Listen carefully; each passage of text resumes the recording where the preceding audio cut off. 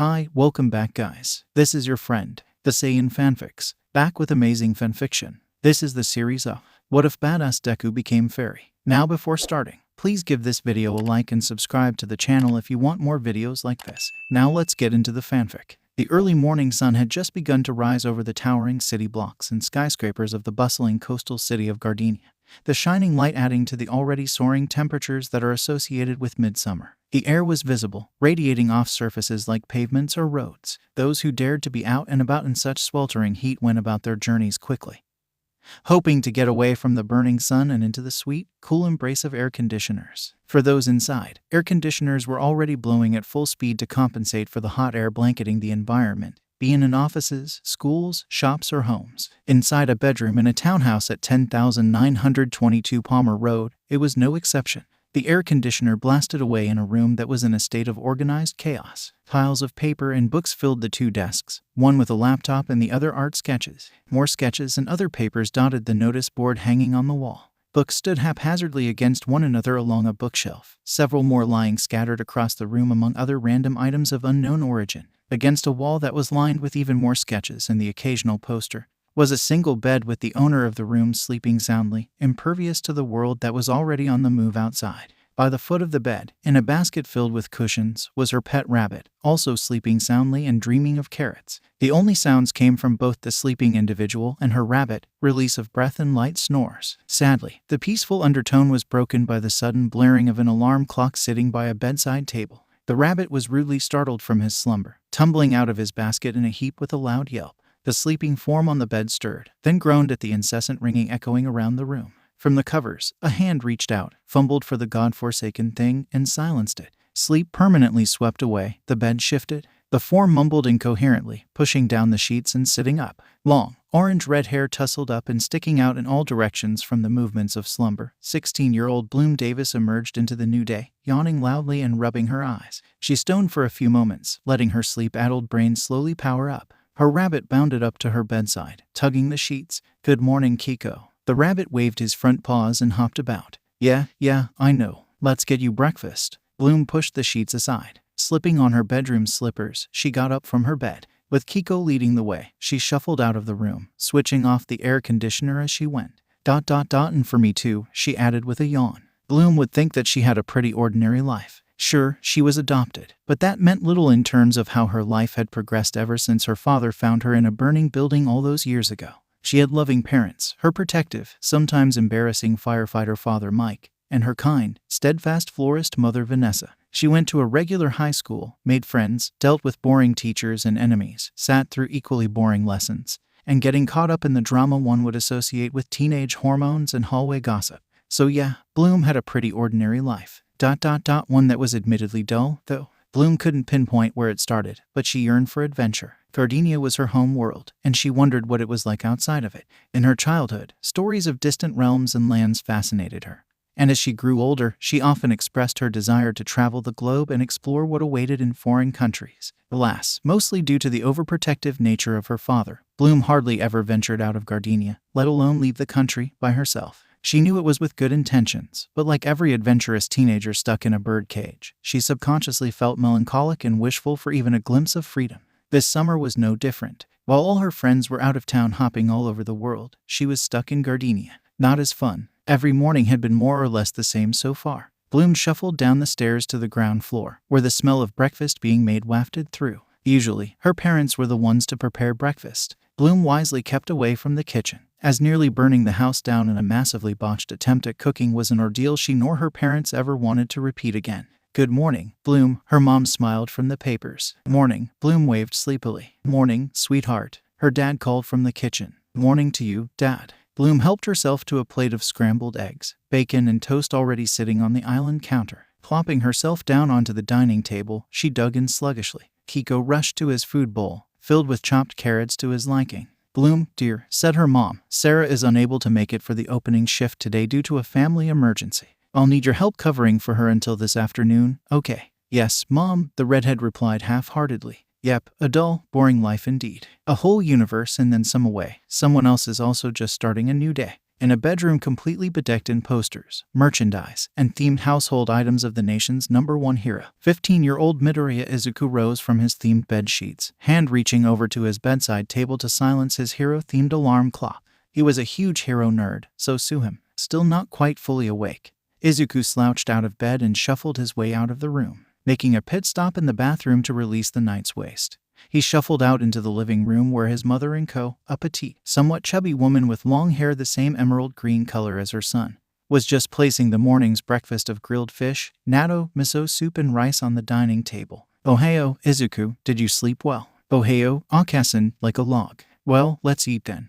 "Itadakamasu." Mother and son dug into their food. Izuku, in between bites, recounted the dream he had the night before, where the nation's #1 hero, All Might, had taken him on as his sidekick, and they went around saving people and the world from calamity and villains. Inko listened to it all with a fond smile. Even though her heart ached, Izuku was by far an ordinary teenage boy, which might not sound like something that was of great concern. But when 80% of the country had some kind of superpower, or quirk, limitless to the imagination, and your son was part of the ever-shrinking 20% that didn't have a quirk, being ordinary was more akin to a curse, something that others reviled. And indeed, things haven't been smooth sailing for the Midoriya family. Inko remembered that fateful visit to the clinic, where the family doctor pronounced her son quirkless, extra toe joint and all. She remembered her son sitting by the computer, video of All Might's latest rescue playing, tears falling liberally as he asked her if he could still be a hero like him. She remembered hugging him tightly, her own tears falling as she apologized over and over as if it was her fault. Her husband seemed to think so, packing his things and storming out the moment the news broke.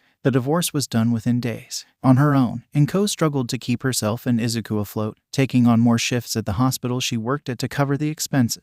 She couldn't be there for her son all the time, but she had faith in Izuku to keep himself safe, even with his hero-watching obsession. If there was one thing that made Inko smile in this darkness, it was her son's love for heroes, especially All Might. Izuku's room reflected that. His mountain of notebooks of hero analysis laid its testament, and his habit of spectating hero versus villain fights. It might have been compensation for his lack of quirk.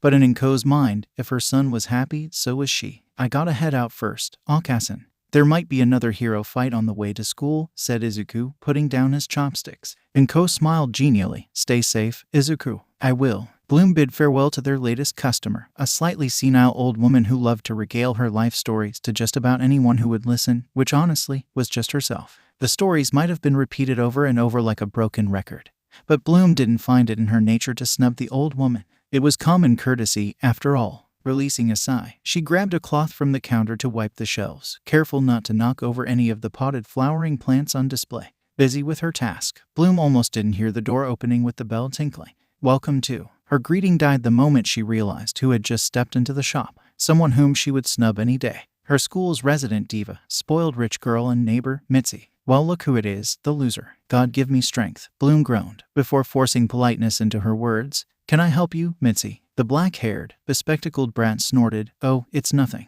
I just happened to see you outside from my brand new scooter." She pointed at the shiny, purple vehicle with her thumb. "And I just thought I'd check in on how the resident loser is doing, working away her summer holidays, just before I fly off to Hawaii for the next 2 weeks. Bloom's patience was beginning to wear thin.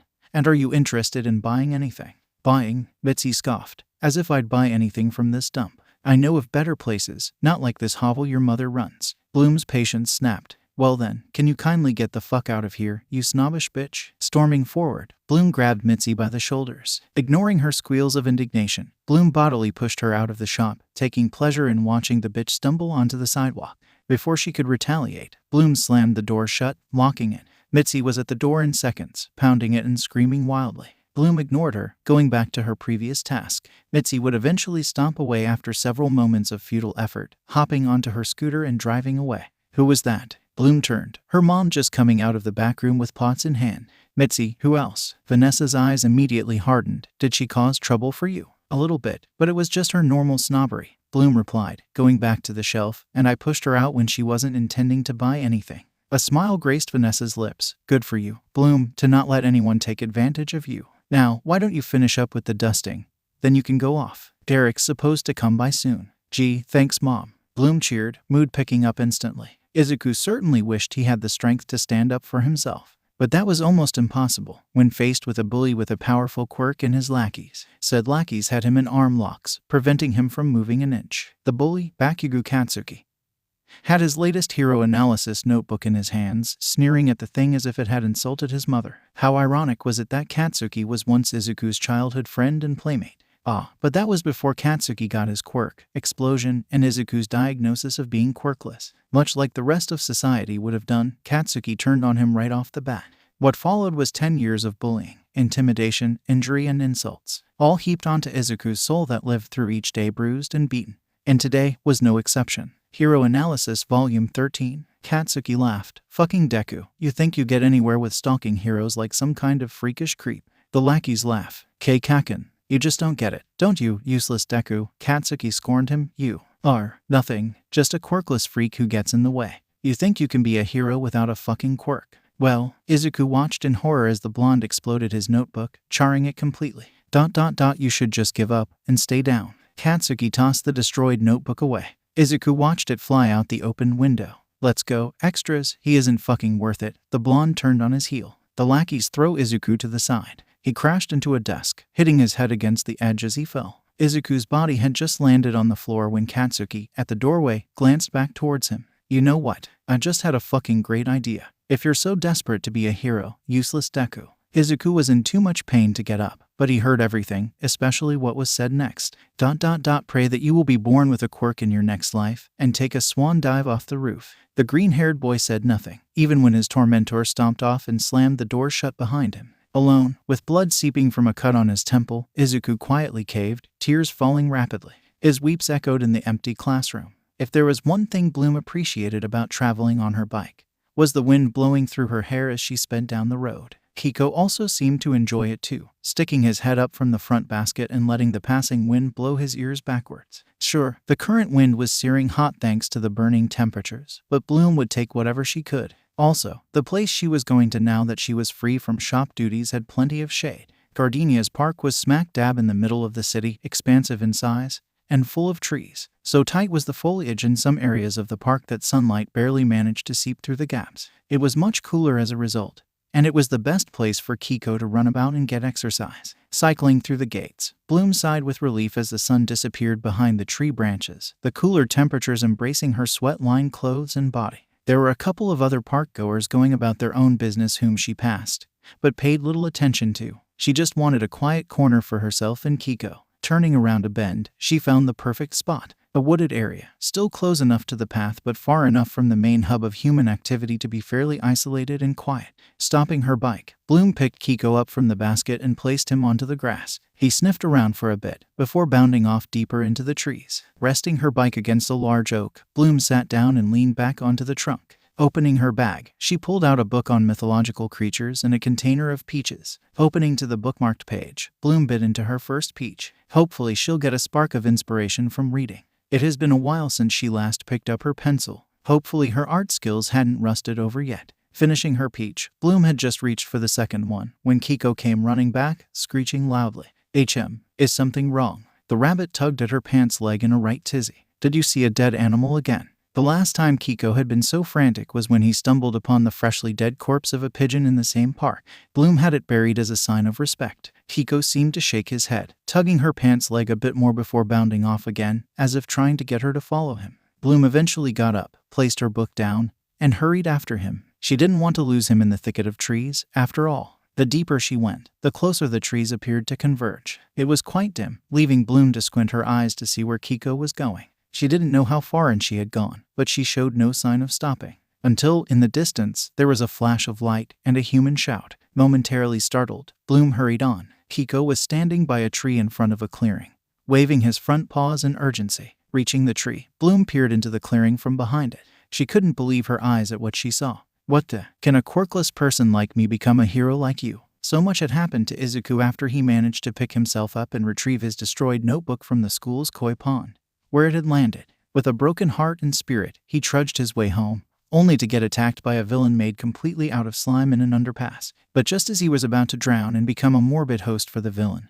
All Might, of all people, showed up and blasted the villain away with one terrifying punch. Naturally, as any fan of the nation's #1 hero would, Izuku had so many questions. But All Might had little time and had to leave. So the green-haired boy did what any crazed fan would do when their idol was about to take off into the air. Grab onto the man's leg and fly up into the stratosphere, clinging on for dear life. Realizing Izuku's foolish move, All Might was forced to land on the roof of an office building downtown. Scolding the boy for his reckless act, the number hero coughed and proceeded to give the boy a heart attack by seemingly exploding into a cloud of smoke, leaving behind a bony, emaciated figure in its wake. After calming the frantic Izuku down and proving he was actually All Might, the skeletal man, Toshinori Yagi, told him about his current state and the villain that caused the grievous injury to his side that shortened his time as All Might per day.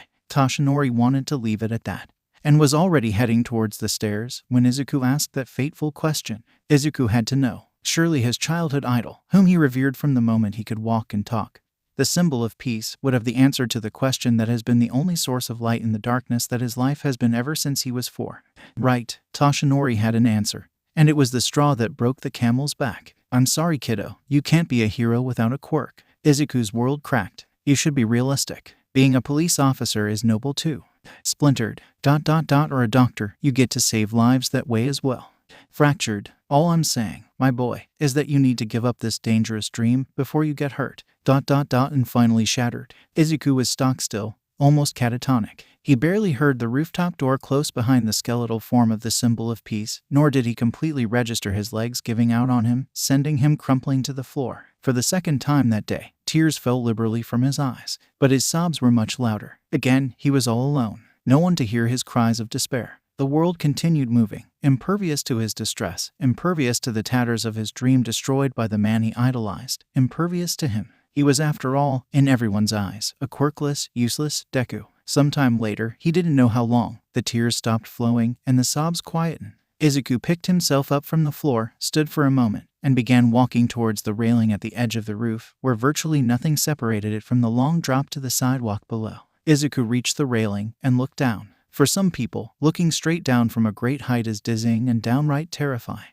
But for Izuku, he felt nothing. So broken he was, so lost in catatonia, that all fear and inhibition had drained away with his tears. He was a shell, hollow, empty of purpose, empty of life. Izuku put one foot on the railing, and then the other. With a quick hoist, he was sitting on the railing, teetering over the precipice. There he sat, in perfect equilibrium. Izuku took a breath and pushed himself off the railing. Everything seemed to slow down at first. The initial feeling of weightlessness, the single moment he was airborne, before gravity took its hold, and the fall sped up. The wind howled in Izuku's ears, his body twisting, turning and tumbling in his descent towards the awaiting ground, growing closer and closer with each second.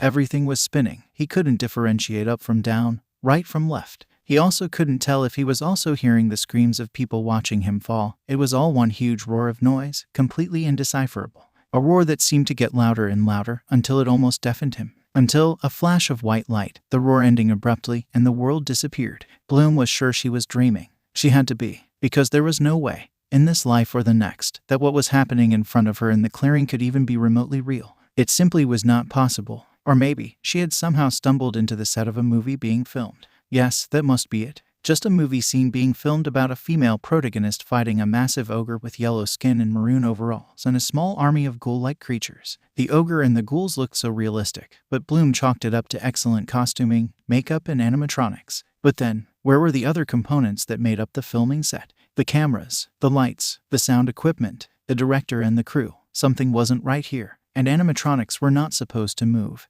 jump and leap so freely as if they have a will of their own. Bloom-eyed the actress. She had long blonde hair tied into twin pigtails, lightly tanned skin that was littered with bruises, cuts, and scrapes, dressed in an orange sleeveless crop top and low-cut shorts with matching knee-high heeled boots, all sparkling with an almost obscene amount of glitter that it hurt Bloom's eyes to stare for too long. She had sky blue bands around her wrists and a matching headband. There were a pair of three-pointed appendages protruding from her upper back. Bloom squinted. They looked like wings that she had seen in drawings of fairies. The blonde was also holding a large scepter that had sun motif circle at the end. Get the fuck back. Bloom watched in surprise as the scepter glowed, and a blast of yellow light shot out from the end of it. The light hit one of the advancing ghouls, flinging it backwards into a tree. There was the distinct sound of bones cracking upon impact. Okay, something was definitely up here. Man-made props weren't supposed to shoot beams of light, and animatronics were supposed to be made of metal that withstood heavy impact, not of bone that cracked under much lighter force. Bloom instinctively reached for her phone in her pocket, Maybe the police could come and sort this out. After all, real or not those ghoul-like creatures were, the blonde girl looked like she needed assistance, even though she was doing a good job keeping the little monsters at bay. But instead of feeling the sleek shape of her smartphone, Bloom only felt the empty texture of her jeans pocket. Damn it, now she remembered. She left her phone in her bag that she had placed on her bicycle basket. All right, Bloom, calm down, she thought to herself. Don't make any noises. Just quietly get back to my bicycle and call the police. Don't let any of them see you. As quietly as she could, Bloom crept away from the clearing, taking a quivering Kiko with her. She only made it a few steps when the blonde girl spoke again. The power of Solaria will never fall to your putrid hands. Solaria. Bloom blinked at this. She didn't recognize the word, though it sounded like the name of a fantasy realm from a mobile game. Her musings were interrupted when the ogre roared. We'll see about that, princess. The ogre broke into a run, barreling straight towards the blonde. For such an overweight, lumbering figure, he could run really fast, thought Bloom in surprise. Similarly, the blonde girl did not expect such breakneck speed from the ogre. The split-second distraction proved costly, though. She did not see the incoming fist until it was too late. Bloom gasped quietly as the punch sent the blonde girl flying backwards, landing painfully on the ground with a loud thud, the scepter flying out of her hands. Get her, the ogre ordered. The small ghouls screeched wildly, charging forwards and pouncing upon the down girl like rapid lions on a giselle, pinning down her arms and legs. The girl struggled, but the small creatures were deceptively strong, keeping her in place. Bloom felt her chest constrict. The girl was in deep trouble now. Get off of me, you freaks. Smiling triumphantly, the ogre stomped forward and picked up the fallen scepter. He towered over the restrained blonde, laughing uproariously. Your time's up, princess. The scepter is mine now. Bloom didn't know how she did what she did next.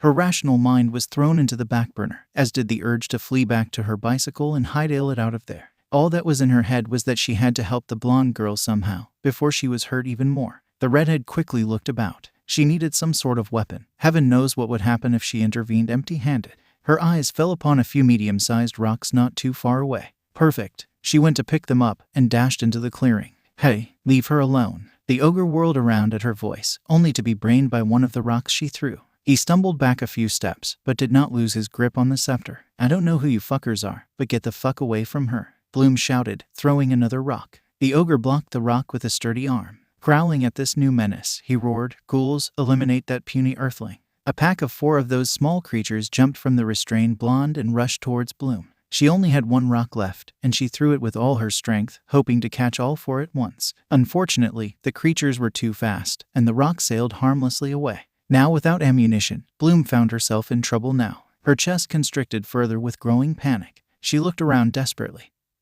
hoping for something that could be used as a weapon to fend off the advancing ghouls. But she found none. There was nothing she could use to protect herself from the coming danger. The ghouls were getting closer, claws and sharp teeth glinting in the afternoon sun. Bloom's heart was about to explode, her memories flashing before her eyes. Her childhood growing up in Gardenia, going to school, her friends, her parents. Oh God, she was never going to see them again, wasn't she? She was going to die here at the hands of these monsters, and her parents will be none the wiser until the hours trickle into days, and a search is carried out. But her body will never be found, destroyed by the ghouls that were now taking their leap at her. Acting purely on instinct, she threw out her hands, eyes shut tight, screaming, "Leave me alone." Midoriya knew he had been falling. That was the rule of physics. Gravity pulls everything down. Anything that started high up would fall straight down towards the first surface in its path. For him, it would have been the pavement, or perhaps some poor soul who had the unfortunate luck to be directly beneath him before impact. Either way, the outcome would have been messy and gory. But it never happened. Instead, the world rushing towards him seemed to blow apart in a flash of white light. And suddenly, as if he was in a car with the driver going full throttle on the accelerator, everything sped up. His body rushed past and through bursts of color and light that spread and receded in waves. Everything was shaking and spinning. He didn't know if he was falling straight or in any direction that was possible. Midoriya also heard screaming ringing his eardrums as he fell through the tumultuous void. It didn't take him long to realize that it was he who was screaming. He didn't know how long he had been falling for. He only knew something was happening to the void. The bursts of color and light were growing more erratic, the shaking and spinning growing more violent. It was as if the void was tearing itself apart. And it did. In one huge implosion, the void shattered in a flash of light. There was a huge roar as the wind reappeared and whipped around Midoriya's ears. The light faded, and a world came into view. Midoriya could see buildings of varying heights, and what looked like a large park directly beneath him, and he was falling towards the trees. Midoriya screamed louder. Bloom expected it to be futile. Throwing her hands out would do nothing to stop the incoming ghouls. She didn't expect the constriction in her chest to snap, nor the surge of searing hot energy that raced from her chest through every nerve right to her fingertips. Nor did she expect said searing hot energy to manifest as a roaring dragon made of fire, swirling around her and forming a shield. The leaping ghouls screeched the moment they hit the shield, disintegrating into ash in seconds. Bloom opened her eyes at the screeches. She immediately noticed the small pile of ash, just as the shield flickered and disappeared. She stumbled backwards, staring at her hands in shock. Did I just do that? Seeing two of their comrades reduced to cinders, the remaining ghouls holding the blonde girl down panicked, retreating behind the ogre lest they be next. For a moment, no one moved. Then came screaming that didn't belong to any one of them. In fact, it appeared to be coming from the sky. Bloom looked up and blanched. The screaming was coming from a person, hurtling down to the clearing, straight towards the ogre. Hey W. She didn't get much further than that. The person hit the ogre's head with a loud shriek, bounced off, crushed an unlucky ghoul before rolling for several feet on the ground and coming to a stop. The ogre teetered dazedly for a moment, toppling backwards in a dead faint with an almighty crash, the scepter falling out of his grip. The remaining ghouls scattered into the trees, screeching wildly. Bloom was still frozen in shock, as was the blonde girl. It was only when the person started to groan painfully that she quickly sprung into action. Oh my God, are you all right? The redhead was at the person's side immediately. The blonde hesitated for a split second, going over to the unconscious ogre to take back her scepter, before hurrying over to the unknown person. Can you hear me? Are you able to respond? Bloom asked the person again. He grimaced, his head lolling side to side slightly. His eyelids slowly lifted open, irises staring up at her blankly. Thank heavens, you're conscious. Bloom was tremendously relieved. Can you tell us your name? Midoriya ... URGH ... Midoriya, are you in any serious pain? Does it hurt anywhere? He was silent for a moment, but he shook his head no. Midoriya tried to prop himself up, but he appeared to have some difficulty doing so. Bloom and the blonde girl quickly helped him up to his feet, holding him securely so that he didn't keel back down to the ground. Now standing at his full height, Bloom was able to get a good gauge of his appearance. He was about as tall as she was, had short green hair and a mess of curls, and emerald green irises. He was wearing a black gakurin and red high-top sneakers. Midoriya looked around half-dazedly. W, where am I? You're in Gardenia. Bloom replied, this is the main city park. Gardenia. Midoriya stared blankly, before his eyes widened. Wait, Gardenia. This isn't Musutafu. Now it was Bloom's turn to be confused. Mu ... Su ... TFU. Where exactly are you from, Midoriya? Japan ... My name's Bloom. Bloom-san. Midoriya tested her name on his tongue. My home city is called Musutafu. It's part of the capital Tokyo in Japan. But that's on the other side of the globe, said Bloom. Were you on a plane, Midoriya? You fell from the sky, so was there some accident? Are there any other survivors? Well ... It's not quite like that. He scratched his cheek uncertainly. The blonde girl turned around at that moment and scowled. I hate to interrupt this unexpected investigation about how someone was able to survive a fall from a great height, but we've got company again. The ogre had regained consciousness. As he picked himself with a low growl, the ghouls that had run off were scampering back into the clearing. The blonde girl readied her scepter, standing firm despite showing signs of exhaustion. Bloom and Midoriya took refuge behind her. Bloom, if why you can repeat what you just did.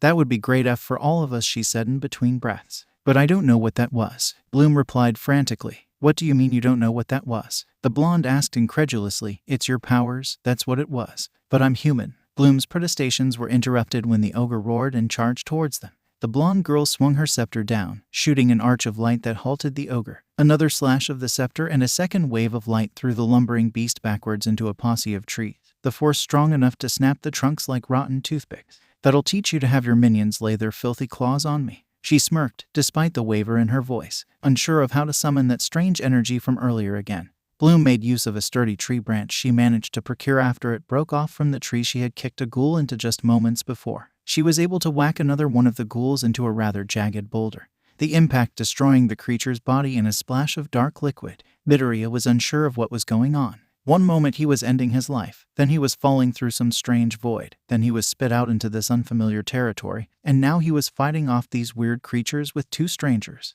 He had so many questions, but he realized quite quickly now wasn't the time for asking. While the two strangers were busy fighting, none of them noticed a trio of ghouls approaching, headed straight for him. Like Bloom before him, Midoriya felt his chest constrict. He had no means of defending himself or the girls. He didn't have a quirk. He didn't have a weapon, real or improvised. He was powerless, completely useless. Unlike Bloom, no one would ever come to claim his body. He was alone in this unfamiliar world, just like the one he disappeared from. And he'll leave this world alone, with perhaps only the 2 girls to witness that. The 3 ghouls leapt for him. Midoriya shrieked and crossed his arms over his face in a weak attempt to protect himself, unaware of something rupturing inside of him. A tsunami of energy raced to his arms, bursting forth in a spiraling geyser. A haunting trill of a phoenix melded with the sound of the rushing water, followed by the screeching of the ghouls as they were blasted away into a large tree, snuffed out like a candle extinguished. The immense force also snapped said tree's trunk clean in 2, toppling it with a loud crash. Midoriya startled, breaking the flow of water. He stared at the broken, drenched bodies of the ghouls, then to his hands.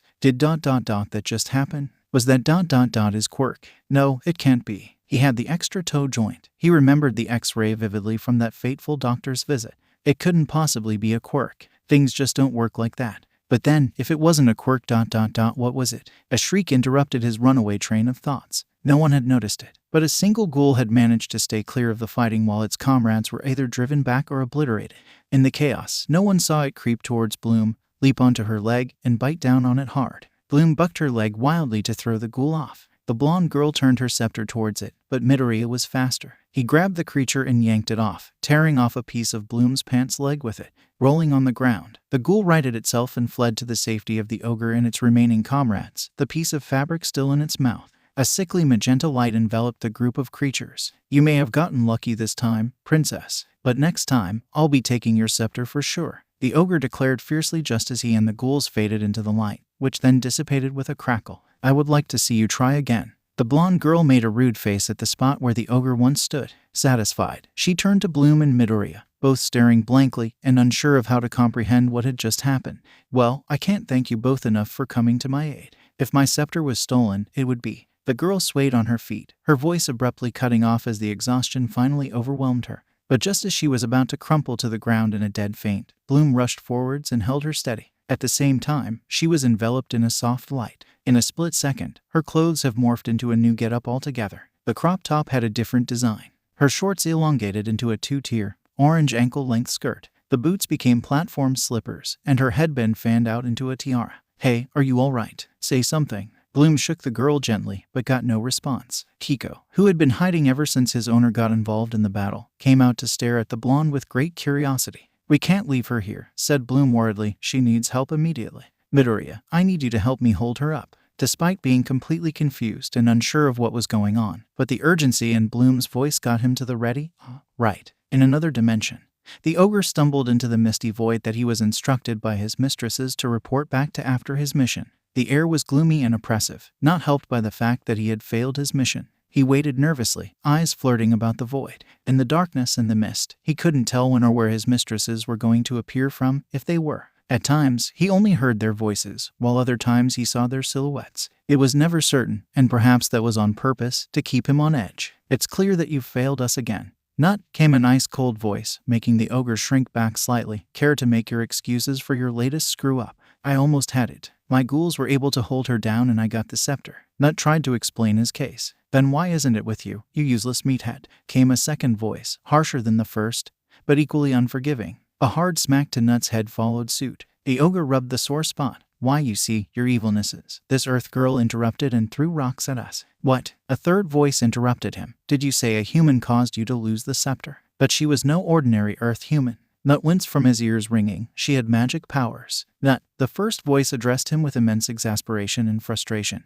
How many times must we knock into your empty, cobweb-filled skull that humans don't have magic powers? But it's true. Nut attested. She made this shield of fire that burned 2 of my ghouls to ashes. The 3 figures seemed to consider this. Anything else? There was another human too. Another one? The second voice asked incredulously. Yes, Nut nodded fervently. It was a boy this time. He fell from the sky and... Nut, the third voice interrupted agitatedly. I swear if you are trying to pull a fast one on us. But it's true. The ogre insisted. He fell out of the sky and hit me on the head. Well, at least we now know whatever semblance of brain cells he has is now lost. The second figure muttered to the first. ... And this boy has magic powers too. He made this geyser of water that took out 3 of my ghouls. The 3 figures appeared to have a silent conference with this new information. Did you see what these 2 humans looked like? The first figure demanded. I know the girl had long red hair, but the boy ... You useless lout. The third figure snapped, smacking the ogre again. This doesn't help us in finding them at all. Oh, but your evilnesses. One of my ghouls managed to return with this. Nut pulled the piece of pants leg fabric from his overalls pocket quickly, hoping not to get hit again. With a hunting troll, we should be able to find them right away. Again, the three figures conference between themselves, leaving the ogre to wait out the tense silence with growing anxiety. All right then, the first figure finally addressed him. Your new mission will be to take the first hunting troll you can get your hands on and find those two pesky humans. Bring them both and the scepter back to us. And Nut, you better do a damn good job this time round, or else. The threat didn't need to be said for the ogre to understand the consequences of failure. I won't let you down, your evilnesses. He saluted, before retreating from the void. You're going to have to run that through me again, sweetie. You're saying your blonde friend is a fairy, like with wings and magical powers that I've seen in your drawings. Yes, Dad, that's what I've been trying to tell you for the past 10 minutes. And that guy friend, Midoriya, just appeared by falling out of the sky. Again, Dad? Yes. Mike was, naturally, confused and disbelieving of the account his only daughter had told him to explain the unconscious blonde girl taking up the living room couch and the nervous green-haired teen milling about in the same room, unsure of what was happening. You'll have to forgive me, Bloom, for thinking this is all a bit out of this world and impossible to believe. The redhead sighed. Of course her father would think this was just a bunch of made-up fantasies. That, or she had gone completely insane. But at least her mother seemed to be taking things in her stride, cleaning up the blonde girl's injuries and offering Midoriya a cup of tea. It must have been a frightening experience for you, dear, the older woman said as she passed him the steaming mug. Thank you, Vanessa-san. Midoriya took the mug and took a sip. I don't know what happened. All I remember was tripping, then falling through this void with exploding colors and lights. The next moment, I'm falling out of the sky, and then I'm here. He left out the part where he had been taking his own life. He didn't want things to escalate further than necessary right now, given his more pressing questions about his current predicament. Honey, you seriously can't actually believe that Midoriya somehow fell from the sky, and that he and our daughter fought off an ogre and a bunch of ghouls, creatures that don't exist in reality, to save a girl who is allegedly a fairy, right? Mike said to his wife in disbelief. Well then, how do you explain the both of them suddenly appearing in our home? Vanessa retorted steadily. All that was true, I witnessed it. All eyes turned to the blonde girl, who had just regained consciousness and was now propping herself up into sitting position. How are you feeling, my dear? Vanessa asked kindly. Much better, thank you, she replied. I'm Stella of the Kingdom of Solaria, by the way, and you must be Bloom's parents. Yes, we are. All right then, Stella smiled. So I was saying, I was attacked by this smelly ogre and his ghoul minions, because they were after my scepter, which is central to my powers as the Fairy of the Shining Sun. And they would have gotten it too, if it weren't for Bloom intervening. She used her powers to incinerate the ghouls and keep them back. Then, Midoriya came falling out of the sky and knocked the ogre out. He helped us out big time by keeping the ghouls at bay. Faced with the three of us, those foul creatures hightailed out of there with their tails between their legs. Silence followed for several moments. Mike broke it by rubbing his head to nurse the headache growing there. All right, that's it, he said firmly. I'm calling the hospital and the police. You clearly need help and we need to find your parents. Stella huffed indignantly as Mike strode over to a telephone sitting on a nearby side table. She raised her hand, which glowed a light yellow and sparkles fluttered from her fingertips. Mike had barely picked up the receiver when it too glowed. In the blink of an eye, it had turned into a bouquet of flowers. Do you believe me now? Mike stared at the admittedly beautiful flowers with slackened jaw. Vanessa was surprised too, but she seemed to register what had just happened much faster than her husband. Bloom, why don't you take Stella and Midoriya up to your room for a bit? Your dad and I need a private moment to sort this out, she suggested whilst going up to her stupefied husband. All right, Mom, Bloom replied, moving towards the staircase. Follow me, you guys. Stella got up from the couch and jovially followed the redhead. Midoriya quietly thanked Vanessa for the tea, retreating with the two girls to give the parents the privacy needed. So I have powers, huh? Bloom remarked as she sat down on her bed. Does that make me a fairy, then? Yep, right on the mark there, Stella chirped, curiously inspecting her savior's room, especially her drawings. But how is it possible? Asked Bloom. I certainly didn't have them yesterday, or any time before that. Well, my guess is that your powers have always been inside of you, but dormant, Stella theorized, eyeing one particular drawing with added interest. The danger we experienced just now must have been the trigger that awakened your powers. That may be true, Bloom conceded, but my family doesn't have powers themselves. Midoriya whirled around at this. Wait, Bloom-san, did you say your parents don't have powers? Yes. Why? Are your parents quirkless? He asked, something akin to hope in his eyes. Bloom raised her eyebrow. Stella echoed her confusion. Quirkless? What are you going about, Midoriya? The slight ember of hope died in Midoriya's eyes. So ... and no one else has powers here, like regular people on the streets. That made befuddled Bloom even more. No. Why do you ask? Midoriya's shoulders sagged. Oh no. That means I really am in a completely different world. Can you explain, Midoriya? Prompted Bloom. You see, from where I am from, the majority of humans have some kind of superpower, or as they are called, quirks, he divulged. What kind of powers? Asked Stella curiously. Boundless. Anything beyond human creativity, Midoriya articulated. Like, someone might have super strength, someone else might have telekinesis, some might have the power to control the elements. That is, fire, water, ice, air, earth, the list goes on. Some might even have the power to control the very workings of the world, like sound, nature, gravity, so on and so on. Just about anything that you can imagine is a possible quirk in my world. Both girls were blown away by this new revelation. Then what about you, Midoriya? Stella asked excitedly. What's your quirk? I'm sure it must have been really powerful to take out those ghouls from earlier. The green-haired teen's expression fell, and he rubbed his arm abashedly. Well, remember how I said a majority of the people from my world have a quirk? Yes, you see, I don't have one. I'm part of the shrinking minority that don't have a quirk. But that can't be, Stella exclaimed in surprise. I saw those 3 ghouls approaching out of the corner of my eye, but before I could turn around to fend them off, you already did it for me. That's the thing, it shouldn't have been possible. Midoriya started pacing around the room. I should have been mauled by those ghouls or worse, but then I felt something rupture inside me, and all of a sudden, I'm shooting out a geyser of water strong enough to snap an oak tree in 2 and obliterate the ghouls as if they're made of paper. Could it be that you are a late bloomer? Asked Bloom. No, it's not possible. Midoriya shook his head. A common trend among quirkless individuals in my world is that they have an extra joint in their pinky toe. When a quirk didn't manifest when I was 4, which is the expected age for a child's quirk to manifest, I was brought to the doctor for an examination. The X-ray clearly showed that I had the extra toe joint, meaning I was truly quirkless. The trio mulled in silence for a moment. Well, Stella huffed, since that's the case, it's obvious that the both of you, she gestured to Bloom and Midoriya, have fairy powers. But again, how? Asked Bloom. None of my parents have powers themselves. Come on, girl. Stella sat down next to the redhead and threw an arm over her shoulders. Think outside of the box.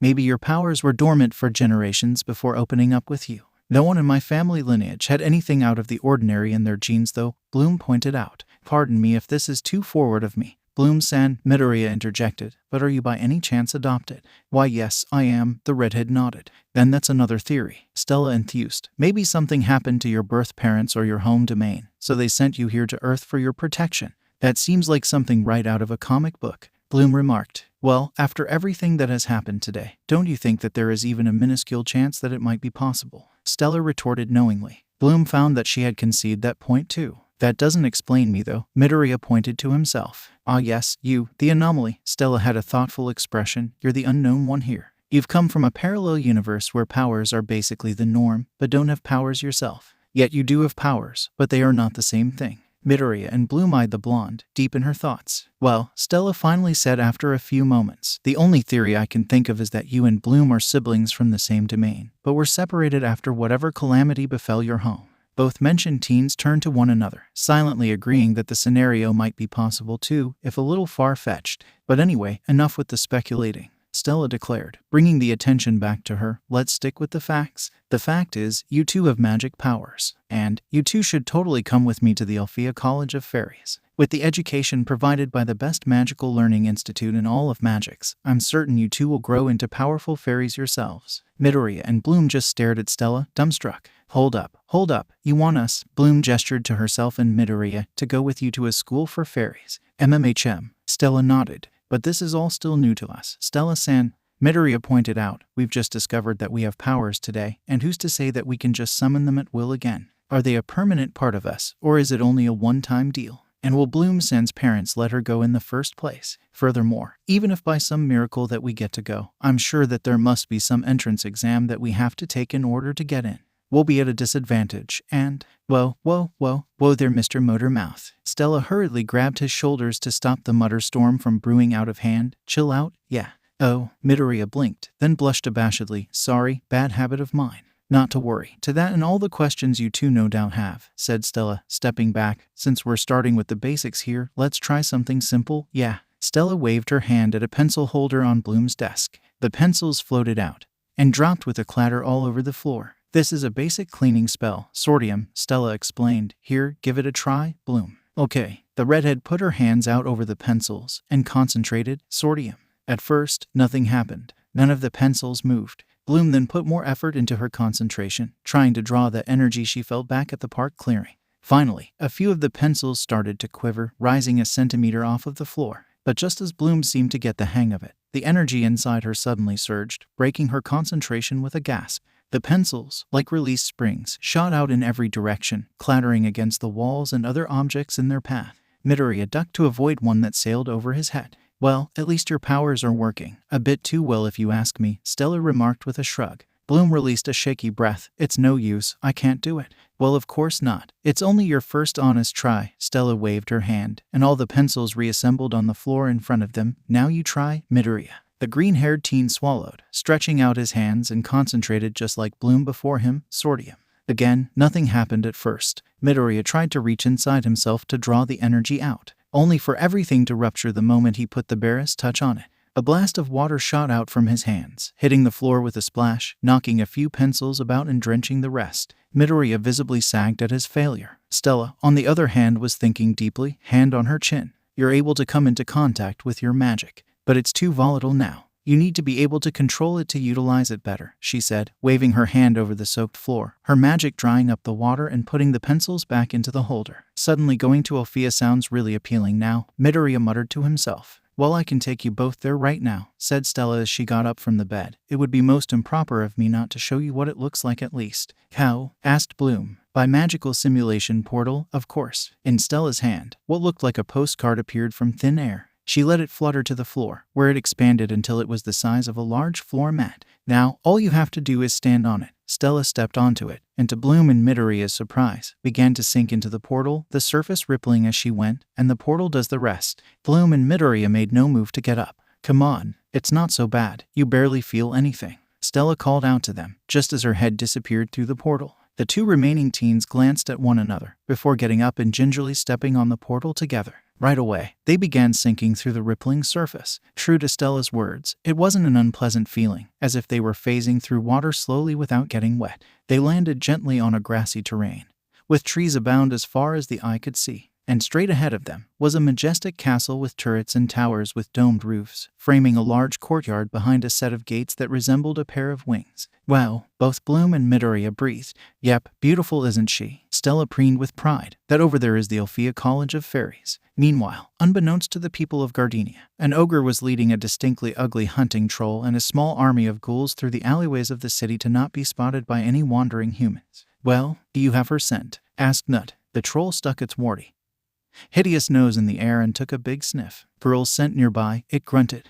"Then let's keep moving," said Nut. After crossing through a few more alleyways, the group took cover under an unlit portion of the sidewalk directly behind the Davises' townhouse. The troll took another sniff in the air, grunting lowly as it exhaled. "What now?" asked Nut. "Girls scent lost," it growled. Bloom and Midoriya were lost for words at the magnificent sight before them. The castle seemed to radiate with magic, and it was that very ethereal aura that seemed to beckon them towards its gates like a siren's song enchanting sailors to their call. They took a few steps forward. It simply would not do to not start exploring this new world around them. "Sorry to disappoint you guys." Stella's voice broke the enchantment, "but this is only a simulation, after all. One more step and you would have very sore nose to deal with." Blinking, Midoriya turned away from the blonde and back towards Alfea. He took a step forward and stretched out his hand. True enough, his palm felt a solid, invisible wall running down from the edge of the postcard above them. "Could you tell us more about Alfea then?" Bloom asked Stella. "But of course," the blonde agreed excitedly. "All sorts of students come to Alfea for their magical education.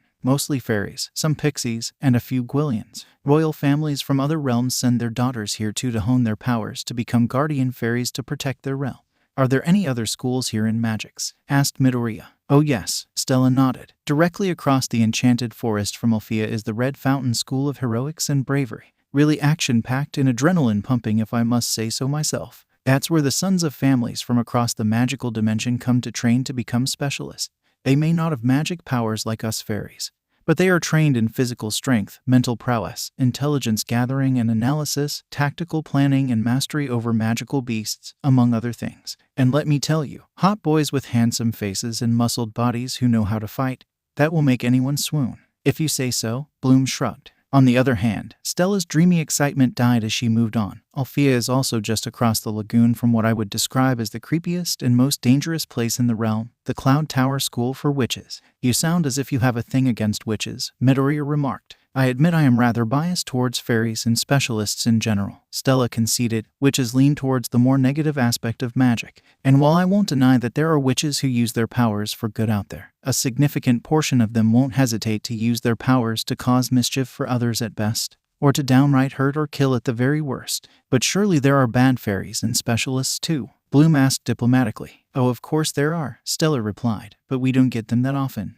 It's in the nature, as some say. Fairies and specialists generally fall into nature of the good, and witches generally fall in the nature of the bad. Well, that is certainly a lot to cover, Midoriya crossed his arms. It is. Magix is one huge, complicated realm, let alone the other planets in the dimension, Stella agreed. Nothing is black and white here, or anywhere else in the magical dimension. But trust me, things will be a bit easier when we start the new term at Alfea. That is going to be a huge decision for me though, Bloom said wistfully. I mean, I'm going to be leaving everything. My parents, my regular high school, my friends, behind to attend someplace where I know virtually no one. That is, if my parents even allow me to go in the first place. Well, as they say, the more who vouch for something, the easier the obstacle is to overcome, Stella said as she put away a device Bloom suspected was akin to her mobile phone. I just sent a quick text over to a few guys from Red Fountain inviting them over to your place. My hunch is should your parents meet more of the people from Magix, they'll be more willing to let you go to Alfea. Plus, with that smelly ogre on the loose, it's killing two birds with a single stone for the specialist to deal with him too. Cool, so when are they coming over? Asked Bloom. In a few minutes, said Stella. Inter-realm travel is extremely quick and efficient. In fact, I think we better head back to tell your parents about the arriving guests before they gate crash your place. Bloom and Midoriya nod. Stella then leapt upwards, disappearing through the portal back into Bloom's room. Bloom went up next, lastly by Midoriya. Outside of the Davises' home, the hunting troll perked up. Girls sent back, with two others, one boy. Nut smiled devilishly. Excellent work, now we make our move. The ghouls screeched excitedly, following the troll and the ogre towards the back door. So you're just going to believe her, that she is a fairy and our daughter is also one? Mike asked, disbelief mixed with frustration. Well, then how do you explain those times in the past that Bloom's injuries seemed to heal virtually overnight with no scarring left behind? Vanessa returned with a raised eyebrow. Or that time she got a serious concussion back when she was 5 and it healed in a matter of days instead of the expected weeks. It could have been less serious than we thought, Mike tried to explain. I saw the x-rays. Mike, his wife stood firmly. It was a classic case concussion caused by a blunt force trauma to the head, in this case, by a flower pot. It should have taken Bloom a month or so to get back on her feet, but she was already doing so in 3 days. How to explain that without thinking there must be some otherworldly intervention going on? Mike sat down on an armchair with a huff. All right, let's go with that for now. What about the boy, Midoriya? As far as we know, he is alone in a strange world, said Vanessa. He'll need all the help he can get. I think it will be wise for him to stay with Bloom and Stella until he is able to find his way home. Mike was about to say something, but was cut off by an almighty crash as the back door to the house was blown inwards with great force. Heavy footsteps rocked the house as the troll lumbered in. Mike was in his feet, yanking a lamp out of its socket. What the hell is that? Nat and the ghouls followed close behind. Stand down, humans. The ogre grinned nastily. We just want the fairies. If you don't give us trouble, we might just spare you both. Upstairs, Midoriya's ears picked up the ruckus 1 floor below. Girls, do you hear that? There was a loud roar, and the room shook. Something's broken in. My parents are down there. Bloom gasped, quickly bolting out of the room, Stella and Midoriya following close behind. Fight or flight instincts kicking in. Vanessa grabbed several books from a nearby bookcase and threw them at the invading creatures. The ghouls scattered, dodging the books. Nut merely batted one aside and the troll stood firm even when one of the thicker books hit it on the head. All right, since you puny humans asked for it. Ghouls, get them. Screeching wildly, the ghouls leapt for the 2 humans. Mike brandished the lamp and managed to knock one aside.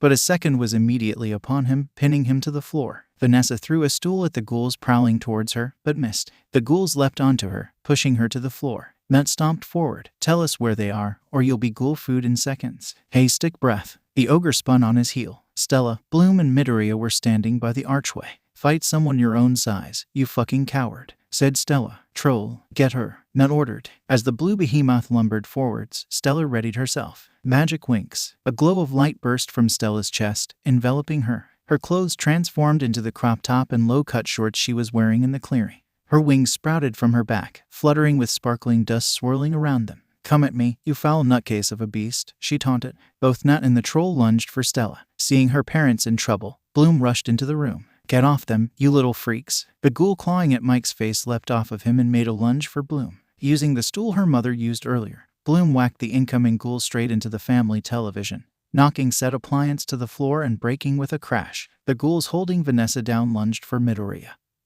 who in the moment of panic somehow managed to summon a cleaver from the kitchen, swinging it wildly.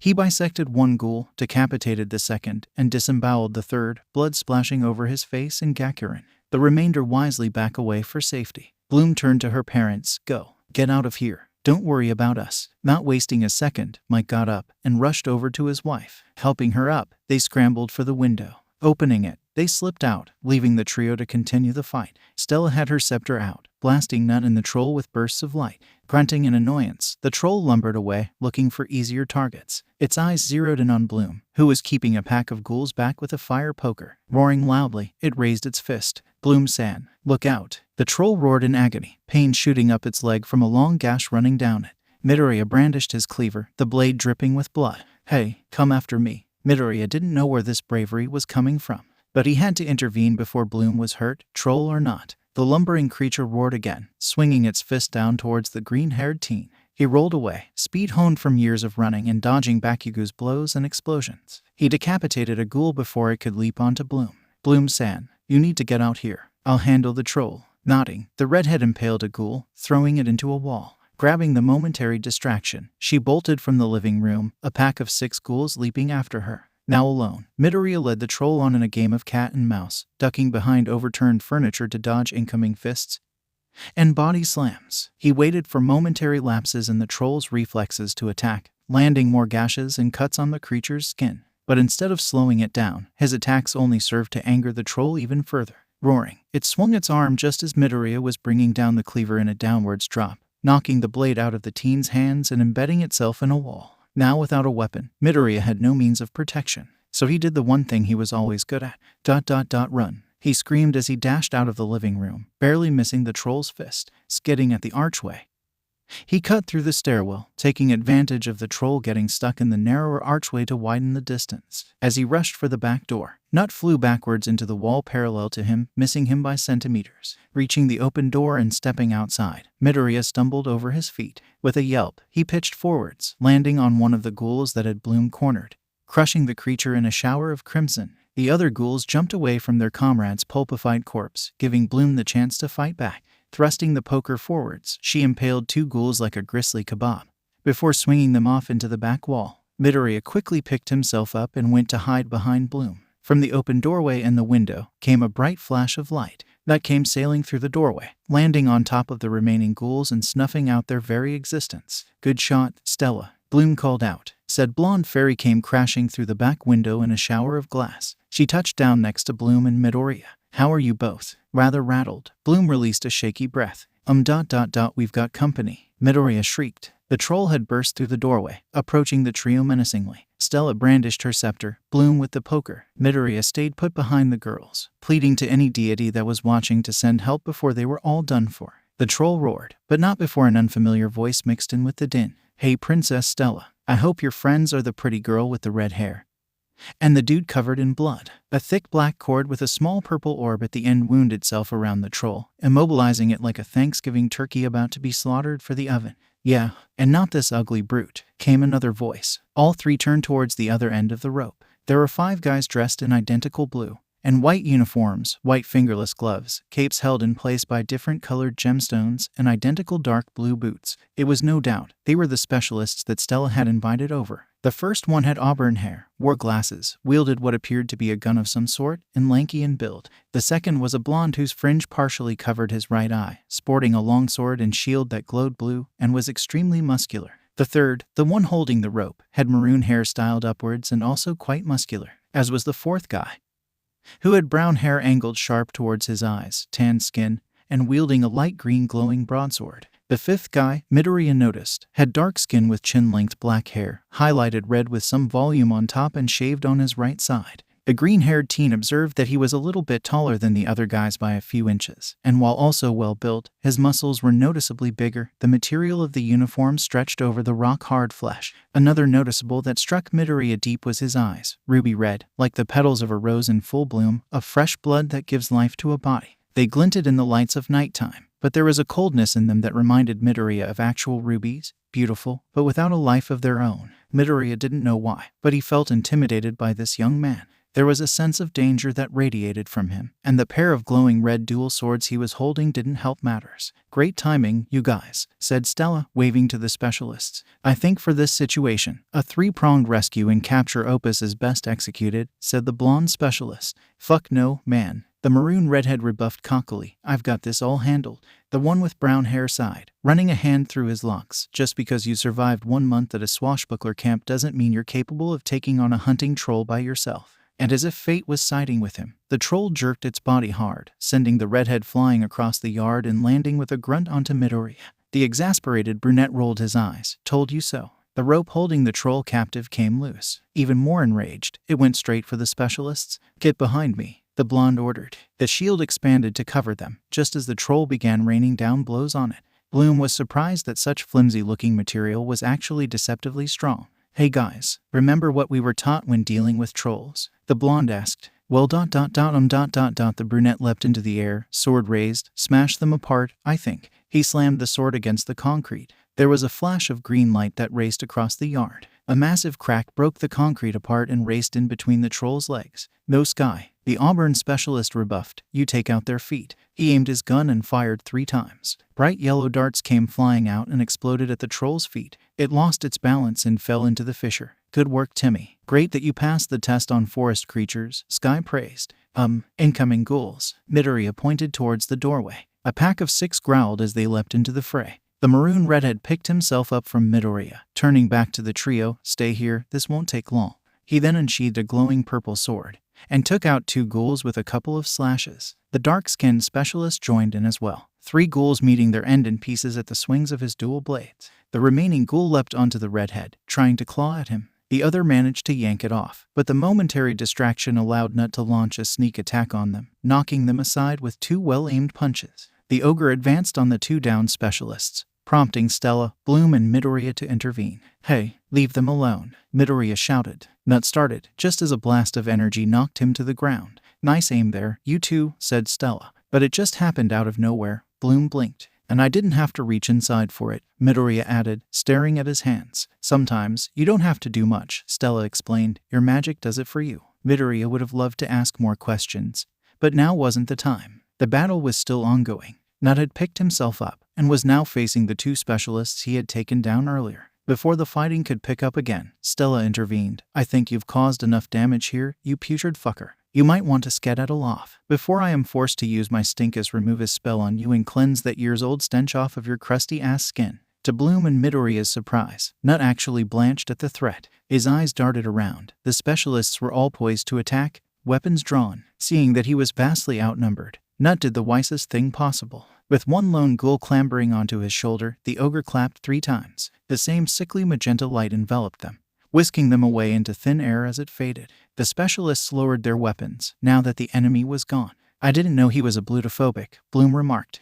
Ogres tend to be like that," Stella shrugged. "So anyway, Bloom, Midoriya, these hotties here are the red fountain guys I was talking about." "That is Riven," the maroon redhead scowled. Midoriya hummed. He would look a lot more handsome if he smiled. And if that smile was actually genuine. "Prince Sky of Heraklion." Stella pointed to the brunette, who returned the greeting with a jovial hey. "Timmy," the bespectacled specialist chuckled and waved. "Brandon, Sky's bodyguard." The blonde winked, keeping away his shield. "And Prince Rykios of Lunkamda." The dark-skinned specialist nodded with a deep grunt. Again, Midoriya felt a spike of nervousness tingle his spine, especially when Rykios' gaze briefly turned towards him. From the fissure, the troll crawled out, growling menacingly. "Not so fast, you big brute. You're coming with us." Timmy snapped a large collar that crackled with electricity around its neck. "You've caused enough damage and trauma for 1 night." Bloom watched in wonder as electrical rings encircled the troll, trapping it within the force field. On Timmy's command, the troll was lifted out of the fissure. Brandon noticed the cuts and gashes when the troll was fully lifted into the air. I don't remember any one of us attacking the troll other than Riven, he wondered. How did it get those cuts? That would have been me, Midoriya muttered, flinching slightly when all eyes turned to him.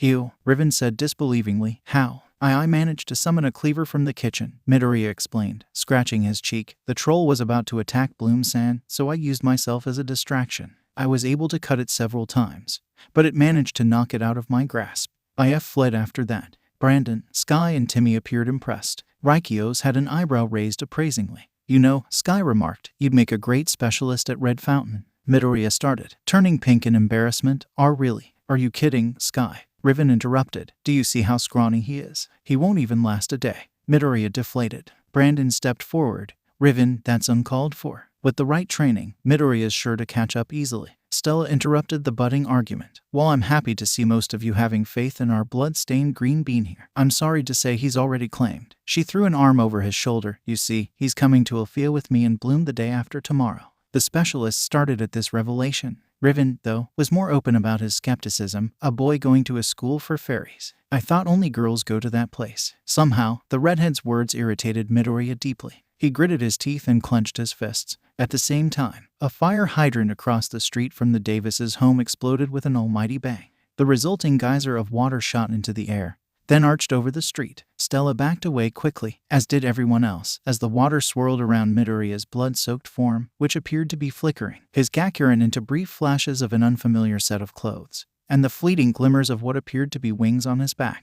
The swirling water then shot upwards to the sky, taking the form of a phoenix as it went. A haunting trill echoed through the night, as it disappeared without a trace. Everyone went from staring at the now-gone water, back to Midoriya. He had unclenched his fists, but his irritated scowl remained. You thought wrong, Midoriya spat out. Riven defensively put his hands up in surrender. Raikios eyed Midoriya consideringly. It was a tense silence for a moment, and it was Bloom who broke it. So what's going to happen to the troll? She asked. We're taking it back to Red Fountain with us, Timmy replied, visibly relieved. It's likely to be headed for a creature preserve. And that should be our cue to get moving, said Sky, sheathing his broadsword. Well, we won't keep you guys any longer, Stella nodded, as Timmy set up a portal. Take care, you guys. Bye. Sky and Timmy waved before stepping through the portal with the troll. Riven didn't say anything as he two-stepped through. I hope to see you at Alfea, Bloom, Brandon called out. Bloom waved to him with a grin as he stepped through the portal. Now only Raikios remained. He stepped towards the portal, paused, then turned back towards Midoriya. Said teen swallowed nervously at the unnerving gaze,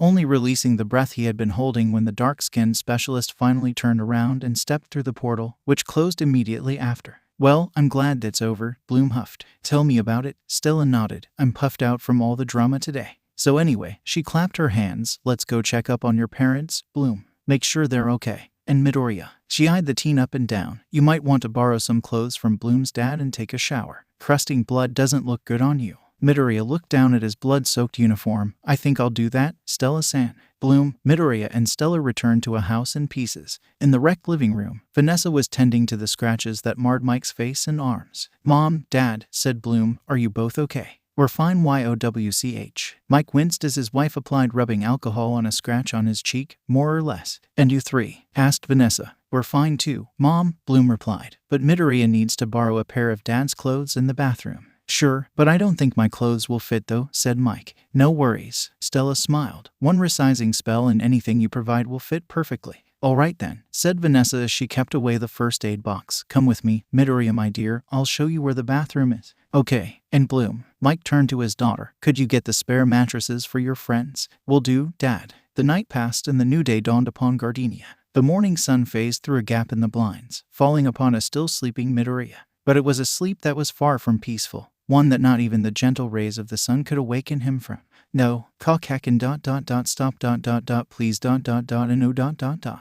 The explosions continued. His body was being flung around like a rag doll. Amidst the flames and loud noises, ghouls were leaping and clawing at him. Ogres and trolls were tossing him about like a beach ball. He landed on the ground with a hard thump, attempting to prop himself up, but a hand pushed him back down harshly. He looked up, and he flinched. Those eyes, red in color, filled with hatred, anger, and malice. They burned like the fires of hell, followed by a voice that only promised more pain and agony. You should have died, useless Deku. You are nothing. Worthless. No one will care that you are gone. The world will be better off without you. He screamed again, as from those very hands came another set of explosions. Then, everything stopped. He jerked up, He was alone in a dark void. The ghouls, ogres, trolls, and him were all gone. Everything was darkness, an emptiness that echoed with a dead silence. There was nothing else but him, until it wasn't. The darkness was disrupted by a glimmer of light. He squinted at it, as it grew bigger, like the sun rising over the horizon. From the light, a shadow appeared. It then morphed into a silhouette of a figure, and, as if a light was shining upon it gradually, the figure came into view.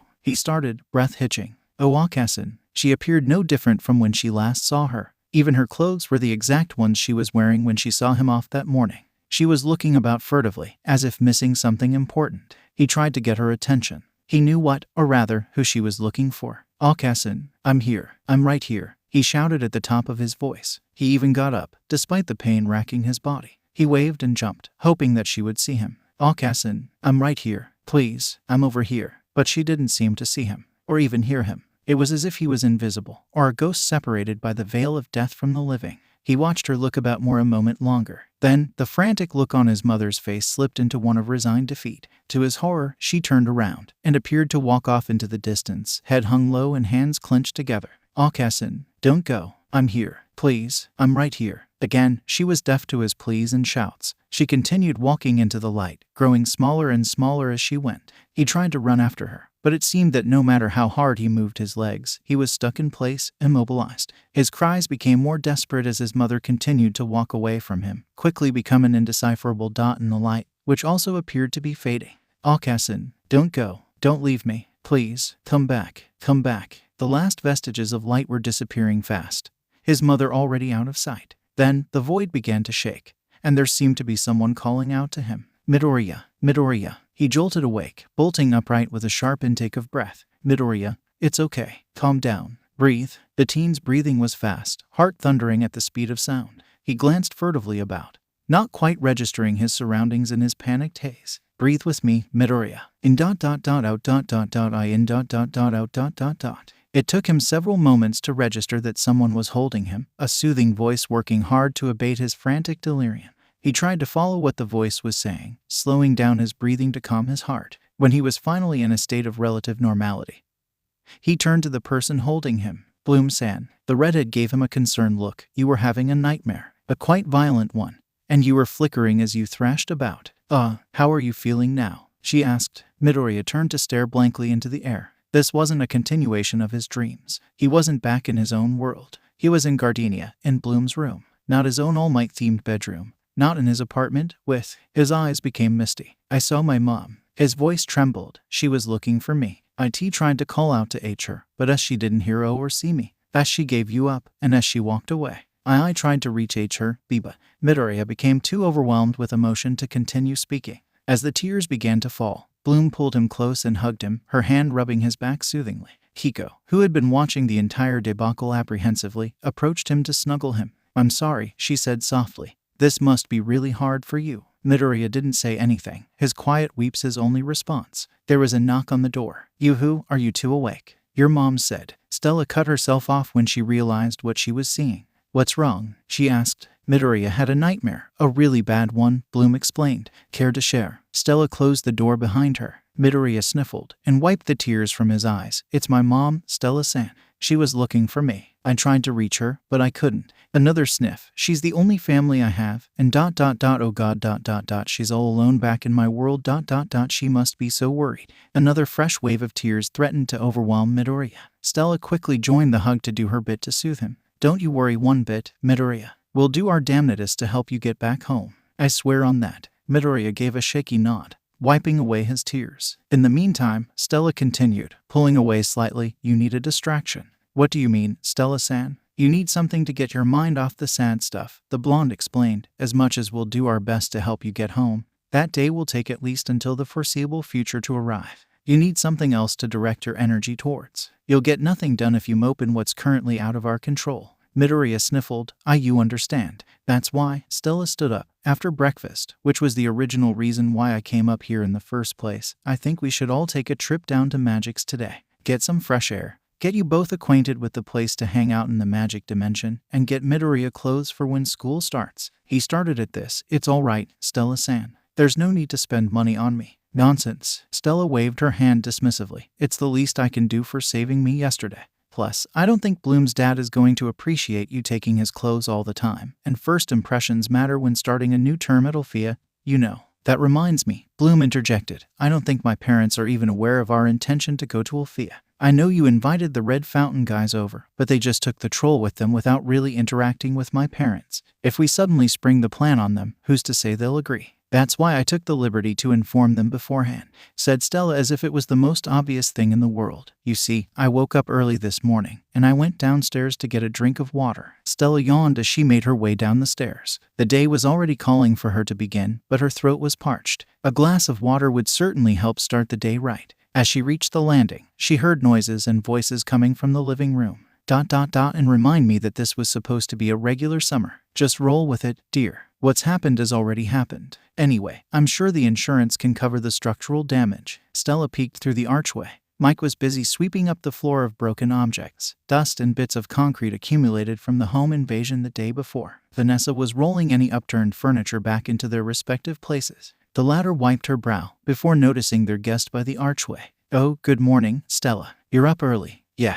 I was on my way to get a drink of water, the blonde replied, stifling a yawn. Oh, let me help you with that, dear. You just stay where you are. Vanessa hurried out of the living room into the kitchen. Stella turned to Mike. I can help, if you want. A bit of magic and this place will be spick and span in a moment. Except for the cracks, though. I'm not an architect. The man shook his head. No thanks, Stella. I think we've seen enough magic for now. The blonde shrugged. Your call. Vanessa returned with a glass of water, offering to Stella, who thanked her before taking it and sipping the ice-cold water. So what are you going to do now, Stella? The matriarch asked. What are your plans? Well, I was actually preparing to head off to Alfea for the next school term, when the ogre and the ghouls attacked and forced me to travel through realms to fend them off. As far as I know, my parents still think I'm somewhere in Solaria. Alfea, what's that? Mike asked, resting his arms on the broomstick. It's the best school for fairies in the entire magic dimension. I go there for my education. As Mike considered this, Vanessa asked, is there a way that you can contact your parents to let them know you're safe? I left my phone back in Solaria, but inter-realm travel is no biggie, Stella brushed off. Anyways, there's something important I need to ask the both of you. You want Bloom and Midoriya to come with you to Alfea, isn't it? Vanessa guessed with a knowing look. Both Stella and Mike started at this. Yeah, that was what I wanted to ask, actually. Vanessa, you can't be serious, letting Bloom go to a school we know nothing about. Well, I can show a preview of what goes on at Alfea. With the help of the school's official slide globe, Stella offered, waving a hand in the air. A cloud of sparkles coalesced into a smooth blue orb, which then opened to let a large projection appear. It even comes with the school song. Oh, Alfea, our school makes us proud. The pictures shifted every few seconds, covering different shots of the castle and central courtyard from multiple angles. When you cheer for all our glory, always cheer out loud. The best and brightest gather here. The pictures then started featuring Stella and a few other random students in different locations, both outside in the courtyard and inside the campus, from all our many realms, learning potions, transformations, and empowering spells. From there, the pictures began showing classes in progress, some with figures both Mike and Vanessa assumed to be the staff of Alfea. Alfea teach us well. As the song ended, so too did the slideshow. The projection shrunk back into the orb, which then closed. It disappeared in a flurry of sparkling lights from Stella's hand. So, what do you think? Mike looked torn. Okay, that slideshow was nice and all, but are we seriously going to let our only daughter go to a school based on only that? Well, I think that's not a bad idea at all, Mike, Vanessa retorted firmly, hands on her hips. Remember our conversation before that troll gate crashed through the door? Yeah, but nothing, Vanessa continued resolutely. We've already established that Bloom is no ordinary teenage girl. What happened yesterday proving that 10 times over. It is only right that as her parents that we allow Bloom to go to a school where she can learn how to use her new powers in a manner that benefits herself and others around her. Who's to say what happened yesterday will not happen again tomorrow, or in the near future? She'll need to learn how to use her new powers to protect herself and those around her. So Mike, I wholeheartedly support Bloom, and Midoriya for that matter, in their enrollment into Alfea. Stella felt a bit intrusive when the conversation turned personal. She had stepped back a bit, but she nonetheless turned to Mike for his response. Well, when you put it that way.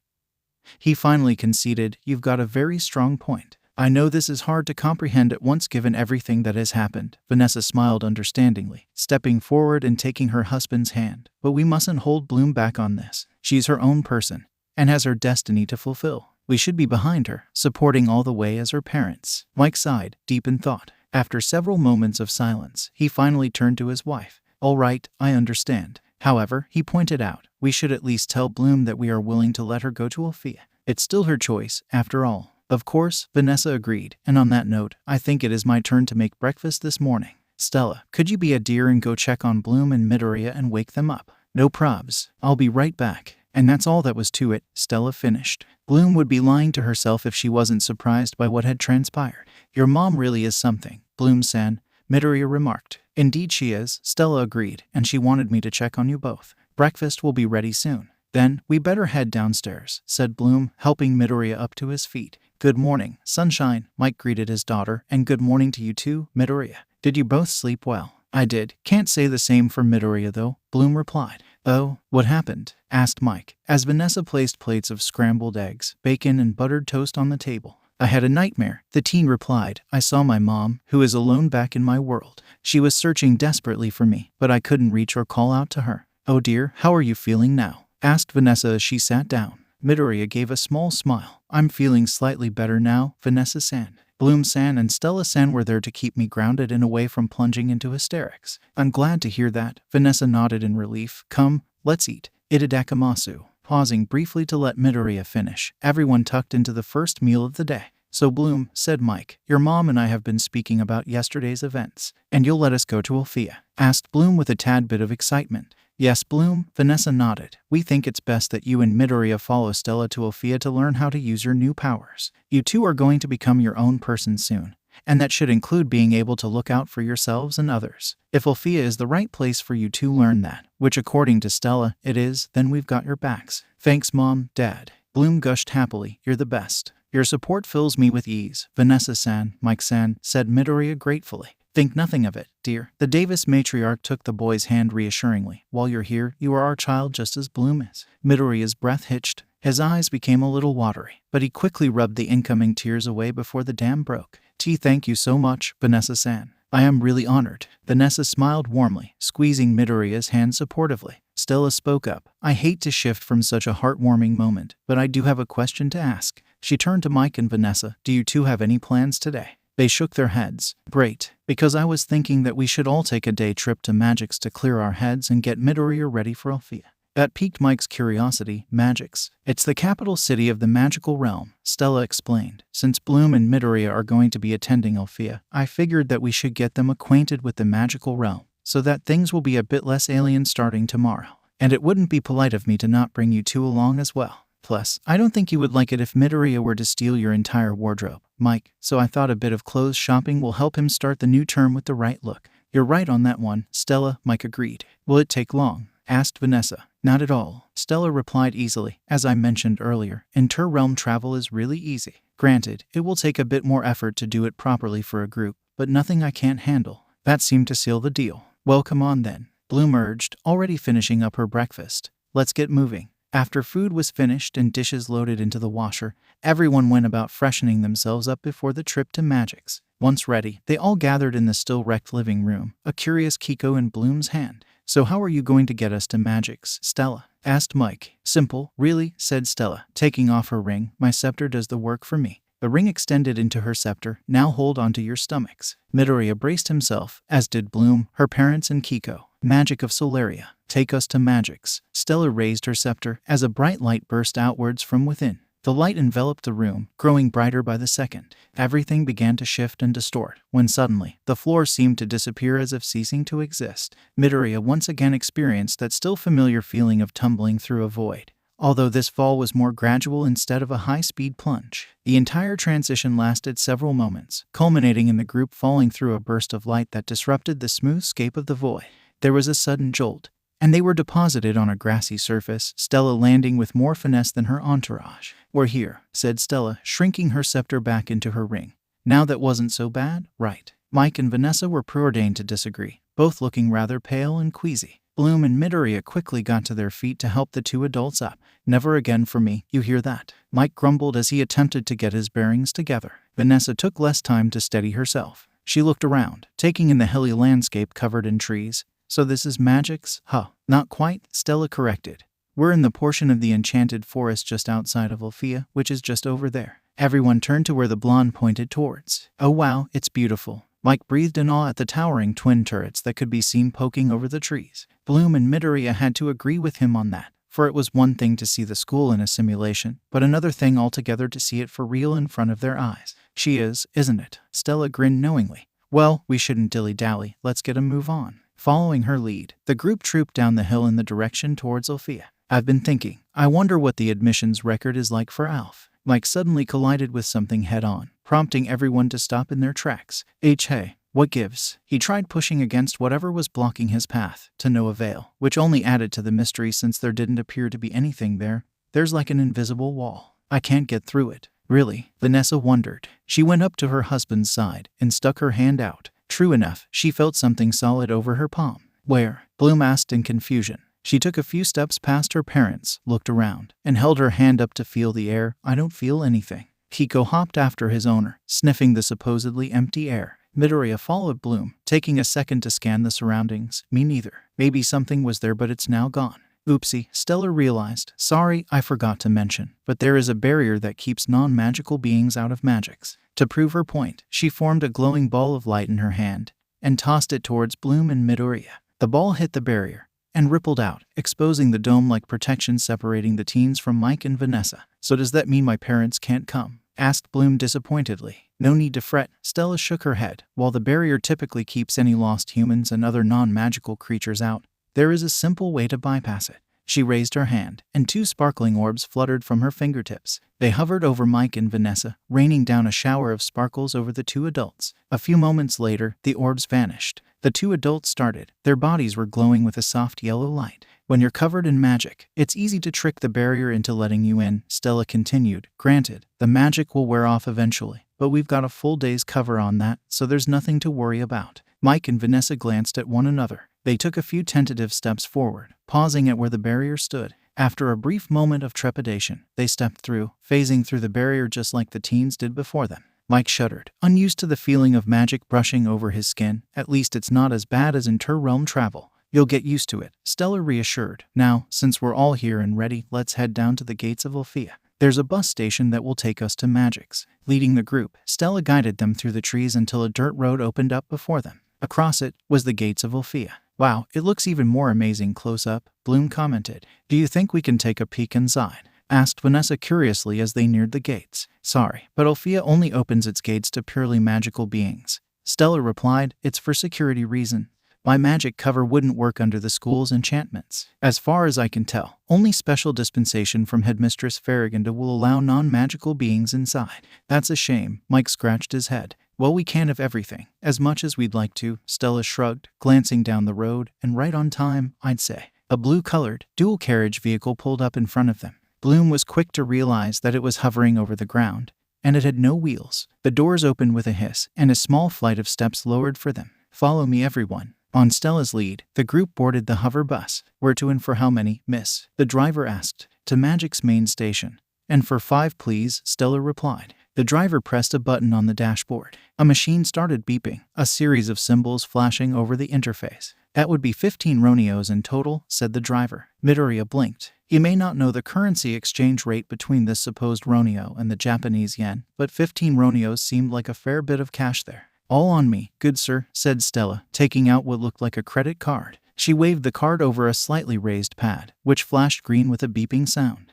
The driver nodded, and to the right, a glass door slid open, revealing the passenger compartment inside. Thank you for traveling with us. The driver nodded to the group as they filed in. There were only a few passengers on board, so finding seats for 5 was no issue. No sooner had everyone sat down, the glass door slid shut, as did the front doors. The bus whirred into life, and began gliding down the road away from Alfea. Midoriya, Bloom and Kiko turned to look out the window. At the moment, all they could see was trees and more trees rushing past on the admittedly smooth journey towards the capital. This is a really interesting vehicle, Vanessa remarked. Definitely, Stella agreed. The ride is so smooth that you often forget that you're traveling unless you look out the window. On the same note, I don't recommend sleeping unless you are able to wake up at the right time for your stop. Taken from experience? Asked Mike with a raised eyebrow. Not really, but you occasionally hear some funny stories every now and then, Stella revealed, like there was one fairy from Alfea a couple of years back. She was so tired after a day out in Magix that she fell into a really deep sleep on the ride back.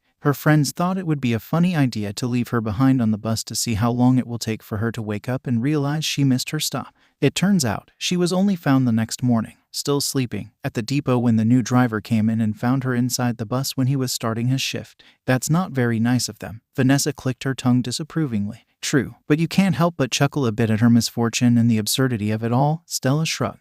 The conversation then shifted away from traveling blunders to more general questions about the realm itself. Midoriya and Bloom occasionally joined in, but spent most of the ride watching the city come closer and closer as the bus eventually reached the outskirts. The trees were beginning to thin out, replacing with low-rise buildings that they could identify as either suburbs or shops. Traffic was also beginning to pick up, but the smoothness from before was still maintained to some degree, only braking at traffic lights. We're almost reaching the downtown core, Stella said. I estimate another 10 minutes before we reach the main station.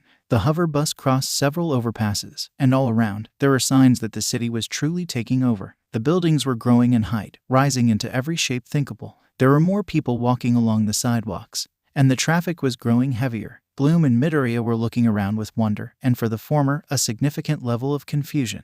Magix isn't what I was expecting, Bloom remarked. What do you mean? Asked Stella. I was kinda expecting something more fantasy-like, Bloom explained, like apothecaries, marketplaces, dragons, flying brooms, elves, unicorns, all those sort of things. I didn't expect it to look so much like Gardenia. A more futuristic version of Gardenia, that is. Oh, Bloom, Stella threw an arm around the redhead's shoulders. That's all fairy tale nonsense, and not to mention old-fashioned. This is the real Magix, where magic and modern technology come together to create the most enchanted city in the magical realm. Just about everyone uses magic for their daily needs. The bus came to a stop at a traffic light. Look, see that lady over there? All eyes turned to where Stella was pointing. A primly dressed lady was standing along a roadside parking section. She snapped her fingers, and the parked vehicles parted like the Red Sea. The empty gap suddenly descended, and a few seconds later reappeared with a white vehicle on it. The lady got into the vehicle and drove off, the gap closing itself moments later. That's kinda cool, Bloom noted. And not to mention efficient, Vanessa added. Yep, Stella gushed. Magic truly is a lifesaver. The traffic light turned green, and the bus moved again. After taking a right turn, it joined other hover buses heading into a huge multi-tiered building Bloom and Midoriya surmised was the city's main station. It took a while for the bus to actually enter the building, due to the buildup going in at the same time. The main station was something that was not unlike what the teens had been expecting. There were many berths for different buses on different routes, people going about their business, alighting, disembarking or walking to and from buses, and drivers on break or running their buses in and out of the station. Finally, the bus the group were in pulled up at a berth. We're here, said Stella as she got up. Follow me. The back doors hissed open, and steps lowered out into the station floor. The group disembarked, looking about curiously. Come with me, everyone, Stella called over the general din. The group followed the blonde through the berths, arriving at a set of doors that led to what looked like an arrival hall. Just like with the berths, the hall was busy with people rushing about, queuing up and milling around.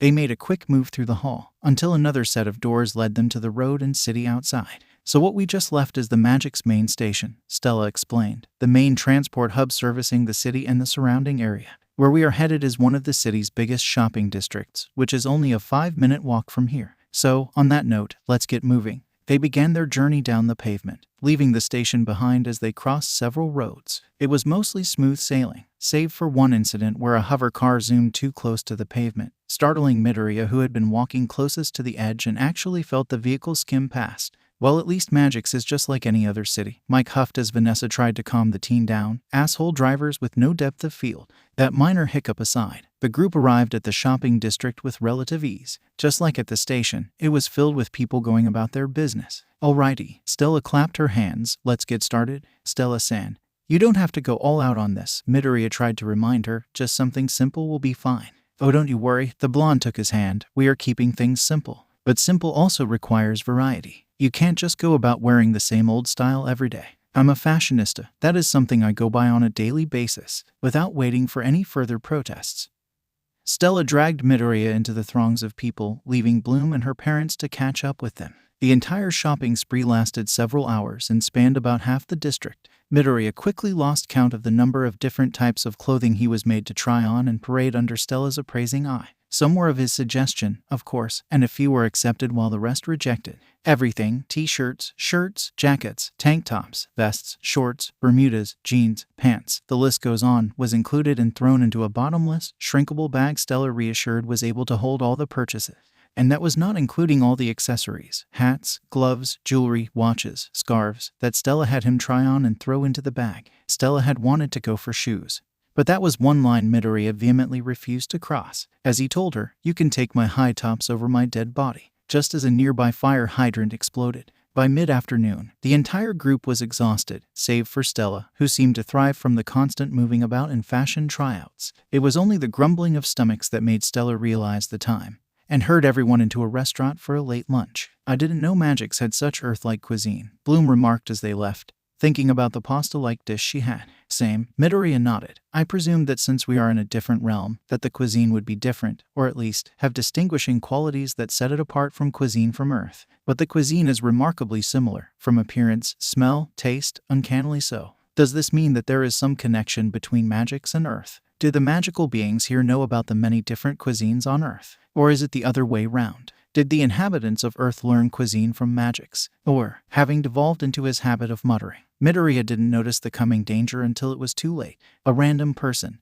in their hurry for who knows what, pushed past Midoriya. The teen let out a startled gasp, pirouetting on his heel as his center of gravity shifted, trying to righten himself. His emerald curls swept over his eyes, blinding him for a second. That single second was more than enough for him to momentarily lose his sense of orientation.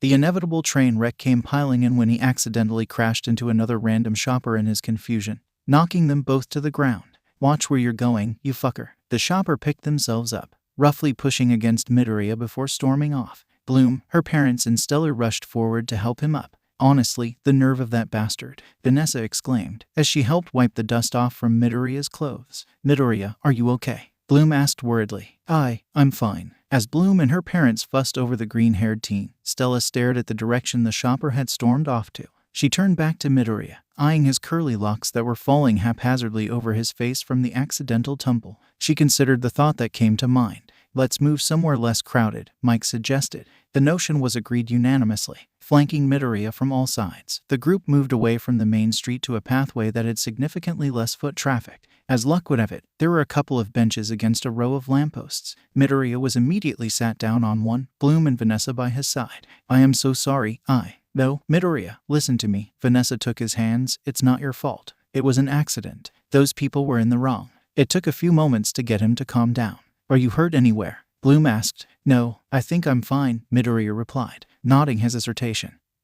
He stood up from the bench, Bloom and Vanessa also doing so. "It was my hair," Midoriya explained. "It blocked my vision when that person pushed past me. I got disoriented, and I collided with the other person as a result." Stella turned to him. "In that case, I think an emergency haircut is in order. Having unruly hair that can blind you is a hazard in itself. Luckily, I know of a hair salon or two in this district. Come, let's get going to sort this out." The blonde grabbed his hand and led him back into the district. Bloom and her parents quickly followed them. It took them about 10 minutes to locate the hair salon Stella had in mind.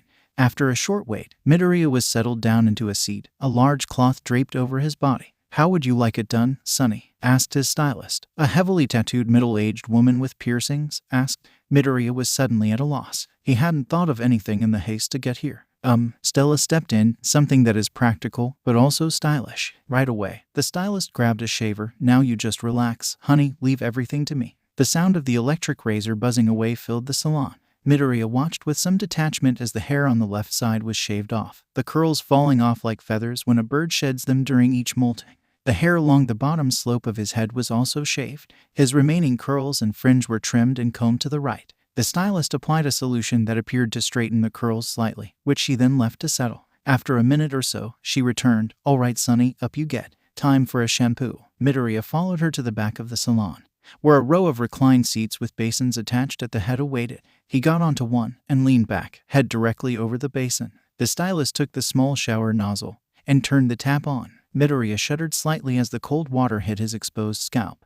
The stylist running her fingers through his hair to wet it completely. Turning the water off, she applied some shampoo onto her palm and worked it vigorously into his scalp. Midoriya actually felt himself sagging in bliss from the massage. Whatever tension from before leaving his body as those hands did their magic. One final rinse later, okay Sonny, just a blow dry, and you're ready for your family to see. Half asleep from the head massage, Midoriya barely registered himself getting up from the recliner, sitting back down on the salon seat. The sound of a hairdryer whirring to life slowly brought him back into reality, the hot air tossing his curls about and wicking away any excess moisture. A final run through with a towel, and he was ready. I've gotta say, Sonny, you look real smashin', the stylist remarked with a satisfied nod. Midoriya opened his eyes. He bit back a gasp. Oh wow. What was once a head full of messy curls that stuck out in all directions was now tamed down into a voguish undercut, neatly shaved and artfully styled to give him a rather rogue-like appearance. Stella gave it a thumbs up. Yep. You look ready to slay with this new look. Midoriya ran a hand through his hair. It feels lighter. Definitely. Stella nodded. Now come on.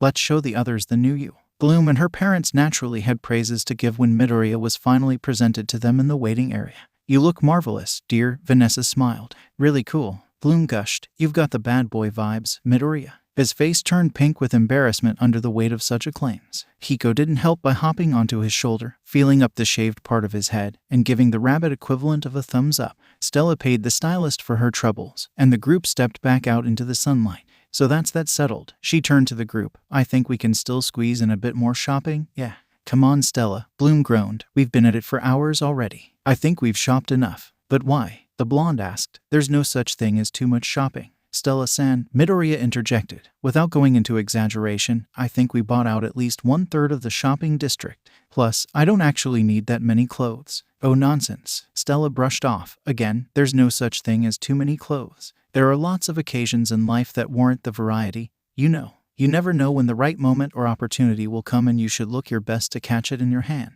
Stella. While I'm all for preparing Midoriya for his first term at Alfea tomorrow, Vanessa stepped in. I think he has enough clothes to last his entire education there and then some after. I think we've shopped enough for one day. The blonde considered her words. Well, when you put it that way. After a moment of thought, she relented. Fine, we'll call it a day. She turned to Midoriya. But don't you think for a second that I won't drag you back here when the next line of in-season designs comes out? Midoriya's sweat dropped. I'll take whatever I can get, I suppose. Well, on that note, Vanessa continued. I think it's time we all headed back home. Mike needs to sort out the damage with the insurers, and I just remembered that today is casserole night. Oh great, Mom. Bloom cheered. I've always loved your casseroles. MHM. The matriarch nodded. And if we want it to come out right, I will need a few hours to get it done. So Stella, could you bring us back to Gardenia? Sure thing, Vanessa. We'll just go back the way we came. I just hope she meant backtracking to the station and not go through every single shop that we visited.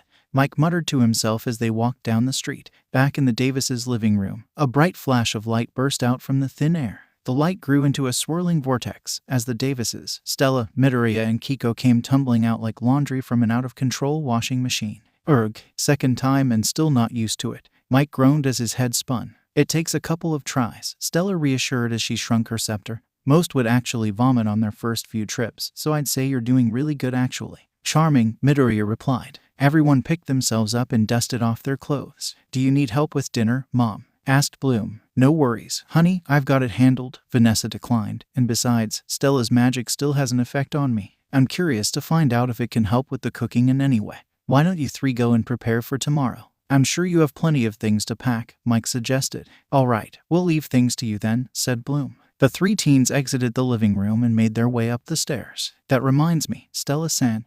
Midoriya suddenly realized, shouldn't you have let your parents know that you're safe on Earth and you don't have any ogres or ghouls still chasing you through dimensions? They must be quite worried about you. Ah yes, I intend to return to Solaria tonight just to assure everyone that I'm still alive, Stella nodded. But don't worry, I'll be back tomorrow to bring you both to Alfea. The blonde seemed nonchalant about it all, but Midoriya noticed something in her eyes. A quick flash of something darker, more negative. He couldn't pinpoint what it was since it was gone so quickly, but he knew it was there. He nodded nonetheless, filing that bit of information away in case it ever came up again. Would you like to stay for dinner, at least? Bloom offered. Oh, I'd love to, Stella nodded. Dinners back home are quite a bore sometimes, and I really enjoy your mom's cooking, Bloom. The redhead smiled, while Midoriya hummed. There it was again, that darker undertone in Stella's words. The shadow and the brightness that the blonde seemed to radiate. Midoriya's intuitive mind came to the conclusion that all wasn't well back in Solaria.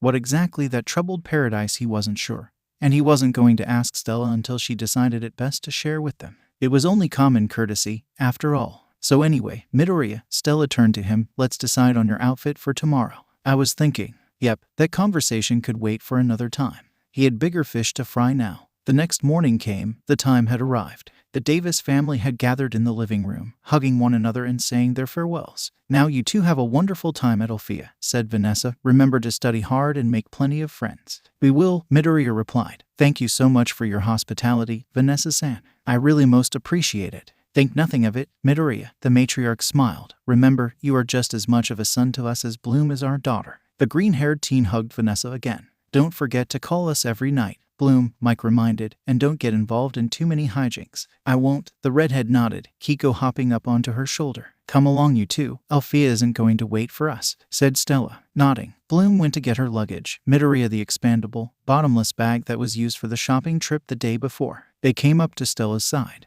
With everything ready, the blonde took off her ring and extended it into her scepter. Magic of Solaria, transport us to Alfea. The scepter glowed, producing a flash of light that enveloped the room. Midoriya could barely see his hosts in the light, but he was able to wave one more time to them and thank them for everything they have done for him as the floor disappeared and the trio were sent tumbling through the void. A few moments later, the void opened in the magical realm, depositing them in a flurry of sparkles. Everyone made it, Stella checked, receiving nods around. Good, now it's time to make a dazzling entrance. Midoriya released a breath, quickly catching up with Stella with Bloom by his side. Already, he could see Alfea in the distance, and a fair bit of people entering her gates. He had no idea what to expect once he passed through himself, but he knew that things were going to be far from dull in this new environment. With so much to learn, discover and acquire, he really hoped that Alfea would teach him and Bloom well. Gosh, there are so many people here, Bloom remarked with interest. As the trio got closer to the gates, the livelier the atmosphere seemed to become. Everywhere that can be looked, girls of all heights, shapes, and sizes loitered around. Some were greeting friends with varying degrees of energy. Some were clustered together in cliques talking about who knows what. Others mingled in pairs or trios. On the other hand, Bloom also observed a good number just ignoring everyone else and making their way through the gate. Some with nonchalance as if this was just any other regular day, and others with nervousness as if they were about to be sent to the guillotine. To be honest, it wouldn't be wrong to say that Bloom was feeling nervous herself. Not in the about-to-die kind of way as several of the girls around them were exhibiting, but in the what is going to happen manner. She had no idea what to expect here in Alfea. Will she get along with her classmates and teachers? Will she, Stella and Midoriya, be in the same class? Or will they be separated? Are the teachers strict or easygoing? Will the food be good? Will the lessons be difficult to understand? Or will it be a walk in the park? She had no answers, and it both excited and worried her. For Midoriya, he too was nervous, but for a completely different reason. As far as he could tell, he was the only boy in a sea of girls. Rightfully, that shouldn't mean anything. He had nothing against girls, or the female gender as a whole. But like Bloom before him, he didn't know what to expect from this female-dominated environment. Will his soon-to-be classmates be nice, or at the least, civil, to him? Or will they scorn him like all of his classmates back in his old world? But then again, he hadn't seen any Bakugo-like characters yet, so perhaps there was hope for him this time round. Midoriya took a deep breath. He mustn't jump to conclusions now. Anything was possible. For now, though, he should stick with Stella and Bloom, and perhaps take the moment to appreciate just how beautiful Alfea was. Alfea's just as beautiful inside as it is outside, he remarked. You betcha, Stella nodded, glancing to the right. Suddenly, her carefree smile dropped, and that's the one ugly thing that spoils the beauty here. Huh, Midoriya started. Over there, Stella pointed. Bloom and Midoriya followed their guide's finger, honing in on a severe-looking middle-aged woman holding a clipboard and quill in front of a queue of freshmen.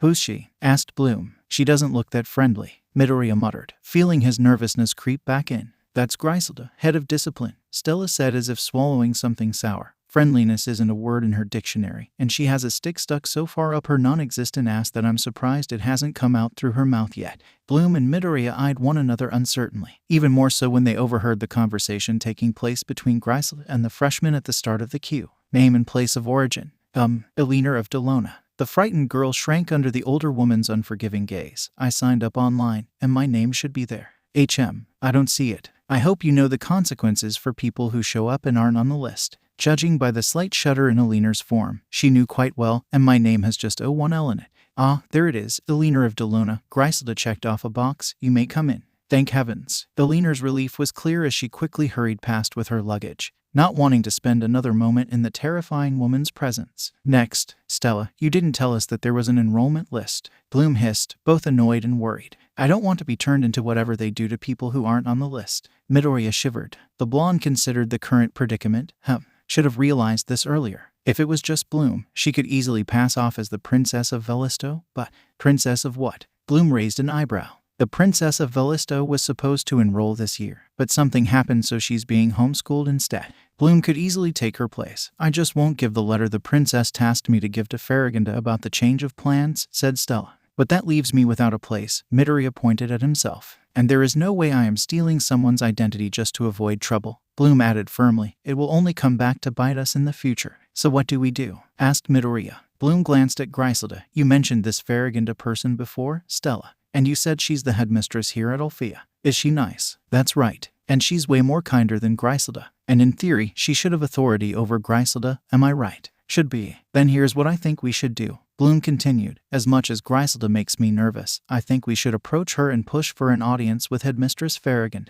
We should explain our situations and appeal to her to let us enroll. I may not have full certainty about the outcome, but I'm willing to bet my chances that Farragonda will let us stay. I'm all for Bloom-sen's plan, Midoriya made clear straight away. Stella agreed that having a plan was better than having none at all. All right, let's do this. The trio nodded. The queue had shortened by then. Only 2 freshmen left in line to face Griselda. They quickly took their places at the back. Within moments, it was their turn. The head of discipline looked up from her clipboard. Her already stern scowl grew even sterner. Ah, look who has decided to grace us with her shining presence back among these walls. Long time no see, Ms. G, Stella smiled airily. Far too soon if you ask me. Griselda's voice dripped with contempt. I haven't the foggiest idea how your parents managed to convince the school board to take you back, especially after that incident last year. They did promise to contribute to the general upkeep of the school for the next 5 years. Stella stuck out her tongue cheekily. And it's going to take a lot more to get rid of me, you know. Midoriya wondered about that little incident.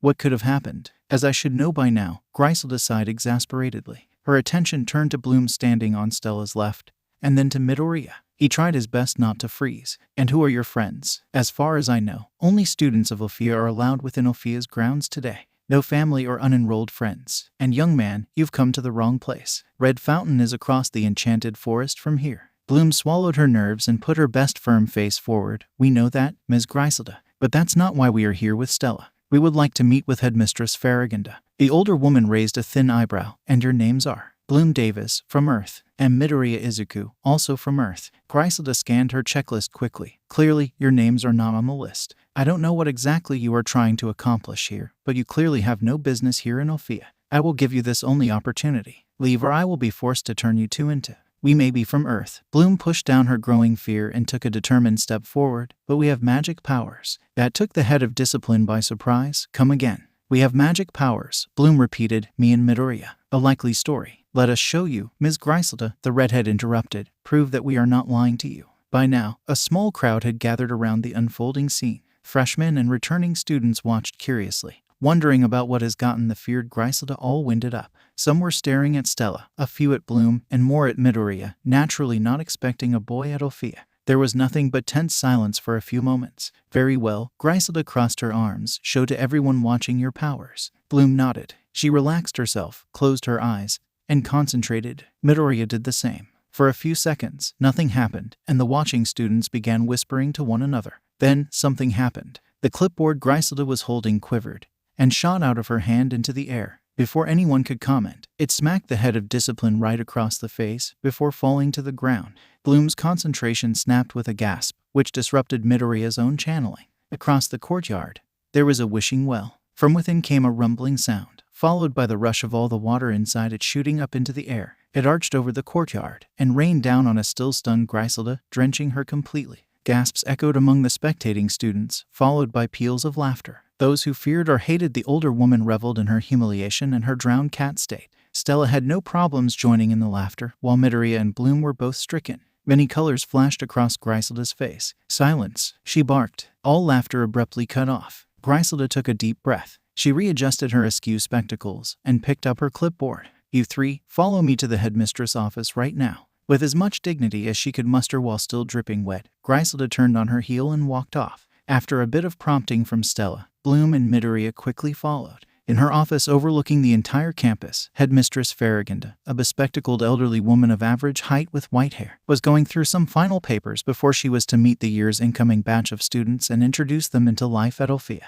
As she took a sip of her tea, a knock came from the door. "Enter." The door opened. She looked up from her papers. She started at what she saw. "Griselda, what happened? Why are you completely drenched? What happened?" The head of discipline bit out. "Were these three, Miss Farragonda?" Farragonda glanced at the trio inside. "All right, what did you do this time, Princess Stella? It's only the start of the year and—" "Oh, it's not me, Miss Farragonda." The blonde stepped forward. "Actually, I want to introduce you to my two friends from Earth, Bloom and Midoriya." The elderly headmistress started again. "Earth." "That's right." Stella nodded. "And they have magic powers too. Ms. Griselda can vouch for that." Farragonda turned to her deputy. "If by vouch you mean getting hit across the face by my clipboard and having all the water from the courtyard well dumped on you, then yes, I can say that." Griselda sniffed. Farragonda considered this before returning the stern woman. "Go and change, Griselda dear. Let me handle this." "Yes, headmistress." Casting one last scowl at the three teens, Griselda exited the room. Once she was gone, Farragonda turned towards them, face carefully neutral. "Now, I'm going to need some context here. Can all three of you explain?" The next 15 minutes were spent retelling the events of the day before yesterday. Stella recounted how Nut and the ghouls accosted her in Solaria, forcing her to flee and somehow ending up on Earth.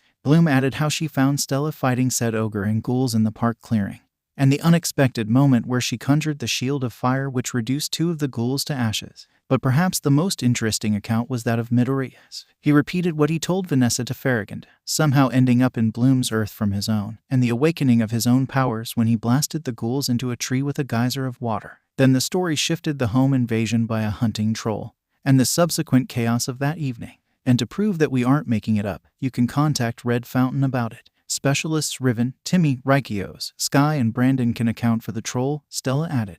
By the end of it, Farragonda found herself quite staggered by what she had heard. "Well, I must say that this is truly the most incredible account I've ever heard in all of my years." Bloom and Midoriya glanced at one another, unsure of what was about to happen. Farragonda stood up from her chair and walked over to the expansive window behind her. "You must understand, my dears, that there hasn't been a single magical being on Earth for centuries. Magic simply does not exist there as far as history goes. But then you, Bloom," she turned to the redhead, "out of nowhere, develop powers with an affinity of fire in a moment of sheer panic. This is simply unheard of, let alone conceivable." Farragonda then turned to Midoriya.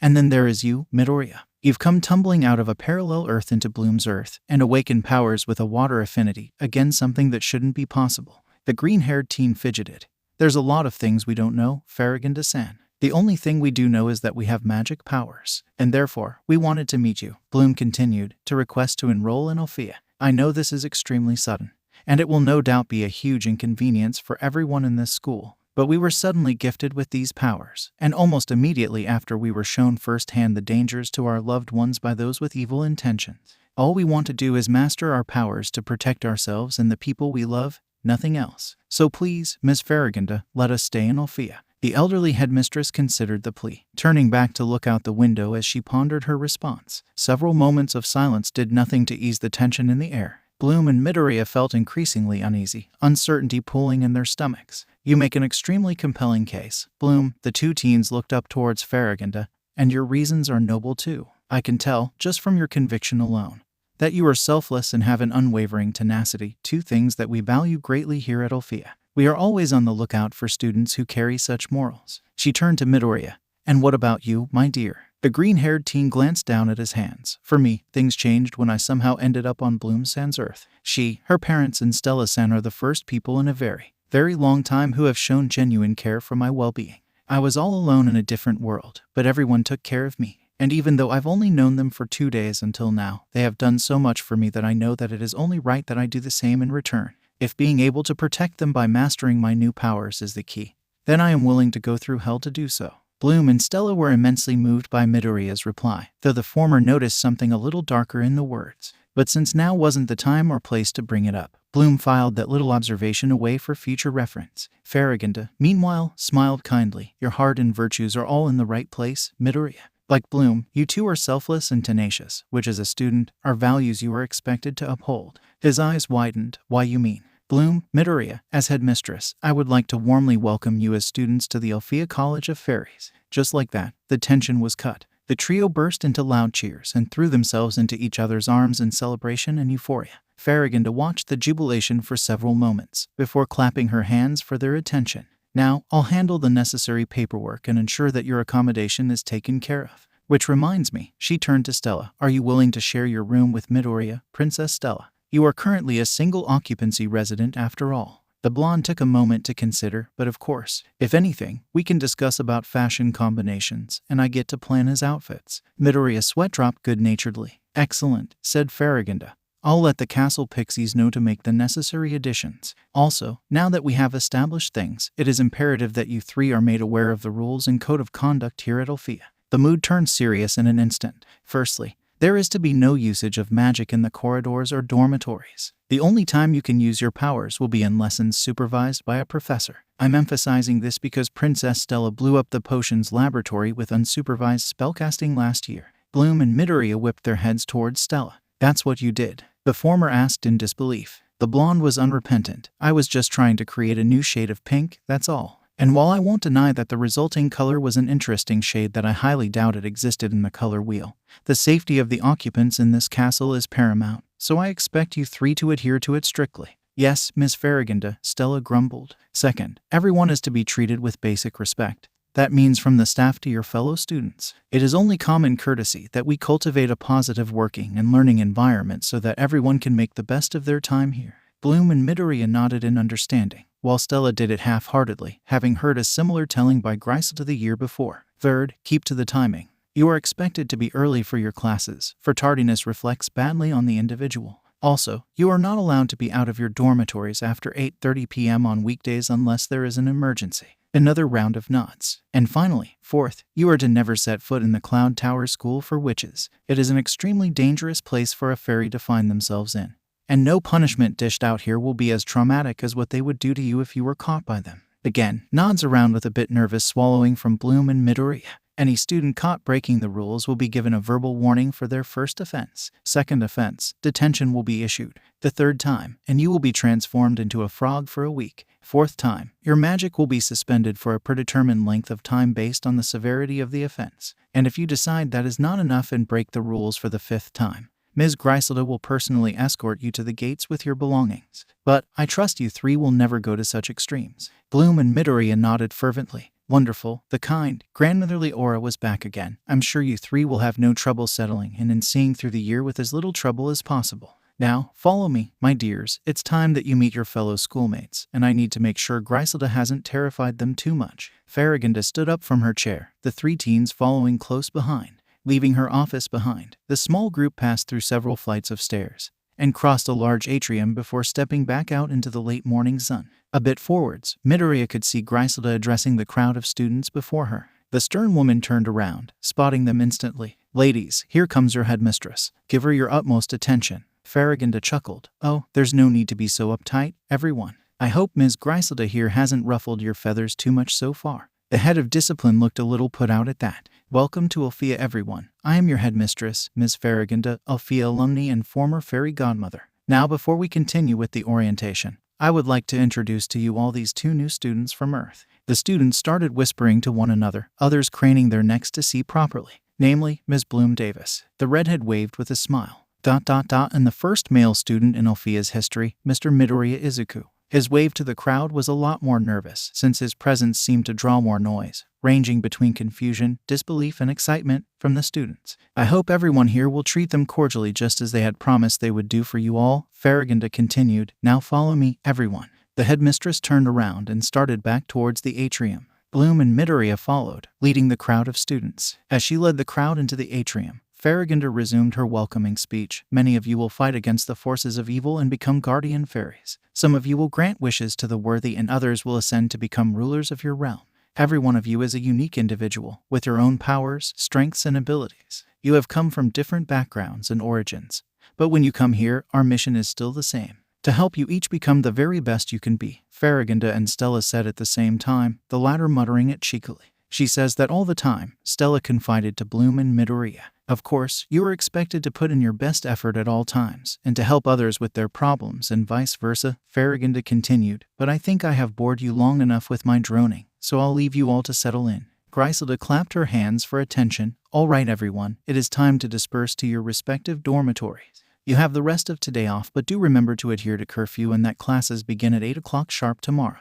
Your timetables will be delivered to your dormitories in half an hour. The crowd began to disperse, but Farragonda had some parting words. Let's make this a fruitful year, everyone. Oh, and don't forget to make use of every available opportunity to connect with your winks. Finished with her speech, she gave Bloom and Midoriya one last nod before walking off with Griselda. Stella turned to the two teens. Come on, guys, let's go meet our new roommates. As the trio walked down a corridor, Bloom had a question come to mind. Hey, Stella, what did Miss Farragonda mean when she said connect with your winks? Your winks is made up of 3 things, Stella replied, counting each off. First, it's your magical core, which fuels your powers and strength. Second, it's what guides you as an individual. And finally, it's what makes you who you are. Got it? I believe so. Bloom shrugged, Midoriya doing the same. It's either you get it, or you don't, Stella replied. As for you two, you've clearly got it. They climbed up a flight of stairs and crossed another corridor. After a few moments, they arrived at a set of ornate double doors painted a dark green. On the glass pane of one of the doors was a large piece of paper with a set of names on it. Double Room 1, Princess Stella of Solaria and Midoriya Izuku of Earth. Double Room 2, Flora of Linfia and Bloom Davis of Earth. Double Room 3, Musa of the Harmonic Nebula and Tekna of Zenith. Oh goody, Stella gushed. We've got different roommates this year. Let's hope they're better than the ones I got last year. No sense of humor, the lot. Bloom pushed the door open, and they stepped into a common space, furnished with a television, a sofa, a couple of lounge chairs, and a coffee table. Midoriya felt it was quite homely. He could get used to this. Bloom put Kiko down to let him explore. The common space had 3 doors branching into the sleeping quarters. They approached the doors that bore Stella and Midoriya's name on it first. Opening it, a large sunlit room greeted them. Natural light shone in through the windows that completely took up one of the walls. The other walls were painted a soft cream color, the floor blanketed by a white carpet. There were 2 queen-sized beds opposite one another, separated by a large makeup dresser. At the foot of each bed was a desk, and taking up the last wall was a walk-in wardrobe. They've redecorated and expanded the room. Stella noted with a satisfied smile, I quite like it. Same here, Midoriya agreed, going towards one of the beds and sitting down on it. The mattress was quite soft, the sheets smooth to the touch. Stella snapped her fingers, and all her bags and luggage popped into existence out of thin air, coming to a landing by the other bed. We can sort out our stuff later, she said. Let's go check out Bloom's room for now. They left the room and crossed the common space to the door directly opposite, which bore Bloom's name. She opened the door and stepped in. Stella and Midoriya had barely entered when a loud shriek reverberated over the walls. Bloom felt something squirm under her foot, and she quickly stepped back, whatever it was retracting away from her. On closer inspection, it appeared to be a vine of some sort. Following its length, it led to a plant that had something resembling a humanoid face on it. It was nursing its injured vine while making groan-like noises. Oh, sorry. The redhead was unsure how to react to a plant that was behaving so humanly. Oh, pardon me, came a voice from inside the room. I just arrived, and I haven't sorted my things yet. A tan girl with long flowing brown hair came up to the trio. She had a curvaceous form, and wore a green off-shoulder blouse and pink knee-length skirt with strawberry patterns. The plant mimics human behavior, Midoriya asked amazedly. Yep, it's one of my creations. The girl nodded. It hasn't gotten there yet, but hopefully I'm able to get it to talk one of these days. I'm hoping that if plants are able to communicate with us, deforestation will be drastically reduced. It's worth a shot, especially if it can save just one life. The trio eyed one another. The girl's passion was intense. Oh, where are my manners? She blushed in realization. I'm Flora. You must be Bloom and Midoriya, right? I saw you being introduced by Ms. Farragonda. Yeah, that's us, Bloom smiled. Wow, I can't believe I'm sharing a dorm with the 2 famous Earth students. Everyone turned at the unfamiliar voice. Standing outside the room was a lean girl with short magenta-colored hair, decked in a sleeveless green and purple tracksuit with matching high-top sneakers. Midoriya observed that she spoke with something akin to a Nordic accent. Hi, my name's Tekna. Hey, I'm Bloom. Midoriya. I'm Flora. I'm Stella. Nice to meet you, the blonde came forth. Tekna stared at her for a moment, before realization set in. You are quite infamous. I've heard about you as well. That's the word around here. All eyes turned to the new arrival, an East Asian girl with short dark hair tied in pigtails, dressed in a single-shoulder crop top and baggy jeans. Bloom observed a boyish aura about her. Hey all, I'm Musa. By the way, just a quick request to Bloom and Midoriya. Let us know ahead of time if you're about to whack us across the face or drench us with water so that we can dodge. And Stella, if you're going to blow things up, do warn us so we can get out of the way from ground zero. The assembled group chuckled. Though Midoriya got a bit flustered, it was an accident, I swear. Stella was also on the defensive. It was in the name of fashion. I have no regrets. Musa, stifling her laughter, came forwards and threw an arm over Midoriya's shoulder. Relax, yeah. I'm just kidding with ya. I'm curious though, were you successful in creating that shade of pink? Asked Tekna curiously. Almost, but it didn't turn out right in the end. Stella perked back up at her doormate's interest. But when I do get it right, it's going to become the national color of Solaria. Whatever banter that was happening was suddenly interrupted by a frantic cry coming from Bloom and Flora's room. The group rushed in, entering to a sight of Kiko being dangled upside down by his back leg by the same plant Bloom had stepped on earlier. Bad plant, Flora ordered sternly. Put him down right now. The admonished plant reluctantly released the rabbit, who bounded over to Bloom for safety. It's okay, Flora, the redhead reassured. It's not the plant's fault. I think Kiko's hungry and thought it was his next meal. True enough, one of the vines looked as if several nibbles have been taken off of it. Oh, in that case, Flora picked up a soil-filled planter. She waved her hand over the soil, releasing a shower of sparkles. From the bare soil, sprouted 3 rows of carrots. Here you go, little bunny, eat up. She placed the carrots in front of a curious Kiko, who sniffed it cautiously. Deeming it to actually be his favorite food, Kiko dived mouth first into his meal. You know, Tekna commented, watching the rabbit eat makes me realize just how hungry I am. Yeah, same here, Musa chimed in. Well then, maybe we should take a trip down to Magix. There must a pizzeria or two there, Bloom suggested. Sounds great. Yeah, we should. A short time later, the group of new acquaintances had passed through the front gates and were waiting for the Magix-bound hover bus. I've only read a few articles about Earth before, Tekna revealed, and they don't really say much about it, only that no magic exists there and the last magical being died centuries before. Yeah, there's nothing really interesting about Earth, Bloom shrugged, at least, not when compared to Magix anyway. How so? Asked Musa. Well, the vehicles still use wheels, that's one thing, and the technology here is way more advanced than what we have back home. Like we have touch screens, but things like holographic screens and interfaces are still only the stuff of science fiction. Bloom replied, life on Earth is kinda boring, if I want to be honest. Wow, they don't mention these in the article databases. Tekna nodded thoughtfully. The transportation in the Harmonic Nebula also use wheels too, said Musa. We like to maintain an old world style of living. Midoriya wished he had a notebook on hand to write this down. There was just so much information to learn. And he had so many questions too. At the same moment, the hover bus arrived. As the group were boarding, Bloom realized something and smacked her forehead. Aw fuck, now I know what I forgot to do yesterday. What's the matter? Asked Flora. I still don't have any money on me yet, Bloom replied. Stella, is there a way for me to connect to my savings account on Earth? Of course. Don't you worry about it, darling. The blonde patted her shoulder. We'll just make a quick detour to the Magix Central Bank. They'll know what to do. Bloom relaxed, and Stella paid for 3 tickets, herself, Bloom and Midoriya, while the others paid for their own. Grabbing seats in the compartment, the doors hissed shut, and the bus was on the move. Stella-san, I've been thinking, Midoriya said. It's not right of me to keep relying on you and Bloom-san for money. I think during the weekends and holidays, I better pick up a part-time job to keep myself financially stable. Do you know if any place is hiring? As the blonde considered his request, Tekna turned to him. Don't you have a savings account too? You're from the same planet as Bloom. I do ... but it's complicated. Midoriya twiddled his thumbs. Why? Asked Flora. You see, the Earth I am from is not the same Earth where Bloom-san is from, Midoriya explained. Some might say I am from a parallel universe. Parallel universes? I've heard about that too, Tekna commented. It's the theory that multiple universes coexist within the same plane of existence. Sometimes, these universes stay separate from one another. Other times, they come into contact, with varying degrees of consequences. The similarities and differences between the different universes can vary too. How did you end up in Bloom's Earth then, Midoriya? Asked Musa curiously. He inwardly flinched. Every time someone asked that, he would be reminded of his suicide attempt and the events leading up to that fateful moment. Steeling himself together, Midoriya gave his prepared response. It was a strange thing. I was just going about my business, and then I tripped over the uneven pavement.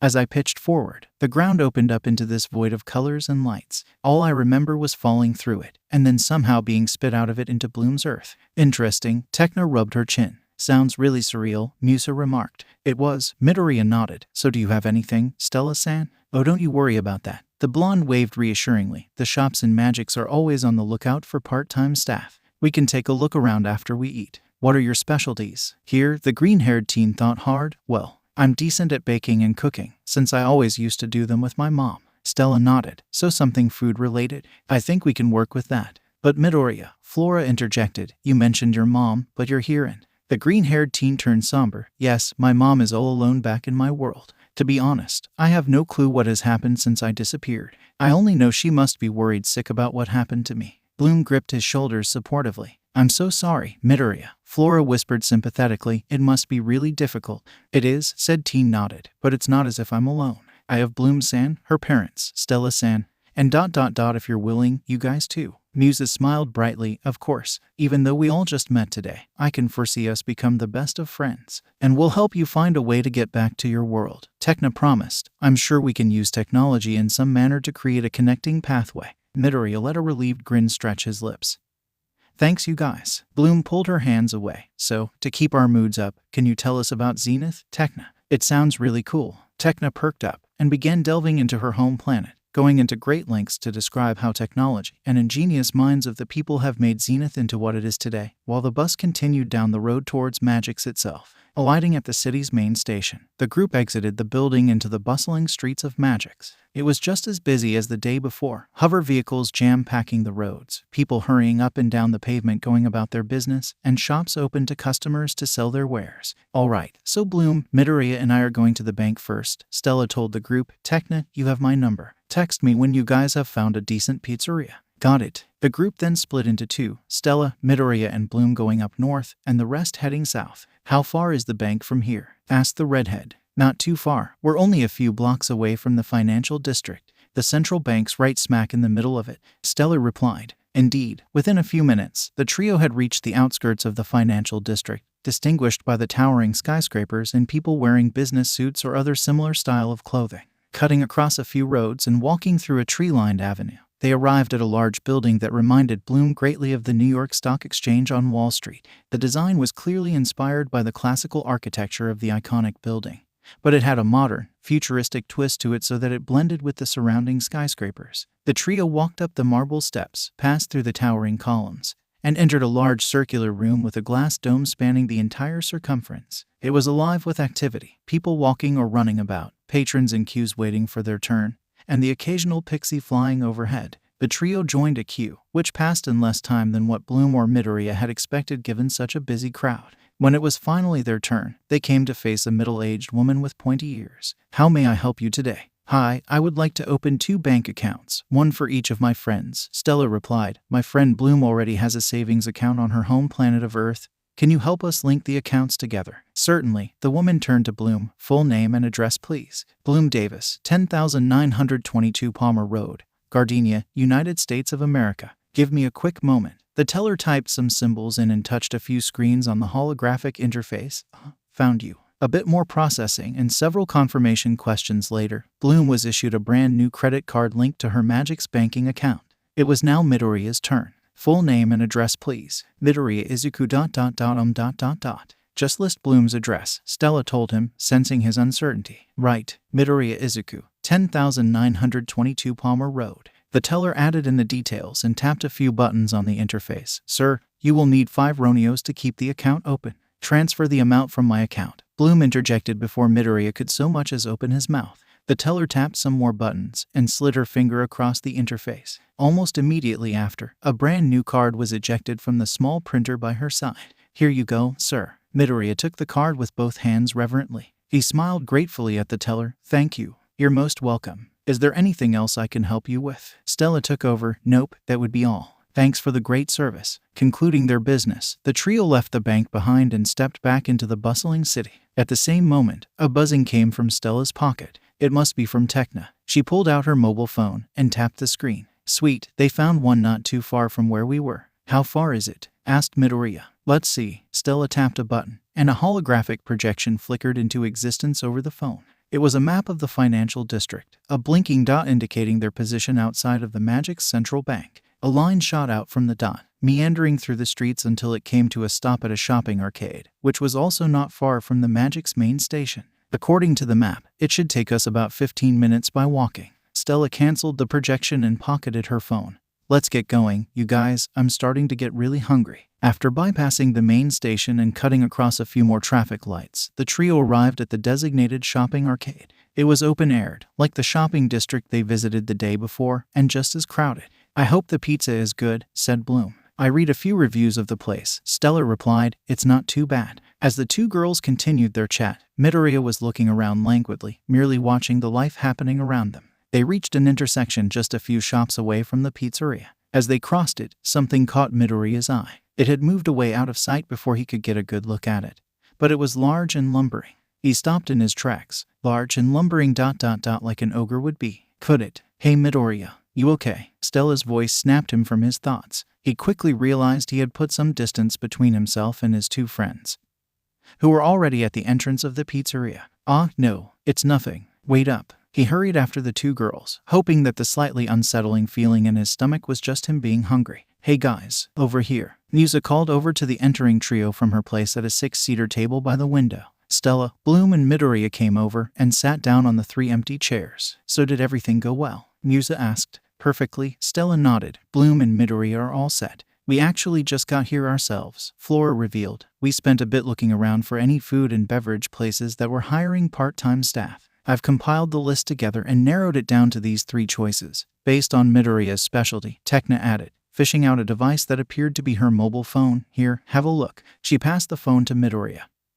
who scanned the listed names. Magno Patisserie and Cafe, The Teaspoon Cafe, Miriam's Everyday Cakes and Pastries. The last one had a nice ring to it. It sounded small and family-run, not commercialized like the other 2. He could consider this. Miriam's sounds nice, said the teen, returning the device. Maybe we can visit the place after we eat. Sounds like a plan, Stella nodded. Menus were opened, and choices were discussed. Midoriya and Bloom recognized a few varieties from Earth, although the ingredients mostly defied their understanding. Eventually, 3 pizzas types were decided, and the order placed. Once the waiter had collected back the menus and walked off, Bloom raised her glass of water. I think we should toast to the beginnings of a strong friendship and a great academic year ahead. Cheers. Meanwhile, just a few shops away from the pizzeria, Nut was lumbering down the street, oblivious to the stares he was getting from the citizens of Magix. While being an enchanted city, it wasn't often that the people saw an ogre taking up much of the pavement on a busy day. Nut did a double take when he reached the pizzeria. Through the window, he could vaguely recognize the all-too-familiar face of Princess Stella, and the 2 humans who fought him back on Earth, laughing and chattering away. It's them. Gotta get it right this time. As quickly as his heavy footsteps could, he ducked into a nearby alley away from the main foot traffic. He fished out a phone from his pocket and dialed in a number. It took 2 rings for the other caller to pick up. This better be worth it. Nut, or else I'll turn you into something your non-existent brain could never have imagined. It's Princess Stella and her 2 Earth friends. Baron Magix, your evilness. Meet me at Witch's Alley. Good. At least you managed to get it done properly this time. The call ended. Nut put the phone away and dashed further into the alley and disappearing from sight. While trouble was beginning to brew, the group of students were discussing other troubles they had on their mind as they ate their way through the pizzas, namely the start of lessons the next day. I don't think I'm going to get used to waking up so early, Musa complained as she took a bite from her slice. I just hope we aren't going into the hard stuff right away, Stella added. But aren't you repeating the year? Tekna raised an eyebrow. True, the blonde admitted, but that doesn't mean it makes it any easier. While the conversation continued, Bloom took out her phone to check if her parents had contacted her earlier or if anything important had cropped up. She pressed the power button, but for some reason, the screen remained dark. Nothing she subsequently did made it work, and she swore she had charged it the night before and hadn't used it since. Something wrong? Asked Midoriya. My phone isn't working, Bloom replied. Here, let me have a look, Tekna offered. I specialize in communication devices. Bloom handed over her phone. I love taking these apart, Tekna said mostly to herself. She pulled the back cover off the phone and examined the parts. She suddenly snorted. What's the matter? Asked Flora. Even though the design of this phone bears some semblance to the ones I've used before, Tekna giggled. The technology is pretty much prehistoric. Bloom was taken aback, but it's the newest model. From Earth, it may be, Stella corrected. I think the magical energy in Magix and the disparity in technology caused your phone electronics to fry. Great, Bloom sighed. How am I supposed to contact my parents now? There's a trans-dimensional phone booth you can utilize. I think it's just a few shops down and behind, Musa suggested. You can use the credit card you received to activate it. Thanks, Musa. Bloom nodded as she got up from her seat. I'll see you guys later. As she left the pizzeria, the conversation shifted again. So I've been meaning to ask, Midoriya. Tekna turned her attention to said teen. How is your Earth different from Bloom's? Midoriya swallowed the crust before responding.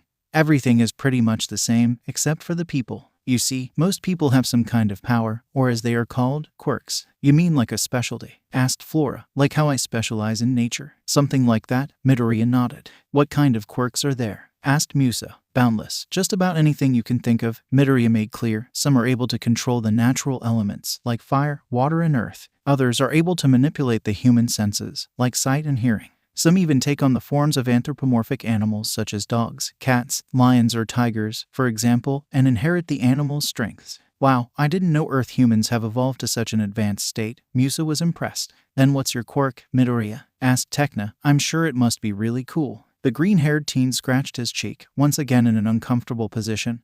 Well, you see. Bloom had no trouble finding the trans-dimensional phone booth, with the added benefit being that it was currently unoccupied. She closed the door behind her and inserted her Magix credit card into the slot. She dialed in her home phone number and activated the call. It took a few rings, and the call then connected. Hello. Hey Mom, it's me, Bloom. Bloom. Oh, it's so good to hear from you, honey. How have things been? Pretty good, I have to say, Mom. Managed to enroll with Midoriya into Alfea, though at the cost of someone's dignity. What happened? You see, Alfea has a head of discipline, Ms. Griselda. She was doubtful about us having powers and was about to turn us away, so we demonstrated them in front of everyone. The thing is, it involved her getting smacked by her clipboard and drenched to the bone. Oh dear, I hope she didn't give you two any problems. No, it's fine. She just brought us to the headmistress, Ms. Farragonda, who was kind enough to listen to our situation. She deemed us worthy of being students at Alfea. Oh honey, that's fantastic. Did you meet anyone else today? In the happy mood shared between mother and daughter, the latter didn't notice the shadows entering the alley she was in.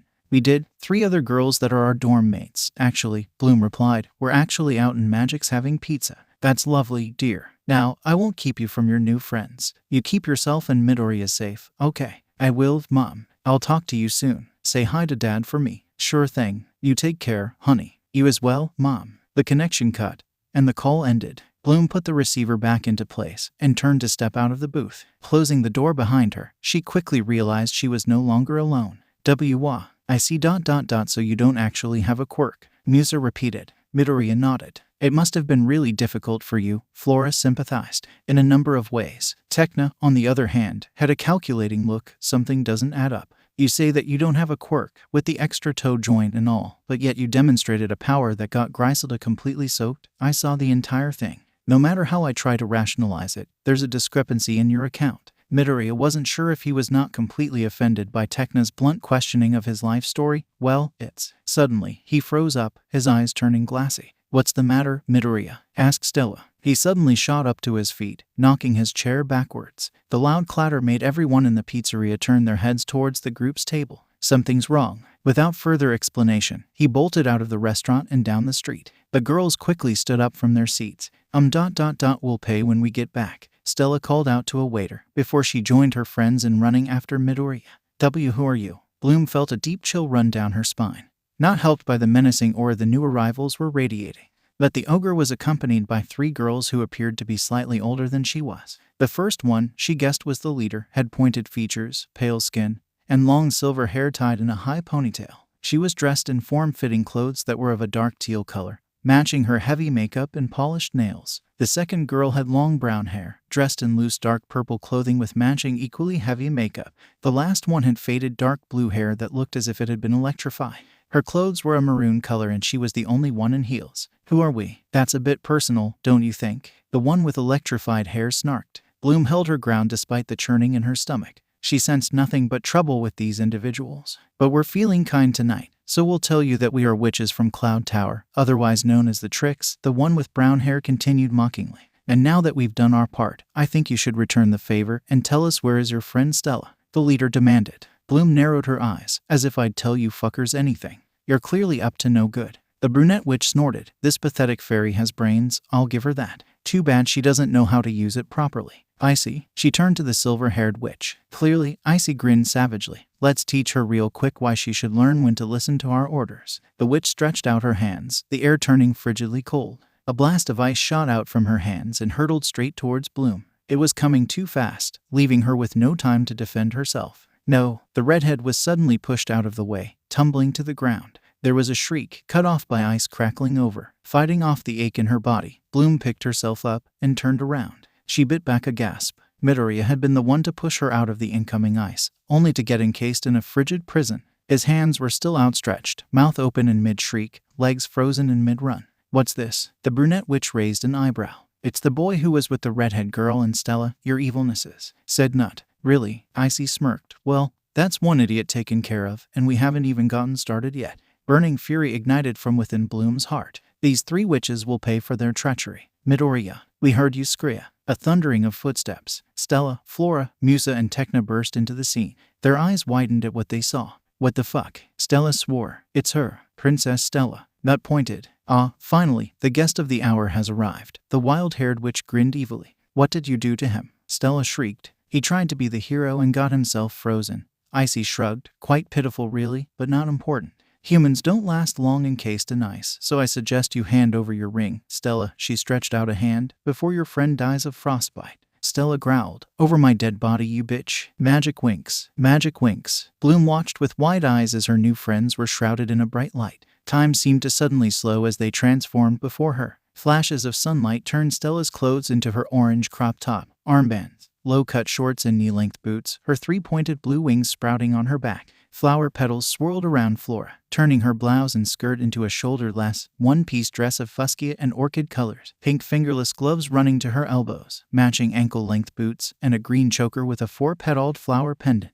Green, leaf-shaped wings sprouted with a burst of petals. Musa danced as flashing squares resembling disco lights turned her baggy jeans and red top into single-shouldered ruby-red dress with a translucent, red-hued midriff and matching knee-length wedge boots. Thin blue wings shined into existence, along with matching headphones and ribbons on her arms that were of a purple color. A glowing green grid whirred into life over Tecna's form, transforming her tracksuit into a lavender bodysuit, with powder blue sleeves covering down to her fingertips and matching knee-high heeled boots. The same grid fitted her head with a lilac helmet with a green tear-shaped brooch on it, and produced green square-shaped bars that expanded into glider that served as her wings. Now in their fairy forms, the 4 girls hovered between their friends and the witches. Oh, look at that, Icy crooned. The little fairies have come to stop us bad witches from taking what is ours. She then turned to Nut. Nut, crush them to fairy dust. The ogre roared and hurtled towards the girls. Digital web. Tecna produced a rope of green light and wrapped it around Nut, immobilizing him in a sphere of digital energy. Sonic blast. Musa clapped her hands together. A pair of glowing speakers materialized from thin air and blasted the ogre with deafening rock music so loud that it shook both him and the street. Flora did not hesitate to join in on the offensive. Ivy rope. She blew out a gust of air, a stream of shining flowers swirling out towards the ground directly below Nut. A vine burst from the concrete, wrapping around him like a snake. It then pummeled the trapped, screaming ogre wildly, throwing him against the walls of buildings and the ground, before tossing him into a pile of garbage, the impact knocking him out. Ugh, what a useless lout. Icy groaned. Her attention turned to the 4 fairies. All right, playtime's over. She summoned a wall of ice shards and sent them hurtling towards the fairies. Stella quickly expanded her scepter and swung it down, releasing a wave of light that intercepted the shards, dissipating them in a burst of sparkle.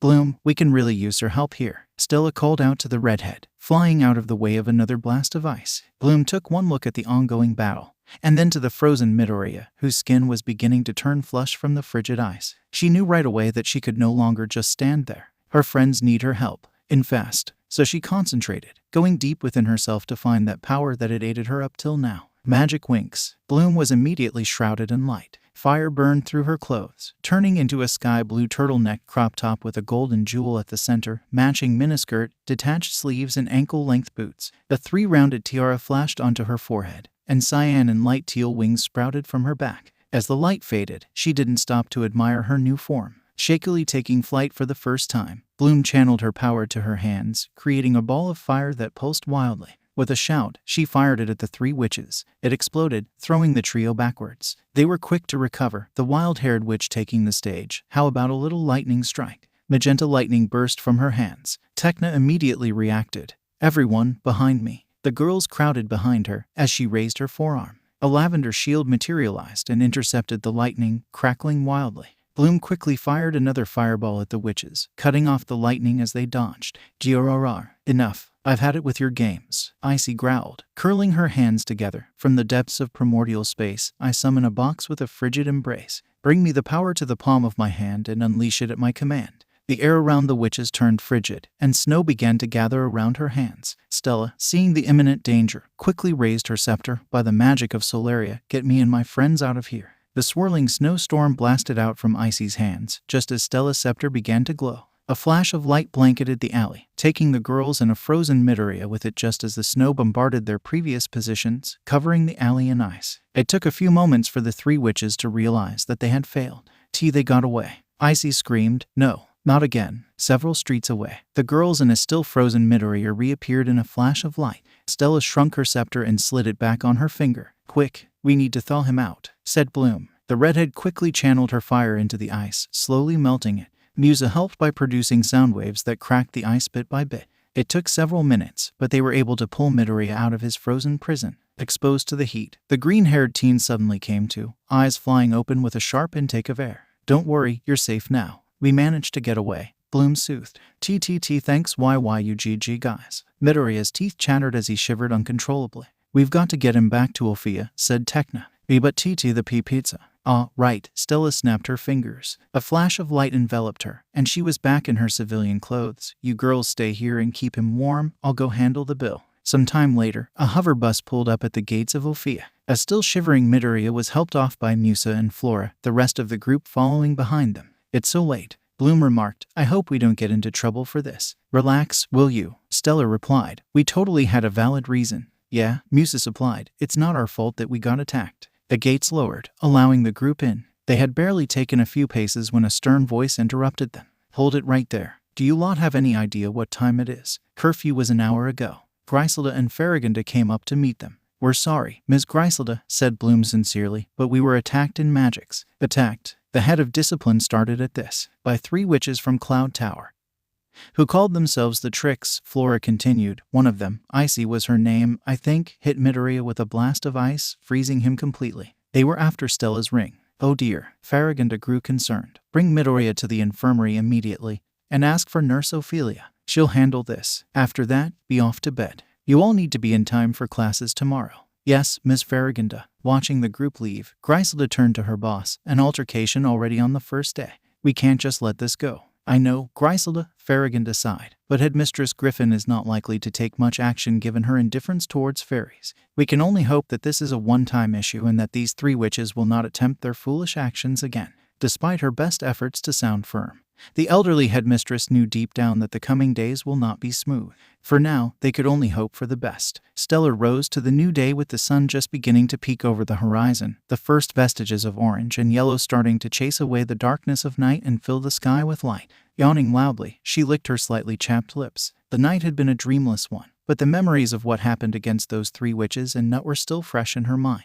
Stella would be lying if she said the sight of Midoriya frozen in a chunk of ice didn't unsettle her. The subsequent battle itself didn't have the same effect. She knew her ring was sought after by those with less than noble intentions. And having three powerful witches and an ogre come after her was kind of expected in some way. But to see her savior's life put into jeopardy rattled her, and she hoped to everything that was holy that she nor her new friends would have to go through another experience like that anytime soon. Speaking of which, Stella turned to her left. Midoriya was still sleeping, snoring lightly, and just occasionally shivering from the phantom cold. On the plus side, it didn't look like he was having a nightmare, so one less thing to worry about. She figured it was time to wake him up to get them both ready for the first day of school. Climbing out of bed, Stella stepped over to her roommate. She shook his shoulder gently. "Wakey wakey Midoriya, time to start the day." The green-haired teen grimaced, sleep interrupted. Slowly, his eyelids fluttered open. "Wah, Stella ...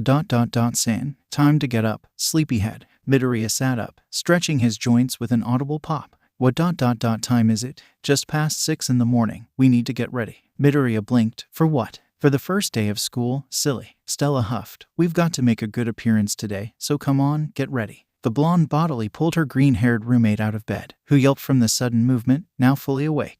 About half an hour later, there was a knock on the door. "Stella, Midoriya, are you awake? We're about to go down for breakfast." The door opened, and in stepped Bloom. "Oh, Bloom. Great, you're here." Stella looked up. "I need your advice real quick." "What's the matter? Tell me which accessory looks better on Midoriya, the pendant or the choker." "Stella-san, this isn't necessary," the green-haired teen protested. "Of course it's necessary," the blonde retorted, before turning back to Bloom. "So, which one?" Bloom med, rubbing her chin. The pendant was a simple silver chain with a plain oval-shaped charm, while the choker was made of 3 black leather straps with metal beads weaved in at different places, the bottom strap holding a silver-lined green leaf-shaped charm.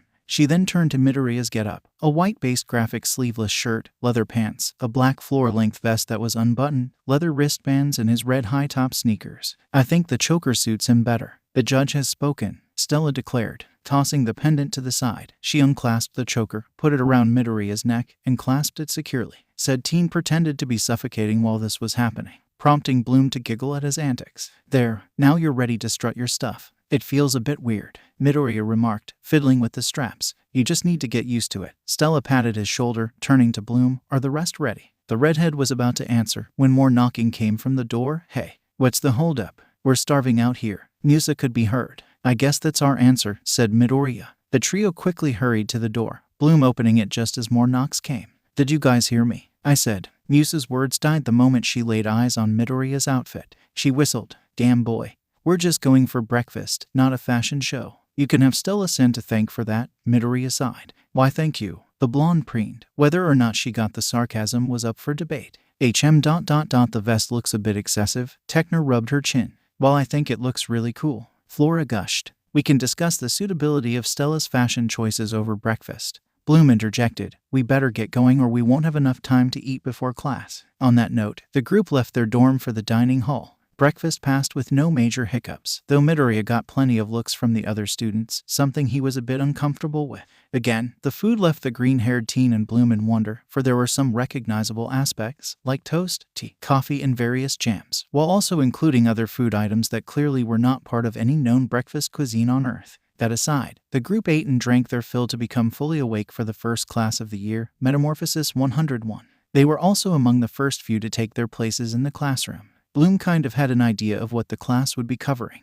but she had absolutely no idea what the work will be like, and it unsettled her. Midoriya seemed to be in a similar state, if the tremble in his hands was any indication. Several of the other students who were slowly trickling in also shared the sentiment, made clear from the nervous looks they were casting to one another or to themselves. At 8 o'clock sharp, the first bell echoed throughout the school. The class now waited for their teacher to show up. Seconds turned to minutes, and the door did not open once. Confusion was slowly mixing with the nervous energy in the room. Midoriya sent Bloom a questioning glance, and she returned it with a shrug. Eventually, a brave student at the front row stepped out of her desk to peer behind the teacher's desk to see if their elusive professor was hiding behind it. But judging from her still confused face after standing back up, there was really no one there. Or so they thought. I'm surprised that you thought I'd be hiding in such an awkward place, lass, when I'm really just in plain sight. Startled shrieks ricocheted off the walls. Midoriya leapt a foot into the air. The disembodied voice chuckled, and suddenly, where there was just empty air, appeared a short figure with pale yellow skin, pointed ears, a dark green wizard's hat and matching suit and a flurry of sparkles. I always love pranking my students on the first day. Works every time. Coming down from her shock, Bloom leaned over to Stella. What kind of creature is he? Leprechaun. Bloom nodded. That explained the Irish accent. A wonderfully good morning to ye all and welcome to the first class of the year, Metamorphosis 101. I am Professor Wizges and I'll be your teacher for this coming year. The short leprechaun stood up and began pacing around the desk. Metamorphosis is the limitless art of changing your appearance, and once you have reached the highest proficiency, you can transform yourself into anything from a baby to a babysitter. Midoriya hummed in wonder. Now to give ye all a sample of what metamorphosis can do, look at me, an average leprechaun. Wizges pulled his mouth to the side. His entire body shook wildly, and quite suddenly, he morphed into Griselda. Midoriya flinched at the sudden memory of drenching the head of discipline the day before. The other students gasped at the likeness to the most feared woman in Alfea sitting before them. To the Queen of Detention. After the initial surprise, the students applauded and cheered their teacher's show. The faux Griselda then shook, and in a moment, Wizges was back into his regular appearance. He leapt off from the teacher's desk and landed on the desk of the student behind Midoriya. But for today, we're going to start with the basics, for any attempt to copy what I just did at such an early stage might result in a few accidents that will be a pain to rectify. We don't want any of you to turn into a pile of shapeless slime, after all. Wizges raised a finger, and a swirl of sparkles enveloped the room. We'll warm up with a simple exercise, changing your hair color. Mirrors phased up from the desk of each student. Midoriya took his gingerly. Look at your reflection, concentrate on your magic, and visualize how you want your hair to appear. Go on, give it a try. Bloom stared at her reflection and closed her eyes. She imagined her hair in a different color and concentrated, trying to use her magic to alter the color just as she visualized. She felt something trigger inside her, travel up towards her head, and flow down the length of her hair. When she opened her eyes, she found her efforts rewarded with her hair in a maroon color with purple streaks. Seeing her success, Midoriya attempted to do the same. He closed his eyes, imagined his hair in a different color and channeling into his magic. At first, nothing happened, so he tried concentrating harder. But instead of his hair changing color, his mirror shattered with a loud crash. Midoriya shrieked, attracting the attention of Professor Wizges and the rest of the class. "Oh dear, lad." The tiny professor bounded up to the green-haired teen. "Don't you fret much, it's only your first try. Here, let me help you fix this up." He waved his hand, and the shattered mirror repaired itself into its previous pristine state. "Do remember to keep practicing. Then you'll succeed." On that word of encouragement, Wizges leapt to another desk to check on the rest of his students. Midoriya released a breath. He could do this. The teen closed his eyes again, concentrated a little softer, and envisioned his hair a different color. This time, he felt something deep within him, so he tried to reach inside for it to channel it up to his hair, only for the mirror to fly out of his hand and hit the girl in front of him with enough force for her to pitch forwards and smack her forehead against her desk. Again, all attention turned towards Midoriya. The brain girl spun around, snarling viciously at the green-haired teen while nursing the bruise on her forehead. Sorry." Midoriya winced, hands up in surrender. Midoriya flopped down onto his bed dejectedly. "In the end, I was the only one who didn't even make any progress at all." He whined into his pillow. "You just need practice," Stella said from her bed. "I have been doing that, but all I've done so far is cause trouble with the mirror." Indeed, throughout the entire exercise, Midoriya's mirror had done the following: leap out of his hand and hit Professor Wizges, shoot up and got stuck on the ceiling, went flying out of the window, resulting in a broken window pane, hit several more of his classmates, become enchanted to actually walk out of the classroom. The last one had cost him the rest of the exercise, as the mirror refused to be caught, leading him in a chase around the entire campus. It was only after an unexpected encounter with Farragonda was Midoriya able to return to class, only to find that Professor Wizges had moved on to the theory portion of the lesson. Heaven bless Tekna for agreeing to make a copy of the notes he had missed for his perusal later on. "I think there's something wrong with your channeling," Stella remarked. "Let's try it one more time." "Yeah." Midoriya sighed, but sat up nonetheless. He took the mirror and stared at his reflection. "How were you doing it in class?" Stella asked. "Well," Midoriya scratched his cheek. "I stared at my reflection, closed my eyes, then concentrated, and tried to channel my magic into changing my hair color." The blonde met. "I think you shouldn't focus the energy towards your reflection in the mirror. Rather channel the energy into your visualization." Midoriya nodded. He turned to the mirror and closed his eyes. He concentrated on visualizing his hair as a different color from the normal forest green. He felt his magic inside him, and gingerly reached out to it, mindful not to provoke it and soak the room with water as a result. Once he made contact, he slowly drew it up to his hair, keeping his visualization at the forefront of his mind. Growing a bit tired, Midoriya let go of his magic and opened his eyes. He was disappointed. "All I managed to do was make myself look as if I'm in zero gravity." His locks were all levitating over his head. "But that's still something," Stella rebuffed. As Midoriya shook his hair back down, "At least you didn't do anything with the mirror this time. I think you just need more practice." For the next half hour, Midoriya continued practicing with his magic. However, all he managed to do was mold his hair into different shapes. He had just opened his eyes from his latest attempt, only to find his hair standing dead straight in sharp spikes when knocking came from the door, which then opened. "Yo Midoriya, Stella. We're about to go down for an early lunch. Do you want to?" Musa stepped into the room, only to stop dead in her steps as she noticed Midoriya. We're just going for lunch, you know, not performing for a rock concert." Midoriya shook his hair down with a sigh. "I know." The rest of the day was an eventful one. After a hearty lunch, the class gathered for their next lesson, potions. They gathered in a classroom not all that different from the one they spent Metamorphosis 101 in. Alfea actually had 3 potions laboratories, 1 for each year level. However, the second and third years were also having their potions lessons too, and the laboratory Stella blew up was still being repaired, so hence the temporary change of setting. The lesson was completely theory, partly to it being the first lesson of the syllabus, and partly due to the destroyed laboratory, something that the potions professor, an impassioned middle-aged woman by the name of Nerlia, kept going back to far too many times to be considered normal throughout the lesson. She must be still really hung up about Stella Sen's botched spellwork ruining her pride and joy last year, Midoriya thought to himself as he and the girls made their way down for dinner. After the final meal of the day, the students returned back to their dorms for the evening. The hours before curfew were spent washing up, preparing for the next day's classes, and getting ready for bed. Midoriya went to bed a little later than the others, primarily because Stella wanted to finish her nighttime skincare regime before turning in, and partly because his thoughts kept him up after the lights were turned off. This first day didn't go exactly as he had hoped it would in terms of academic progression, and it left him wondering, how was tomorrow going to go? His class had lessons on curse breaking and botany in the morning, but there was a practical flying lesson in the afternoon. He wasn't sure if he was going to make any progress at all tomorrow, or if he was going to lag behind even more than he was now. Midoriya sighed and turned over to his side. He'll see how it goes tomorrow. Right now, he needed his sleep. Breakfast was the standard affair. Midoriya helped himself to some buttered toast and what looked like scrambled eggs, unusually not joining in the conversation that much. Sitting beside him, Bloom was talking to Musa about something he wasn't paying attention to. Is there something wrong, Midoriya? Flora suddenly asked him. You're being unusually quiet this morning. The green-haired teen sighed, putting down his half-eaten toast. I'm worried about the practical flying lesson this afternoon, Flora said.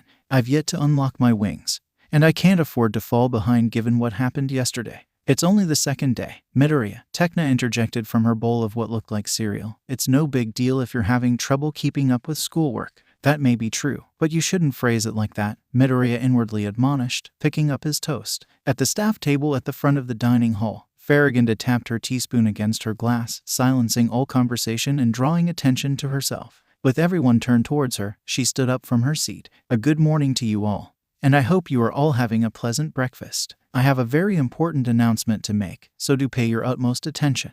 Midoriya glanced at Bloom before returning back to the headmistress. Every year, it is a tradition here in Alfea to host the back-to-school gala on the second night of the academic year. Afternoon classes will be cancelled to give you all the chance to go to Magix to purchase clothes if needed, or to help decorate the main hall if you wish to volunteer. All students are invited to the gala, and the gentleman from Red Fountain will also be attending. Excited noise broke out immediately. Midoriya could hear the girls around him gush about the hot and cute boys coming to the school and what outfit they were going to wear tonight. Farragonda clapped her hands. Quieten down, everyone, I wasn't finished yet. All the noise died down again. Thank you. Now, as I was about to say, to maintain our standing as the best school for fairies in the magical dimension, we must treat our guests warmly and be exemplary hosts. But we also expect you all to maintain good discipline and not to get too intimate with our guests, Griselda added in with a stern gaze over the student. The staff will act as minders to make sure no hanky-panky or other illicit acts take place tonight. We do, however, Farragonda continued, highly encourage everyone to mingle and make friends with one another. To facilitate that, the gala will include a dance to round off the evening. The gentleman will also be bringing a surprise gift for you all, so I'm certain that tonight will be one of fun and laughter. Now I won't disturb the rest of your breakfast, but be mindful that classes will begin in 20 minutes. Thank you for your attention. The headmistress sat back down, and the excited chatter picked up again. Impervious to it all, Midoriya fell into his thoughts. He was temporarily relieved to hear that the flying lesson was cancelled. Plus, he had never attended an event like this before, and the Red Fountain students were coming too. Wait, Midoriya started. If the Red Fountain students were coming, that means Raikyo's would be coming too. He felt his stomach tingle with nervousness. The mere thought about the dark-skinned specialist put him into a state of unease, especially when he remembered those cold ruby-red irises that seemed to instill danger and a warning of imminent destruction. The green-haired teen steeled himself before he ended up spiraling into a panic attack. He reasoned to himself, Raikyo's sin didn't harm me in any way last time round, because I didn't provoke a response. If I do encounter him, just be polite, don't antagonize him, don't give him a reason to attack me. I'll be fine. Trying to focus his thoughts away from Raikyo's, Midoriya wondered about something else that was bothering him about Farragonda's announcement. If the Red Fountain students were invited, why weren't the witches of Cloud Tower invited too? Across the lagoon from Alfea, on a rocky mountain top filled with jagged stones and sheer cliff drops, looming high against the backdrop of a severely overcast sky with the occasional flash of lightning, the Cloud Tower School of Witches rose imposingly over the landscape. Inside the main assembly hall, witches in training from all 3-year levels had gathered, waiting in throne-like seats for their headmistress to appear and address them. There was curiosity and uncertainty in the air, as the only thing they were told about this address was that it was of great importance. Some were speculating, while others just silently waited. Lightning flashed on the overhead windows, followed by the loud rumble of thunder. As if on cue, a figure made their way onto the balcony overlooking the entire hall. That's her. She's so strange, a freshman quietly remarked. Headmistress Griffin was certainly a sight one would never expect to see on an average day. Pale skin with a slight greenish tint with large purple hair, dressed in a dark maroon dress with a stiff collar and faded blue detached sleeves. Her large eyes scanned the entire hall. Her lips tightened into a devious smirk. My dear witches, her voice echoed throughout the hall. I hope your first day here has been full of wickedness and mayhem. I've called you all here today because of an event happening tonight that has filled my heart with disgust and contempt. The fairies at Alfea are hosting a back-to-school dance, and once again, we were not invited. Griffin paused for a moment to let her students jeer and curse at the news. That's right, the headmistress continued. Again we have been snubbed by the fairies who think themselves too good to mingle among us witches, that their laughter and light has no place alongside our cunning and deviousness. Well, I say that we turn the tables on them, turn their smiles into wails of despair and fear. The students were now paying attention eagerly, though a few, one of them a burgundy-haired girl wearing gothic punk-style clothes, looked rather uncomfortable. I will be holding a school-wide competition. The aim is simple. Come up with your best plan to sabotage Alfea's precious dance. The winning submission will be awarded a gift certificate to Aberzombie and Witch, and I know you all would love to get your hands on that. They did just release a new line of clothing I'm sure you're dying to show off. Griffin paused, letting the excitement brew for a moment before continuing. That aside, I want all proposals to be submitted by lunchtime, and the chosen submission will be carried out tonight. That's all I have for you all. And may the worst witch win. Griffin turned around and walked away from the balcony. As excited chatter filled the hall, a certain trio of witches were scheming between themselves. Sounds like a good reason to go after Stella's ring. Icy told her companions, what do you girls think? Darcy, Stormy, shall we come up with a plan? Why not? Darcy shrugged. It's been a while since I've seen fairies cry. But we'll have to go to that lame-ass party, Stormy complained. I'd rather be doing something more fun tonight than be surrounded by those pixies. Trust me, Stormy dear, it will be worth it. Icy's smile was absolutely evil, and we're going to make it horrendously fun. Back at Alfea, Bloom was in the common room, reviewing her notes from the morning classes. As she sifted through the pages in her notebook, the sound of a door opening drew her attention away from the written words. Hey Bloom, so what do you think? Oh wow, Stella, that looks really pretty. The dress itself was eye-catching. A long, flowing orange skirt, blue fabric forming the collar, running down the back and accentuating the skirt, and a bikini top of matching orange with blue detailing across the bust. Thank you, Bloom. It's an Iwink was Rye. And I just knew it was the perfect dress. Granted, it wasn't cheap and I maxed out the credit card Daddy gave me, but I just had to get it. It was calling out to me from the shop window, crying please, buy me now. The redhead couldn't stop the chuckle from her friend's antics. Gotta say, Stella, that is one fresh-looking dress, Musa remarked as she emerged from her room, dressed in a red and magenta outfit clearly inspired by East Asian clothing. The collar was almost separate from the rest of the outfit, connected by two pieces of fabric to a top that was off the shoulder and ran down to her hips. A pair of magenta flared pants and a pair of red headphones completed the ensemble. You look really cool too, Musa. Bloom flashed a thumbs up. Thanks. Hey how do I look? Flora stepped out of her room, a little shy about her outfit. The gown was rather voluminous of a light shade of pink, while the bodice was a darker shade, with green straps weaving around her shoulders and neck. The skirt had small flowers embroidered along the length, and the hemline was lined with green detailing. Her hair also sported twin buns and a rose hair clip.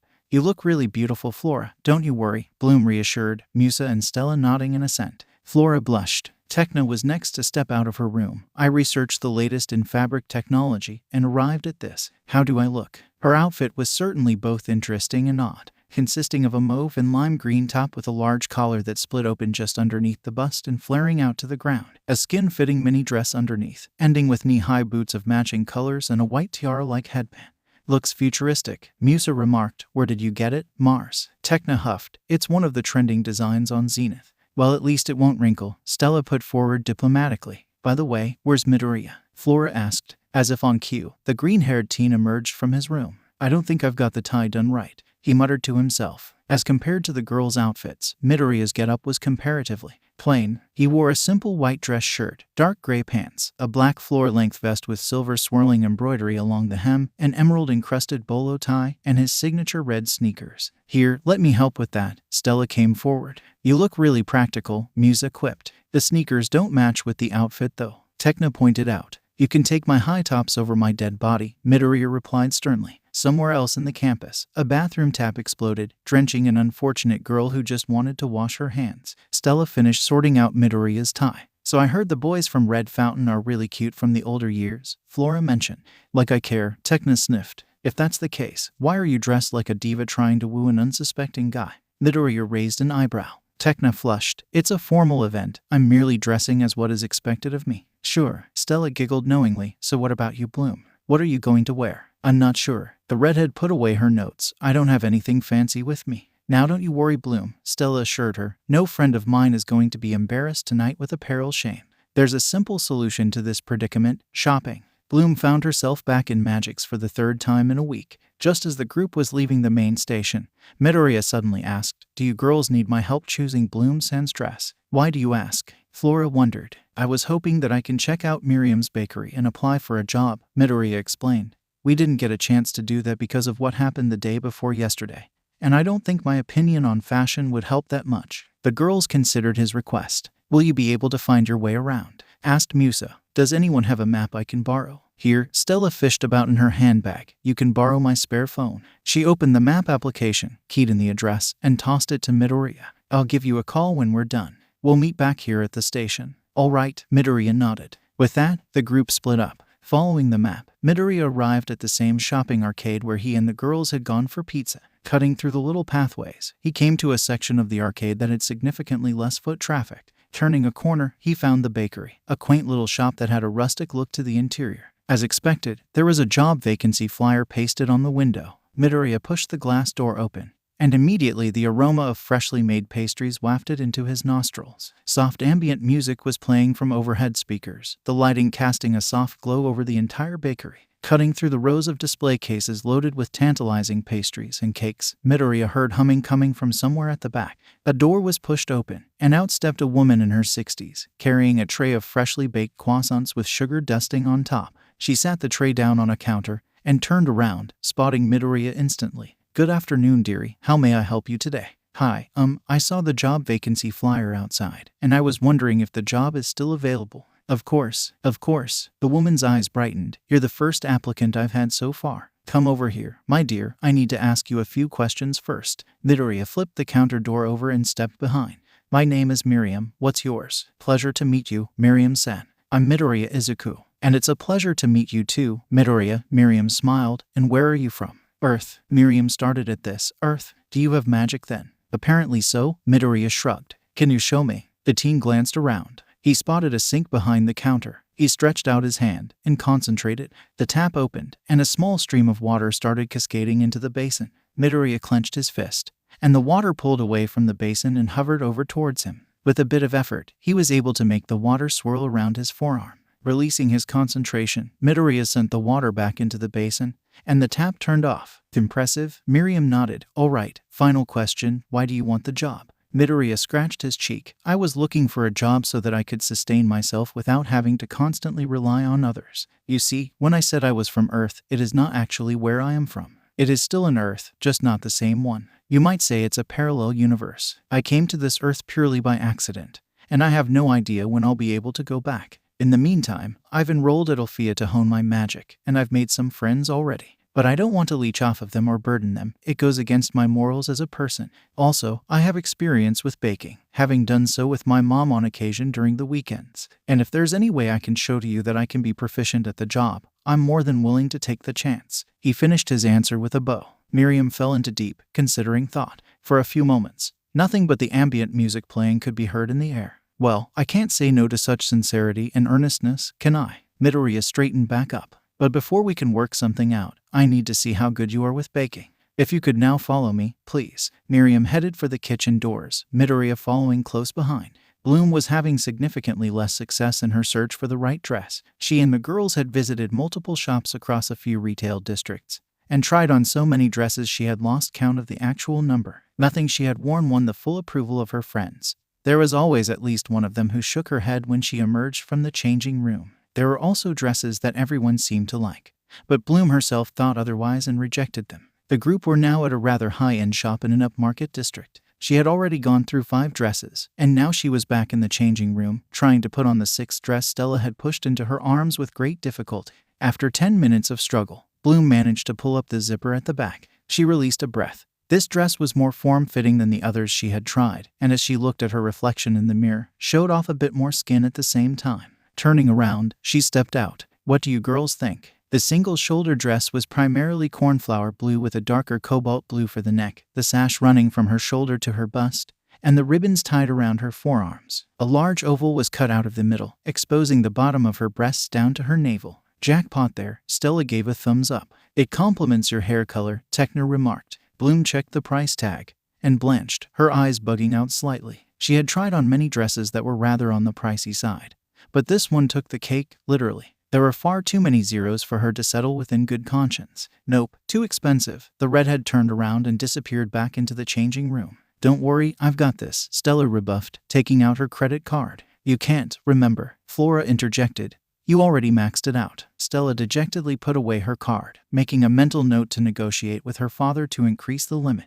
The girls left the shop with dejected hearts. The sun was already beginning to set. There wasn't much time left. You girls should go back first, said Bloom. You sure? We can stay with you, Musa asked in response. I'm sure, Bloom nodded. You all need to get ready, and you need to meet up with Midoriya.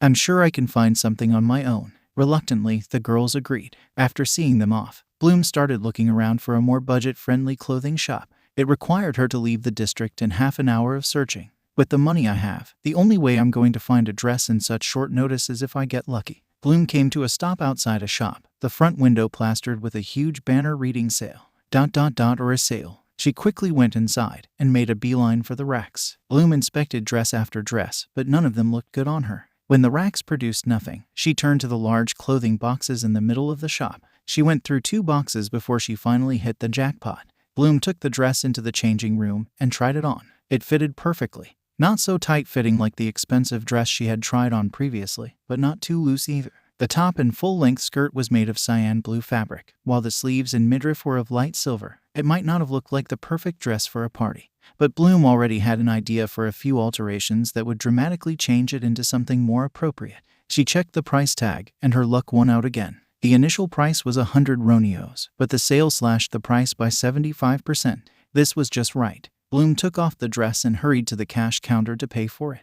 Adding to her streak of luck, the lady at the register recommended a pair of high heels that complemented the dress, and it was only 25 ronios after the sale. Bloom quickly bought the shoes and added the box into the shopping bag containing the dress. Thanking the lady, she rushed out of the shop. A nearby clock showed the time 5:12 p.m. Bloom realized she needed to hurry and dashed for the nearest bus stop that would take her back to the main station. Meanwhile, back at Cloud Tower, Icy, Darcy, and Stormy had been summoned to the headmistress office. I've went through dozens of proposals, but until I came across yours, I've never read such a despicable, abhorrent, disgusting, repulsive, and absolutely repugnant idea. Griffin told them pointedly. In other words, it's the best. The 3 witches smirked at their headmistress' praise. Thank you, Ms. Griffin. Icy nodded. It's the perfect plan to sabotage their fun and laughter, Griffin continued, presenting the gift certificate as promised. I trust that you will do Cloud Tower proud. Darcy took the certificate. You can count on us, Ms. Griffin. Tonight will be filled retching, gagging, and non-stop vomiting.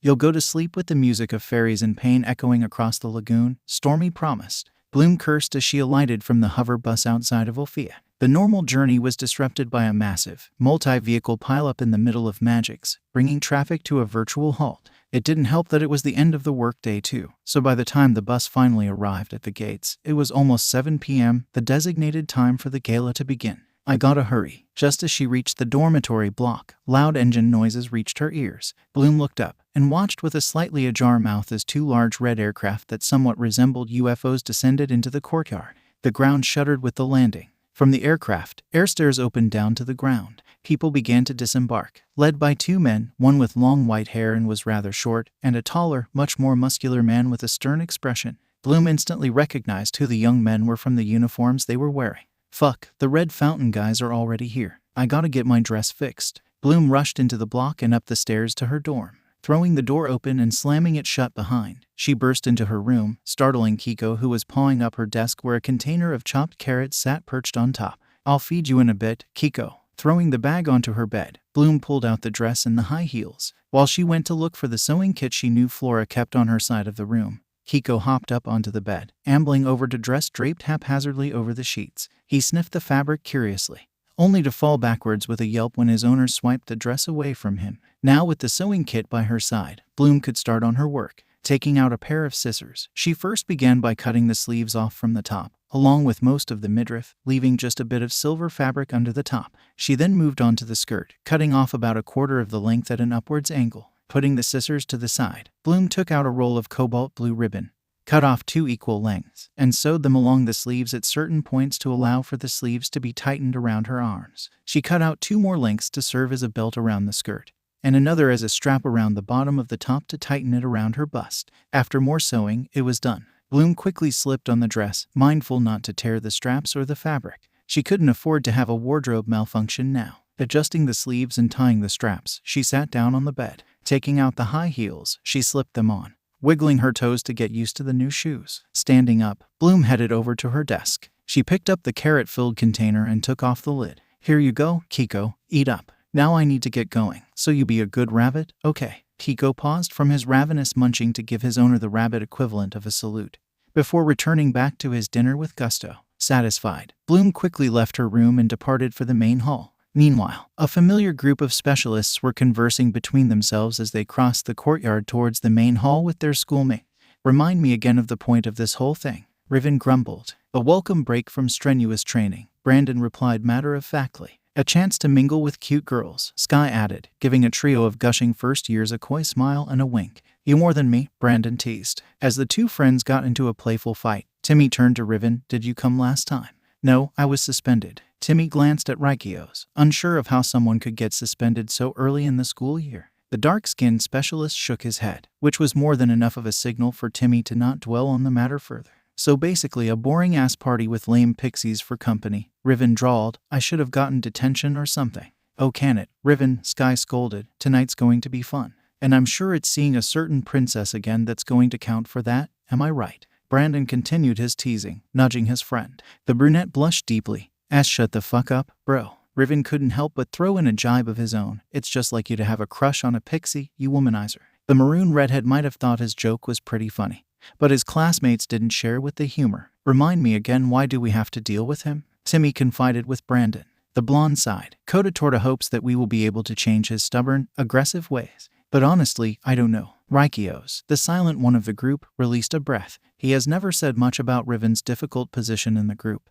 And to be frank, he didn't care much either. His mind was on the party that was about to start, and on one particular green-haired boy. It was unusual, since Raikios never really thought about most people except for his family and the group he was part of at Red Fountain, preferring instead to focus his time and energy on training and expanding his knowledge before he was to fulfill his duties as the next king of Lunkamda. Yet ever since leaving Earth with the hunting troll, Raikios couldn't stop thinking about Midoriya Izuku, that timid, cute, and freckled boy who had no trouble with getting his hands dirty with a sharp weapon. Midoriya intrigued him, looking for all the world like a damsel in distress who wouldn't hurt a fly one second, and the next, a brave warrior capable of taking on dangerous creatures without the fear of injury or death. There were a lot of contradictions with Midoriya, and it both fascinated and unnerved him. Just who was Midoriya? Raikios knew the boy had magic, but just what else was the freckled cutie hiding behind that facade? It had to be more than just looking perpetually frightened and nervous if he took on a hunting troll and survived. The dark-skinned specialist was taught from young that first impressions mean nothing. A human was far more complex than superficiality. The mystery of Midoriya drove Raikios towards a singular goal. He wanted to get to know the green-haired enigma better. This boy stood out like an outlier, even more so if he had actually enrolled in Alfea as Princess Stella said he was, and Raikios wanted to grab that opportunity to understand the boy who managed to chip at his famous stoicness completely. "You should have told us that we'd be walking," Darcy whined. "I wouldn't have worn these heels." The three witches were hurrying along a dark tunnel which was part of an elaborate underground system that connected the three magical schools. They were built in case of emergencies centuries ago, and most people have already forgotten about their existence in this age. Those few who do still remember the tunnel system don't give them much thought as well. "Stop your bitching, will you?" Icy hissed. "Once the ring of Solaria is ours, we will ride in chariots everywhere." "Are we almost there, at least?" You're the one who's holding the map," Stormy pointed out. Darcy blushed, peering back down at the parchment filled with a confusing mess of black lines. The blinking light on one of the lines indicated their position, inching closer and closer towards Alfea. "Okay, Alfea's just ahead. Then let the games begin," Icy chuckled. Bloom was hurrying down the corridor. Everyone else was already in the main hall, and she didn't want to be that fool who stumbles into the event late. Heaven knows she won't be able to live down the embarrassment. But as she was about to turn round a corner, a voice reached her ears. "I think we're close to where the gifts are stored." Bloom started. She recognized that voice. It belonged to the witch with the electrically charged hair and dressed in maroon. She peered around the corner. It was the three witches who attacked her and her friends 2 nights before in Magix. What were they doing here in Alfea? Whatever it was, it can't be anything good. Bloom followed after them, maintaining a safe distance and pausing behind every corner to hide herself from their attention. Pursuing them led her to a corridor not too far from the main hall, judging from the loud chatter that could be heard further down. Bloom hid behind a corner, peeking out to see what the three witches were planning to do. This place is such a drab, Darcy sneered. Why the Red Fountain boys want to hang out with these losers is beyond me. Jealous, Icy smirked. As if, girls, we have more important things to do now, Stormy cut in. A little help would be most appreciated. Icy and Darcy shot her a shared glare, but nonetheless approached the two chests that were sitting innocuously against the wall, both bearing the Red Fountain coat of arms. Stormy laid a hand on one of the chests. We'll use the resulting chaos and mayhem to sneak in and steal the ring. Yeah. We came up with the idea, Darcy sassed. Stormy ignored her, standing back up. First, we need to locate the ring, said Icy. Darcy stepped forward, stretching her hands out. The spell is cast. Show us the past. Reveal to us where the ring of Solaria is hidden. Bloom watched as a cloud of purple miasma manifested in front of Darcy. A vision appeared in the miasma, like a video being played, showing Stella putting the ring into a clam-shaped box and placing it into one of her treasure chests for safekeeping. Bloom felt her stomach drop. This is going to be like stealing candy from a baby, Stormy smirked. Your turn, Stormy, Icy said. Said which opened the chests, revealing rows of golden eggs with orange spots on them, the moonlight glinting off and producing a shimmering effect.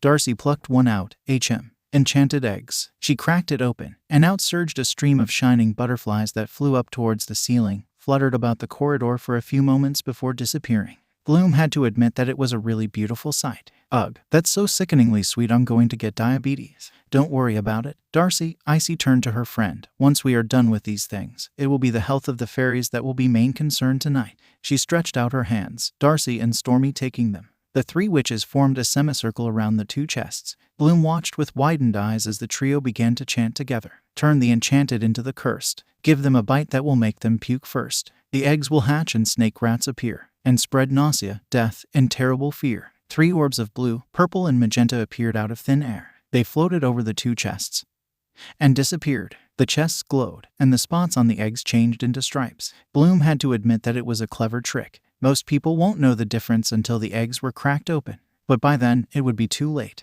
Now all we have to do now is sit back and watch the chaos unfold. Icy laughed, Darcy and Stormy joining in on the cackling. Bloom stayed quiet. The chests were closed and the three witches hurried down the corridor. Bloom slipped out of her hiding spot and stealthily followed them, pursuing them into the grounds. She could see the witches duck into an enclave of bamboo just across from the main hall where the party was already underway. I need to tell the others about this, Bloom thought to herself. Rushing back inside, Bloom hurried towards the main hall. She skidded at the entrance and dashed inside, not pausing to take in just how beautifully decorated the hall was. From the crystal chandeliers hanging from the vaulted ceiling to the banners hanging down from marble columns carved and ornamented with gold, or bask in the attention her dress was receiving from the other partygoers. She needed to find her friends quickly. The trouble was, the hall was packed to the brim, with all year levels from Alfea and Red Fountain packed into one space. Locating her friends seemed as easy as trying to find a needle in a haystack. Pushing past people and apologizing as she went, Bloom had no luck finding a familiar face in the crowd.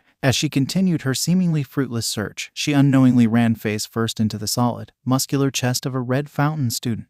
Bloom would have stumbled backwards if it weren't for strong arms wrapping around her and holding her securely. Oh fuck, I'm so sorry, she apologized, pushing her hair out of her face. When she looked up, she instantly recognized the blonde hair partially covering bright blue eyes. Oh, you're Brandon, aren't you? Brandon smiled. Yep. Bloom, am I correct? Are you okay? Yeah, I'm fine, sorry about that. The blonde released the redhead from his grip and eyed her dress. That's a really pretty dress. Where did you get it? I actually got it from a budget store with an ongoing sale. Bloom spun in a slow circle, a few alterations and additions, and we have Bloom Couture. Brandon was both impressed by the redhead's work and amused by her joke. Anyway, I hope you don't mind, I need to be off. I need to find my friends. Oh, it's fine, Brandon shrugged. I think I saw Stella and a few others hanging by the punch bowl. But maybe we can have a dance later. Of course, I'll see you later. Bloom waved, then disappeared back into the crowd, Brandon watching her go with a smile. A bit more pushing and apologies, she finally reached her friends. Oh hey Bloom, you're here. Stella brightened, and wow, your dress. I love it. Where did you get it? Not now. The redhead shook her head. Something's about to happen, and it's going to turn this party into bedlam.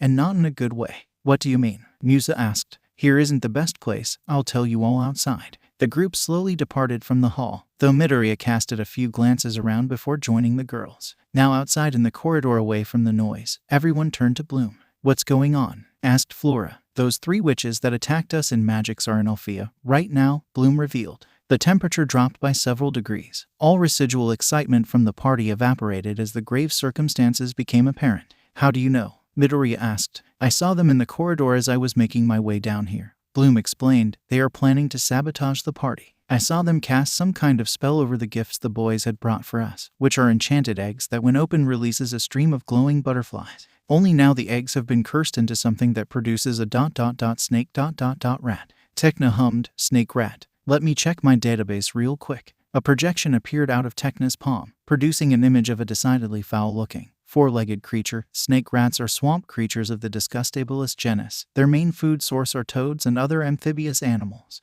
Their bite is so venomous that it causes severe projectile vomiting on first contact. Furthermore, if the victim is allergic to the venom, death can happen within 10 seconds if no antidote is administered.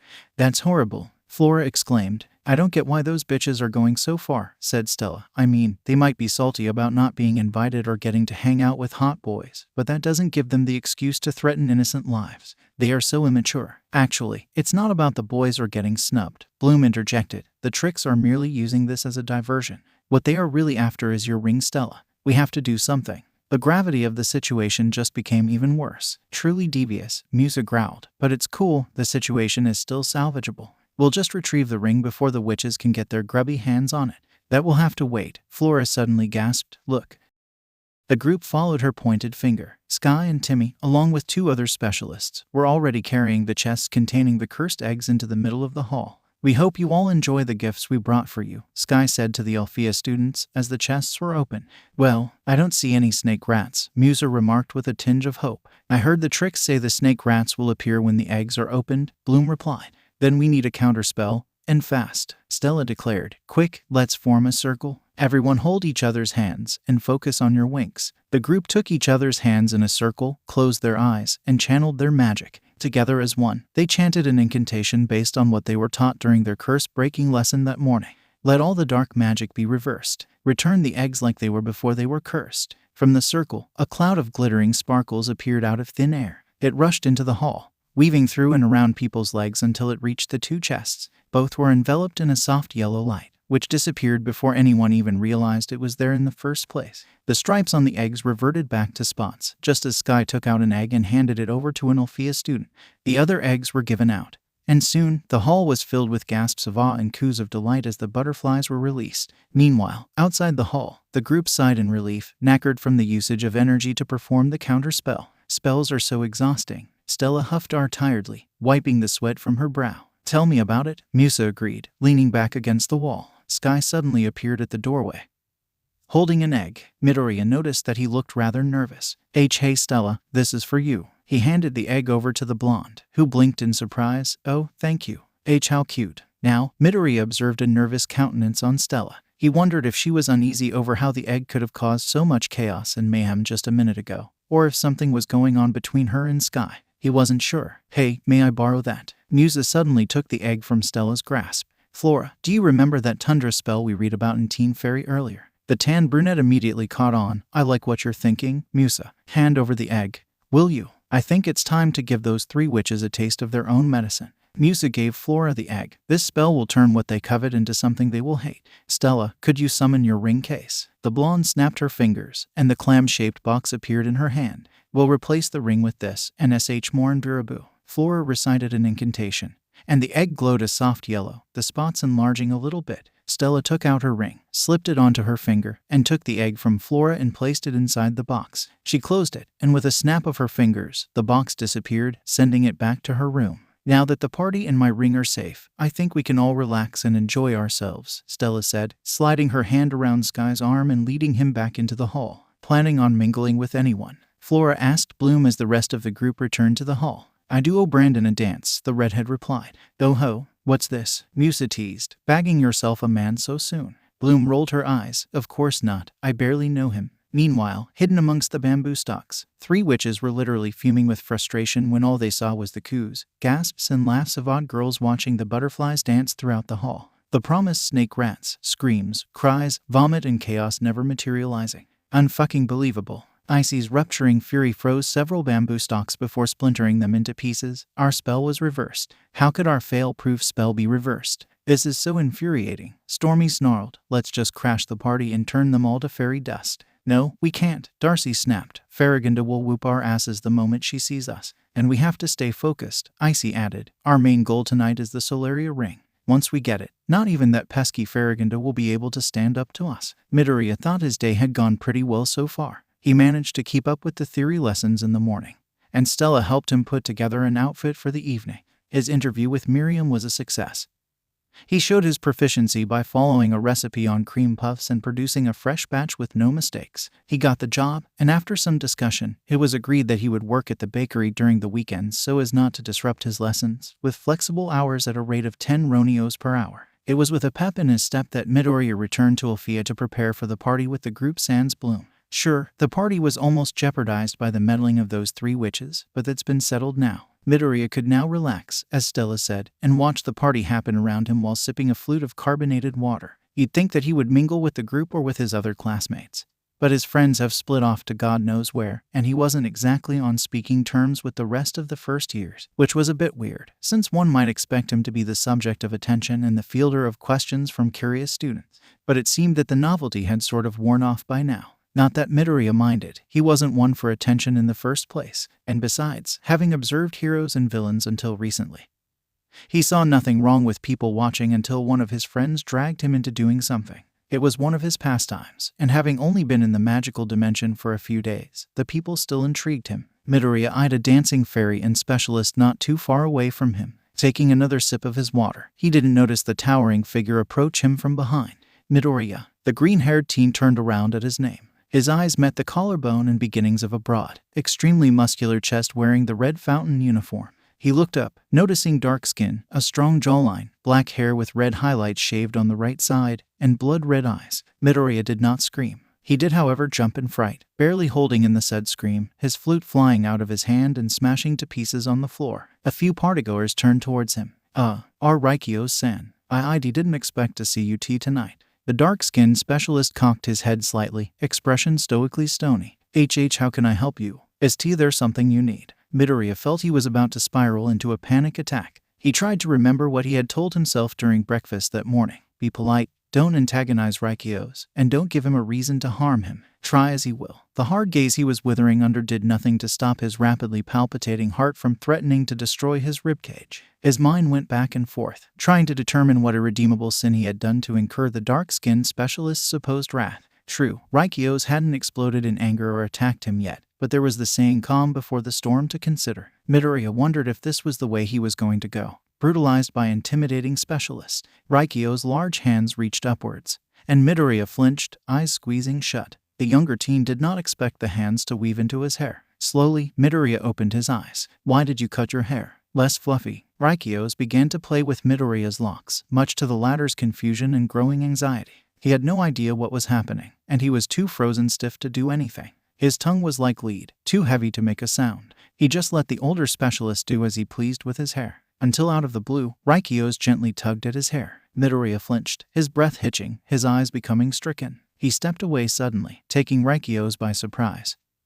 Who let go of the forest green locks? The younger teen said nothing, as he turned on his heel and dashed for the exit, bumping into multiple partygoers and ignoring their indignant shouts in his rush to escape. Raikyo's was left behind, unsure of what had just happened. Did I do something wrong? The specialist wondered. Bursting out of the hall, Midoriya rushed through the corridor, stumbling in his steps. In his haste, he failed to see Stella's clam-shaped box floating down the corridor in the opposite direction. Up ahead, a male bathroom awaited. Midoriya threw the door open and rushed inside. He beelined into a toilet cubicle, barely remembering to lock the door behind him. He had just made it to the toilet bowl, leaned over it, when he heaved. Back in the bamboo enclave, the 3 witches were becoming gleeful. Here it comes, Stormy uncharacteristically squealed. The box floated over towards them, coming to a landing in Icy's palms. At last, the ring of Solaria is ours, Icy declared rapturously. The 3 witches cackled loudly in their victory. Though, I can just imagine the power that is ours to wield, Darcy gushed. Well said, Darcy. Well said, Icy grinned maliciously. Fuck with the Pixies party, they may be laughing and celebrating now, but when we unleash the power of Solaria over the land, they will cower before our might. I can't wait to see their faces contort with fear and despair, Stormy said excitedly. You and me both. Stormy, Icy nodded. Now let's get the hell out of here. I can't stand to be in the presence of such happiness and light. The three witches made to move, when Darcy suddenly stopped. Hang on. Both Icy and Stormy turned to her. What is it? Let's get going. The latter snapped. I sense a significant spot of negativity inside Alfea, said Darcy. Eyebrows were raised. What do you mean? Asked Icy. Someone's not having a pleasant night right now, Darcy continued. An outlier, if you will. Icy and Stormy glanced at one another, then to their brunette friend. You've got me interested, Darcy, Icy said. Why don't we have a little peek at who it is? Maybe we can make her night even worse. We get to mess with a fairy. Stormy brightened. Count me in. Do your stuff, Darcy, Icy nodded. The brunette witch concentrated. Hone in on the darkness, the identity of the source we demand access. A dark purple miasma appeared before them. Like before, a vision materialized from the miasma, this time revealing Midoriya hunched over a toilet bowl, hurling up his stomach contents. I thought our curse was reversed, Stormy asked. Their darkness is more from fear and the rise of unpleasant memories. Darcy shook her head. Nothing to do with us. Hang on, I recognize the hair. Stormy continued. Isn't that the boy you accidentally froze 2 days ago in Magix, Icy? Indeed it is. The pale witch nodded, before a truly devious look crossed her sharp features. He wasn't part of our fight against those pathetic fairies last time. Why don't we give him something really sickening to curdle his stomach even more? I like the sound of that. Darcy grinned, canceling the vision. Stormy nodded her assent. Great, let's do this. Midoriya wiped his lips, coughing violently. He felt weak, his head spinning, and the taste of stomach acid and bile coated his mouth. His heart was still going at 100 kilometers per hour. And his mind was in a mess. He shakily stood up, breathing laboriously, a trembling hand reaching for the flush, sending away the remnants of food and drink down the drain. Sauntering out of the cubicle, he stumbled over to a sink. He turned the tap open and scooped several handfuls of water into his mouth to rinse out the foul taste in his mouth. More water was splashed over his face to cool himself off. Turning off the tap, Midoriya gripped the sides of the basin, trying to steady his breathing. He had hoped that until he was able to return home, he would be able to put his previous life to the back burner and focus on his time here in the magical dimension and Alfea, as Stella told him to do. But Raikio's tugging his hair triggered a single memory, out of many that he wished was buried deep in the recess of his mind and impossible to dig up. But they were still there, just out of sight, but still close enough to pounce at the right moment and tear him down. Midoriya shuddered. It was a memory of multiple occasions where Kakin would grab him by the hair and throw him either to the side or against the wall whenever he was threatening him. Several times, it would be in the school bathroom, where Kakin or one of his lackeys would again grab him by the hair and force his head into a toilet bowl. If they wanted to be extra cruel, they would flush the toilet while his head was in it or use a blocked toilet, threatening him with drowning multiple times. And those eyes, oh heavens, those eyes, red as blood, dangerous and deadly. Midoriya only saw pain and trauma associated with ruby irises. Kakin promised anger, explosions and fire. He didn't know what Raikios promised, but the potential of great harm was a near certainty with his intimidating disposition and immense strength. Midoriya turned the tap back on and splashed more water on his face. Perhaps he should just call it a night. Go tell one of the girls that he wasn't feeling well and retire to the dorm. Yes, that sounded like a good plan. He turned off the tap and wiped the excess water from his face. Midoriya let out a sigh, pulling away from the sink and heading for the door. Opening it, he stepped out, only to realize that something was not right. Instead of the hallway, it was the grounds outside of the castle, specifically near the main hall where the party was still ongoing. The moon and stars were out, setting a backdrop against the silhouette of the vegetation surrounding Alfea. Midoriya blinked, his mind still processing how he managed to get outside when by right he should still be inside the castle. He turned around, hoping to go back where he came from, only to face a blank wall. Okay, something was seriously not right here, if the foreboding in his empty stomach was any indication. So nice of you to join us. The unfamiliar voice made Midoriya spin around. His eyes widened. There standing before him was Icy, Darcy, and Stormy. What do you want with me? Midoriya tried to pull his nerves together, attempting to ignore the growing fear and anxiety in his stomach. Nothing much, Stormy replied with mock innocence, just to sate our curiosity. I thought only girls enroll in this lame-ass school for pixies. Midoriya was inching away from the witches, eyes darting about for any possible escape paths. I have magic, and Miss Farragut allowed me to enroll to hone my skills to protect those who have taken care of me. Did you hear that? Darcy grinned. The loser thinks he can protect others with his weak, little magic. Lofty goals, and quite unrealistic, don't you think? Icy mocked, the words striking the memory of a certain #1 hero on the rooftop. Did you even stop to think about whether you were able to protect yourself? Panic setting in, Midoriya tried to make a run for it. Just where do you think you're going, little boy? We're just starting the fun after all, Icy crooned. Ice bracelet. A ring of ice shot out from the pale witch's hands, blocking Midoriya's path of escape. It curled in towards him, forcing the teen to jump out of the circle before he could be encased in another frigid prison. He had no desire to experience another second trapped in ice. Feeling his body temperature slowly drop and vital organs shut down from the frigid cold. Heel of oblivion. Darcy stamped her shoe onto the ground. Fissures began tearing the earth apart, racing straight towards Midoriya. With a shriek, he jumped away from the advancing crack to avoid falling into the unknown. But just as he thought he was safe, a spinning tornado summoned by Stormy blew him off his feet straight into the crevice. Before he could tumble headfirst into the abyss, with reflexes honed from years of dodging Kaken's attacks, his hand grabbed onto the edge of the crack, stopping his fall. Midoriya struggled against the force of gravity to pull himself out. The witches appeared over the crevice, smirking evilly. "There's no escape, you pathetic Earth boy. Just how that stupid Farragonda allowed you into her school is beyond me," Icy mocked. "You don't even have powers to protect yourself." Midoriya wanted to retort that he had magic powers. Otherwise, how was he able to fight off Nut, the ghouls and the hunting troll? How was he able to get into Alfea? How was he able to get the job at Miriam's bakery? But he was too busy trying not to die. And for some reason, his magic seemed to have disappeared. It was not responding to his call for help, to aid him from an untimely end. "May I do the honors?" Icy asked her friends, relishing in Midoriya's predicament. "Go right ahead," Darcy nodded, Stormy agreeing. "I can't wait to see the mortal terror on his face in his final moments." Icy began casting an incantation, her hands starting to glow. Midoriya felt his heart seize. He was going to die tonight, wasn't he? And no one will none the wiser, having a great time with friends while he passes on to his next life, alone and completely worthless. Just a useless Deku, as Kaken always sighed. No, that wasn't true. Not anymore. He remembered Bloom, Vanessa and Mike. And Stella, Musa, Flora and Tekna. They got his back when no one else was. They were his pillars of support against bleakness and hopelessness. They held him firm when everything seemed lost and gone. They were there for him more than the people in his old world. His mom, All Might, Kaken no. That explosive bastard did not deserve that endearing nickname anymore. At the brink of death, Midoriya finally realized Bakugo for the person he was. Bakugo was no hero. Heroes don't destroy everything in their paths and laugh at others' misery. They don't threaten the weak just to boost their egos. They don't tell others to end their lives over things that are out of their control. Bakugo only cares for power and glory, not the welfare of those who need help. He is a villain, that's all that could be said about him. A heartless, soulless villain with no morals or inkling of human decency. A monster, that was what he was. And that was what these three witches were. Monsters, villains, bullies. No different from Bakugo, and just as heartless. Midoriya had enough. Too long had he been beaten down by the bad in the world. Too long he had allowed these epitomes of bad and evil threaten him and those who he had come to hold dear to. Too long had he done nothing to fight back. He might not have a quirk, but he had magic now. The power of water had chosen him. And it was now time to set things right. He was no longer worthless, useless, or weak. He is a hero, someone who defends the helpless, protects the innocent, and saves the day. Furthermore, he is a fairy. Midoriya let out a loud, earth-shaking yell as light exploded outwards from his body. Magic WINX. Power surged through every nerve ending as he underwent his transformation.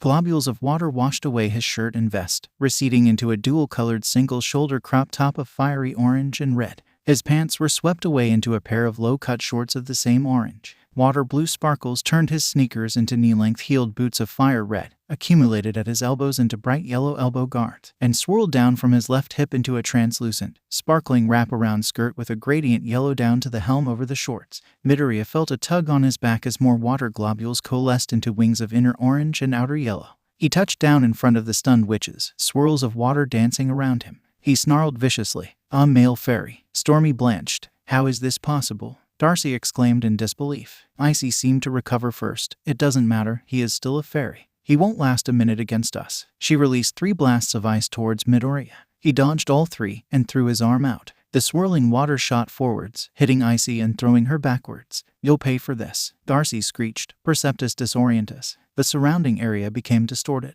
Midoriya slammed his hands against his ears as a high-pitched ringing sound threatened to blow out his eardrums. As the noise grew worse, Midoriya racked his splitting head for a solution. It came when his wings suddenly fluttered on their own, lifting him off the ground several feet into the air. He quickly realized that the spell had no effect whatsoever in the air, allowing him to use his power to send back a blast of water that knocked Darcy off her feet, cutting off the spell. Stormy avenged her friend by releasing lightning bolts towards Midoriya. He dodged, and then retaliated by surrounding the witch's head in a sphere of water, Not long enough to drown her, but enough to disorient her and send her stumbling once he cancelled the spell. Out of the corner of his eye, Midoriya saw a barrel of ice hurtling towards him. He flew out of the way, as it raced straight towards the glass windows of the main hall. Meanwhile, as the battle raged outside, Tecna turned to Flora, who was sipping a glass of fruit juice. Say, do you have any idea where is Midoriya? I haven't seen him in a while. Me neither, Flora shrugged. I wonder if he is Oka. She was cut off by the sound of glass shattering.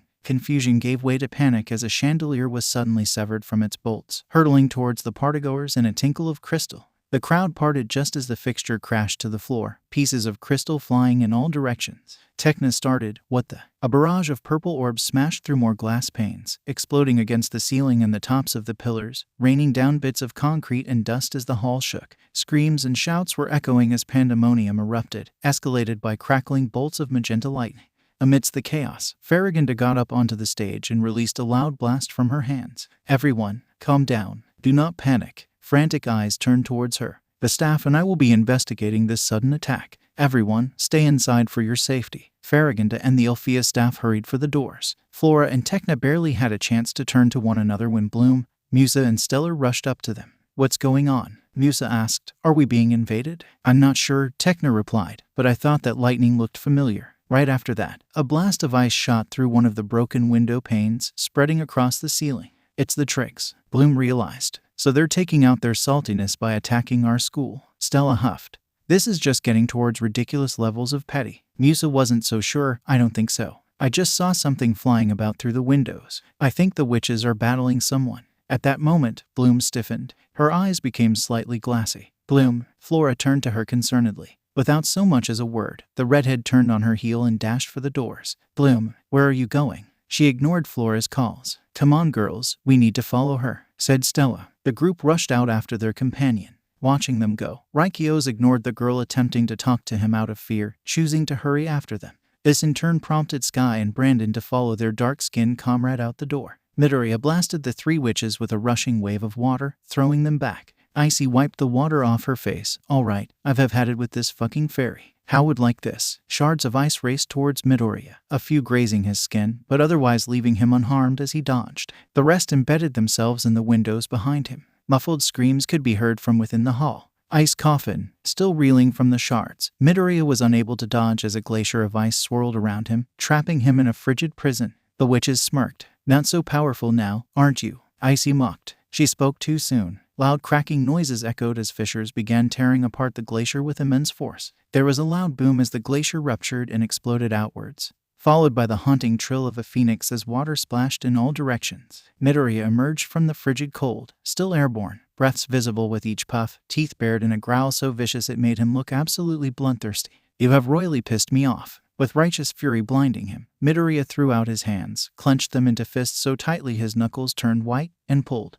Darcy suddenly screamed, her legs giving out and sending her crumpling to the ground, writhing in agony. Icy and Stormy watched in disbelief and horror as red streaks began to appear over her arms, shoulders, neck, and face. Blood seeped from every orifice possible, ears, eyes, nose and mouth, and levitated towards Midoriya, swirling around him. The harder he pulled, more blood flowed. Some of the red streaks appeared to rupture as well, red spreading in splotches throughout Darcy's skin. While he didn't look like it with his expression contorted with rage, Midoriya absolutely loved the sound of Darcy's screams and her torture like macabre music to his ears. He relished in the excruciating pain she was forced to undergo, and it fueled his desire for more. She was not the only one. Perhaps he should try to pull the blood out from Icy and Stormy as well. They also hurt him and his friends, and they were villains too. Shouldn't they deserve to be punished as well? Midoriya was just about to extend his pull to the other two witches when an unexpected voice interrupted his concentration. What is going on here? His concentration broken, Midoriya was snapped out of his wrath-induced blindness. The pull was released, and the blood swirling around him fell over his body and ground in a splash of crimson. Darcy went completely still. The only sign that she was still alive was her groans and her labored breathing. Fuck, it's Farragonda, Stormy cursed. Icy grabbed her bleeding friend and snapped her fingers. The three witches were enveloped in an ice-blue light. Hold it right there. The advancing headmistress fired an orb of light towards the fleeing trio, but ultimately missed when the witches disappeared before the orb could make contact with them. Midoriya blinked, looking down at his blood-stained hands blankly. He barely registered touching back down onto the ground. What just happened? He felt someone approach him from behind. Who are you? Midoriya turned around, coming face to face with his headmistress. Farragonda started, as did the rest of the staff. Oh my good heavens. Midoriya. He turned to the call. Bloom skidded to a halt before him, followed by the rest of the girls and the 3 specialists. Oh my god, you are covered in blood. Are you hurt? Is everything okay? Bloom looked almost hysterical with worry. I am fine. Bloom-san. Midoriya found his tongue. Holy fuck, Midoriya. Stella was mind blown. Yeah, I grew my wings. Midoriya also sounded like he didn't quite believe it himself. I managed to unlock my fairy form. You look really cool. Musa gave a thumbs up. Thanks. As the group gushed in awe over his wings, Farragonda came forward. Midoriya, please tell me everything that happened. The green-haired teen explained how he had rushed to the bathroom because he wasn't feeling too good, only to find himself outside of the castle with no explicable explanation on how he got there when he was done. Then those 3 witches from Cloud Tower who attacked us in Magix accosted me. They very nearly finished me off when my powers suddenly went supernova. My wings sprouted, and I was able to fight back. Why are you covered in blood, lad? Asked Professor Whizges. I don't know, Professor Whizges, Midoriya admitted, scratching his cheek. I remember getting trapped by Ices, one of the witches, by the way, ice. It was so cold, but all I could feel was white-hot anger coursing through my body, my vision completely red. I managed to break out of the ice, and then pulled on something inside of me. I heard screams, and the smell of iron and copper in the air. My vision only returned when Ms. Farragonda's voice snapped me out of it. I saw one of the witches, Darcy was her name, I think, had blood pouring profusely down her body, how and why I don't know. The staff looked at one another uncertainly, not sure what to make of it. We have a lot to discuss and think about tomorrow. And I have a pen a stern letter to Headmistress Griffin about her students' behavior, Farragonda finally said. But for now, I think we should relieve the stress of tonight's events by returning to the party and enjoying ourselves for the remainder of the night. She waved her hand at Midoriya, a flurry of sparkling lights removing the blood and returning him into his party attire. As the headmistress and the staff turned back towards the castle, the girls surrounded the green-haired teen. Midoriya, you have got to tell us what was it like single-handedly fighting those witches? Stella gushed. Actually, I wasn't thinking that much when I got my wings, Midoriya replied. You see, The group made their way back towards the hall, talking as they went. They paid zero attention to the 3 specialists watching them go. Sky whistled. Man, I knew Midoriya was someone special, but I didn't expect this. Makes you wonder just what other secrets he's got hidden away, Brandon remarked. Raikios had to agree with the blonde. His first thought on hearing that there was an altercation happening outside of the hall was that Midoriya was in trouble. He didn't hesitate to rush out to aid the boy, only to realize that not only was his intended help unneeded, Midoriya was able to trounce his attackers with such ferocity and viciousness that it made him unnerved just looking at him. He certainly didn't pity the witches being the victims of the smaller boy's wrath. Furthermore, Midoriya was a fairy. As far as Raikios knew, fairies were entirely female. But Midoriya threw that notion to the wind, and made such an impressive showing that Raikios couldn't care less for that fact. Plus, seeing him covered in blood had a strangely appealing effect on his heart, which was pumping a bit too fast for just an observation. If anything, his goal of getting to know Midoriya just got further cemented and reinforced. As Raikios turned on his heel to return to the party, he made sure to locate the green-haired fairy again. Back in Cloud Tower, Icy and Stormy returned to their dorm filled with bitter rage. Serious blood hemorrhaging. Any longer and Darcy would have been dead. Stormy screamed the words the school healer diagnosed her friend with. I am going to kill that son of a bitch. Not now, Icy reminded, trying not to lose her already thinning cool. We're already on thin fucking ice over what that twerp did to Darcy. We can't do anything now without tipping Griffin off that we failed.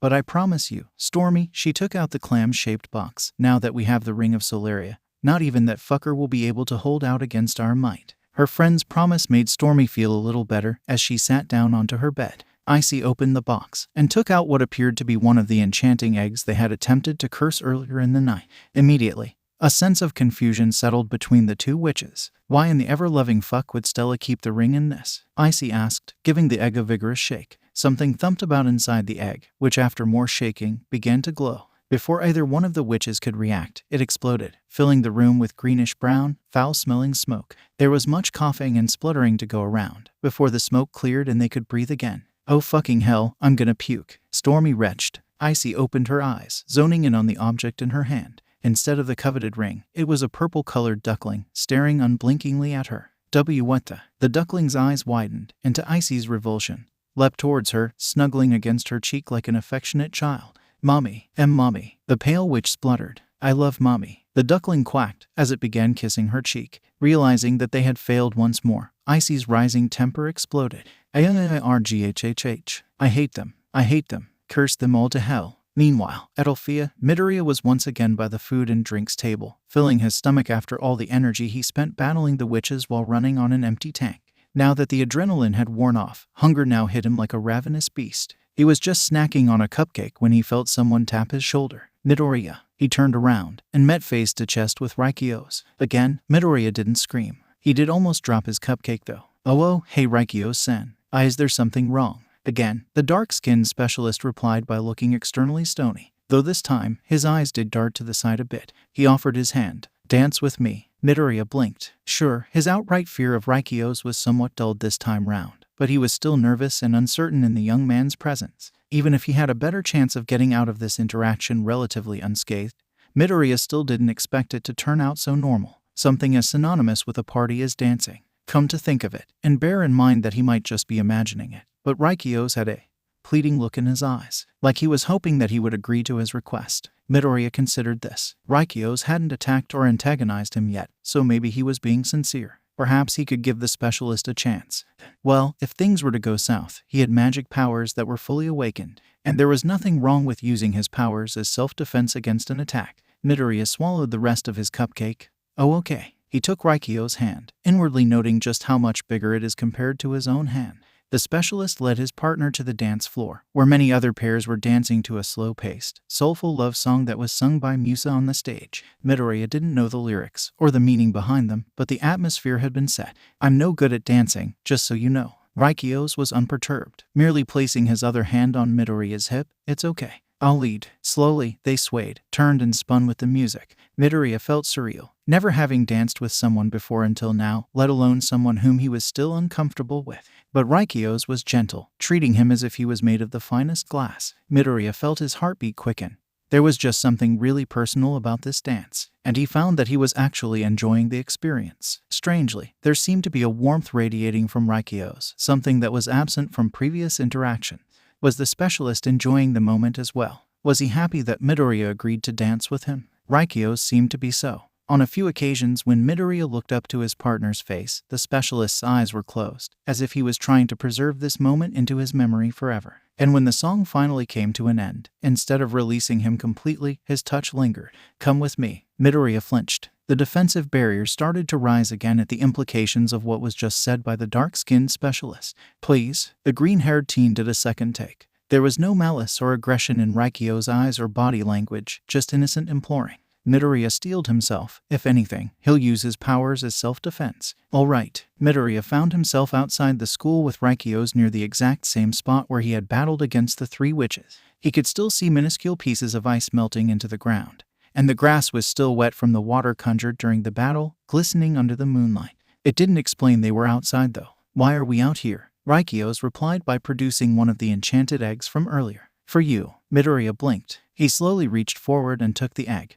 "Open it." The teen did as instructed. The flurry of glowing butterflies burst into existence. But instead of flying upwards to the sky and out of sight, the butterflies fluttered around Midoriya, draws breaths of awe from the teen. "They're really beautiful." Raikyos hummed. Midoriya turned to the specialist. "But why did you save one for me?" "I wanted your night to end on a good note," Raikyos replied. "You went through a lot, facing those witches. I wanted you to have at least one happy memory." Midoriya felt a fuzzy warmth fill his heart, temporarily pushing his default discomfort towards Raikyos to the back burner. "That's really sweet. Thank you, Raikyos-san." Midoriya was treated to an unexpected sight. The corners of Raikyos' lips rose upwards minutely into a small grin.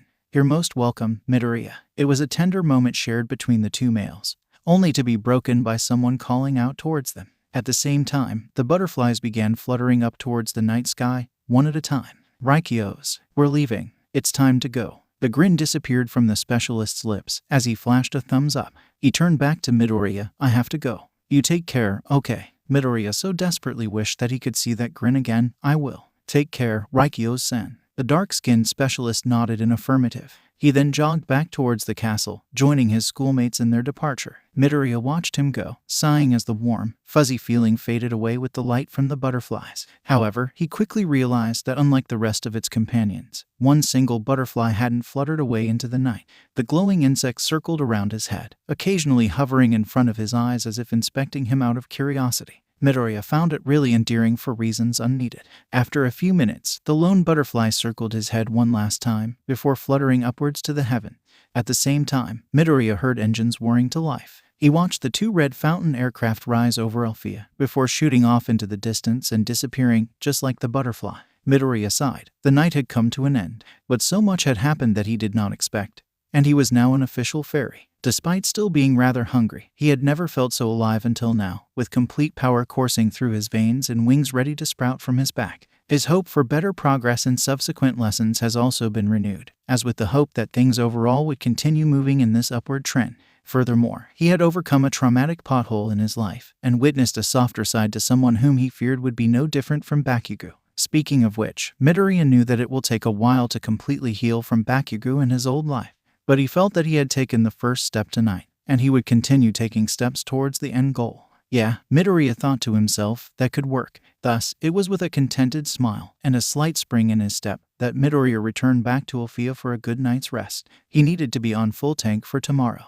Midoriya felt distinctly off when he woke up the next morning after the party. There was a prominent ache spreading across his upper back, and it made moving his shoulders and upper arms almost impossible without exacerbating the pain he was already in. In hindsight, he really should have expected this to happen. He sprouted his wings for the first time last night, and he flew for the first time too. His scrawny body wasn't used to such exertion, and now he was paying the price for this oversight. He heard Stella yawn as she rose to the new day, and made his grievances known. "Stella-san, could you use your scepter to put me out of my misery?" "What's wrong, Midoriya? My upper back is in literal agony."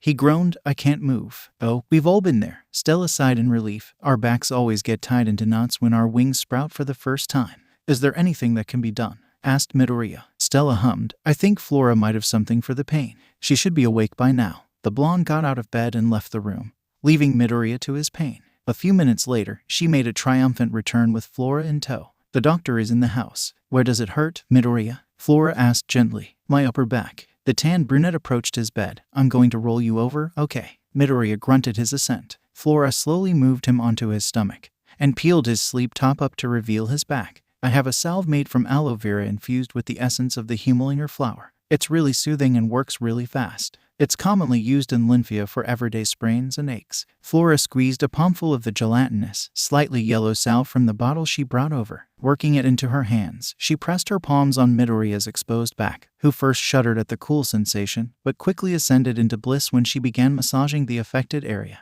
"Oh my god," Midoriya moaned, his eyes rolling back and drool beginning to drip from his ajar mouth. Whatever pain he was in was being washed away by the soothing cold and rubbing that pierced deep into his underused muscles and relaxing the knotted fibers. He hadn't been fully out of slumber when he woke, and the rapturous massage was threatening to send him back to sleep, if it weren't for Stella rapping lightly on his head. "Ah, don't go back to sleep, Midoriya. The day is about to start," he grumbled quietly. Flora massaged a bit more before pulling her hands away. "There, that should keep you covered for the next 8 hours. Thanks, Flora-san. You're the best," Midoriya muttered into his pillow. Not planning on letting her roommate laze around any longer, Stella shooed Flora out of the room and dragged Midoriya out of bed. She had to plan their outfits for the day, after all. Flora's salve was a godsend. The morning after breakfast was the practical lesson on flying that had been postponed due to the back-to-school dance the day before. Their teacher was a diminutive half-fairy, half-pixie being called Pacola. She began the lesson with a bit of theory on the basics of flying, touching on important aspects such as which muscle group to use to avoid strains and the ideal landing position.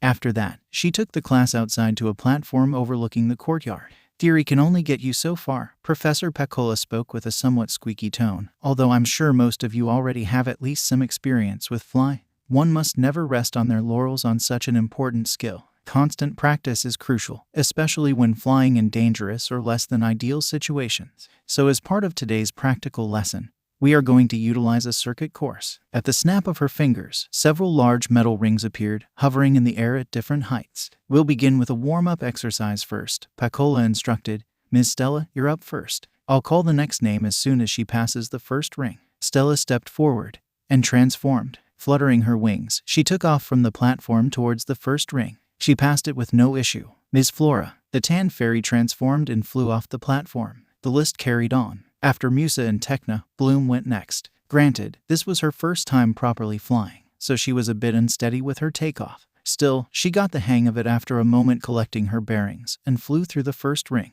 Next, Mr. Midoriya Izuku. Midoriya would have to be completely deaf and really stupid to not notice the whispers from his classmates. He easily picked up the doubt that he was able to sprout wings in the first place, let alone fly. It seemed that Farragut didn't tell the rest of the students the whole story last night. Well, time to blow some minds, eh? Midoriya stepped forward and took a breath. Magic winks. The watching students jumped at the light bursting from his body. A moment later, Midoriya was standing determined in his fairy form. Startled gasps and frantic whispers echoed as Midoriya stepped towards the edge of the platform. He channeled energy into his wings, making them flutter and carry him a few inches off the platform. Midoriya set his gaze on the first ring and shot forward. It was not without its problems, though. The sudden shift from only being centimeters off the ground to meters where falling would mean severe injury rattled his nerves, making Midoriya falter in mid-flight. Only his reflexes saved him from falling, keeping his wings fluttering and allowing him to stay airborne. "Are you all right?" Hakula called from the platform. "I'm fine," Midoriya replied. "Just give me a second." He took a moment to stabilize himself. He then angled his body towards the first ring, moving himself forward with the constant fluttering of his wings. He eventually passed through the ring, prompting Pakula to kick off the next student. The good thing about the rings were that they remained stationary in the air, the only difference being their positions either above or below one another. Midoriya managed to maintain a steady rhythm in his wings, angling his body in accordance to the rings. Several girls passed him throughout the obstacle course, but he pushed the self-loathing thoughts down. He reasoned with himself. Most of the students have more experience in flying than him. It was only natural that he did things slower than his peers. He needed to keep practicing, though, it was clear, as he started to get a bit out of breath just as he passed the halfway mark of the course. By the time he returned to the platform, Midoriya was hunched over, sweating and panting hard. Here, Flora offered a water bottle. "Drink up." "Thanks, Flora-san." Midoriya took it and drank it all in one go. "You did great for your first time, Midoriya," Musa said. "There is room for growth, though," Tekna added. "I have several tips on how to improve your strength and stamina that we can discuss later." Midoriya nodded, still trying to slow down his breathing. The last student completed the circuit course, and Pakola addressed the class. "Now that we are all warmed up, we can proceed with the actual practical. The circuit course will get progressively harder throughout the lesson, so I expect you all to remain focused." The professor snapped her fingers, and the once stationary rings began to move, some horizontally and others vertically. "Ms. Stella, you're up first." The blonde fairy stepped forward. Watching her go, Midoriya readied himself. He can do this, he will not fuck up here. By the time the lesson ended, Midoriya was both knackered and aching. Despite his best efforts, there were occasions where he was caught off guard by the rings, which moved progressively faster with each circuit. Before being dismissed, Pakola advised him to build up his strength and stamina to better react to changes in flight patterns and to sustain flight for longer periods of time. The professor also suggested he use the school gym to begin his training as soon as possible, so as not to fall behind his peers. Again, he was grateful for Tekna for her incredibly useful tips. She even offered to be his trainer whenever he used the school gym, having worked out regularly back home in Xena. Lunch was a standard affair. If one were to discount the multitude of students approaching Midoriya and asking if it was true that he had a fairy form, some of the more pushy ones even asked for him to transform to show them. Thankfully, Farragut stepped in before the onslaught sent Midoriya spiraling into a panic attack. "Yes, everyone," the headmistress addressed the school. "Midoriya Izuku is a full-fledged fairy, quite possibly the first male fairy in the magical dimension. Now, given that, I want you all to refrain from asking him too many questions. Midoriya does not have the answers to most of them, and neither do I or any of the staff. Let me assure you all that we are researching his powers, and will release any findings as such. But for now, refrain from making him uncomfortable and treat him just like any Alfean student." "Thank you." Farragut sat back down, and the would-be hecklers slowly dispersed and returned to their tables. Midoriya sighed. "I know this was inevitable, but still, I don't think it's going to stop," Bloom remarked, "at least, not for a while anyway." Meanwhile, Stella was deep in thought. "But you know, it might be not all that bad. Sure, we're going to get stared at and be the subject of whispers, but it just shows that we are a special bunch, that we stand out and are outliers in the crowd. Only you can spin this situation into something that sounds positive." Musa rolled her eyes good-naturedly as she took a spoonful of food. "And since we are going to be famous throughout the campus," Stella continued, as if she didn't hear the light jibe, "we should come up with a name for ourselves. Like, the Stellar Six, or the Super Six, or... Is it really necessary, though?" Tekna questioned. "We aren't exactly a club, which a name for will be much more befitting." "Does it really matter?" Flora interjected. "I think it's a great idea. We are a group of close friends, after all. A name for the group will connect us in a much more personal, closer manner." "Precisely, Flora." Stella agreed. Now what about? How about the winks? Bloom proposed. All eyes turned towards the redhead. The winks, Stella repeated. Sounds kinda plain though. I like it. Midoriya interjected. It's short, simple, and sharp. Yeah, and it's what brought us all together, Bloom added. Like, if I hadn't connected with my winks, as Miss Farragut told us on the first day, I wouldn't have met Midoriya, or any of you girls. You do have a point there. Bloom, Techner rubbed her chin. Well, for all those in favor of calling ourselves the Winks, raise your hand, Musa pronounced. Everyone except for Stella raised their hands, though the blonde did raise her hand too after a moment of thought. The notion has passed. Musa tapped her bowl with her spoon. From this day forth, we shall be known as the Winks. The newly christened group all high-fived one another, before returning to other pressing topics up for discussion. The week passed relatively quickly once things fell into a routine. To Midoriya's relief, now that he had unlocked his fairy form, practical classes involving magic came more smoothly for him. Metamorphosis went by with much more success. He was able to change his hair color to a bright green with golden stripes after a few tries, and on a separate attempt, made it grow longer until it covered half his face in an emo-like style. Other classes went by in a similar fashion, more or less. Magical defense started off a bit wobbly for Midoriya, since it was a new class, but he eventually achieved the aim of the lesson by being able to conjure a shield to protect himself from enemy spellfire. He and the girls also had their first practical potions lesson that week. It was a bit like modern chemistry, but with cauldrons, plant ingredients, and various liquids infused with magic. Partnered up with Flora, Midoriya was able to produce an acceptable sample at the end of the lesson, allowing him to go to bed satisfied with himself on a productive day. Then came Friday, and that day's lesson took a slightly different turn than previous ones. At breakfast, Farragut announced that the first-year lessons for the day were cancelled. Everyone but the Winks cheered, since Midoriya told them that the headmistress wasn't finished yet. Instead, the first years will be having an outdoor activity by the lake between Alfea and Cloud Tower. Farragut continued, since you will be outside for most of the day. Appropriate clothing has been delivered to your dormitories for you to change into. Professor Palladium will be your teacher in charge, and he will meet you at the lake itself. I wish you all the best, and make sure to eat your fill. The headmistress sat down again. Conversation returned to the first-year table, the Winks joining in too. An outdoor activity, Musa hummed, taking a bite out of buttered toast. I wonder what we're going to do. Midoriya wondered as he sipped his tea. I just hope it won't be too hot, Stella piped in. Considering it's just past summer, it might still be, Techner replied. The blonde groaned. Once breakfast had concluded, the Winks returned to their dormitories as instructed. On each of their beds were the promised clothing sets for the outdoor activity. Midoriya inwardly thought it resembled the stereotypical safari getup. Khaki top with pockets and a matching pair of shorts with more pockets, sturdy boots, and wide-brimmed hats. At least the clothes were wearable, as Stella put it when she paraded herself in front of the mirror. The Winks trooped down the courtyard where the other first years were gathered. Griselda did a head count to ensure everyone was present, and sent them off with a warning to maintain discipline. A short time later, the first years arrived at a clearing with a muscular and elf-eared professor with long, light orange hair who was sneezing periodically, the sun bearing down on everyone coupled with the humid, muggy atmosphere courtesy of the lake. All in all, not exactly the most pleasant feeling. Good morning, everyone, and welcome to the Black Mud Swamp. I am the professor sneezed violently, Professor Palladium. Please excuse the sneezes. I have the unfortunate luck to be allergic to the pollen from the Igglethrodd flower, which grows in abundance here during this time of the year. But anyway, as many of you rightfully are thinking, I don't usually oversee such outdoor activities. I instead teach magical reality, a class that will begin in a week or so in your first year. As it is, this activity is to replace the now-defunct floral magic class, but Ms. Farragut believes we can all still learn and benefit from the core learning points of said class today. A first year with a nasally voice suddenly broke in quite rudely. I'm in the wrong class. I'm from an urban realm.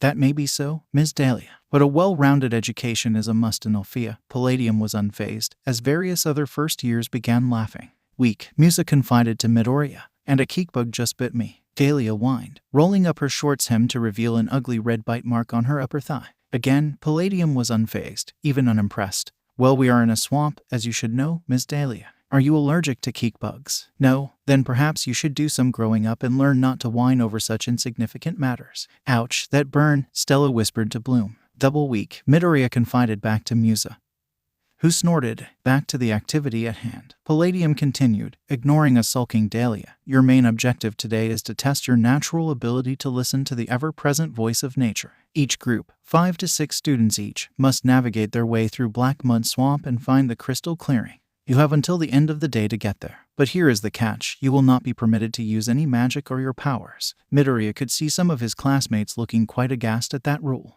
Only the voice of nature will be your guide. And do remember that it is not enough to just hear the voice, you must also listen to its advice. Now that is all from me. I'll be waiting for you all at the crystal clearing. But Professor Dahlia started, but Palladium disappeared in a burst of sparkles. Now on their own, the students milled about, forming their groups as instructed. The Winx broke away from the rest of the class. I guess there's no other reason to just hang around here, said Flora after a moment. Let's start looking. The Winx headed into the swamp, cutting and stepping through the thick vegetation. After several minutes, they encountered their first obstacle, a huge, muddy and slime-filled pond that had a decidedly unpleasant odor. Oh gross, Stella exclaimed. There is no way I'm stepping into that.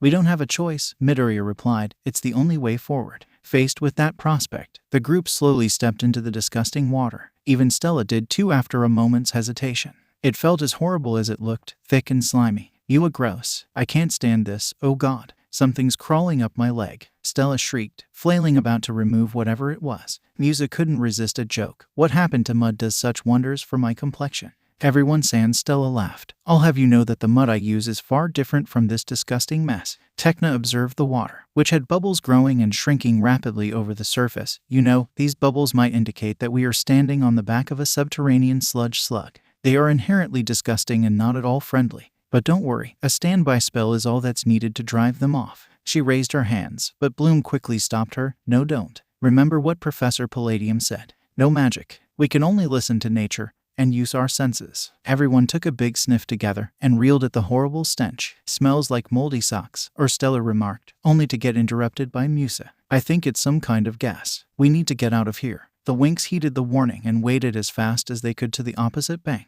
Clambering out of the pond, they took refuge behind a fallen log. Well, what is it then? Asked Bloom. Finding a pebble nearby, Midoriya picked it up and threw it into one of the bubbles in the pond. It burst, and a bluish-gray gas erupted into the air. Goodness, it's Medusa gas, Flora gasped. I've read that it's extremely dangerous, for the slightest contact would have turned us into stone. They watched as more bubbles burst, releasing the gas into the atmosphere. One popped near a tree whose roots were partially dipped into the water. The gas turned the roots into granite, racing up the entire length of the tree until the entire plant was petrified down to the very leaves hanging on the branches. I guess my information was incorrect. Tekna sounded disappointed. It's okay, Tekna, Bloom comforted her. We just need to be careful. Stella eyed the petrified tree. Talk about statuesque, to the laughter of everyone. Meanwhile, inside one of the dormitories at Cloud Tower, the Trix appeared in their shared room, looking a bit worse for the wear. Thank the ever-loving fuck we got out of there. Stormy sat down on her bed loudly. Zarathustra's classes are a bitch to sit through. Where is that stupid ogre? Darcy looked about irritatedly. His text message said that he'll be here, and I'm not risking detention just for him to not actually be here. Darcy's wardrobe suddenly shook, and a voice came from within. I'm in here. Can you let me out? My foot is asleep and there's an itch I can't reach. Let him out. Icy rolled her eyes. The brunette witch sighed, stepping over to her wardrobe languidly. She threw the doors open and stepped out of the way as Nut tumbled out and landed on the floor with a loud thud. The smell that followed almost made Darcy want to retch. Oh god, he reeks. Sorry, there's no ventilation in there. The ogre sounded sheepish as he picked himself up. Why the fuck must we keep him in there? Darcy grumbled. He's stinking up my wardrobe. Well, we have to hide him someplace large enough, Stormy pointed out. You know how strict Cloud Tower is with unauthorized pets. But if he doesn't do something about his OBO, the entire magical dimension will know he is here, Darcy shot back. Just do us all a favor, Nut, and find some way to clean yourself regular so we don't have to worry about Icy cut herself off when the annoying duckling that somehow stuck itself to her after their botched sabotage of Alfea's party bounded up to her leg, still quacking mommy. Ugh. Why me? Icy groaned, grabbing the infernal bird by its neck. Hey, look on the bright side. At least ducks don't smell, Darcy tried to reason. Icy glared at her, but continued either way as she threw the duck to the wall. We have to be careful. We break enough rules as it is already, from skipping classes, sneaking out and breaking into Alfea. But think about it, Stormy interjected. We're doing this for the greater evil. True, Icy agreed, turning her attention to Nut. Now what is it, you useless lump? What's so important that you couldn't tell us in a text? The ogre stuttered. Well, I was snooping around Red Fountain as you instructed me to do, your evilness. I was hiding in a wait. Where did I hide again? Nut, to the point. Darcy snapped. Oh right, sorry. Nut continued. I was hiding and I overheard someone say that a team of specialists are bringing the hunting troll to Magix today, and that they are going to hand it over to the authorities. And why exactly should we care about that stupid troll? Icy glared. This better not be your only piece of news. Before I... Hold on, Stormy interrupted. What if they interrogate him with a mind-reading spell? Even though the troll has a brain the size of a pea, they'll work out that it was us who ordered the attack. Point taken. Icy nodded. In that case, we'll just need to stage a little prison break, free the troll, and get rid of the useless shit permanently. Over the black mud swamp, a red fountain aircraft was slicing through the air at top speed, navigated by a familiar team of 5 specialists on their first solo mission. The one at the helm whooped as he sent the aircraft into multiple flips at one go.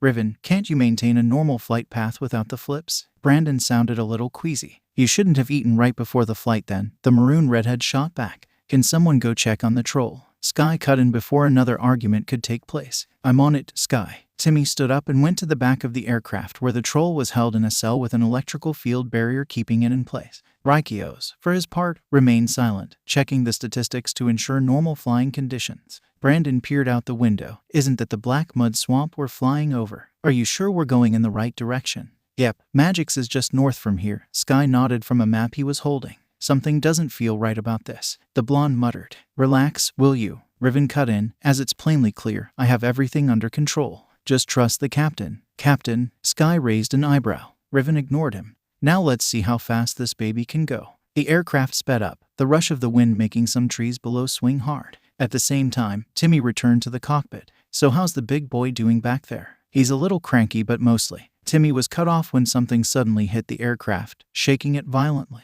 He almost lost his footing had it not from him grabbing Riven's seat. "'Kay, keep your eye on the sky. Riven, what in the ever-loving fuck was that?" Brandon shouted as the statistics began going out of whack. Rykios was running the monitors furiously to keep the aircraft stabilized. I'm not sure, but it definitely came from the outside, Sky replied, knowing from countless trial runs and simulations back at Red Fountain that this was not normal turbulence. Don't be an idiot, Riven mocked. If you knew how this thing works, you'd know that there is nothing on the sensors. A second, much stronger hit blasted the aircraft and sent it spinning out of control. With the hit damaging one of the wings, the aircraft lost altitude rapidly. From his training, Riven pulled the steering wheel in a last-ditch attempt to stabilize the craft but was ultimately unsuccessful. The ground was getting closer and closer with each passing second. The only thing left to do was attempt a smooth emergency landing.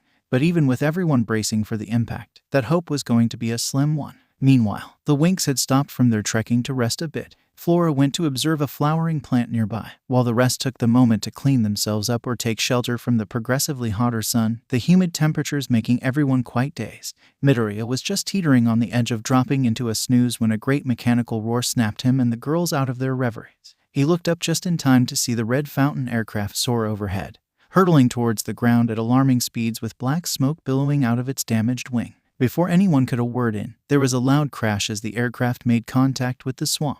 Fuck, it's a Red Fountain ship. Bloom cursed. The Winks was on their feet immediately and ran as fast as they could through the swamp and thick vegetation to reach the crash site.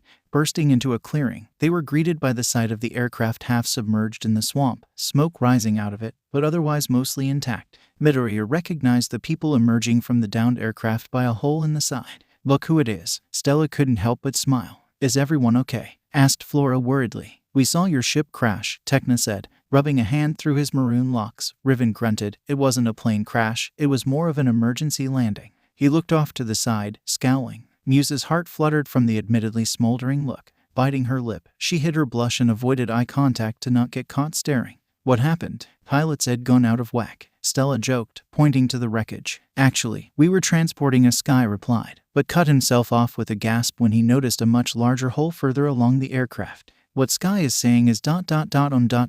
we're transporting a very important package to an undisclosed location. Brandon tried to cover for his brunette friend, but Sky eventually blew the entire thing right in the open when he noticed footprints leading away from the crash site further into the swamp. The troll got away. The Winks startled at that fact, particularly Stella, Bloom, and Midoriya. You lot let a troll escape? Tekna asked incredulously. Of fucking course not. Riven snapped. The aircraft malfunctioned. It was just an unfortunate accident. It was probably mechanical failure, Timmy tried to reason, though Bloom could see that even he was unsure about it. But it's cool. Riven attempted to downplay the seriousness of the situation. We have the troll in Adel shackles. Those things act as tranquilizers. Brandon explained. It's not going to get real far from here. Something silvery blue caught Midoriya's eye.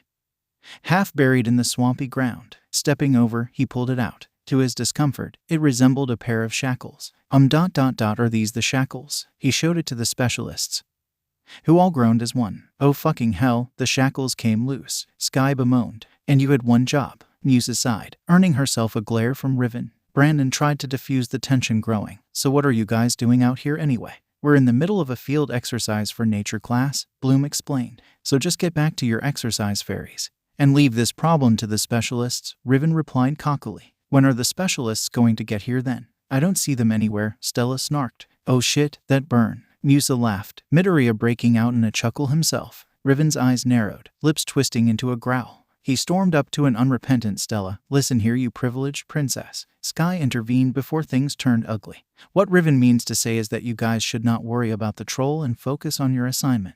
We'll handle it from here. Riven huffed. I can tell her to fuck off myself. But what if the other students from our class encounter the troll? Tekna pointed out worriedly. Just stay the fuck out of our way so that we can handle the bastard, okay? Riven snarled, before turning away from the Winks. Come on guys, we're wasting enough time here as it is. The maroon redhead stalked off in the direction of the footprints. Sky, Brandon and Timmy gave the group apologetic looks before hurrying after Riven. Raikios took it to another level by muttering a quiet sorry to Midoriya, turning on his heel to join his teammates right after. Stella scoffed. I can't believe the nerve of that fucker. Musa nodded in assent. Bloom stared off towards the direction the specialists had just gone, a little uncertain. Maybe we should follow them. I'm not comfortable with them just going off by themselves. After that lousy attitude from that dickhead, Stella asked as if the redhead was crazy. Yeah, he was really rude. Flora agreed. We should just focus on our assignment and let him deal with it. Meanwhile, Tekna nudged Midoriya.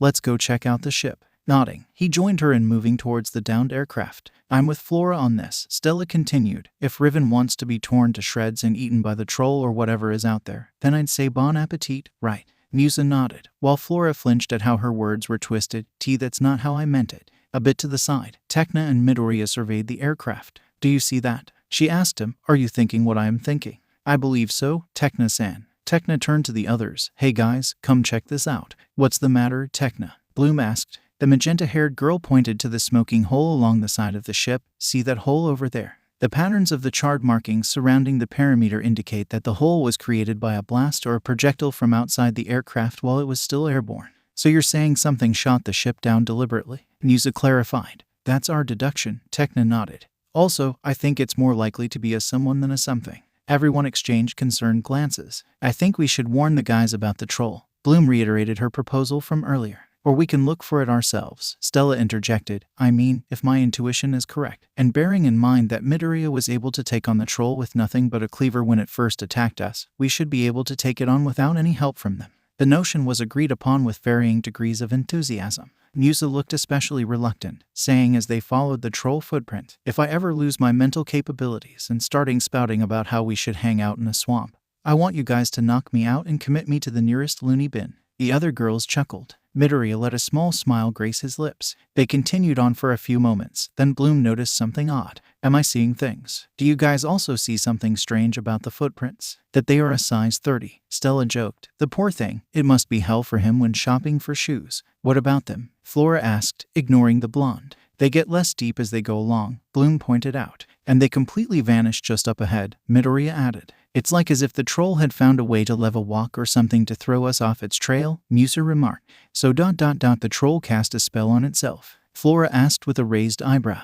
Except that trolls can't use magic, Tekna pointed out. That means someone else must have cast the spell, Bloom surmised, which means we're not alone in the swamp. The Winks instinctually huddled together, their eyes scanning the surroundings for any sign of the culprit. A few tense moments passed. Their senses heightened to scope out any sudden movements or noises outside of the natural sounds of the swamp. Ultimately, though, nothing out of the ordinary occurred, allowing a relaxation in their stance. How are we going to find the troll without any footprints to follow? Asked Midoriya. Yeah, we can't just call out here troll without scaring it away or tipping off whoever enabled it to escape, Musa added. Flora thought for a moment. Maybe we can rely on the voice of nature to help us. It's probably our best shot, Bloom agreed. You have to be a bit clearer, Tekna interrupted. I don't hear anything other than the wind and bugs flying around. Midoriya expected his friend's confusion. Technology often requires the frequent use of logic and facts based on hard evidence. Something as relative and subjective as the voice of nature would have been completely alien to someone like Tekna. Everyone, close your eyes, Flora instructed, and listen to nature around us. The Winx did as they were told. Eyes closed and completely silent, they opened their ears to Mother Nature and let her voice sing into their subconscious. It was a surreal feeling to be completely still when life continued around them. But it was this stillness that allowed for a better understanding of what the world was trying to convey to them. Minute details that would have been lost to the unknowing came in full clarity at this very moment.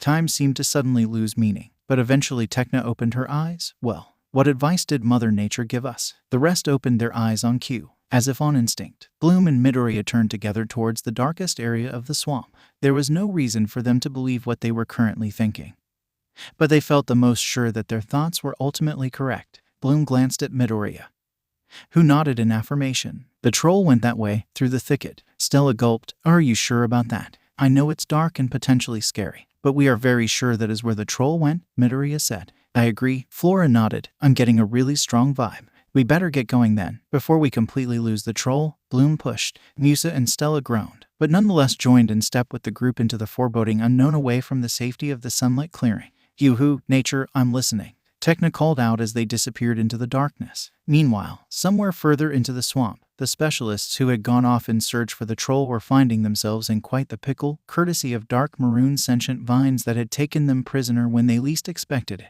Riven was tightly bound to the trunk of a tree. Raikios was being dangled upside down by his ankles. Timmy was struggling against the vines coiling around him like a snake, while Sky and Brandon were tangled up by more advancing vines that left them no room to escape. Let me go, you fucker, Riven snarled. Go drink some water or something. I don't think these vines rely on just water to survive.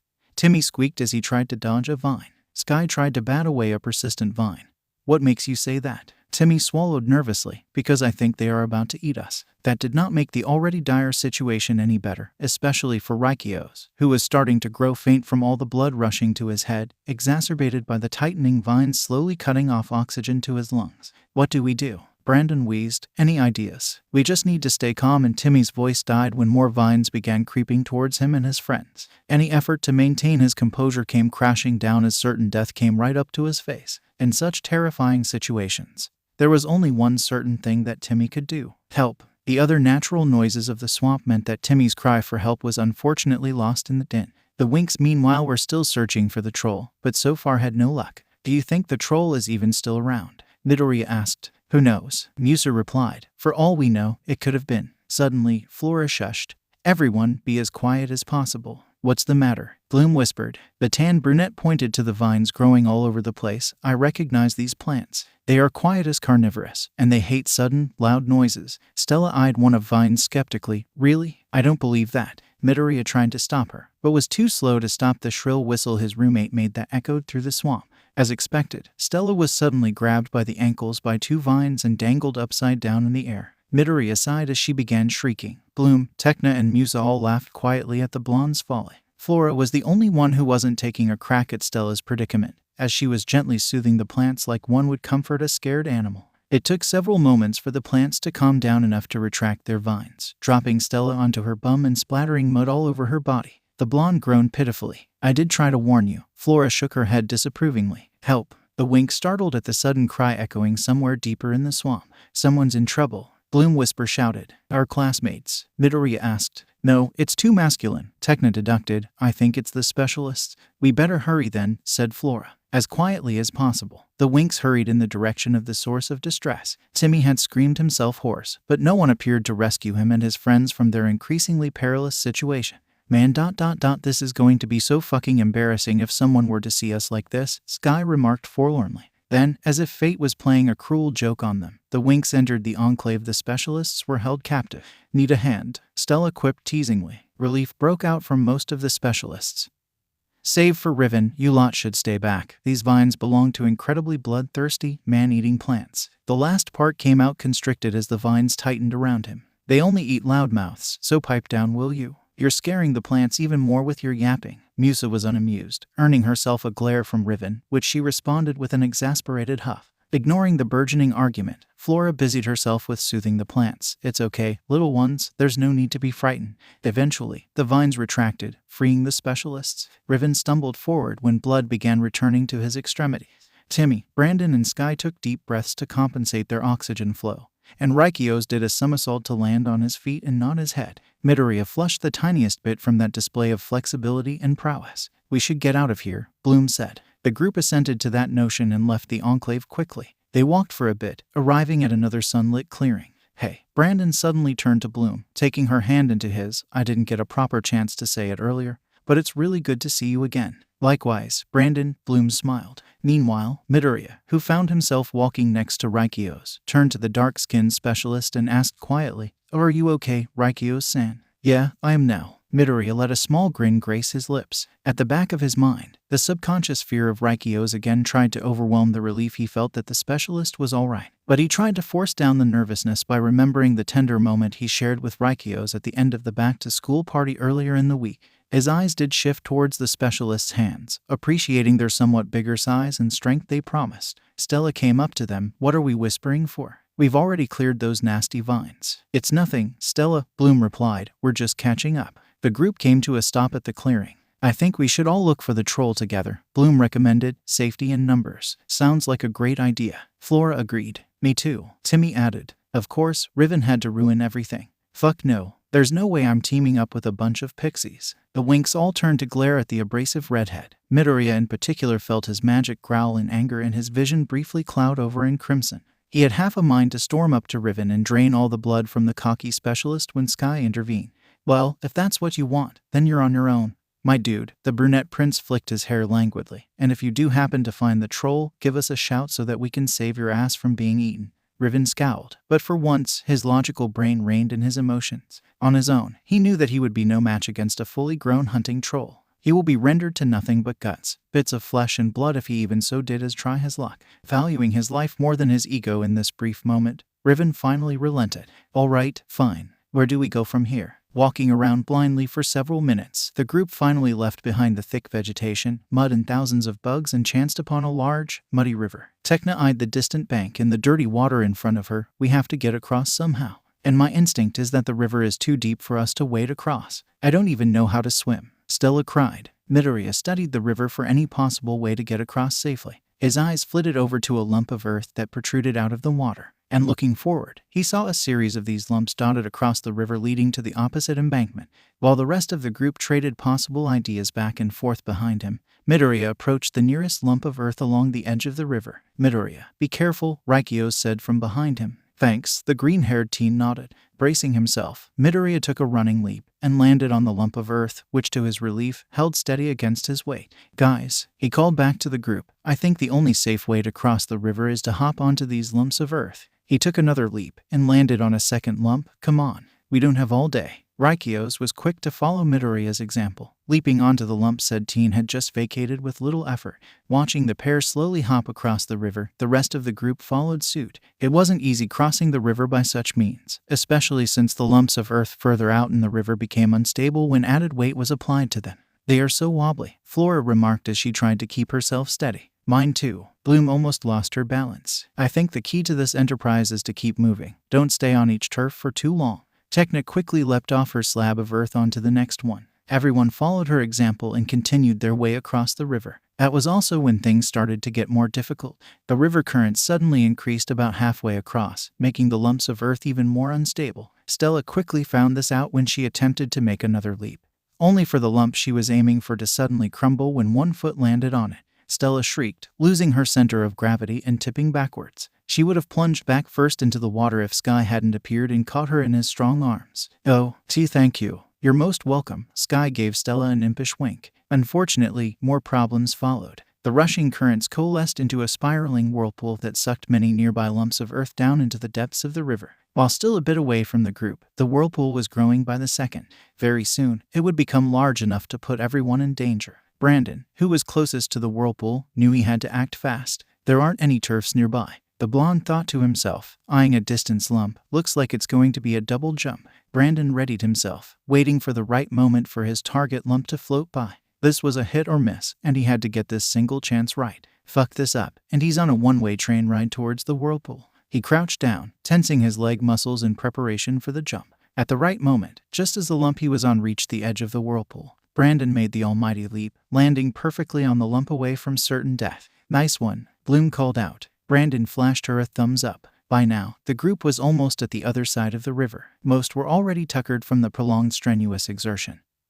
But their biggest obstacle still needed to be overcome. The whirlpool had grown bigger, now only a foot or so from the group. It didn't help that the turfs in that part of the river had become loose from the currents. It was only a matter of time before someone misjudged their jump and plunged straight into the river. And that someone was Riven. His intended lump of earth had moved away at the last second, causing him to fall feet first into the river. Riven, Brandon shouted. Tekna was immediately at the river's edge, grabbing the maroon redhead's outstretched hands. I've got you. Hold on tight. Tekna struggled against the force of the whirlpool and Riven's weight. Don't let go of me, he begged quietly. Tekna could see the fear flash over his features, and doubled her efforts to pull him to shore. But the whirlpool was gaining in strength, and the ground beneath Tekna's boots was beginning to crack from the added weight and pressure. She's slipping, Flora cried. We need to help her. True enough, the ground gave way not a moment later. Before Tekna could join Riven in the river though, Timmy shot forwards and wrapped his arms around her waist. Don't worry Tekna, I'll get you out of there. It quickly became a tug-of-war between Timmy and the whirlpool, something Midoriya and Bloom realized will quickly turn to the whirlpool's favor if something wasn't done quickly. Both rushed to Timmy and grabbed him below the armpits. With the added strength, they were able to make small progress, but more help was needed.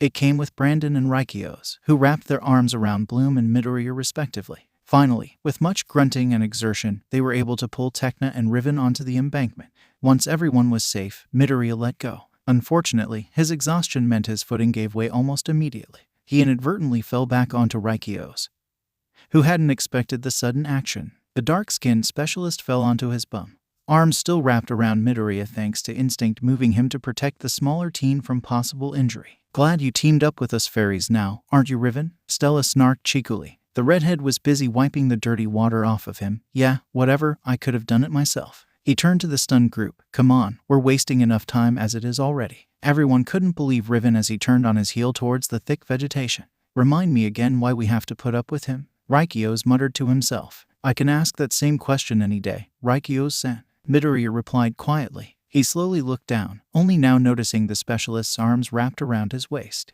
And he was sitting on said specialist's lap. Midoriya let out a loud, high-pitched EEP, and leapt out of Raikios' grip, his face a strawberry red and arms wrapped around his head out of embarrassment. I am so sorry, Raikios-san. I didn't mean to make you uncomfortable. In his panic, Midoriya failed to notice the brief flash of disappointment over Raikios' features. Too bad he wasn't able to read minds either, or else he would have discovered that the dark-skinned specialist was far from uncomfortable. Heck, Raikios wished Midoriya had remained in his lap. It was quite the comfortable position, after all. And Raikios was quite the cuddler, though no one needed to know that. Except for Midoriya, obviously. Anyway, let's get G going. We'll lose the T-Troll if we don't hurry. Midoriya was quick to rush off in Riven's direction. The remainder of the group glanced at one another, before hurrying after the green-haired teen. No one noticed Stella slipping into a pensive look from the earlier exchange. The group continued their trek through the swamp, fending off more insects and potentially dangerous plants while persisting their search for the troll. Their lucky break came when a loud roar rattled the air. That's our boy, Sky cheered, just as relief set in.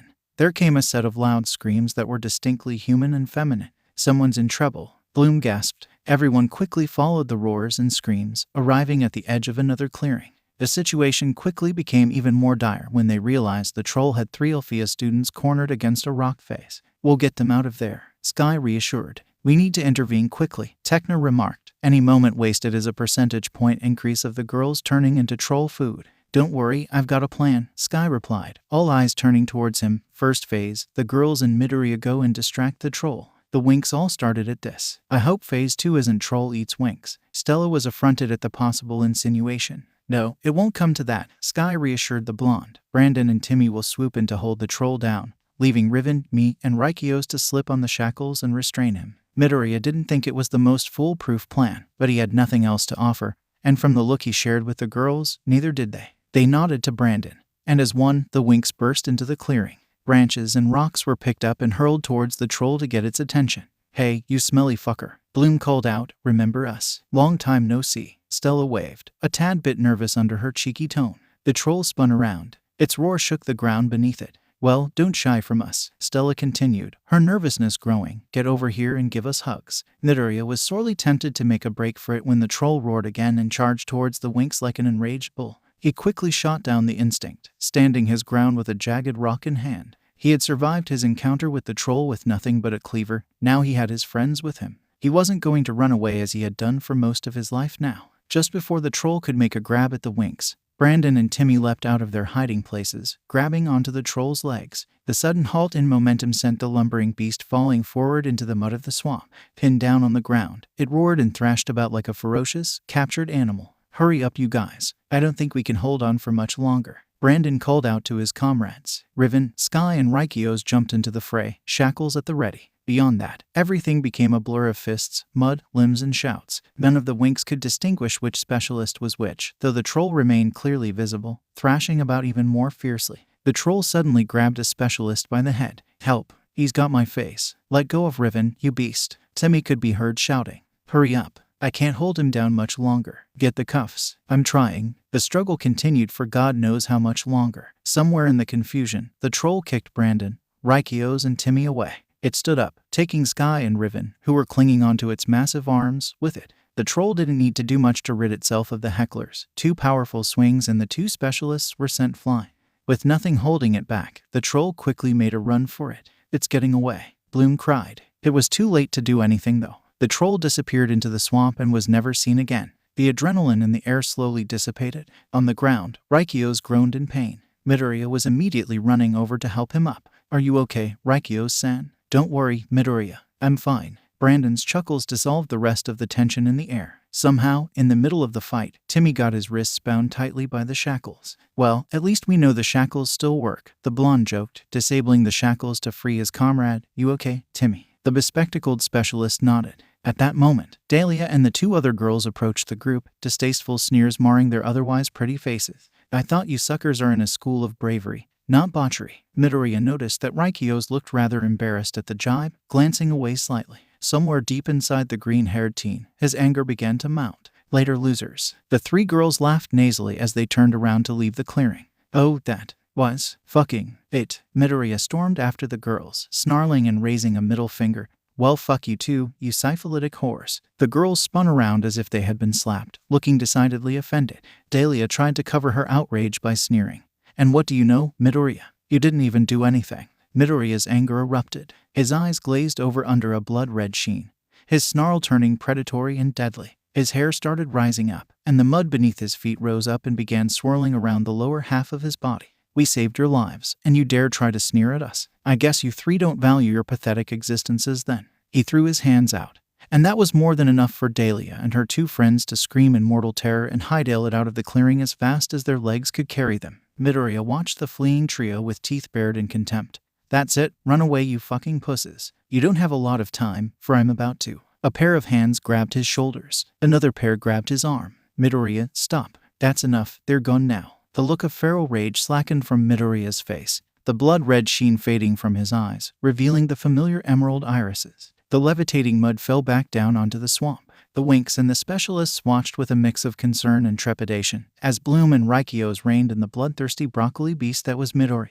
"Breathe in with me, Midoriya, and out. In ... out ... I in ... out ... Slowly, Midoriya returned to normal. He sagged like a puppet cut from its strings, Raikios' arms wrapping around his waist to keep him steady. Flora slowly approached them. "Is Midoriya going to be okay?" "He should be," Bloom nodded, before turning to the rest. "We should get out of here." Not far from the rock face, there was another clearing with a stream running through the middle of it. The water was strangely clear, but no one complained or made any comment about it. It was the perfect spot to rest and recalibrate. The specialists went to the stream to wash off the mud that caked their uniforms and faces, while the Winks went off to one side to congregate together. Raikios, however, didn't follow his comrades immediately, instead going further upstream to a more private spot with Midoriya in his arms. Midoriya was extremely dazed, halfway between consciousness and unconsciousness. Raikios slowly sat down by the stream's edge, gently placing the smaller teen on his lap. Taking off his glove, the dark-skinned specialist dipped his hand into the water, scooping up a bit and carefully bringing it to Midoriya's drying lips. From the looks of things, Midoriya hadn't drunk anything since their meeting earlier in the day. Dehydration coupled with his current state was not a good combination to be ignored. Raikios carefully tilted his palm to slide the water through Midoriya's ajar lips. He did it twice more, until the smaller teen began to stir, his half-lidded eyes flickering open fully. "Are Raikios-san, you okay?" Midoriya shifted. Raikios gently lifted the teen off his lap. I think I'm fine ... but what happened? You don't remember? Raikios raised an eyebrow. Midoriya pursed his lips. I only remember calling those 3 girls syphilitic whores. One of them mocked me, and after that, everything was just red. Why? What did I do? In the end, nothing, Raikios revealed. But you came really close to murdering those 3 girls. And also scaring the crap out of everyone else. Bloom and I were just able to stop you before blood was spilled. You did. Midoriya was surprised. He glanced off to the side. You shouldn't have stopped me. Midoriya, came the disbelieving reply. No, you don't get it. The teen slipped into a rant. You and your comrades saved those 3 bitches from certain death. Sure, the troll got away in the end, but ultimately no one was hurt or killed. Instead of being grateful, those motherfucking whores actually dared to mock and demean you, as if their very lives weren't in peril moments before you intervened. If they are so ungrateful, they deserve to at least feel some pain before anything else Midoriya wanted to spew out was cut off when he was suddenly pulled into Raikyo's lap again. One muscular, powerful arm wrapped securely around his waist, and the other went upwards to his head to start stroking through his forest green locks. A blush spread over his cheeks. Raikyo-san. Hush Midoriya ... It's okay. The dark-skinned specialist spoke quietly. You've probably traumatized those 3 girls for life. I don't want you to get into trouble over something so insignificant. The gentle ministration slowly bled off the rest of the tension still in Midoriya's spirit. I know ... It's just that I hate these kinds of people. You and me both, Midoriya, you and me both. Meanwhile, further down the stream in another quiet spot away from the main congregation, Bloom chanced upon Brandon, sitting on a log by himself looking rather conflicted. Hey you, she smiled, sitting down next to him. Bloom, what's up? You know you shouldn't let what those bitches said get you down. Bloom tried to lift his spirits. I thought what you did back there was really brave.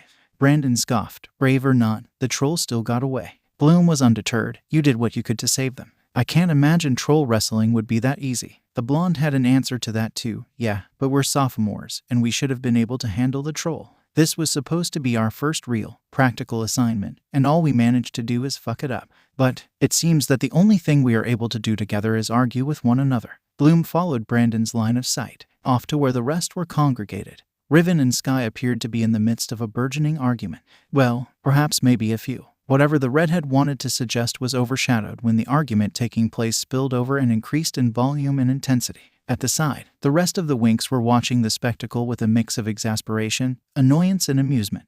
Don't fucking blame me, Sky. I'm not the who shackled Timmy. Riven growled. Dude, you had the shackles to begin with.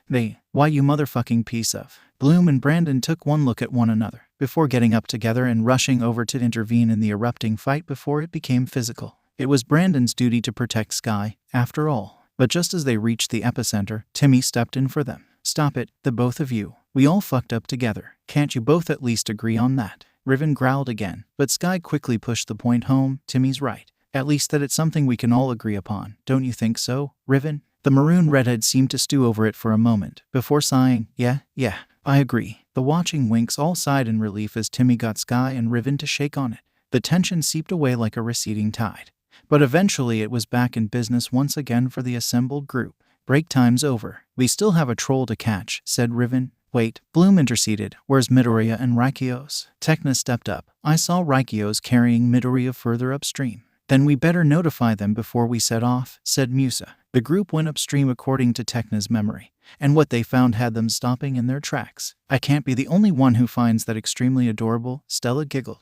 I agree on that, Stella, Flora replied, unaware that they were being watched. Raikios still had Midoriya in his lap, gently stroking the smaller teen's hair as they talked quietly. Musa cursed, leaving her phone back in Alfea, so wanting to take pictures to tease Midoriya later on, a sentiment shared by Stella as well. Flora was trying desperately to keep her squeals in, while Bloom and Tekna looked on with nonchalance. The specialists also had varied reactions. Brandon and Sky were elbowing one another with knowing smirks. Timmy merely smiled, while Riven was, strangely, pouting. It was also Riven who took it upon himself to break the atmosphere. Raikios, we're heading off. The dark-skinned specialist slowly turned his head towards the group, expression carefully blank, but with a clearly unimpressed look in his ruby irises. Midoriya quietly squeaked at the realization that they had been seen, and instinctually buried his face with his hands to hide himself. Come on, we haven't got all day. Raikyo's eyes flashed, but he eventually relented. Lifting Midoriya off of him, he pulled them both up to their feet. Keeping close to the shorter teen, he guided Midoriya back to the group, where he was immediately swamped by the winks. So Midoriya, Stella glided in. Tell us how you managed to bag yourself a man so quickly. It's in nothing like that. He tried to defend himself. Bloom chuckled. You look like a strawberry, Midoriya. Elsewhere in the swamp where the sunlight was almost completely blocked by the trees and vegetation, a familiar trio of witches waited with growing impatience for their quarry to turn up. This is taking too long, Stormy whined. Stormy, won't you relax? Icy rebutted. That pea-brained, lumbering brute should turn up any moment now. I certainly hope so, Darcy interjected. What if those idiotic specialists manage to catch him? Nah, Icy shook her head. Once the troll gets a scent of our fumed dune perfume, he'll come running so fast literally nothing in the entire magical dimension will be able to catch him. But what if he got stuck in the sink slime? Stormy asked with a raised eyebrow. Or if the quietest carnivorous got to him? He has a tendency to roar, Darcy had to bring up after a moment of thought.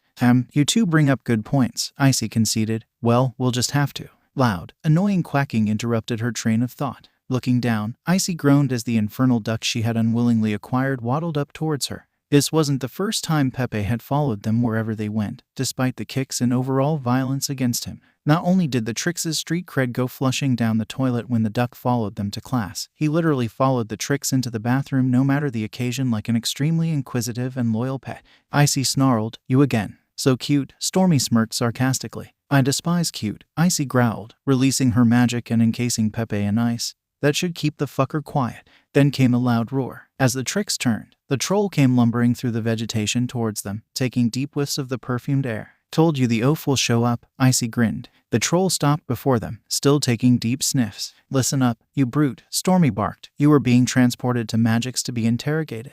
But see, unfortunately for you, we can't allow that to happen. The troll didn't appear to comprehend what the frizzle-haired witch seemed to be saying, even when she and Darcy moved to surround it in a triangle-shaped formation.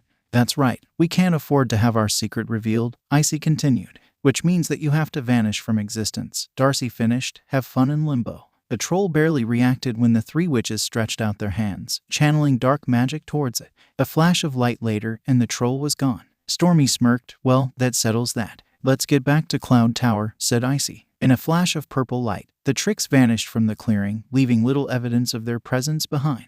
Exactly 5 minutes later, the Winx and the specialists arrived at the dark clearing where the Trix had just departed from.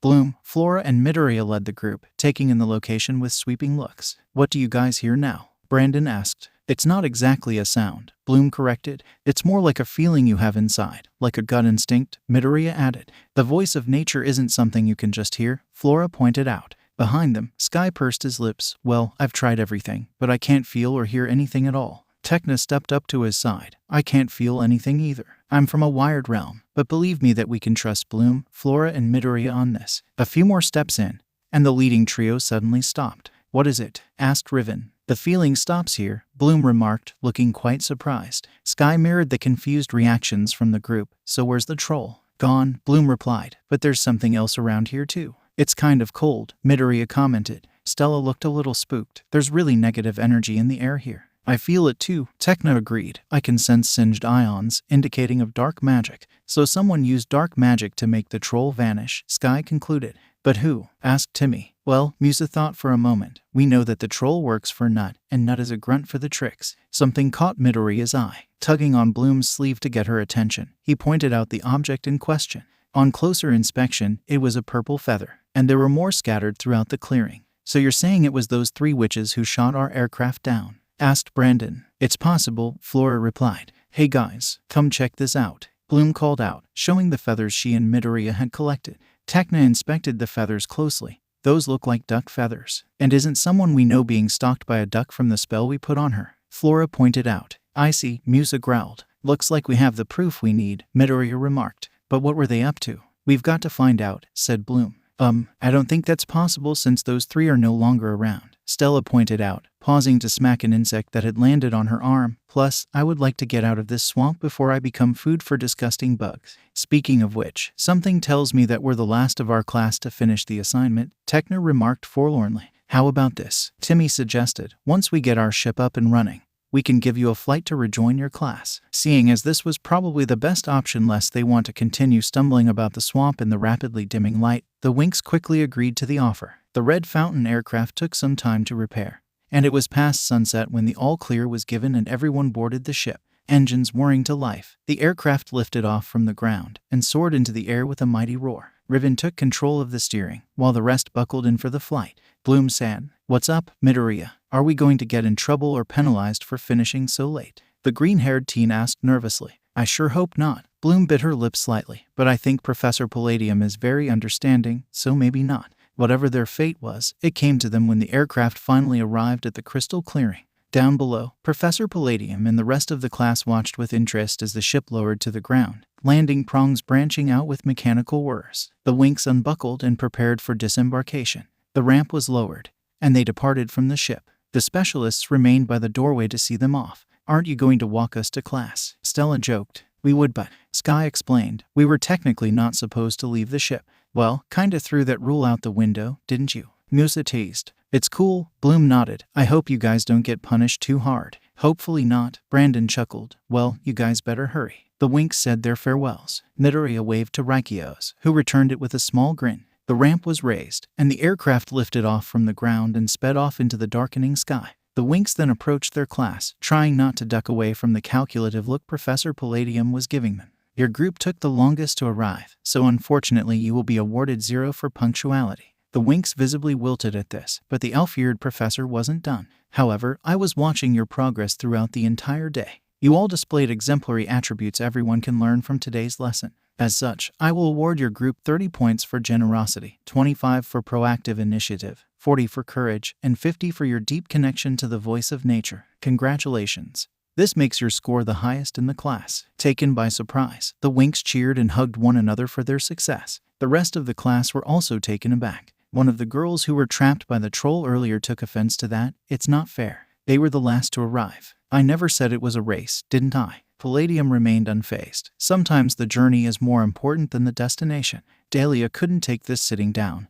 "And what about Midoriya? He threatened to hurt us earlier." Here, Palladium scowled. "Well, Ms. Dahlia, you are forgetting that you showed disrespect and ungratefulness to your rescuers after they saved you and your friends from certain death. In fact, I would dare say that Mr. Midoriya acted quite appropriately since you insulted his character as well. Perhaps this will be a good lesson for you to think before you speak and learn basic decency before you get seriously injured as a result." Dahlia recoiled as if she had been slapped. Musa jokingly winced and confided to Midoriya, "Ooh, triple weak." That aside, Palladium turned to the class as a whole. "I believe it is getting quite late. Come along, everyone, it is time to return to Alfea." With that, the lesson came to an end. And so did the day for the Winx and their classmates. At Red Fountain, the night was still not yet over for a certain group of specialists, who after hours of elbow grease, had just finished properly fixing up their aircraft and giving it a thorough wash, making it look good as new. "I can't believe we have to clean the jousting stables once we're done here," Sky complained, stretching his body to relieve the aches in his joints. "And the creatures too," Timmy added, climbing down from the wing of the ship after polishing it to sparkling.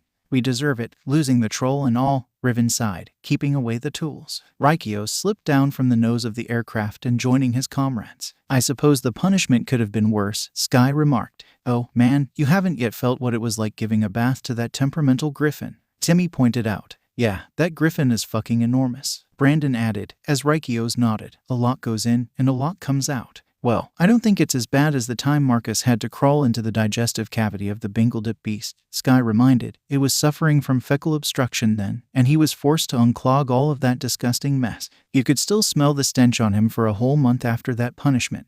Riven, Brandon, and Timmy all remembered that incident, and along with Sky, all burst out laughing, coming to the consensus that their predicament won't be nearly as horrid as what poor Marcus was forced to go through. While not joining in on the laughter, Raikios did grin a little, his mind focused on other things. They, as a group, have come a long way to where they are now. If anything, what happened today served as a catalyst for better understanding for one another. Raikios knew that they were still far from being the best of friends with each other, but this experience has brought them closer than ever before. Perhaps, one day, Raikios hoped, all 5 of them could be considered a true team that would make everyone proud. Routine once again became the norm for the Winx following their outdoor activity. Of course, that wasn't to say that life in Alfea was without any drama of any kind. Despite Palladium's admonishment in the crystal clearing, Dahlia and the 2 girls who were attacked by the troll went to great lengths to tell anyone who would listen about how they were almost victims of the bloodthirsty Midoriya Izuku who came very close to taking their lives in the swamp. The reactions were, honestly, mixed. While some of the more gullible students bought the story as fact, many more either couldn't be bothered to really care much about three whiny first-year students' blatant attempts at earning sympathy points, or were outright vocal about how the three girls deserved the terrifying moment and the scolding they received for not using their brains to treat others with basic decency. Things further turned against the three girls when the Winks came to know about what they had been doing. Dahlia and her friends finally stopped their self-victimization when Midoriya warned them to sleep with one eye open, for he may come into their dorms and pull the blood from their bodies until they were nothing but lifeless husks. The matter was dropped very quickly after that. Beyond that, things went rather smoothly or so for the Winks. Midoriya spent his time juggling between homework, making progress during lessons, working out at the gym with Tech, forming cordial relationships with the professors, kneading dough and decorating pastries at Miriam's bakery in downtown Magix, and hanging out with his friends. 2 weeks would subsequently go by without much incident. It was a Thursday, and today saw the Winks in the Alfea kitchens. They were working on a practical assignment for potions class. Professor Midoriya had tasked them to find a potion of their choice and create a sample for her to assess the next Monday. As it was, Stella had chanced upon a potion in the latest copy of Vanity Fair called DIY Good Judgment. However, since Stella was still on prickly terms with the potion's professor, it was up to Midoriya to pitch the potion to Midoriya. Given the better relationship between Midoriya and the only male Alphean student, she gave her assent for the Winks to make the potion as their assignment. That was what led them to the Alfea kitchens that Thursday afternoon, preparing the ingredients for the Good Judgment potion, as the potion's laboratory did not have the ingredients needed and was occupied by the second years. The school cook, Mr. Esfoglia, was currently not present as it wasn't time to start preparing dinner for the students yet. As it was, there was also one crucial person who wasn't present. Where the fuck is Stella? Musa grumbled as she peeled a potato. Wasn't this her idea? I'm not sure, Bloom replied, working away on her own potato. She did say she'll meet us down here later. One row of counters behind them, Flora added her newly peeled potato to a large pile. And that makes 500, so another 500 to go. Tekna groaned. Midoriya sighed, putting his half-peeled potato down. I don't mind kitchen prep and labor, but if this potion doesn't work, I'm going to curse Stella Sand's wardrobe to turn all her clothes ugly. Well, it is from Vanity Fair, Musa pointed out. If it doesn't work, we'll just send them an explosive letter of complaint. It is our grade they ruined, after all. I should also add some curses into that letter then,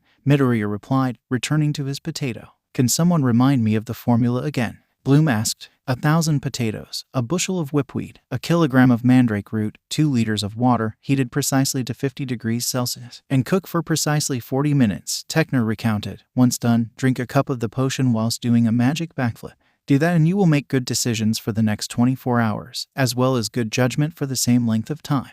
Again, the prospects sounded attractive, but were also frustratingly unknown. Any further conversation was interrupted, however, by the kitchen doors bursting open loudly. In stepped a large, pot-bellied man with a twirly mustache, otherwise known as Chef Esfoglia. I thought I heard voices inside, he growled, his Italian accent prominent, sweeping his eyes over the Winks. What are you lotta doing here in my kitchen? Midoriya spoke up. Esfoglia-san, we are working on an assignment for potions class. You can ask Professor Midoriya about it. The chef maintained his scowl, but didn't seem to challenge Midoriya's reasoning. His eyes, however, then widened when he realized the state of his kitchen, filled with potato peelings, peeled potatoes and empty sacks. Look at this place. It's a mess. We're sorry about that. Tekna apologized. It's just that the potions lab didn't have what we needed and was signed off. Relax, maestro, it's all good, Musa chirped cheekily, handing a stunned Esfoglia a potato. Here, have a spud. My Spiro potatoes. The chef cried. You've used up all of my babies. A throbbing vein had already appeared on Esfoglia's forehead. But just before his anger could explode on the Winks, his attention turned to the 5 pans sizzling away on one of the stoves. And what is it that? He pointed at the pans. That's our snack, Flora replied genially. We got hungry, Midoriya added. That is not how you cook, Esfoglia admonished. Musa took offense to that. How hard is it to prepare an omelet? You have to show it your love. The chef ignored Musa. Now, flip it. Flora, Tekna, and Midoriya flipped their omelets, catching them successfully in their pans. Musa did hers next, throwing it upwards a little too hard. She would have missed it if she had not jerked her pan forward to catch it before it hit the floor. Finally, it was Bloom's turn. Unfortunately, she tossed her pan upwards way too strong, sending her omelet right onto the blade of a slow revolving ceiling fan. Oops, Esfoglia sighed. Not that much passion. I guess I'll get a ladder, Bloom offered. No worries, Midoriya interjected. I've got this. He raised his hand, sending up a stream of water blue magic towards the fan. The magic pushed the omelet off the blade, allowing Midoriya to catch it with Bloom's pan.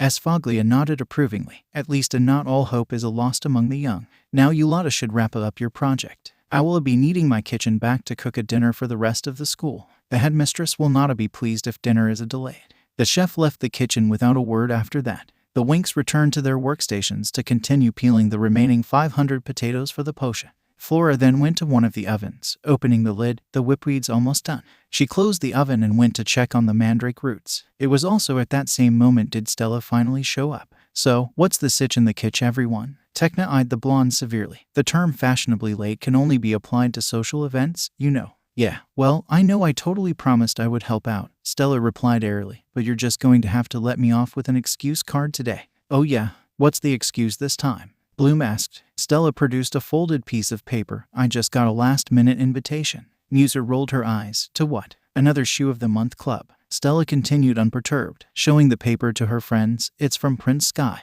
He's inviting me to some place called the Black Lagoon Cafe tonight. That sounds really cool. Flora gushed. The note's handwritten too. Talk about commitment. Muser remarked. I've been trying to figure out what to wear, Stella said. But I realized I find myself desperate for a second, or maybe third, opinion. Well, say no more, Stella, Bloom grinned. You girls go ahead. Midoriya returned to the workstation. I'll watch over the ingredients, make sure they don't burn or something. You have another row back there. Bloom was flabbergasted when Stella opened her wardrobe and pushed through the front line of clothes. I don't think that's very fair, since the rest of us seem very meager in comparison. To the side, Tekna wondered, doesn't this guy lose points for asking you out on such short notice? Stella rifled through her wardrobe. Yeah, but he gets bonus points for the formal invitation. Each girl went through the mountain of clothes that filled Stella's wardrobe, trying to narrow down the options to what the blonde specified for her date. Through her search, Flora pulled out a form-fitting black dress. How about this one? It looks quite elegant to me. Stella scrutinized the dress critically. For a funeral, perhaps.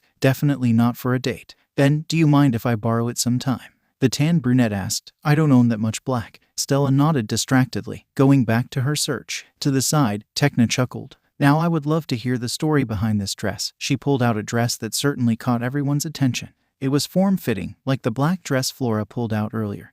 But it was a faded magenta, with dark blue triangles dotted haphazardly throughout. The collar, cuffs, and skirt hem were lined with ruffled fabric dyed a lighter shade of blue, and stuck with dozens of sharp feathers. Where in the realms did you get that, Stella? I designed it, the blonde proclaimed proudly. The air suddenly turned awkward. Oh well Tekna fumbled with her words. It's very what? Asked an oblivious Stella. Did Stella design that with a blindfold on? And perhaps drunk at the same time? Musa confided to Bloom, who snorted quietly, and went back to the wardrobe for further searching. Sifting through the dresses, the redhead zeroed in on a light blue dress with a pencil skirt and sleeve.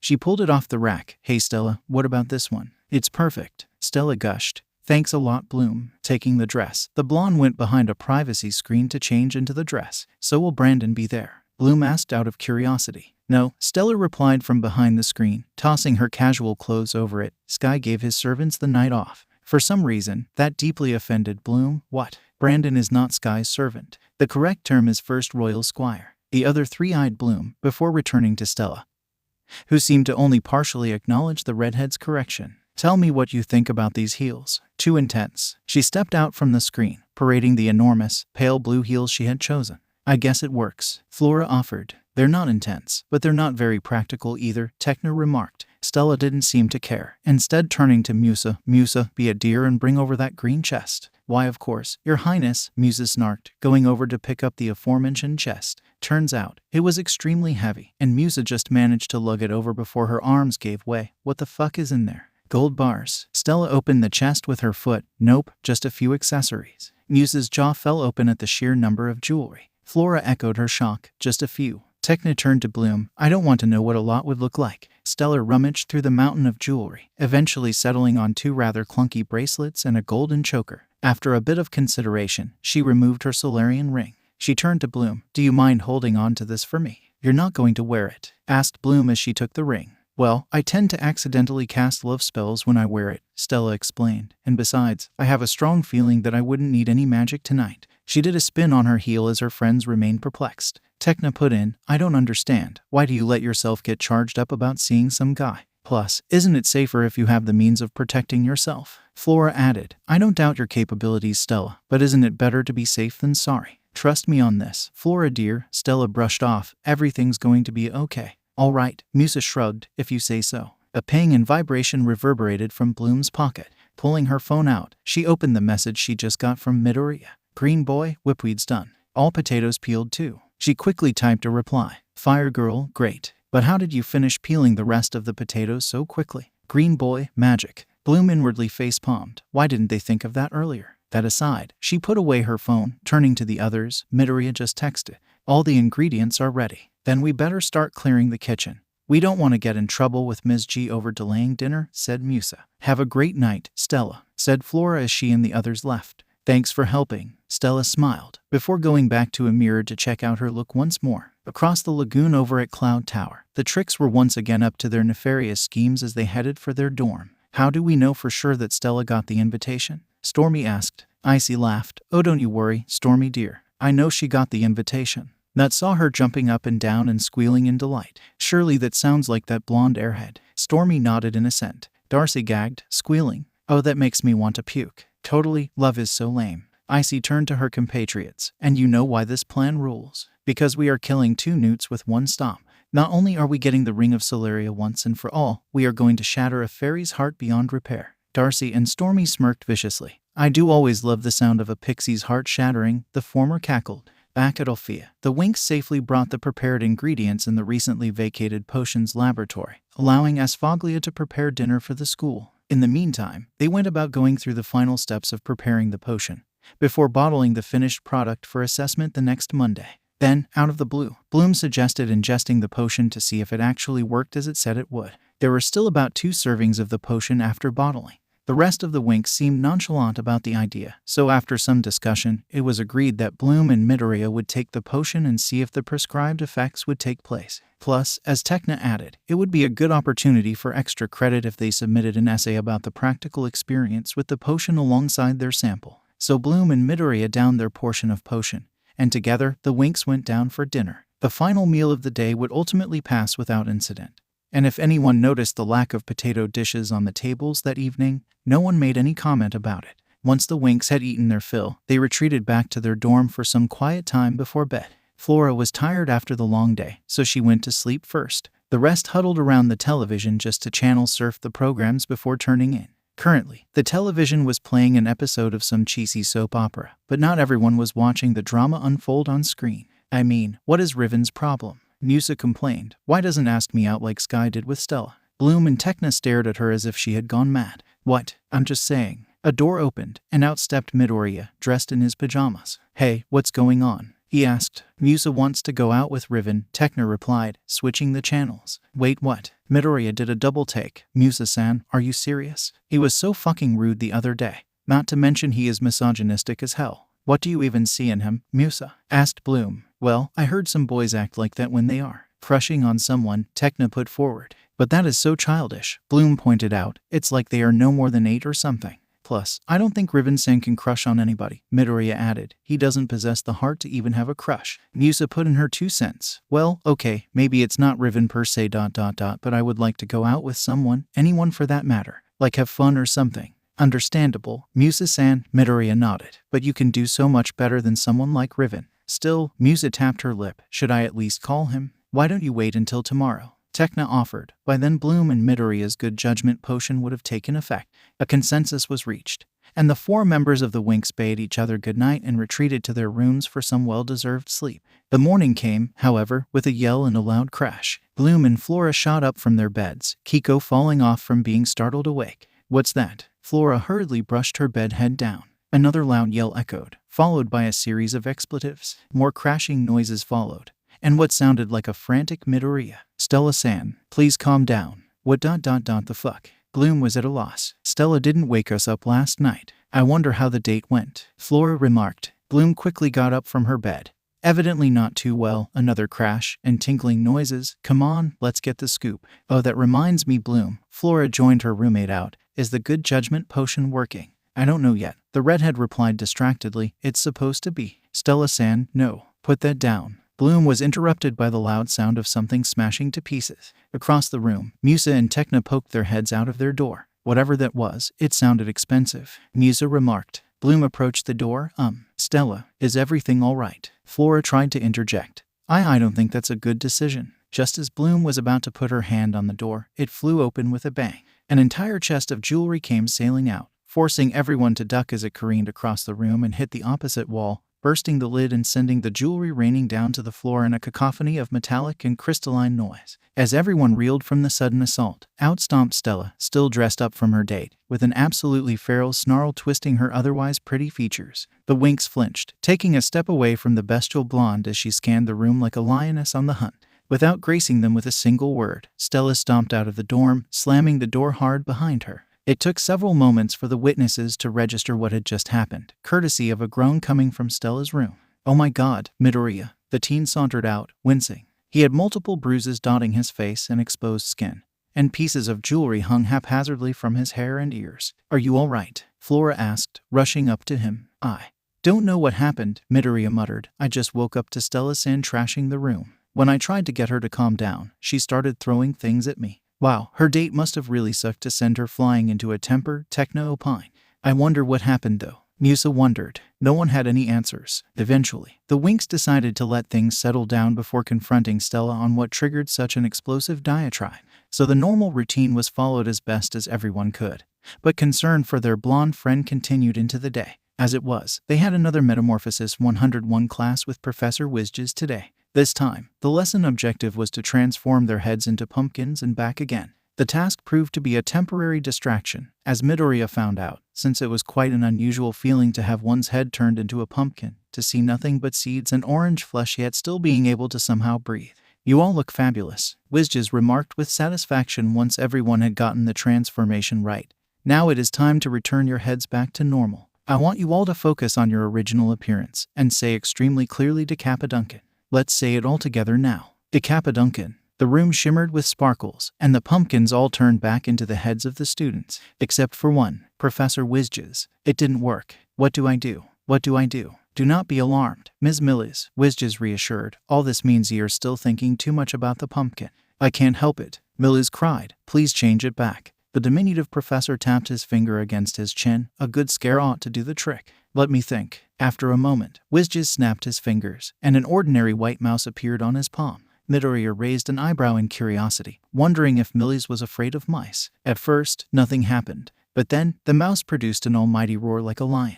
The entire class shrieked, Midoriya flinching at the sudden noise. Millis screamed the loudest, but the scare did the trick as prescribed. Her pumpkin shimmered, and morphed back into her head. Wizges beamed triumphantly, turning to the mouse. We'll find the antidote one day, Grandpa. I promise. To the amazement of everyone, the mouse responded back in a deep voice.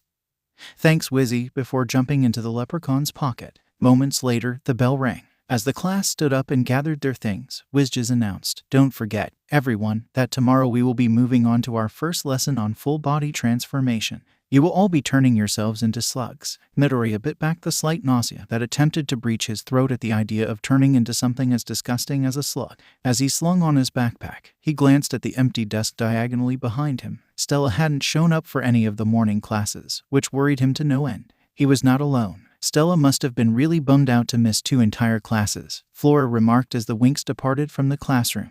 This won't be good for her overall grade if she keeps this up, Tekna added.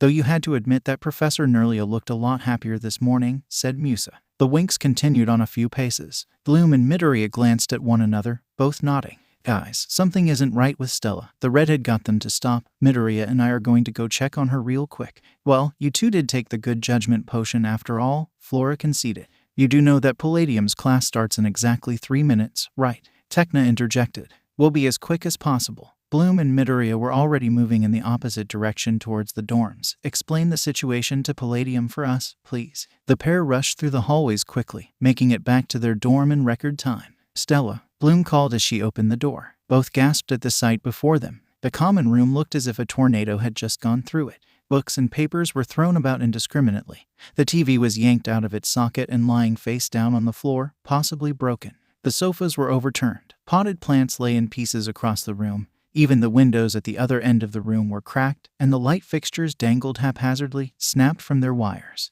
What the fuck happened here? Midoriya muttered. Bloom quickly entered the damaged room. Stella, are you in here? She opened the door to Stella's shared room, finding it in a similar state as the common room, trashed and completely empty. Midoriya went to check on Bloom's room, only to find it trashed as well. A look into Musa and Tekna's room also showed an identical messy condition. Stella-san, this isn't funny. Suddenly, the front door they had left ajar slammed shut. Welcome to the party, Bloom and Midoriya. Both spun around. Stella was standing behind them, an unnerving smile gracing her features. Right away, Midoriya knew that something wasn't right. We were worried about you, said Bloom. You missed 2 classes earlier. Awa, how sweet. Condescension dripped from Stella's sugary sweet tone. Alarm bells began ringing in Midoriya's head. Now I'm looking for something and I need both your help. Despite his growing concern, Midoriya attempted to play along.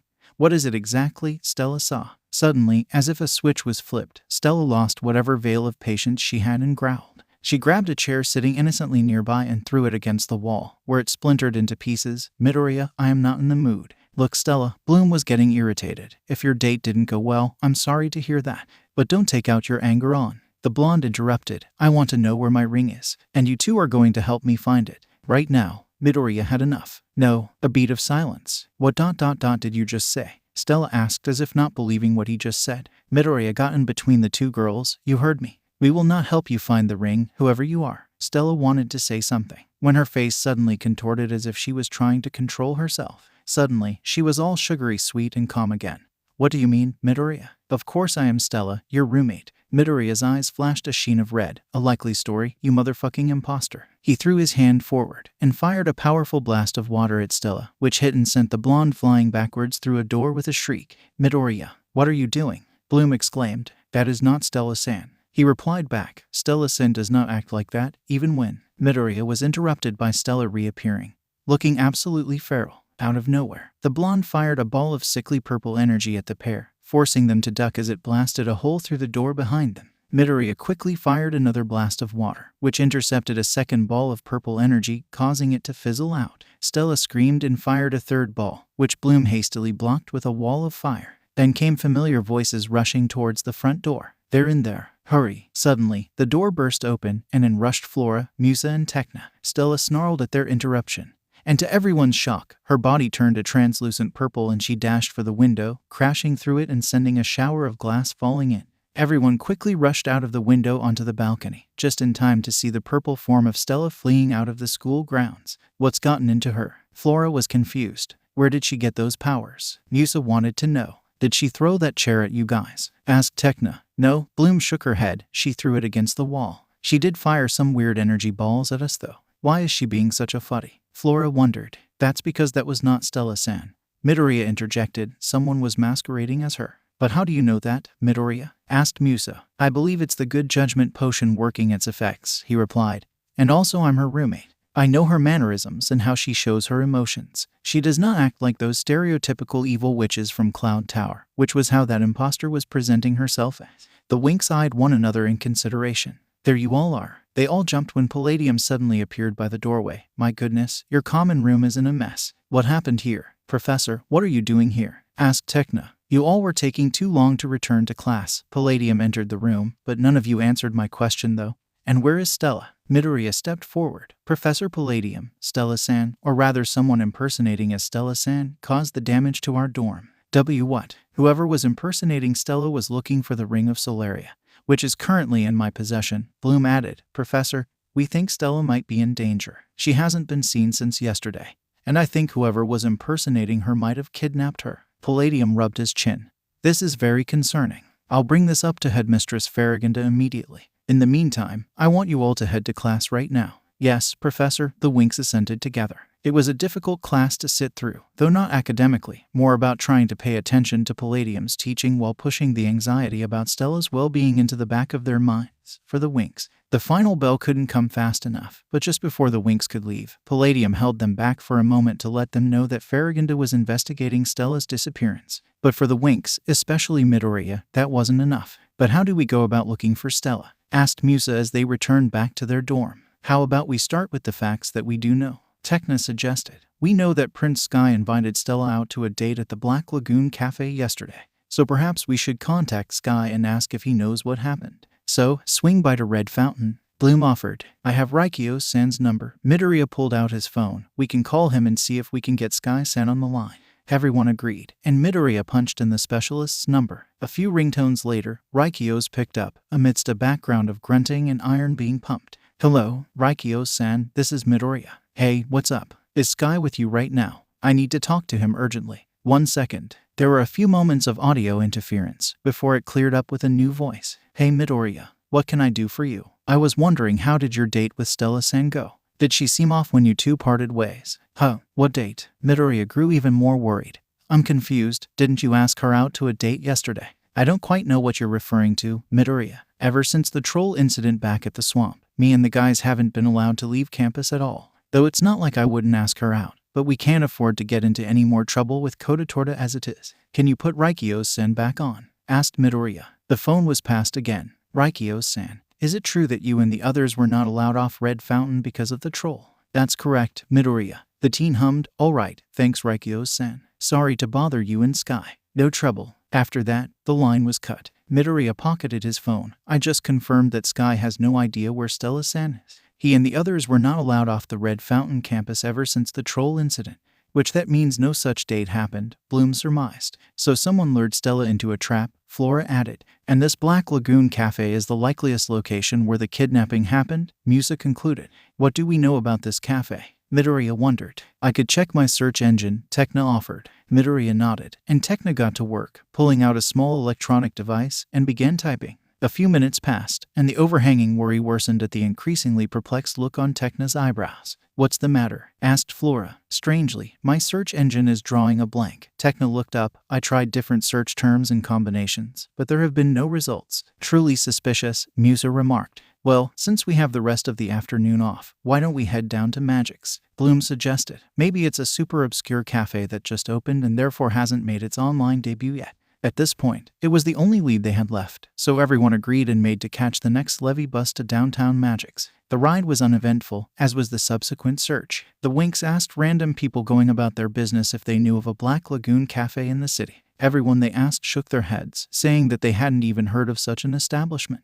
Eventually, after running around the city for well over an hour, the Winks seemed to reach a dead end and collapsed together on a sidewalk. My feet are killing me, Flora groaned. I just don't understand. Bloom rested her chin in her palm. How could no one have ever heard of such a place? Some things aren't adding up. Tekna remarked. We have a fictitious location that doesn't exist, but Stella must have disappeared somewhere. What are we missing here? No one had any answers. Hey, I heard you guys were looking for the Black Lagoon Cafe. All eyes turned to the unexpected arrival, a rather overweight man with a weird hairstyle and glasses. Wow man, that joint is the hippest hit, you know what I'm saying. It's like totally underground. You guys have got to check it out. The Winks turned to one another in excitement, though Midoriya felt something was off about the man. Though, maybe you're not cool enough to get in. What? No, we're cool. Bloom quickly got up. Yeah, we rock, Musa added. We're hip when hip wasn't hip. Now come on, you've got to tell us where this place is. The man chuckled. Hey, I just had to make sure you know how it is. You guys are all right. So just shoot down the street there. He pointed to the road behind the Winks. Follow it out of town, cross the river, and then you're there. It's a little cottage next to an orange oak tree. Awesome, Bloom cheered, turning around. Thank you so. She and the others did a double take as the man they had just spoken with had disappeared into thin air. Midoriya felt the inner unease in his stomach surge a little. Where did he go? Flora wondered. I have no idea. Tekna muttered. I guess that's how hipsters leave, without saying goodbye. Bloom eventually came forth. Come on, let's get going you guys. The Winks turned to move towards their destination, though Midoriya lagged behind a bit to give the spot where the man once stood a final pensive look. He then hurried after the girls, just missing the same man peeking out from around the corner, chuckling menacingly. Perhaps we should have taken the bus or something, Musa huffed, wiping the sweat from her brow. I don't think any of the buses go the direction we are heading, Midoriya replied. It took a while for the Winks to leave Magix behind and arrive at the outskirts as the man had pointed them towards. By the time they reached the river, it was approaching evening, and the sun was already dipping towards the horizon. Awesome, looks like the guy's directions were right, said Bloom. Tekna, like Midoriya, was doubtful. Potion or no potion, I still feel this isn't a good idea. Bloom continued. Well, there's the orange oak tree. And this must be the Black Lagoon Cafe, Flora remarked as the group approached the quaint cottage, which looked very cozy and welcoming. It's precious, but... Hey Tekna, when we get back to Alfea, you should update your search program, said Musa. Techna sniffed haughtily. My search program works fine, thank you very much. It's this place that isn't right. I agree with Techna, Flora assented. Approaching the oak tree, this place feels very very wrong.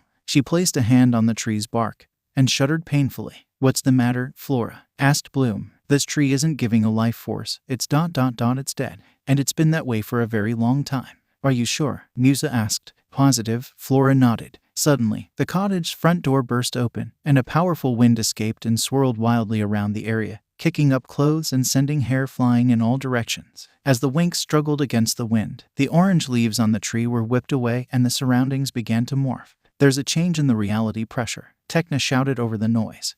That means there's an illusion spell lifting. As quickly as it came, the wind disappeared. The world was vastly different now. What was once a sunlit glade was now a dark, misty swamp. The oak tree had become its true form, dead and rotten with time. And the once quaint cottage had literally become a polar opposite of itself. Run down, cracked or smashed windows and a sagging roof that looked like it was about to cave in at any moment. I'd dig the illusion better. Musa shivered against the sudden drop in temperature. Yeah, Bloom agreed. I think we should be on our guard, said Midoriya. We should, Techna nodded. I've got a very bad feeling about this. Well, there's no turning back at this point. Stella's probably inside this place, said Bloom as she led the group into the cottage. The interior was in an equally dismal state as the exterior. Dust and cobwebs coated the room. The walls had large, jagged cracks running through them, and what little furniture there was in the room were broken and tossed about the place. Bloom took a deep breath and pressed further inside. Suddenly, something moved further inside the dark emptiness of the room, startling Bloom and making her take several steps back. Did you guys see that? Everyone nodded. For the record, whose bright idea was it to come in here again? Asked Techna. You think we should get out of here? Flora whimpered. Well, if Bloom and Midoriya said this is the right place, then this must be the place, Musa replied, glancing up when the ceiling started producing noises. You guys? Yeah, it came from up there, said Techna. Well, it's about time you showed up. Everyone turned to the new voice. Stella. Suddenly, the open door behind the Winx slammed shut, and the unmistakable sound of a lock clicking into place echoed. No, it's not Stella-san, Midoriya reminded. It's whoever is impersonating her. What do you mean, Midoriya? Stella cooed. Of course I am Stella. You'd be a motherfucking idiot if you think you can pull that same trick twice on me. Midoriya growled, throwing his hand forward and firing a blast of water. Stella dodged, and her smirk grew even more dastardly. Now, if you lot don't mind, I'm going to take my ring back. Then I'll teach you little pixies a lesson you'll never forget. Then, she began to rise and hovered over them dangerously. Not on my watch, Midoriya snarled. Magic Winx. In a flash of light, he was in his fairy form. Fluttering his wings, Midoriya flew up to Stella's level and fired more blasts of water. These connected with balls of purple energy that Stella fired in retaliation and cancelled them out, while others that weren't hindered shot straight towards the girls still on the ground, forcing them to scatter. Bloom grabbed Flora and hid behind a cracked pillar, while Techna and Musa took refuge behind an overturned, moldy sofa.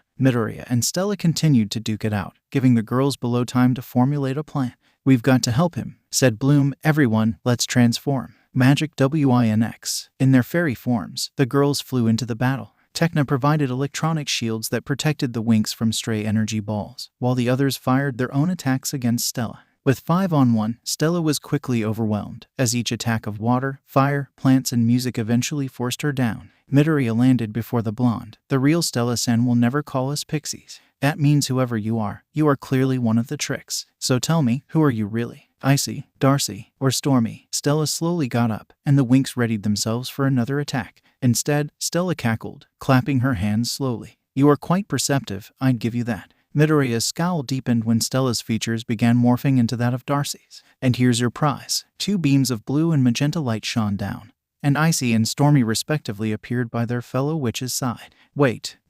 The man from before suddenly came towards the Trix. Change me back.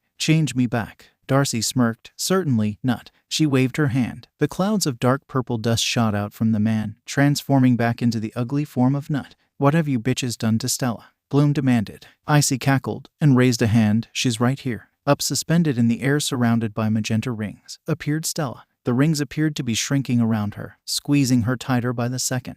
Oh no, I'm so sorry everyone. Stella strained out. The W-witches tricked me. Hang in there, Stella. Flora cried. You better let her go. Musa growled. Oh, we will, Icy nodded, just as so long you give us the Ring of Solarian. And you better hurry, for the longer you delay, the tighter the restraint coils will become. She'll pop like a big fat zit, Darcy added. and she will splatter all over the walls. Stormy finished. Midoriya's eyes disappeared behind the bloody sheen of red. The power within him surged. Over your dead body. Before anyone could stop him, Midoriya threw out a hand and pulled. Stormy screamed, collapsing to the floor in writhing agony as streaks of red appeared over her exposed skin, blood being drawn out of every possible orifice and swirling towards Midoriya.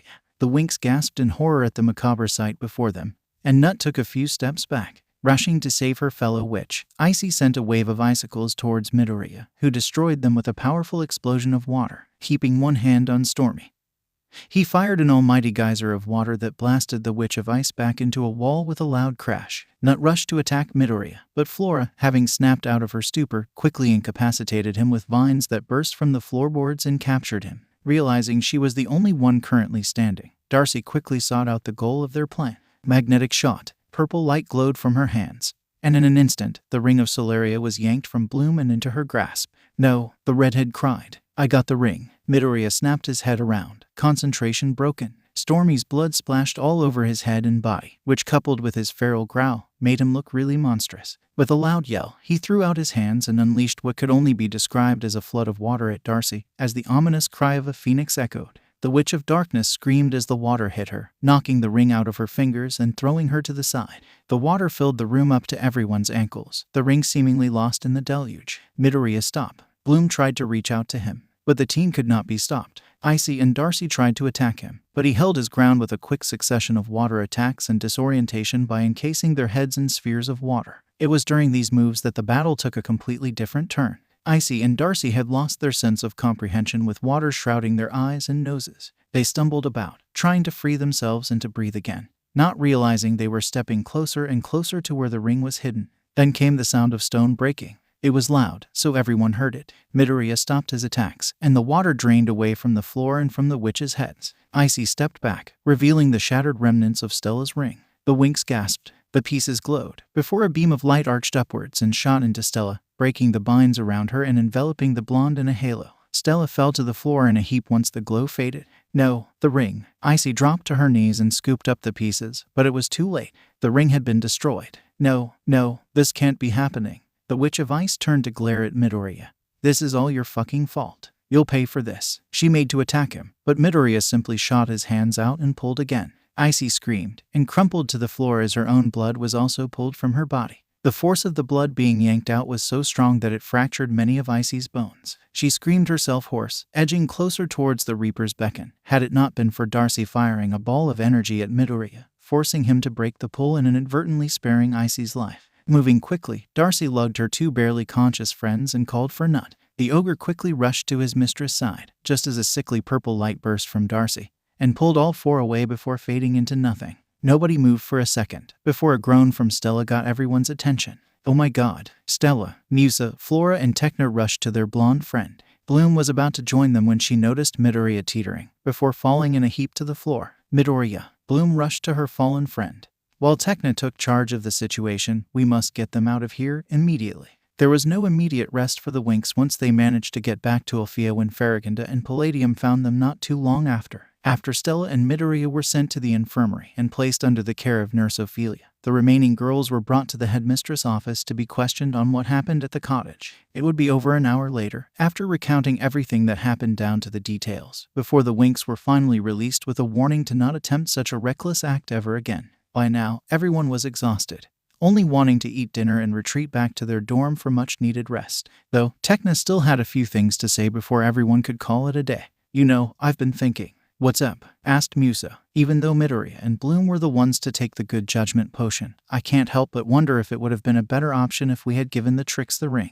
Perhaps Stella and Midoriya wouldn't be spending the night in the infirmary. Bloom sat up from the sofa. While that would have been an easy way, I think we need to also keep in mind the repercussions of such an action. Like what? Flora asked. If the Trix were to take the ring, our first reaction would be to get it back right. Everyone nodded at that. The thing is, we'd be breaking into Cloud Tower in a search for the ring. I don't want to imagine all kinds of rules we'd be violating and the danger we'd be facing there. And besides, Stella and Midoriya are only spending the night as a precaution.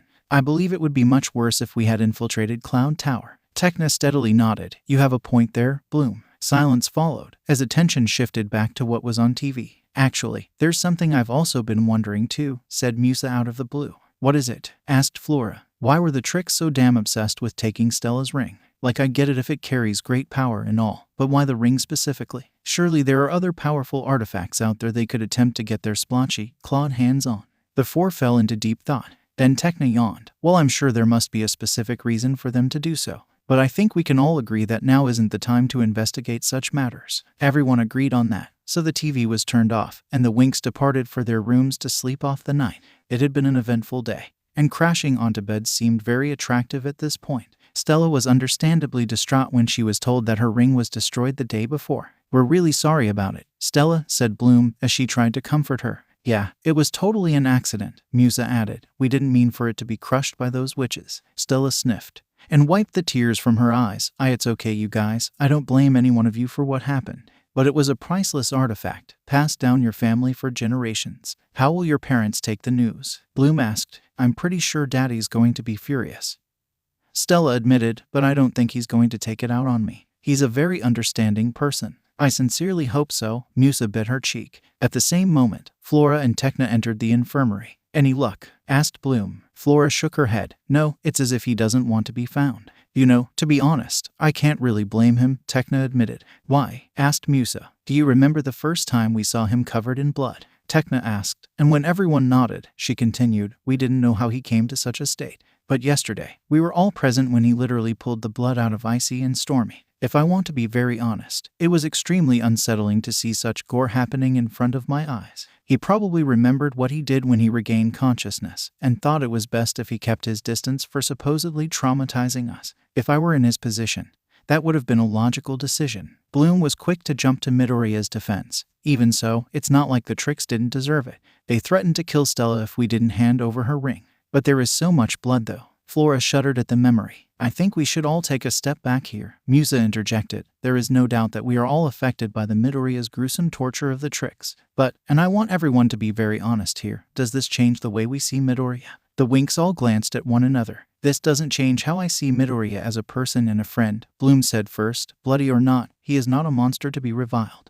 I'm with Bloom on this, Stella went next. I don't care what Midoriya did. The fact of the matter is, I was saved thanks to his and everyone's actions yesterday. If anything, this totally bumps up my view of him as a friend and roommate. What about you, Flora and Tekna? Asked Musa. The tan brunette swallowed, steadying herself. What he did terrified me, but I firmly want to believe he is still the good friend that we spend time with together, share jokes with and learning to become true fairies with. And you're right, Musa, he did it to save Stella. It's illogical to let superficial emotions get in the way, Tekna remarked. Midoriya only used this new blood-bending power to punish the Trix, not to hurt us. And I'm significantly certain that he will never use such painful torture on us no matter the disagreement or conflict. Shunning him is not only stupid, but potentially dangerous if we consider all the possible factors. Then I think we should all go look for him, Bloom declared. We need to make it clear to him that we are still his friends and we don't think any differently about him. But where do we start? Asked Flora. Tekna and I have checked pretty much the entire campus for him. The Winks eyed one another. What do people do to take their minds off of things? Asked Tekna out of the blue.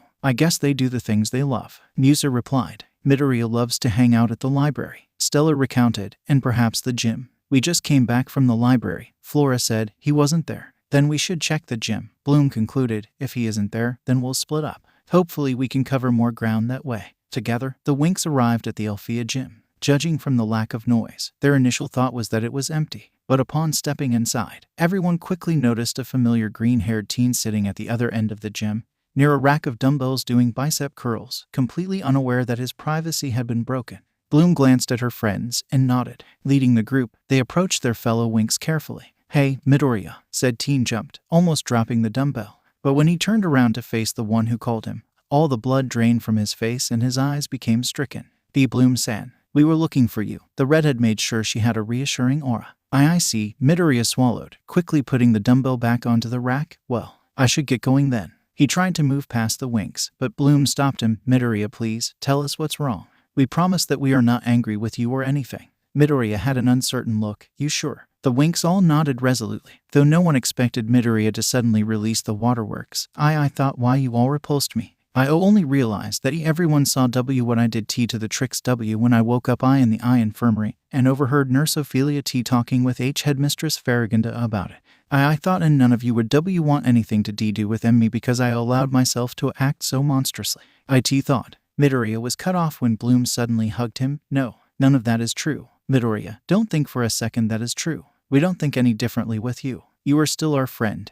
And that's all that matters. Totally true, Stella added, throwing herself into the hug. You saved my stupid ass and taught those horrible bitches a lesson they'll never forget. A little bit of blood ain't gonna change anything between us. Musa, Flora, and Tecna quickly joined the hug, surrounded by the care of his friends. Midoriya smiled wobbly, tears threatening to spill again. You guys, I really don't deserve you all. Oh hush, just be loved by all of us, Musa chuckled. Any doubt left behind was quickly flushed away. And Midoriya was basked in his friend's supportive warmth, reminding him firmly that he truly deserved them all in his life. Like always, life resettled into a new normal after that little hiccup. Well, almost normal. The day after the Winks reaffirmed their strong friendship, Midoriya was called to the headmistress' office during the middle of potions class, entering with a budding trepidation that he had done something wrong. Farragonda welcomed him in, reassuring the trembling lad that he was not in trouble. Instead, she wished to discuss with him about his blood-bending powers. The entire meeting would take almost an hour. Farragonda asked several leading questions, and Midoriya responded truthfully. After some consideration, the headmistress came to the conclusion that such deadly power was only triggered under particularly strong negative emotion. While she couldn't test this theory without potentially endangering a life, Farragonda instead focused her attention on how to mitigate the possibility of accidental outbursts. In the end, she proposed weekly sessions where she will guide Midoriya on how to control negative emotions better, thus giving him a stronger hold over the bloodlust swirling in the deepest recesses of his mind. Midoriya readily agreed to this. When she released him, it was lunchtime, so Midoriya went to join the Winks at the first-year table, reassuring them about his meeting with Farragonda was nothing to worry about. He took his seat and the conversation shifted in a different direction. Actually, remember that question I asked last night? Musa inquired. What question? Tecna asked, swallowing her food. The one about why the Trix were so desperate to get their dirty fingers on Stella's ring. Oh yeah, that. I'm curious too, Flora added. Do you know why, Stella-san? Asked Midoriya. I actually have no clue, to be honest. The blonde put her fork down. All Daddy told me was that the ring was passed down from the first queen of Solaria to her daughter, the first princess and heir to the throne, and that only princesses are able to wear it and utilize its full power. Maybe the library has some clues, Bloom suggested. We do have a free period before Professor Pacola's lesson, Tecna remarked. We better make full use of it. Here it is again, Bloom noted, her eyes catching on a page in the thick tome she was reading. The Winks all looked up from their books. Well, don't leave us hanging, girl, Musa pushed. Tell us the 411. Okay, Bloom nodded. According to the book, the ring is so powerful because it was forged directly from the energy released by a sun during solar flares, which the realm of Solaria uses as its main power source. However, what's really interesting is that some scholars say the ring is extra unique because it's made of the same cosmic power that created these two legendary creatures called the Great Dragon and the Mystical Phoenix. She turned to Stella. Do you know about this? Well, yeah. The blonde nodded. I know all about the solar flare stuff, but the other stuff makes me think I should have it reappraised.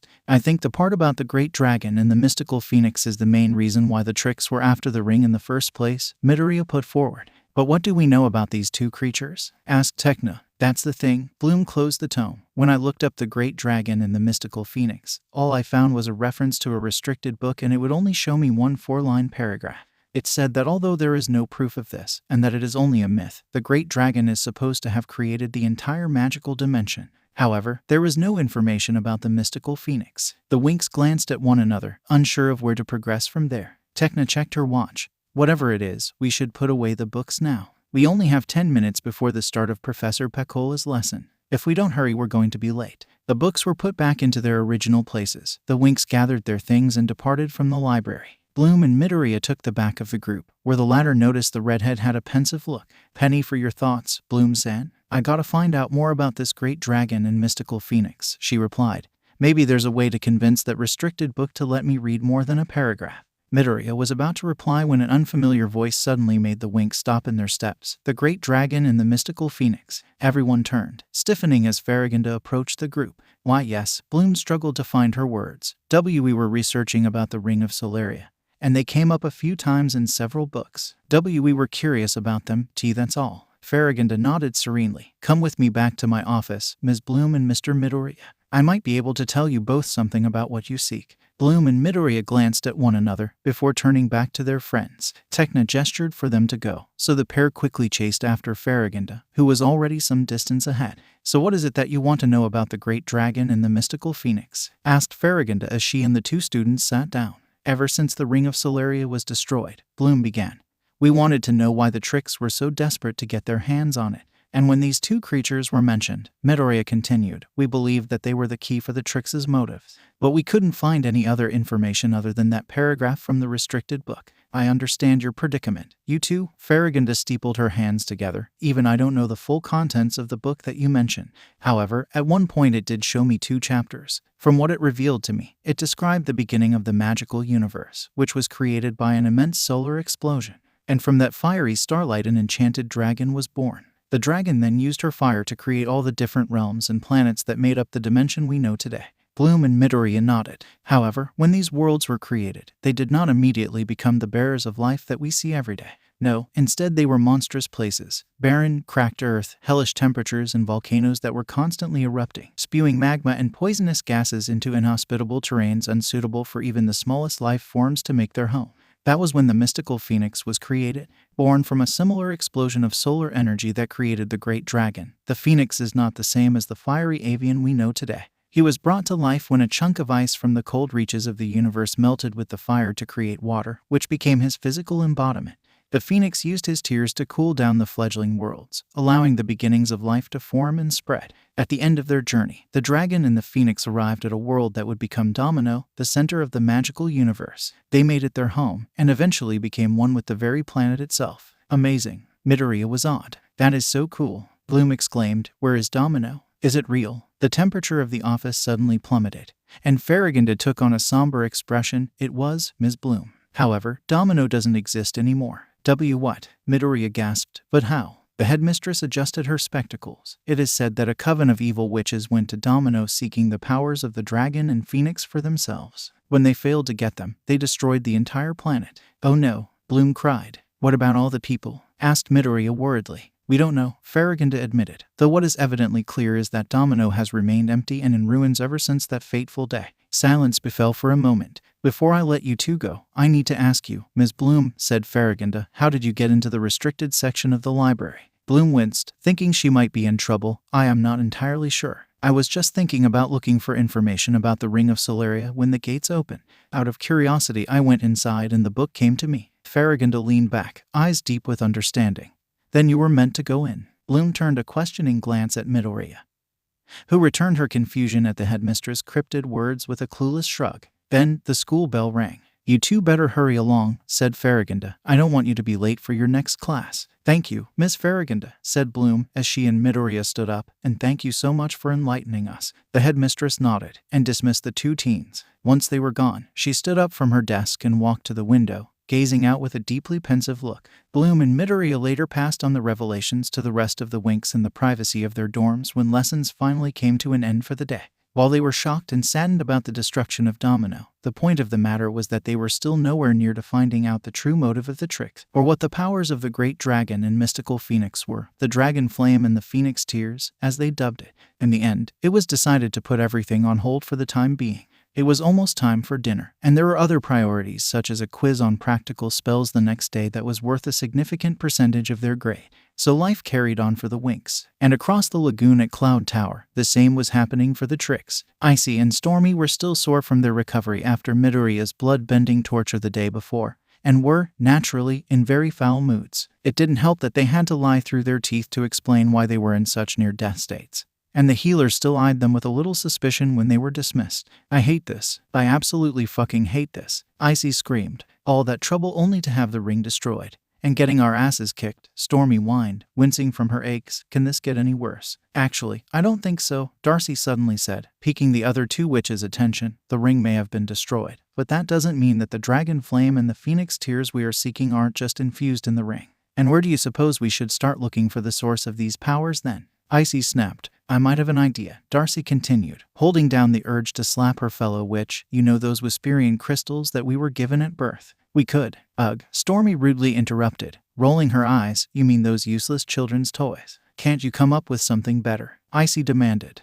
If you would let me finish, you motherfucking whores, Darcy hissed. We could use the crystals when they are connected to locate any great source of power, including the dragon flame and the phoenix tears. Icy and Stormy glanced at one another. Then why didn't you say that earlier? Icy snapped. Darcy growled. You weren't paying attention, you little bitch. All right, Stormy interjected before a fight could break out. Enough, let's just focus on getting this done. And before we go, may I suggest we do it in the forest? There are too many power sources in Cloud Tower. Good point, Icy nodded, before turning to Darcy's closet. Nut, said Ogre tumbled out, releasing a cloud of noxious gas into the room. What is it?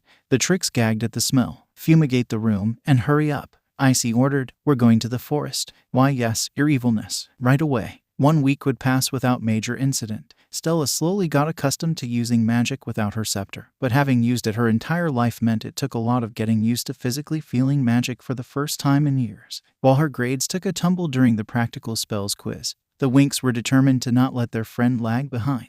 Every day, they would practice utilizing magic with Stella and run through the curriculum to help her catch up. It was slow going, but it at least helped the blonde to maintain a good foundation. The Trix also seemed to keep their distance, though Midoriya wondered if it was only a matter of time before they attempted to strike again. If their actions in Stella's kidnapping were any indication, not even blood torture is enough for them to learn their lesson. Then came that particular Friday. At breakfast, Farragonda suddenly stood up and called for the dining hall's attention. Everyone, I have an important announcement to make, so please listen up, she began. With the exception of morning classes, all lessons in the afternoon will be cancelled for everyone today. There was a great whoop of cheers as all 3-year levels, save for the Winks, as this setup was similar to the time the first years had that outdoor lesson in the black mud swamp. They quietly waited for the other shoe to drop. However, as is a tradition every year at Alfea, each and every one of you will be assigned a challenging task that must be completed without the use of magic, Farragonda continued. The response was mixed. The first years in particular looked aghast at the idea of doing something without magic, while the second and third years seemed rather nonchalant about it, presumably having experience in such an exercise before. Ms. Griselda will facilitate the delegation of the task starting from the end of lunchtime.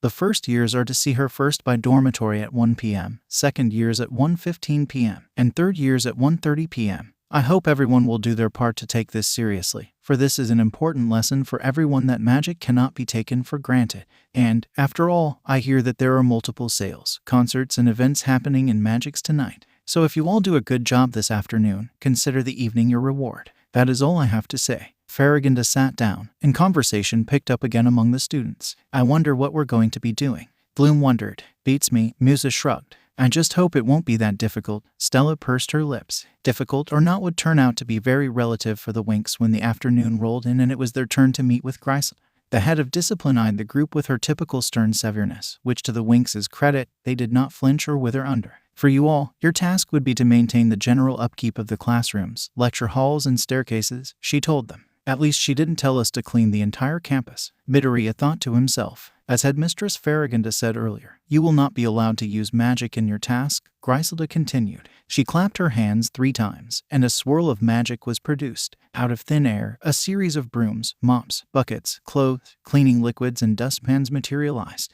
These will be your work tools. Tekna raised an eyebrow. Clearly haven't seen such items before. Huh, what strange objects. Midoriya and Bloom were mildly surprised that their tech-savvy friend had never heard of cleaning supplies before, but then rationalized that there were more high-tech methods of cleaning on Zenith. Tekna pulled out a device and began typing in it, hoping to get a better understanding of the tools presented to them, only for Griselda to push down the lid with a finger. I forgot to mention, you are not allowed to use technology either. But why? Tekna asked back. Don't worry, Tekna, Musa chuckled. Let us Neanderthals teach you the ways of the past. That got the Winks, sans Tekna, laughing. Tekna scowled. It's not funny. You're all being irrational. Griselda wasn't affected by the joke. Everyone, I will be conducting an inspection later this evening, and everything better be clean. Now get going. The Winks split up into 2 groups. Flora, Tekna, and Midoriya went to clean up the staircases, while Bloom, Stella, and Musa went to start with the lecture halls. They would meet up later to clean the classrooms together. With the first trio, they went to the main atrium to get working. Tekna was still eyeing her bucket, broom, and cleaning liquids with apparent confusion. Do you want us to show you how to do it? Asked Flora. No, that won't be necessary. Tekna shook her head, picking up her bucket and pouring out the contents. I'm sure I'll be able to figure out how to use these primitive instruments. Are you sure? Midoriya pushed, an amused grin appearing at the sight of Tekna putting the bucket onto her head like a hat. Of course. Are you really sure you don't want our help? Flora had a teasing edge to her urging. Don't worry, you two. Tekna replied firmly. I can handle this situation. The fairy of technology picked up a broom, felt up the bristles, and to the amusement of Flora and Midoriya, raised it up and began brushing a painting that hung on the wall. See, I think I got it. Oh yes, Flora replied sarcastically, but the irony completely going over Tekna's head. She continued brushing the painting even harder, until suddenly, it was knocked off its hook and sent careening to the stairs below. There was a loud shattering of glass and the splintering of wood. Midoriya's sweat dropped at the ruined painting lying in pieces at Tekna's feet. Oops, I may have done something wrong. Flora chuckled exasperatedly. Do you want our help now? Tekna sighed. I suppose I do. Midoriya checked their surroundings before releasing a stream of magic. The glass and frame repieced together, and the restored painting was levitated up to its original spot and left there as if nothing had happened. I can't believe that we're forced to do this. Yeah, totally. Why should we do this menial work anyway? Did you hear that? Flora asked her friends. That sounds like Dahlia and Amaryl, Tekna replied. Putting their cleaning equipment down, the trio hurried to the door and peered outside. True enough, it was Dahlia, Amaryl, and another girl called Tamara from their class. Their own cleaning equipment lay haphazardly and abandoned off to the side. Why don't we just leave this to the losers to finish? The Winks seemed so determined to get their jobs done anyway. Tamara smirked. I like that idea. Dahlia laughed, tossing the bucket she was holding to the side. Let's get the hell out of here. The three girls quickly made a dash for the front gates across the courtyard, leaving Flora, Tekna, and Midoriya to stare in disbelief and outrage. I can't fucking believe them. Tekna swore. I am truly at a loss for words. Flora frowned. Flora-san, Tekna-san, I need you two to hold me back. Midoriya growled, his eyes flashing red. I will not be held responsible for what I do if you don't. The two girls quickly grabbed the seething male and led him back into the atrium. They waited for the bubbling anger to cool down before letting go. I can't believe that after so many incidents, Dahlia and her friends still haven't learned their lessons on being decent people. Midoriya ranted. Flora sighed. I know, it's a travesty. Let's just forget about them. Tekna crossed her arms. If Griselda finds out that they are skiving off, we'd better stay as far away from the coming explosion to not get caught in the crossfire. But will Griselda only punish those three? Midoriya pointed out.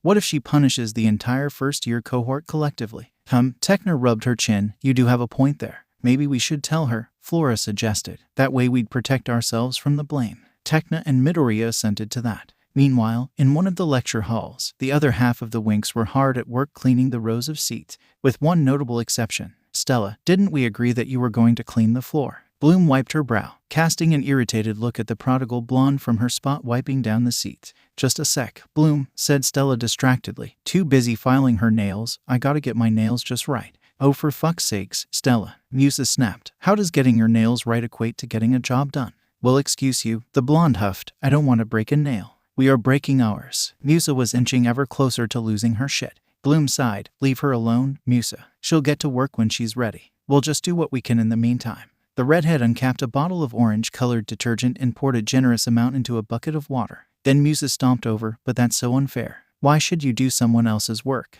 All right, Stella scowled. I'll do it. Just teach me how to clean the floor, 'cause I've never had to do anything of the sort before. The blonde was suddenly cut off when a splash of soapy water drenched her to the bone. Hey. The culprit, Bloom, smirked. Sorry, could you repeat that? Good one, Bloom. Musa snickered. Oh yeah, well I've got some for you too. Bloom chuckled, throwing the rest of the water onto Musa, kicking off a water fight that would carry on for several minutes. Water was flung left, right and center, shouts and squeals echoing as all three girls got soaked like drowned cats. Eventually, all three girls collapsed out of exhaustion. And that was how Flora, Tekna, and Midoriya found them when they came to check on them several minutes later. Whoa, what happened here? A typhoon? Asked Tekna. Stella came back to the world of the living. Oh, nothing much. Just working something out, am I right? Bloom chuckled. Yeah, that's right. Musa sat up from her sprawled position over the lectern. Then she noticed the repressed angry look on Midoriya's face. Oh, I sensed something happened on your end. Midoriya huffed hard. Fucking Dahlia. Amaryl and Tamara decided to play hooky and run off to Magix instead of doing their fucking tasks. Wait, what? Bloom started. Flora wrapped a comforting hand on Midoriya's shoulder. Tekna continued. We brought this up to Griselda. And while she said she'll deal with those three, she made us do their jobs as well. What? But that's so unfair, Stella exclaimed. Well, somebody had to do it, Flora sighed. But still, what in the world did you three do here? This place is a wreck. At this rate, we'll never get this part of the job done, Techna remarked. Stella suddenly had a brainwave. Hey, what do you say we ask the specialists to join us? Yeah, we can do that, Flora said. And then when we get caught, we'll be grounded till we graduate. Well, I think it's a great idea, Bloom rebuffed. They can help us with the cleaning. But isn't that cheating? Techna questioned. And the whole grounding business? No, it isn't. Bloom shook her head. Griselda said no magic or gadgets. She did not say no additional help. We're just taking advantage of her words, Midoriya added. If she tries to say otherwise, we can hit back by claiming she wasn't specific about the rules in the first place. Of course, Stella agreed. And when we're done cleaning, we can throw a nice party. I thought you'd be interested in the sales happening in Magix, asked Techna with a raised eyebrow. I would be, if I hadn't already gotten the clothes ahead of time, Stella giggled. Being the princess of Solaria does have its perks, you know. In that case, I think it's a great idea. Musa punched her fist into the air. Quick, let's call them to see if they are free, said Flora. On it, Midoriya nodded, whipping out his phone and typing in Raikyo's number. Across the lagoon over at Cloud Tower, the students and staff were tucking into dinner in the expansive, multi-leveled dining hall. It had a glass roof, and each level had multiple circular platforms where tables and chairs stood. Conversation echoed and overlapped each other, though some voices could be heard louder than others. Ugh, Stormy groaned loudly, slamming her fist onto the table. Those Wisperian crystals were as good as trash. Several heads turned, including a pair of freshman witches seated 2 levels below the Trix. Fear not, Stormy dear, Icy smirked. Though the crystals were not completely accurate, we did narrow down a possible source at Alfea. At the mention of the College of Fairies, one of the freshman witches, a shy girl with short burgundy hair named Murda, looked up from her meal. Her friend, Lucy, also looked up, her attention piqued. But what if the Dragon Flame and the Phoenix Tears aren't in Alfea? Asked Darcy. Then we'll just trash the place, Icy cackled. Powers or not, we are still the 3 most powerful witches in the realm.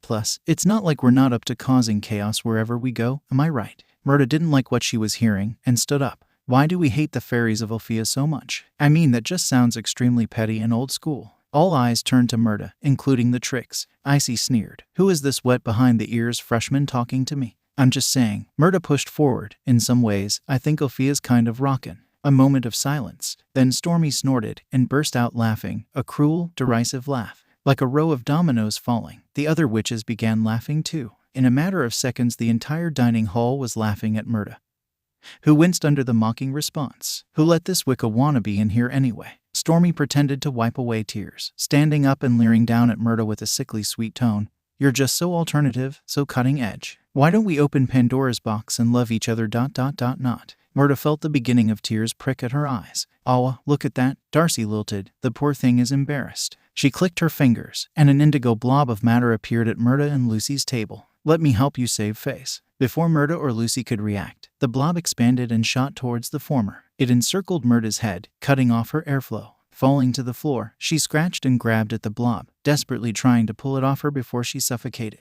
Lucy rushed to her friend's side and tried to help. It's not funny. She can't breathe. Darcy clicked her tongue. Stupid freshman. Everyone knows that goo blob only lasts a minute. Sure enough, the glob vanished from Murda's head only seconds later, finally allowing her to breathe. As she coughed and hacked, Lucy was quick to help her up and sit her back down to compose herself. Attention witches. I have an important announcement to make. The sudden echo of Headmistress Griffin's voice silenced the raucous laughter as she appeared before the school. Thanks to some bumbling fool, the Magic Stadium has been double booked for some wretched music concert that the fairies and specialists will be attending tonight. As such, our Money for Monsters fundraiser event has been forced to move to the Magix Elementary School auditorium, so plan accordingly. Griffin turned on her heel and disappeared, her grumblings about stupid fairies trailing as she went. The Trix turned to one another with devious glee. Tonight's our night then, Icy cackled. With the entire school empty, it will be ours to destroy. Back over at Alfea, with the sun setting and most of the school in Magix spending a well-earned evening out, a certain band of specialists came zooming in on their leva bikes towards the front gate.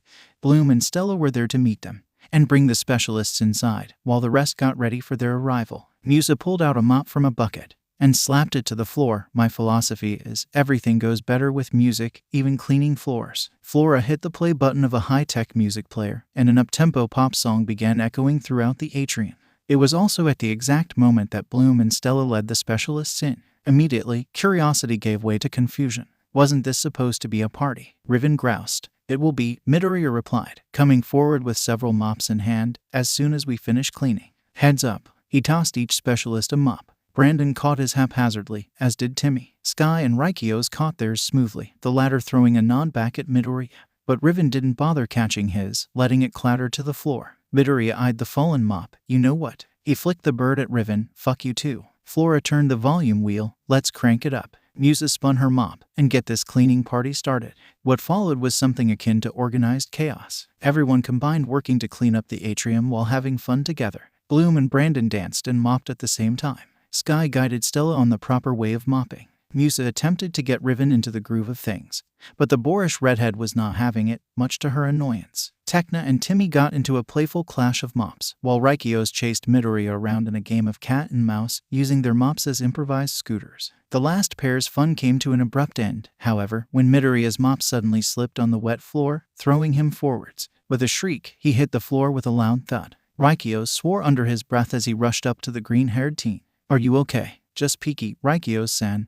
Midoriya replied with a chuckle. Off to the side, even Kiko was having his own fun, copying Raikyos and Midoriya's game by sliding around the wet floor like an ice skating rink. With everyone's effort, the atrium was cleaned in just under half an hour. Keeping away the cleaning equipment, the group got ready for the real party. While the specialists snuck down to the kitchens to grab some snacks and drinks, the Winks went to change into more party-like clothes. Once everyone was back in the dorm, the party was underway. The cleaning is finito and it's time to get this party rockin'. DJ Musa is at the table, so let's see. Musa sifted through her music playlists, smiling when she found the right tracks, tunes for the East Wing. One of 4 music players started playing. The West Wing, the second hit it up, the North Wing, followed by the third, and the South Wing. The last player slid into the scene, and it was time to dance. The Winks and the specialists converged into the middle of the common room and burst into moves. Laughter and cheers echoed as everyone worked their stuff. You go, Stella. Bloom cheered. You too, Bloom. The blonde replied, before realizing something.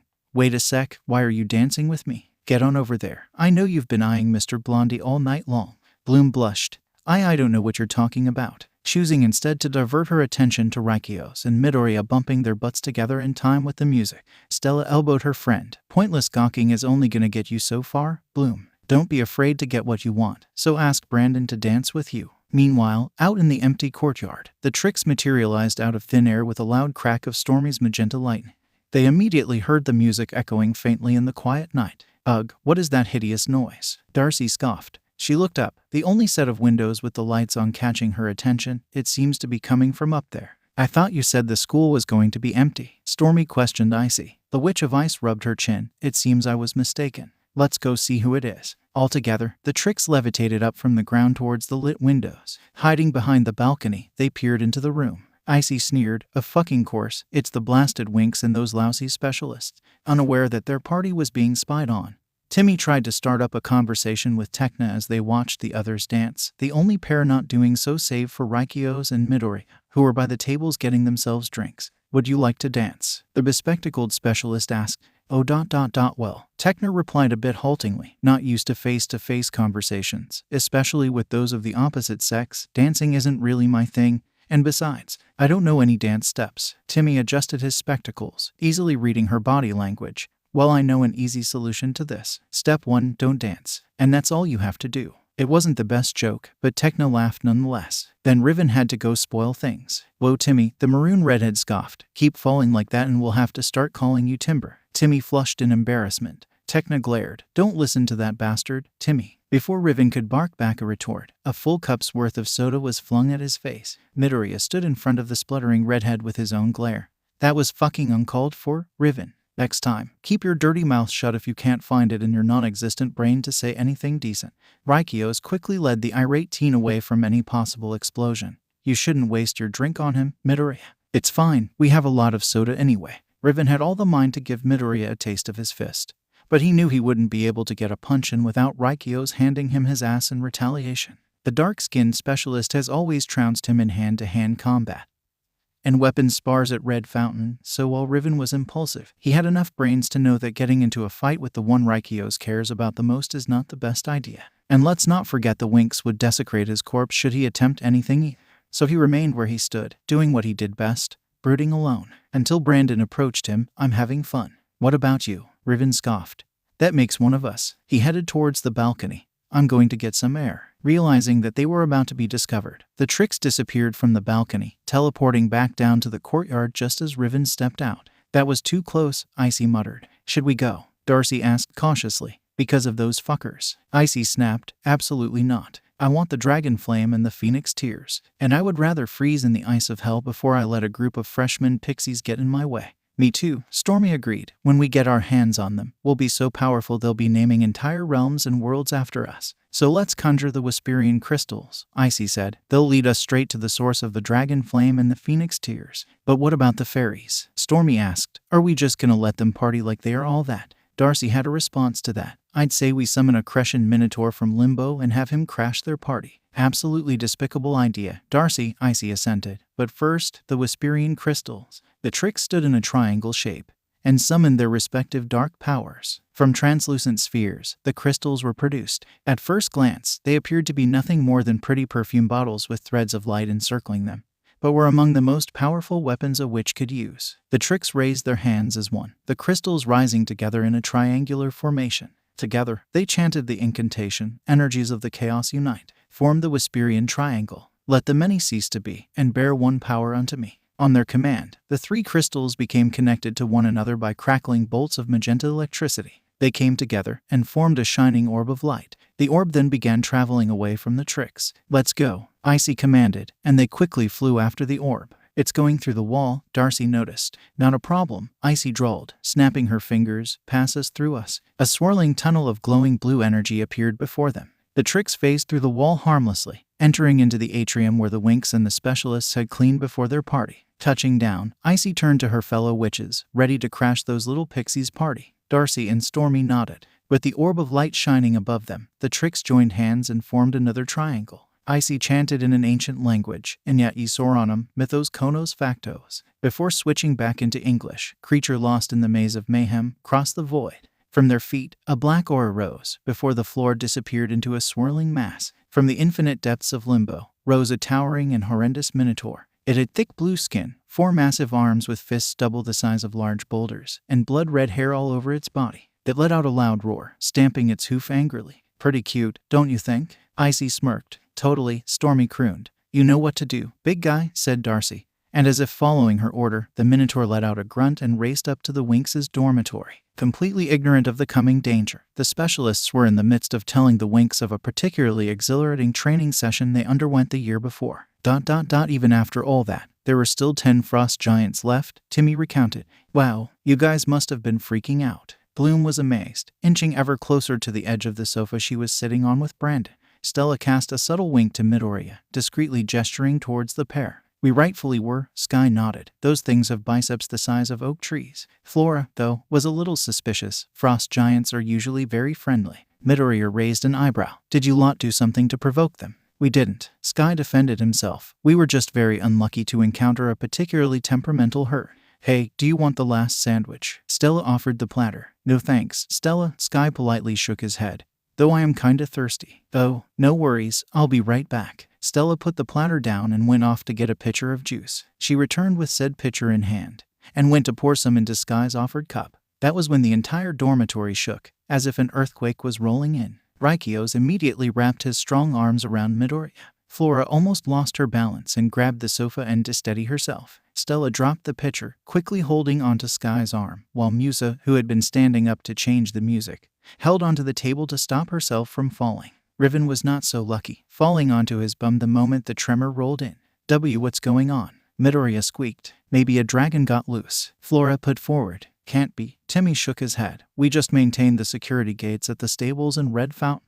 There's no way one of them could have escaped. I'll go check outside, said Stella. As she went to the balcony, she scanned the surroundings. Well, I don't see anything. Maybe someone left their TV on. Techno wanted to point out that leaving an electronic device on couldn't possibly cause a noticeable tremor when a teacher's desk went careening right out of a classroom window across the courtyard from the dormitory, splintering into pieces on the ground below. Stella flinched back, or maybe not. Riven, who had gone to the balcony as well, whistled loudly. All 5 leva bikes which were parked below rose up to the balcony, and the specialists all hopped on. They quickly rode across the courtyard to investigate the disturbance, leaving the Winx to hurry out of their dormitory to catch up to them. This way, Winx. Come on. They caught up in record time, joining the specialists in the classroom. "What's the deets?" asked Musa. "Half the wall is gone," Brandon remarked. The damage spoke for itself. As the blonde specialist noted, half of the wall was demolished, and the rest of the classroom was completely trashed, as if a tornado had gone through it. Desks and chairs were thrown all over the place, light fixtures hung limp and broken, and the blackboard had several dents marring its surface.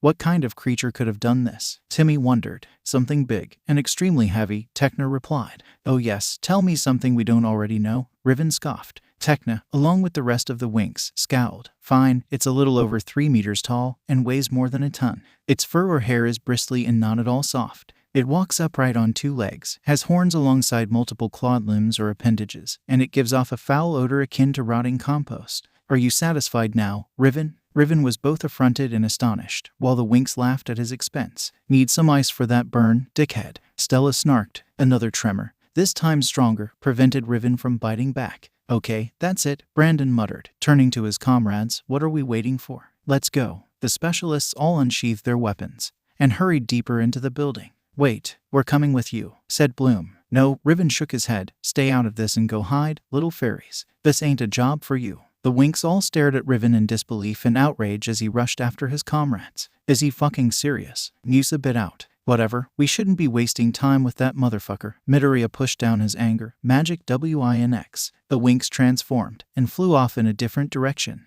just missing them. The Trix followed the orb of light in the opposite direction. They watched it closely, immediately noticing an increase in its speed. "We must be getting close to the source," said Icy. It appeared so, until all of a sudden, the orb just stopped. Why did it stop? Darcy wondered. Suddenly, there came a noise that clearly wasn't the Minotaur they just sixed upon Alfea. "Someone's here," Stormy hissed. They didn't need to worry as the noise was just from Pepe, the little duckling that had somehow managed to follow them from Cloud Tower. "Quack quack, mommy." "Oh, it's just that duck," Darcy sighed in relief. Pepe waddled up to Icy and hugged her boot lovingly. Icy growled, "I hate ducks." She let out a scream and yelled, "Ice coffin." Pepe was immediately encased in a cube of ice and sent sliding down the corridor with a well-aimed kick. In a different section of the campus, the specialists entered a room where they believed whatever was trashing the place was last inside of, which was the second-year potions laboratory. Despite it being in near total darkness, it was not difficult to see that the lab had been utterly decimated, and judging from the lack of noise, the creature was no longer hanging around. "Give us some light, Timmy," said Sky. "Sure thing," Timmy nodded, fishing out a torch from his pocket. Pressing a button, a shining orb of light shot out of the torch and brightened. The trash state of the room was illuminated for them to see. "This thing's a wrecking machine," Brandon exclaimed, Riven grunting in assent. Rykios looked up. Noticing a giant hole in the ceiling, it went up there. "This thing's got jump too," Sky remarked. "Then let's get moving," said Timmy. Meanwhile, the Winx were flying down another hallway towards a set of stairs. "It's gotten really quiet," Flora remarked. "Maybe it went away." Bloom tried to be hopeful. "Doubt it." Midoriya shook his head. "The air is still really unsettling. Maybe it's from all the food you scarfed down." Stella tried to lighten the situation with a joke as the Winx cleared the stairs and headed down the corresponding corridor. "It's not from food," Midoriya retorted. "Everyone be quiet," Musa suddenly ordered. "Do you guys hear that?" The Winx glanced at one another. "I don't hear a thing." Stella shook her head. "Perhaps if we all had sonar hearing like Musa we would," Techna replied. Musa would have retorted that her hearing was just as normal as everyone else's when she suddenly flew into something hard and had bristly fur. Her eyes widened. Guys, I think I just hit the ass of our party crasher." The hulking mass of muscle turned around, and from the moonlight coming through the windows, it confirmed Musa's worst suspicions. The Winx huddled together in fear as the Minotaur advanced upon them, letting out an almighty roar and sending spittle all over Stella, who had the unfortunate luck to be caught in the front. "Oh, that is fucking disgusting." The blonde screamed, "You're so gonna get it." Stella unleashed a ball of light at the Minotaur, but it didn't do anything other than enrage it further. Stella quickly realized her mistake and tried to back away. "Run," Techna screamed. The Winx all booked it, flying as fast as they could down the hallway as the Minotaur chased after them. Again, they just missed the Trix as they phased up from the floor. "I don't get it," Stormy remarked. "It's like the powers keep moving." As they flew, Flora looked back. The Minotaur showed no signs of slowing down, so she released her magic vine wall. A thick wall of vines shot up from the floor to the ceiling, blocking the Minotaur. But it ultimately served no barrier as the Minotaur demolished it with its horns and continued its chase. One by one, the Winx hurled all kinds of attacks on the Minotaur, but they either bounced off the creature or made it angrier. Musa-san, watch out. Musa, who was at the back of the group, realized the Minotaur was catching up fast and about to gore its horns through her body. With a yelp, she did a mid-air backflip, her feet landing on the Minotaur's back. Kicking hard, the monstrous creature was sent careening forward from the inertia, crashing onto the floor with a great rumble. Now that's my kind of party, came a grating, yet welcome voice. Looks like we got here just in time. The Winx all sighed in relief as the specialists came out of the darkness together. Good backflip, Musa. Brandon flashed a thumbs up. Musa smiled in appreciation. The Minotaur picked itself up, and Riven came forth. Hey, you with the ponytail. If you want a real challenge, get your fat butt over here. Not giving the creature a chance to attack, Riven charged the beast, swinging his blade wildly. Amazingly, the Minotaur dodged all the attacks and charged at Riven, forcing the specialist to jump back to avoid the four fists, promising serious injury. I think you need a hand there, bro. Brandon rushed up with his sword and shield. Just focus on protecting your prince, Squire boy, Riven retorted, getting back up. Hey, don't hog all the fun. Sky brandished his sword. Leave it, I can handle Thigh. Riven was too preoccupied with arguing with his comrades to notice the incoming fist. All it took was one powerful punch for Riven to go careening through a window and hitting the floor of the adjacent classroom hard, the impact knocking him out instantly. The rest of the specialists were unable to retrieve their comrade, as they were forced to fight the Minotaur head-on. You know, Stellar remarked as the Winx watched the boys butt heads with the beast. They've bickered so many times it's not even funny anymore. It's all about machismo and masculinity. Techner rolled her eyes. One thing I don't understand about the male sex is their constant need to one-up one another, like who is better or who is stronger. But we should also take note that Riven is usually the instigator, Midoriya pointed out. I mean, it's not anyone's fault that his little Riven is the smallest out of all the guys. But that doesn't give him the excuse to take his insecurity out on the others. Oh my god, Midoriya. Bloom mock gasped, pretending to be scandalized. Stella and Techna laughed until their sides ached, while Musa let out a loud "oh." Sweet, innocent Flora merely tilted her head in confusion. What's a little Riven? Stella and Techna completely lost it, doubling over from their laughter. Bloom placed a hand on the confused brunette's shoulder. We'll explain it later if you're up to it. While this was happening, the Trix chanced upon Riven's unconscious body. Well, Icy drawled. What do we have here? He's not the source of the dragon flame or the phoenix tears, Darcy noted, before adding a touch of relish, though there is an ungodly amount of dark energy coming from this boy.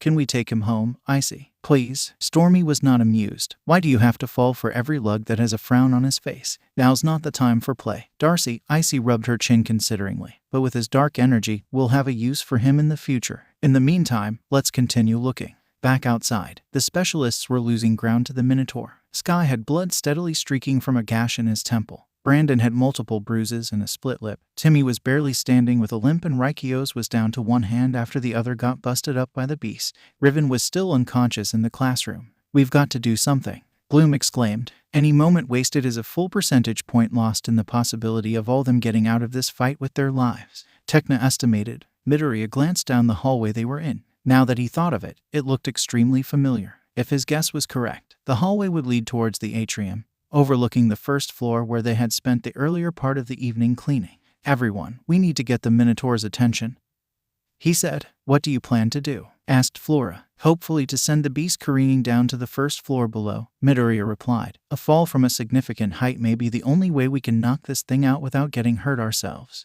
You got it, Midoriya. Musa nodded, before flying towards the Minotaur. Hey bull snot. The Minotaur looked up from just about to turn Sky into a bloody pulp. Speaker shock. Red sound waves shot out of Musa's outstretched hands, turning into two large speakers that blasted loud rock music right into the Minotaur's ears. The beast roared loudly and charged straight towards the Winx. Everyone get back, Midoriya ordered. The Winx all pressed themselves against the walls, except for Midoriya. Water slide. Two gushes of water burst from his hands and coated the floor, running down the length of the hallway towards the banister overlooking the atrium. The Minotaur failed to notice the slippery conditions, the loss of traction and the high speed of its charge sending the beast sliding down the hallway straight towards the banister. As it was, Pepe the duckling was wandering aimlessly, unwittingly right in the path of the incoming Minotaur. Pepe barely had the time to quack in horror as the Minotaur rammed into him, taking him along with it as it crashed through the banister and hurtled down towards the first floor. There was a loud crash and rumble, followed by a dust cloud that reached up to the glass roof. The Winx rushed towards the ruined banister, peering down at the Minotaur sprawled over the cracked remains of the first floor. Whether it was dead or conscious, it was unclear. Either way, the Winx returned to pick up the specialists, make sure that they were able to walk, and as a group, all trooped down to the first floor to inspect the lifeless beast. Where did this thing come from? Flora wondered. The creature preserve. Riven guessed. Except that the Magix creature preserve has no record of minotaurs under captivity, Techno pointed out. The answer came when Pepe managed to squeeze himself out from under the minotaur's body, stumbling about before collapsing into a heap on the floor. Look, Stella pointed, isn't some bitch we know being stalked by a duck? I see. Bloom scowled. That means the Trix are somewhere in Alfea, Flora concluded. But why would those bitches come to our school and sick a minotaur to trash the place? Asked Musa. Because they are extremely petty, that's why, Stella proclaimed. They must be super pissed that my ring got destroyed and decided to take their anger on us innocent fairies. I think there's something more to it than that, Midoriya noted. Whatever this is, it can't be anything good. Bloom pursed her lips. I think we should go Miss Farragonda's office, utilize her all-seeing crystal ball and see what are the Trix really up to. Her suggestion was immediately met with opposition. But that wouldn't be right, said Flora. We cannot go into Ms. Farragonda's office if she isn't in there. I concur, Techna agreed. It's strictly against the rules. We could even be expelled if we're caught. True, Bloom nodded. But we are virtually the only ones who could do something to protect our school. If anything, let's see if we can contact Ms. Farragonda and inform her of what's happening in Alfea. Reluctantly, the group assented to Bloom's suggestion. Together, they all trooped up to Farragonda's office. Pushing the door open, everyone stepped inside. The office was dark, and there was no sign of the headmistress. The Winks split into two groups. One would find ways to contact Farragonda, while the other would use the crystal ball to track the Trix's movements. The specialists took to barricading the door with whatever furniture they could find. This won't be much, Sky noted, but it's the best we can do. He turned to Midoriya, Stella and Musa. Any luck finding the Trix? No, Midoriya shook his head. There are like a billion places one could hide in Alfea, Stella pointed out. The brunette specialist turned to the other group. How about contacting Farragonda? No luck on our end either. Techna shook her head sadly. Near the door, Riven's ears picked up noise just outside of the door. I think they're coming. Quick, everyone hide, said Bloom. Everyone scrambled to find a hiding spot. Midoriya and Raikios took to concealing themselves behind a large potted plant. Are you okay? The dark-skinned specialist whispered. I think I should be asking you that. Raikios-san, Midoriya whispered back. How's your hand? Raikios glanced down. Could be better. Everyone, be quiet. Bloom whispered from her hiding spot behind Farragonda's desk. Outside the office, the Trix eyed the orb of light closely. It was pulsating wildly. Its glow brighter. Interesting, Icy noted. The Wisperian crystals are responding strongly. That means the dragon flame and the phoenix tears are somewhere in this room. She looked around the seemingly empty office, but I don't see a thing. I guess we'll just have to trash the place and do a thorough sear. That was Bloom's cue. You are not trashing anything. The Trix startled as the redhead jumped out from behind the desk. Hit the lights, Riven, and do your stuff, Midoriya, said Specialist. Flipped the switch, bathing the office in light. Midoriya jumped out from behind the potted plant and released a rope of water. Before the Trix could react, the rope wove around them and bound them tightly. Everyone else came out of hiding. Let us go, Stormy screeched as she tried to fight against the binds. Not until you tell us what the fuck are you doing here, Bloom demanded. That is a question I want to ask all of you. Everyone jumped at the familiar, stern voice. To his credit, Midoriya did not release the water rope. Farragonda entered. Up until a moment ago I thought this was my office. Bloom quickly applied damage control. I know it looks bad, Miss Farragonda, but I can explain. One hurried explanation later, and Farragonda was fully caught up with the events that had transpired that evening. Farragonda grimly asked Midoriya to release the Trix, containing the three witches in an impenetrable orb, doing the same for the Minotaur just as it was beginning to stir. She then sent the Winks and the specialists down to Nurse Ophelia to be patched up. Once everything was done, everyone gathered at the courtyard. The Minotaur was hooked up to the specialists' leva bikes to be taken back to Red Fountain temporarily until a permanent solution could be decided.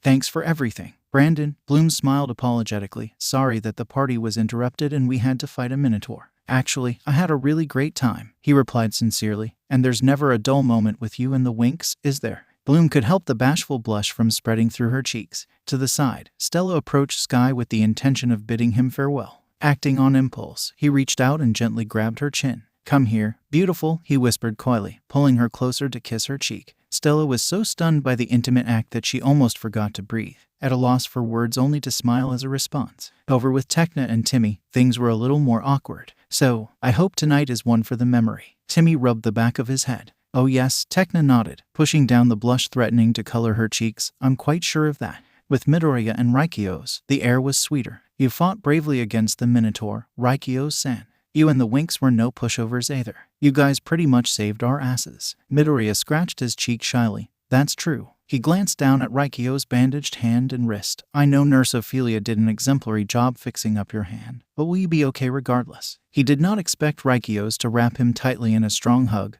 I'll be fine, Midoriya. It'll take more than a minotaur to finish us off. Slowly, Midoriya returned the hug. Just ...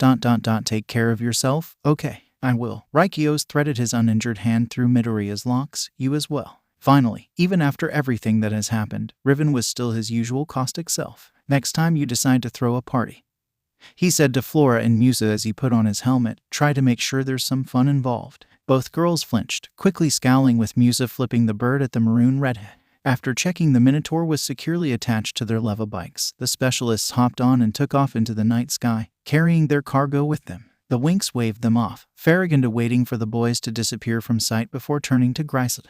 We must remember to send Headmaster Saladin a glowing letter of gratitude for the help his boys gave us tonight. It was so good of them to come when the Winx told them that there was a Minotaur loose on campus. She then turned to the Trix, whatever softness in her expression evaporating as she gave them a stern glare. As for you three witches to be, you took things way too far this evening. I don't know what is going on between you and my students, but it ends tonight. Am I clear? The Trix barely held down their snarls as they were properly reprimanded.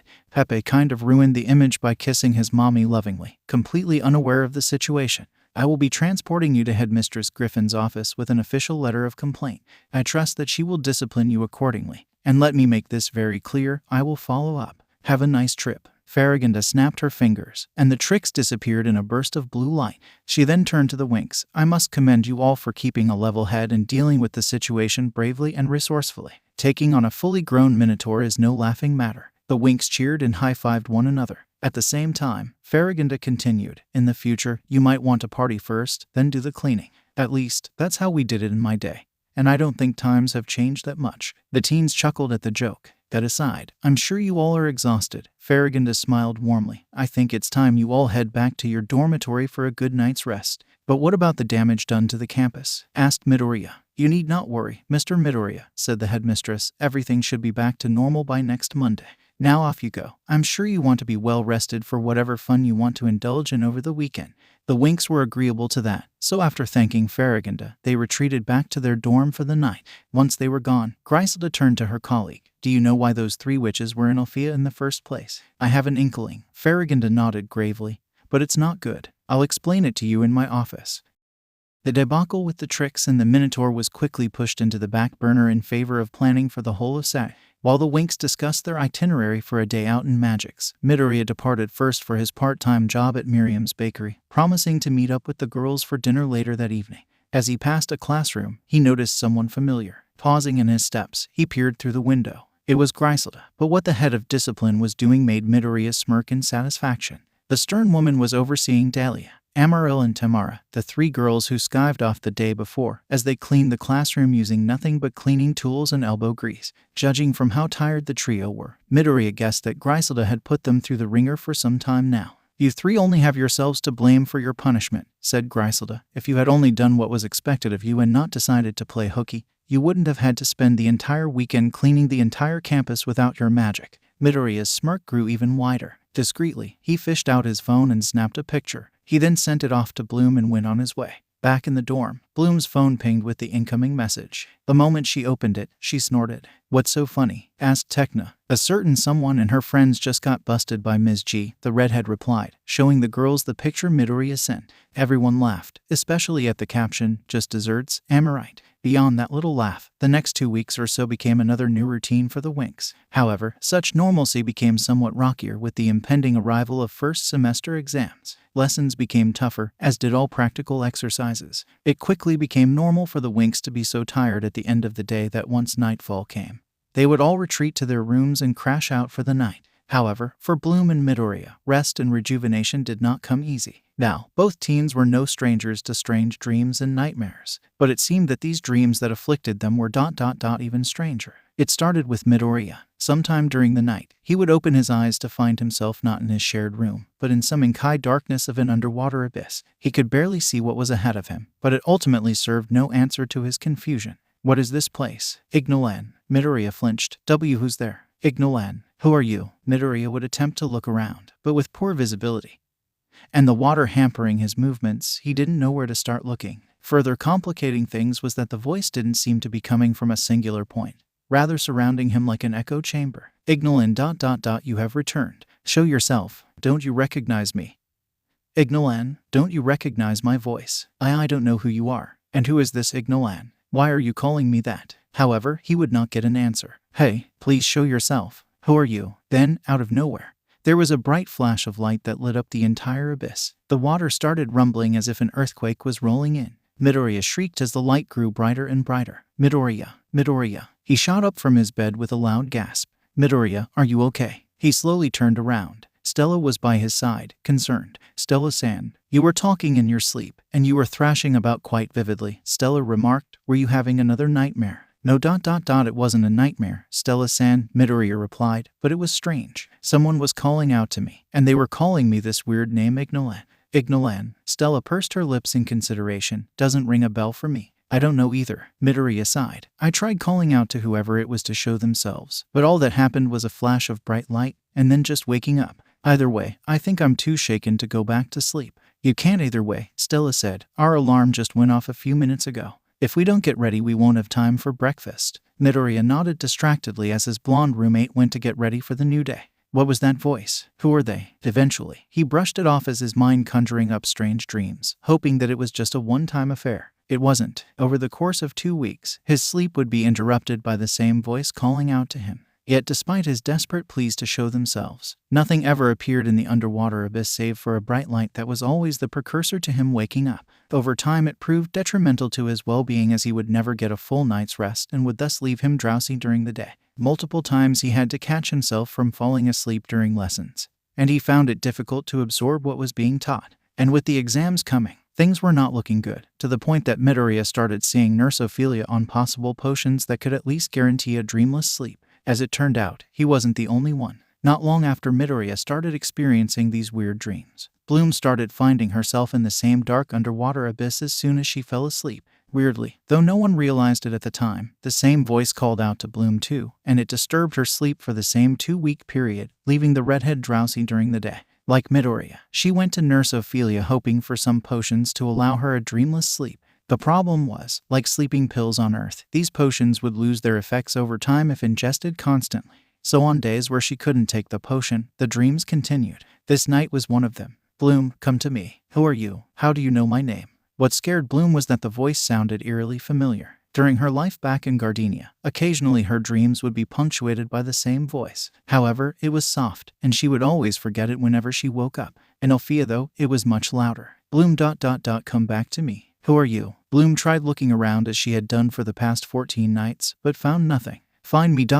Find me within you. How do I do that? Suddenly, something brushed against her hand. Spinning around, Bloom gasped. You know the answer, Bloom. Standing right before her was a towering woman who shined brightly like the sun. She was dressed in a long, flowing golden dress, and she had rings around her arms that released long silk that flowed languidly with the water. She had long, blonde hair, and her beautiful face was concealed behind a mask. This was the first time Bloom had ever seen her in her dreams. What are you? You will find me when you and your brother find yourselves. What do you mean? What brother? Prepare for the journey, Bloom, and remember me. What journey? Prepare for what? Perhaps for the journey out of bed. Bloom started and shot up from her bed. It took a moment for her to realize that Flora was sitting on her bed with a soft smile. You'd sleep through a solar storm, wouldn't you? The brunette chuckled. Flora ...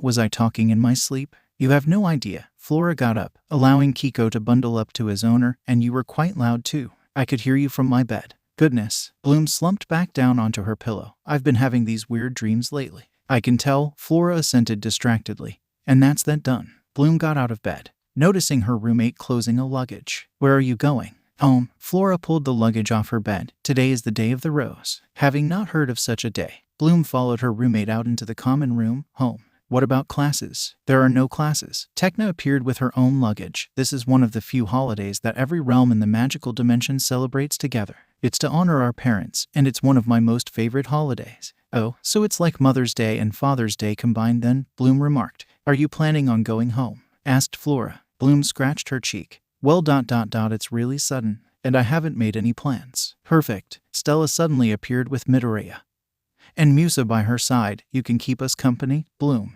After seeing Tekna and Flora off at the school gates, the 4 remaining members of the Winx headed to the dining hall for breakfast. It was admittedly unusual to walk through the emptied hallways, and it struck home even more when they entered the dining hall to see it empty other than 2 third-years who were buried deep in their studying for the upcoming exams. The 4 sat down at their usual seats at the first-year table, food appearing seconds after. They ate in silence for a few minutes. I hate when the school's empty, Stella sighed after a moment, taking a sip of her tea. I don't know why, but I find it really depressing. Good morning, lad and lasses. Professor Whizges. Bloom smiled, going home too. Of course, the leprechaun nodded, picking up his bag, going off to see dear mother. He tapped the little flower on his shirt lapel, which transformed into a fully bloomed rose. I'm going to transform into a basilisk and give her a good scare. With a jovial wave, Whizges bounded out of the hall. Funny guy, that professor, Musa remarked. So, why are you sticking around, you two? Stella turned to Bloom and Midoriya. I thought you'd want to visit your parents after some time apart. It wasn't really a choice, Bloom replied. I only just found out about this holiday. Plus, we don't celebrate it on Earth, so my parents are probably busy working today. Midoriya's lips thinned as he looked down at his half-eaten breakfast, trying to hold his rising emotions down at the thought of his own mother, left behind in his world with no idea on what happened to him. He needed a distraction. What about you both? He asked. Stella suddenly had a somber expression. I've never told anyone about this, but all's not well back in Solaria. She picked up her cup, staring into her tea. My parents are getting divorced. Things are extremely complicated now, getting pulled between 2 palaces and having to witness them fighting. She sat her cup down with a soft sigh. Bloom reached over and gently squeezed her hand. I just wish things could settle down and differences sorted out ... But I guess we can't have everything in life. Stella shrugged weakly. What about you, Musa? Now it was Musa's turn to grow somber, though she also looked close to tears. My mom died when I was little, so this holiday has always been a bittersweet one for me. Musa-san. Midoriya immediately took her hand into his. Furthermore, my dad's on that inter-realm hip-hop tour of his, so he's been Mia for some time now. Oh Musa, I'm so sorry, I didn't know, Stella whispered, scooting closer to pull her friend into a hug. Musa sniffled. It's okay, you don't need to apologize. I've never been good with talking about it, so I always tried to keep it to myself. Bloom found herself close to tears as well. Does it help, talking about it? Even a little bit. Yeah, but it doesn't change the present, Musa replied. Midoriya wiped away his own tears. I don't know if this means much, but I'd say we have our own little family here as the Winx. Maybe there's something we can all do to have fun today. Of course, Stella brightened, jumping out of her seat to dance around the nearly empty hall. The sun's out. There's a festival in Magix, which means all day shopping and a dance tonight. Suddenly, there came a pinging sound. Is that your phone, Stella? Asked Musa. The blonde fished it out of her pocket and read the incoming message. She squealed in delight. Who is it? Asked Bloom. It's from Sky. Stella replied. He and some of the boys will be at the festival today. And that's not all. They are inviting us to the dance tonight. Midoriya perked up at the idea of seeing Raikyos again. Bloom thought it was a great idea. She turned to Musa. Shall we? But Musa had other ideas. I think I'm just gonna ... hang back for today. But you guys have fun without me. Stella opened her arms. Get over here, you three. Not hesitating for a moment. All 4 members of the Winx shared a group hug, reaffirming their friendship together. Across the lake in the stormy hills of Cloud Tower, a certain trio of witches were getting hammered by their headmistress. You 3 witches are really starting to stir my cauldron. Griffin thundered. Do you know what this is? She produced a letter sealed in wax. It's a letter of complaint against you 3 by Ms. Farragon over at Alfea. Griffin tore up the letter and threw the pieces at the Trix's feet. If you are going to wreak havoc, do it without making a fool out of yourselves. None of this bumbling around. None of this releasing third-rate beasts into the world. And especially none of this getting caught by a bunch of freshman fairies. You are Cloud Tower seniors, and I expect much better than this nonsense. Am I clear? Crystal, Icy replied, as her mind schemed. Good, now get out of my office. Griffin pointed to the door. I had better not see you 3 be sent here anytime soon. The Trix quickly left the office, retreating far enough to not be heard. What a fucking grouch, Darcy rolled her eyes. Tell me about it, Stormy agreed. We need to be careful, Icy said. We're on thin ice once again. We need to do something to ensure we get back into Griffin's good books. The Trix considered their next move. How about we get our revenge on those meddling pixies? Today's the day of the rose, so maybe they'll be out in Magix having fun. Why don't we turn this holiday into something they'd loathe to remember? Darcy suggested. I like your idea, Darcy, Icy smirked. Let's head down to Magix. As Stella, Bloom, and Midoriya caught the next leva bus to Magix, Musa went to the roof of one of Alfea's twin turrets overlooking the lake. I remember when you used to tell me about this place. Mom, she said to herself, gazing out at the view, you said it was your favorite spot when you went to Alfea, the spot where you and Dad had your first kiss. Yusa pulled an ornately carved lotus from her pocket. She set it down on the ledge before sitting down herself. All right, here you go, Mom. She waved a hand over the lotus. It opened like a flower blooming, and from within, a holographic image of her mother appeared before her. So let me tell you what's been going on. Classes are good, and I'm acing potions, though the lessons are getting harder since exams are coming up soon. The holograph of her mother nodded encouragingly, as if she really heard what her daughter was saying. I also met this cool guy called Riven. He's rough around the edges, but I think that's just his way of flirting, you know. Musa sat in silence for a moment. Anyway, there are no classes today, so I'm gonna spend the entire day with you. She picked up the lotus. I'll take you down to this gazebo we found by the lake last week, and then to the studio to play this new tune that I wrote. Musa slid off the ledge and headed for the stairs, feeling a little better now. At the heart of the festivities, Magix was seeing crowds at unprecedented levels. As Stella, Bloom, Midoriya, Brandon, Sky, Raikios, and Riven realized it was hard to move at certain places. It was just that many people crowded together, either watching performers showing off their skills or buying from street vendors and in process blocking the flow of foot traffic.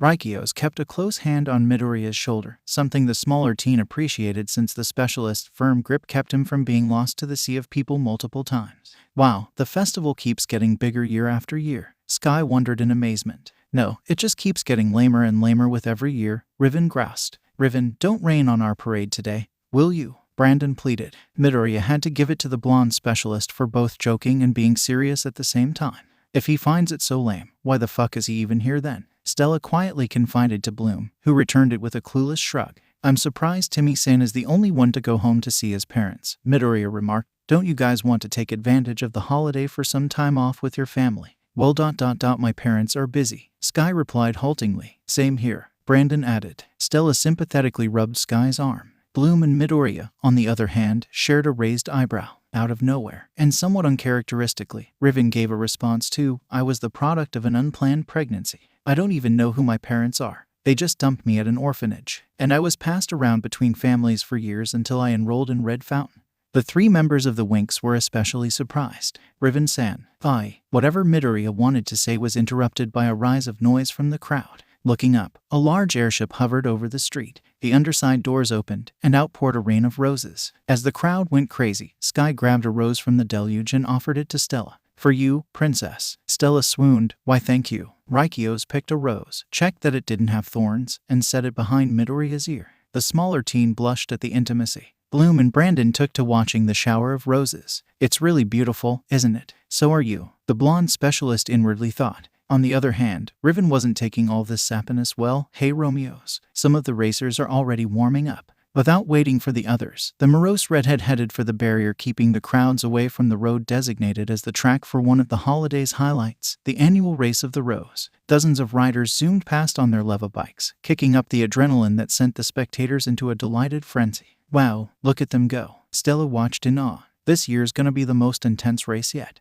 Brandon was pumped. Riven scoffed. Maybe for you guys, but for me, it's going to be a simple walk in the park. Oh boy, Midoriya sighed inwardly. And what's that supposed to mean? Sky demanded. I'm just saying that you fuckers don't stand a chance. Riven shrugged cockily. A chance at what? Asked Stella. At beating me, of fucking course. The redhead smirked. I'm gonna leave them all in the dust, so they might as well put my name on the trophy already. Midoriya rolled his eyes, Raikios mirroring his action. So you're saying that we aren't worthy competition? Sky crossed his arms. Says the loser who fell off his leva bike in his first year. And once again we've arrived at the dick measuring competition. Bloom confided to Midoriya with exasperation. That sounds dangerous, Stella exclaimed. Sky was quick to reassure her. Leva bikes are completely safe. We wear state-of-the-art gear with top-grade padding to protect ourselves from injury. As if on cue, one of the riders suddenly cut their fellow off. The unlucky guy swerved to avoid the collision, but he went so far that his bike tipped over and sent him tumbling onto the track. He and his bike skidded down the track for several meters, eventually coming to a screeching stop against the opposite barrier. Midoriya's sweat dropped. Famous last words. As paramedics rushed to the unconscious rider, Sky scratched his cheek in embarrassment. Perhaps that dude wasn't wearing the right protective gear. Stella was silent for a moment, eventually sighing. I can't stop you guys from entering the race, but I'm planning on dancing with you tonight, Sky, so you'd better not break anything, okay? The brunette specialist chuckled. I'll do my best, but I gotta give it my all if I want to teach Mr. Grumpy Pants over there a lesson about humility. Riven rolled his eyes. The group moved away from the barrier to walk a bit more. If Brandon's participating, then I'm going to root for him, Bloom declared. Raikyo-san, are you planning on racing as well? Midoriya asked. And when the dark-skinned specialist nodded, Midoriya added, then I'll be rooting for you too. Sky nudged Riven. So who's gonna root for you then? Where's your cheerleader? The redhead clicked his tongue. As if I need someone distracting me during the race. Brandon sensed the reappearance of Riven's trademark temper. Relax, man, we're just kidding. Trust me, you fuckers, Riven growled. If I actually wanted one of these Alfea pixies, I could have picked up the whole litter and you both know it. Midoriya, Bloom and Stella shared a look in the background. This is dumb, Brandon waved off. But Riven wasn't finished. In fact, a certain someone has been giving me the eye. Isn't that right, Bloom? What? Bloom was both shocked and outraged. The only eye I give you is I don't think so. Yeah, right, Riven brushed her off. Oh boy, here comes the explosion. Midoriya braced himself. What the fuck is your fucking problem? Bloom blasted. I know who I like and trust me, and I do not go for the whole jerk thing. I still can't figure out for the life of me why Musa has a fucking crush on you. You are fucking conceited, fucking cocky, and a complete waste of good oxygen. It is guys like you who give the male gender a bad name. Oh damn, Raikyo's muttered, as Midoriya watched on with vindication. Stella, Brandon and Sky glanced at one another nervously, unsure of what was about to happen next. Then, Riven surprised everyone by gently gripping Bloom's chin. You know, you're cute when you're angry. Brandon's eyes narrowed, and a snarl made its way to his lips. I dig girls who play hard to get, Riven continued, oblivious to the incoming storm. Get your fucking hands off me. First, Bloom slapped Riven's hand from her chin. Then, a blast of water sent Riven flying backwards into a nearby planter, drenching him completely. Midoriya stormed forward. You are the fucking worst, Riven. I don't know what the fuck is your problem, but you don't touch a girl without her consent. What Musa-san sees in you I don't fucking know, but what I do know is that with your attitude, you don't deserve anyone's attention. Wiping the water from his face, Riven snarled, picking himself up from the planter. Midoriya fully expected to have to transform to fend off the bull he just enraged. But to everyone's surprise again, the morose redhead spun on his heel away from the group. Fine, have it your way, since you so eloquently said it. Without a further word, Riven stormed off down the street, drawing a few stares from curious passersby at his soaked state. Bloom, Sky, and Raikyo's wondered if Midoriya had gone too far here, but Stella remained firm. Don't bother about that dickhead, he totally had it coming. Riven didn't know exactly where he was going, but it didn't matter. The last thing he wanted to do was start a fight in the open. Removing himself from the situation was the best next option. Stupid fairies, he growled, jostling his way through the crowd who stared at him in confusion or concern. Stupid couples and their fucking smiles on their faces. Stopping by a shop window, he rested his forehead against the glass, his mind conflicted with vengeful anger and conscious regret. He really didn't want to start conflicts, but his rough upbringing, lack of social skills and natural temper was a recipe for disaster that he had no way of controlling.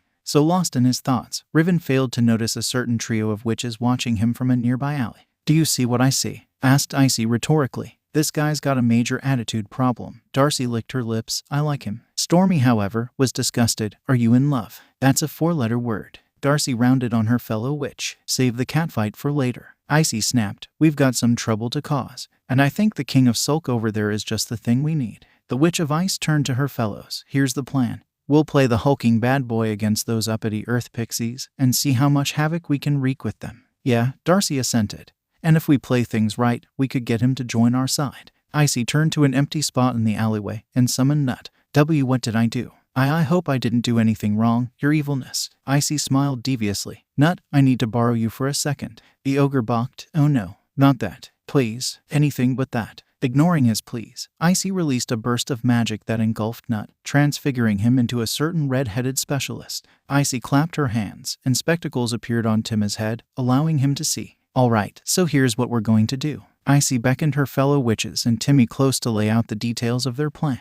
Meanwhile, Bloom and Midoriya were having a great time taking in the festivities. Sure, they had gone to their fair share of festivals in their home worlds, but the Day of the Rose was everything they had experienced multiplied tenfold, especially since magic was often added into the routines to kick up the splendor a bit. Come on, you two, Stella called out to them. The race is gonna start soon. You guys go ahead first. Bloom replied back, something catching her eye. Midoriya stayed with Bloom, and by extension Raikyo's as well. They joined the redhead in nudging their way to the front of a crowd watching a dancer perform her routine. There were musical instruments floating in orange auras around the woman as she danced. If anything, it reminded Bloom of belly dancers that she had seen on documentaries and TV shows back home. That was when things started to become weird. The dancer sang in tune with her moves. Come ... to me, rhythm. Come ... to me, fire. Midoriya inwardly thought, why does that voice sound so familiar? By his side, Bloom was also growing affected by the performance. The dancer's movement seemed to instill a hypnotic trance upon her, her eyes growing hazy and unfocused. Strangely, the dancer appeared to morph ... into the same woman who appeared in her dreams. Come to me, Bloom. Come to me. Bloom took an unconscious step closer, something that Midoriya noticed.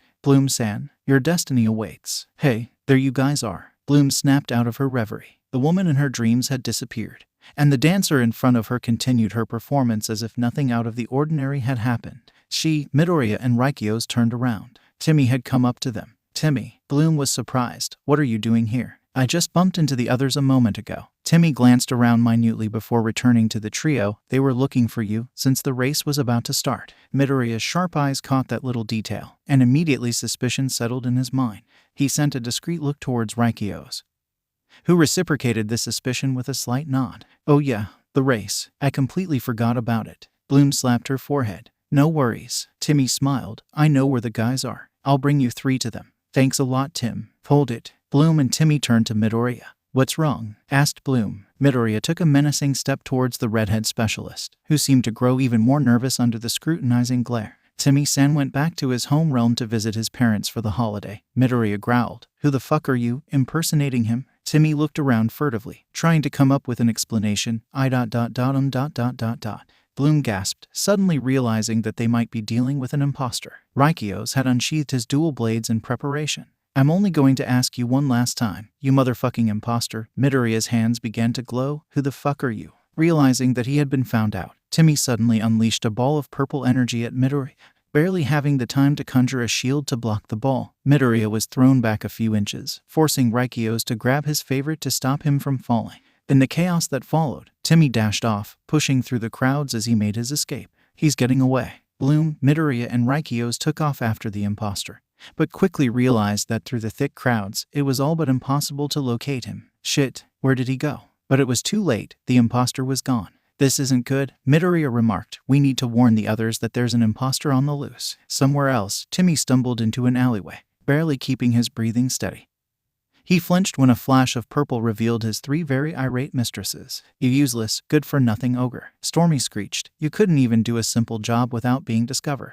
Icy snapped her fingers, and Timmy was transformed back into Nut. I didn't know that the male Earth Fairy knew that the real specialist had gone home. I swear. Nut tried to defend himself. Enough with your excuses. Nut, Icy sneered. You will be punished later. Now get the fuck out of our sight. With another snap of her fingers, Icy teleported the frantic ogre away in a burst of ice blue light. Darcy sighed. What a hopeless layabout. Can't do anything right. As it is, our plan is in jeopardy, Icy growled. We need a backup before they slip from us again. Stormy rubbed her chin. As riskier as it will be, we might have to take a more proactive approach if we want our plan to work. Well, let's hear it then, said Darcy. At the center of Magix, the racers of the annual race for the Rose were in the final minutes of their preparation before the flag off. Among them, Sky and Brandon were adjusting their protective padding, occasionally glancing about, as was Stella. Riven, still fuming after the fight, was off somewhere else prepping for the race. Where are they? The race is about to start, Sky wondered. I hope they come back soon, Brandon muttered. You guys. The trio turned to see Bloom, Midoriya, and Raikyos running up to them. There you are. Relief was evident in Stella's voice. Where did you 3 go? Tell me you spotted an amazing sail. Nothing that you'd like, Bloom replied quickly. But more importantly, do you guys know where Riven is? Why? What's wrong? Asked Sky. There's an impostor impersonating as Timmy-san somewhere in Magix, Midoriya explained. Whoever this guy was, he fired a ball of purple energy at me when we confronted him. I don't know what his motive was, but it can't be anything good. Sky and Brandon shared a worried look. Stella shuddered, remembering the day when the one of the Trix impersonated her when they were trying to steal her ring. Do you know where Riven is? Asked Midoriya. I think I last saw him over there. Sky pointed to a direction. Thanks, Midoriya nodded, turning on his heel. I'll go with you, Midoriya, Raikyos offered. No need, Raikyos-san. The green-haired teen shook his head. You need to prepare for the race. I should be fine dealing with Riven's bullshit if it arises. Leaving no room for argument, Midoriya quickly dashed off in search of the morose specialist. It took a few minutes, but he eventually found said specialist putting on his protective padding. Riven. He turned to Midoriya. What the fuck do you want? Listen, there's an impostor posing as Timmy somewhere in Magix. Whatever he was doing, it can't be anything good. And why the fuck should I be worried about that? Riven sneered. Midoriya was quickly losing his cool. In the ensuing argument, no one noticed Riven's helmet, which had been placed next to his leva bike, glow with a sickly purple aura before it faded away as if nothing had happened. There is someone impersonating your comrade. For all we know, he could be sabotaging the race to put everyone in danger. All Riven did was sniff condescendingly, as if I would be worried about that. Midoriya came real close to exploding, but quickly reined in his temper before he caused a scene. Fine, have it your way, Riven. Just don't blame me or anyone else if something happens to you during the race and you get fucked up as a result. He turned on his heel and took a step away, before glancing back at the insufferable specialist. Then again, you're already so fucked up I'm sure nothing else can make you worse than you already are. Riven snarled threateningly, but Midoriya was already gone. Not able to do anything else, he went to grab his helmet and slip it over his head. At the starting line, an announcer came up to the stage with trumpets blaring and confetti being blasted in all directions. The crowd went crazy. Ladies, gentlemen, and all other genders from across the realms, welcome to the annual race for the rose. Screens rose up, displaying different shots of both the announcer and the racers gearing up at the starting line. Will last year's champion take home his third rose trophy? Or will the losers learn a thing or two this time round? Stella, Bloom, and Midoriya planted themselves near the finish line, right up against the barrier to get as close as a view as possible to see who would be that year's victor. Did you find Riven, Midoriya? Asked Bloom. I did. The motherfucker refused to take me seriously, so I left him to his devices lest I cause a scene, he replied. I honestly don't understand what goes on in that empty skull of his. Stella sighed. Again, it all boils down to ego and whose dick is the biggest, Bloom pointed out. And Riven is salty because his is the tiniest, Midoriya added. Stella couldn't help the chuckle. You two really love the penis jokes, don't you? With Riven, it's true and it needs to be said. Both Midoriya and Bloom replied at the same time, surprising all three of them with the unexpected synchronicity. Wow, when did you two learn how to twin talk? Stella was intrigued. I think that was unintentional, Stella-san. Midoriya just gave a confused look. Bloom was clueless herself, but shrugged it off in favor of watching one of the screens. Hey look, they're about to flag off. Stella and Midoriya gazed towards the screen, as the countdown ran towards the final seconds. With one loud blast of an air horn, all of the racers shot forward in a mad surge for the lead. The crowd's cheers went up several levels, and the announcer excitedly commented on the race. Look at them go. Midoriya could feel the adrenaline rising even though racers were still a long way off from their position. It was action one could not look away from. One screen showed the names of the racers and their current position. As it was, Sky was in the lead, followed by Raikios, Brandon, and Riven. At the same time, the gap between the Red Fountain specialists and the other racers started to widen, but the rest of competition wasn't going to make things easy for them, as a few managed to close the gap. All the time, the crowds cheered until their throats were hoarse and the announcer was running his mouth with the commentary. That was when things started to get weird. First, all of the screens along the track suddenly went black. What just happened? Asked Bloom. The crowd echoed her confusion. The announcer made a comment about an electronic malfunction and reassured the spectators that the technicians were working on restoring the video feeds as quickly as possible. Second, unbeknownst to the Winx, the last place rider suddenly experienced difficulty maneuvering their leva bike. As a bend in the track approached, they were unable to turn in time, resulting in a horrific crash that sent the rider flying off their bike into the terrified spectators. While this might have been written off as an unfortunate accident, other riders, one by one, started facing malfunctions with their own leva bikes and were taken out of the race in terrifying collisions with either the barriers or each other. Within a matter of minutes, only Brandon, Sky, Riven, Raikios, and an unknown rider remained in the race. As the announcer frantically commented on the series of accidents, the Winx turned to one another in concern. Something isn't right, Bloom remarked. All those accidents couldn't have been a coincidence. Midoriya looked uncertain. You don't think ... it might have been that impostor impersonating Timmy-san. But why would they sabotage the race? For what? Stella wanted to know. None of them knew the answer. As it was, Raikios had taken the lead, with the others trailing behind him. Behind his helmet, Riven scowled. He was determined to surpass them all and make that trophy his. Pushing more throttle into his leva bike, Riven pulled away from Sky and Brandon, inching closer and closer to Raikios. He smirked, just a little bit more, and this race was his to win. However, that all came crashing down when his helmet visor suddenly blacked out, blinding him. What my helmet? I can't see. Everything spiraled from there. As Raikios sped ahead and Brandon and Sky overtook him, Riven let go of the handlebars to clutch at his helmet, trying to get it off his head. His leva bike surged out of control, toppling over and sending him flying. What should have been a painful crash onto the track was suddenly prevented by the unknown rider catching him midair. Still, the shock was strong enough for Riven to black out momentarily. A few hundred meters ahead, Midoriya caught sight of 3 remaining racers rapidly approaching the finish line. As the screens were still out, he couldn't tell who were those 3 racers. Seconds later, all 3 racers passed the finish line. And there you have it, folks. The announcer's voice came back over the air. We have our winner for this year's annual race for the Rose. However, since the screens are still down, we will need to check with our ground crew on who passed the finish line first. The 3 racers came to a stop amidst the crowd's half-heartedly cheering and took off their helmets. Midoriya's eyes widened. Raikyo-san. Climbing over the barrier, Midoriya rushed towards the dark-skinned specialist, Bloom and Stella following close behind. Midoriya. Raikyo's pulled the smaller teen in a hug. Raikyo-san, are you okay? Did your bike malfunction or anything? Did you get hurt? No. Why? The other racers were all taken out by bike malfunctions, said Bloom. Didn't you hear the announcer? Raikyo shook his head. Brandon echoing his comrade's confusion. Our helmets are soundproof, so we didn't hear anything. Sky, while Stella fussed over him, glanced about. Hey guys, where's Riven? Only then did everyone realize that the morose specialist had not crossed the finish line. However, before they could act on it, the announcer's voice once again punctuated the air. We're back again, folks. The screens are up and running, and thanks to the sharp eyes of the camera, we are able to determine who crossed the finish line first. The screens played a slow-down video of the 3 specialists crossing the finish line. Zooming in on the first racer to cross, the image flickered to that of Raikyo's. Give it up for Prince Raikyo's of Lunkamda, this year's winner of the race for the Rose. The crowds cheered, and Raikyo's found himself being pushed up to a stage bursting with fire and confetti. There, the announcer presented a large diamond trophy with a rose in full bloom as the centerpiece to the dark-skinned specialist. However, what should have been a joyous occasion was overshadowed for the Winks and specialists, as they still had no idea where Riven was. As it was, said morose specialist was fuming on the track, watching Raikyo's receive the trophy on one of the screens. That trophy should have been mine. Approaching him, the unknown rider who saved him took off their helmet, revealing themselves to be Darcy. Truly shameful, isn't it? She muttered in faux agreement. She pressed a hand on Riven's arm and released a dark charm on the unsuspecting specialist. Why don't you ditch these losers? You can become better by yourself. Riven sighed, feeling a bit more at ease as the charm took effect. You're right, Darcy smirked.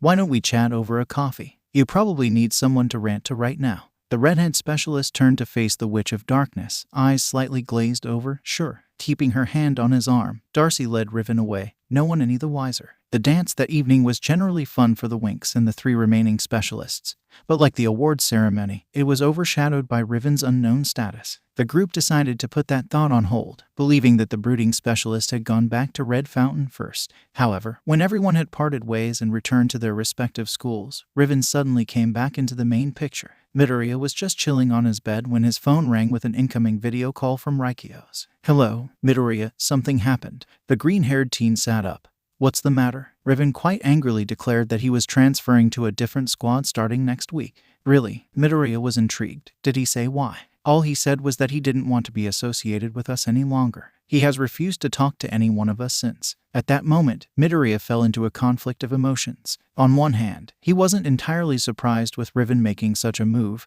given the existing tension with his comrades. But on the other hand, given what had happened during the day with the Timmy impostor, and the weird accidents befalling the racers, these incidents culminating so close to one another simply could not have been a coincidence. But at the same token, what could he do? What are you planning to do about this, Raikyo-san? The guys and I are hoping that Riven is just in a bad mood, and that he'll come to his senses ... But honestly, Midoriya, I really don't know. Midoriya was silent for a moment. Remember all the weird things that happened today? Maybe Riven got somehow involved by that imposter posing as Timmy-san. It's possible, Raikyo's assented, but we don't have proof of that. Midoriya pursed his lips, then, I'm too at a loss. I understand, Midoriya.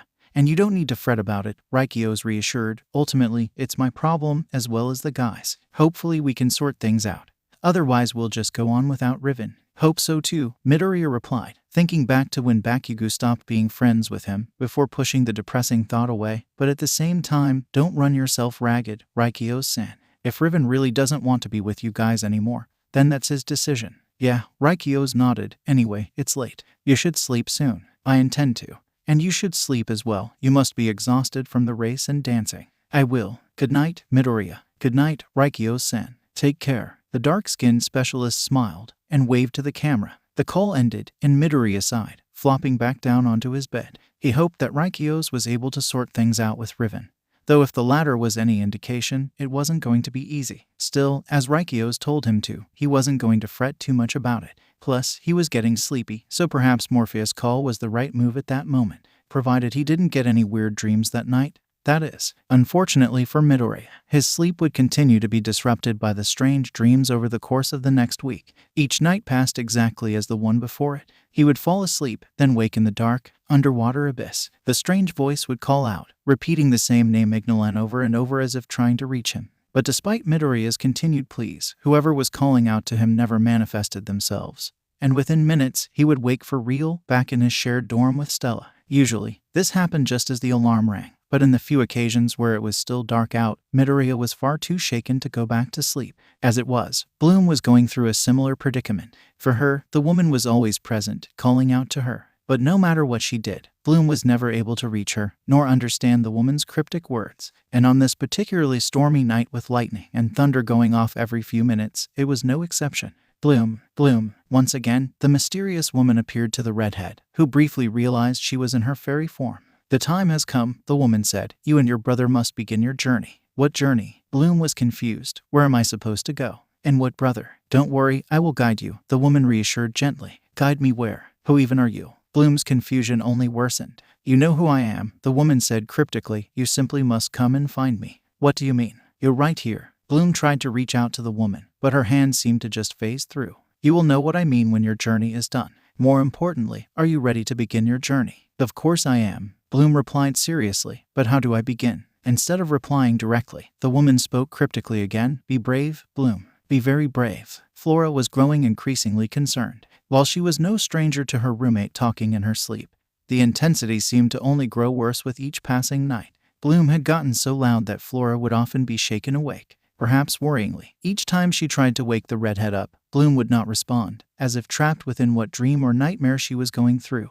Tonight, with the thunderstorm raging outside, Flora woke up to once again Bloom talking in her sleep. But what she saw both baffled and unnerved her, so much so that she went to get Tekna. It's really strange, Flora remarked as the pair stood at the foot of Bloom's bed. It looks like her Winx is activating. Activating? Tekna was befuddled. This doesn't make any logical sense. A fairy can only activate their Winx through conscious will. But look, it's happening, Flora pointed out. Bloom's pajamas seemed to flicker in between her Winx form and back again, as the redhead called out to whoever to come back. I've never seen such an occurrence before. Tekna rubbed her chin. I read somewhere when this happens to magical beings, it means their powers are evolving, Flora added. Evolving? But for what? Tekna wondered. As it was, they had no answers. Over in Stella's room, said Blonde was faced with a similar situation with Midoriya.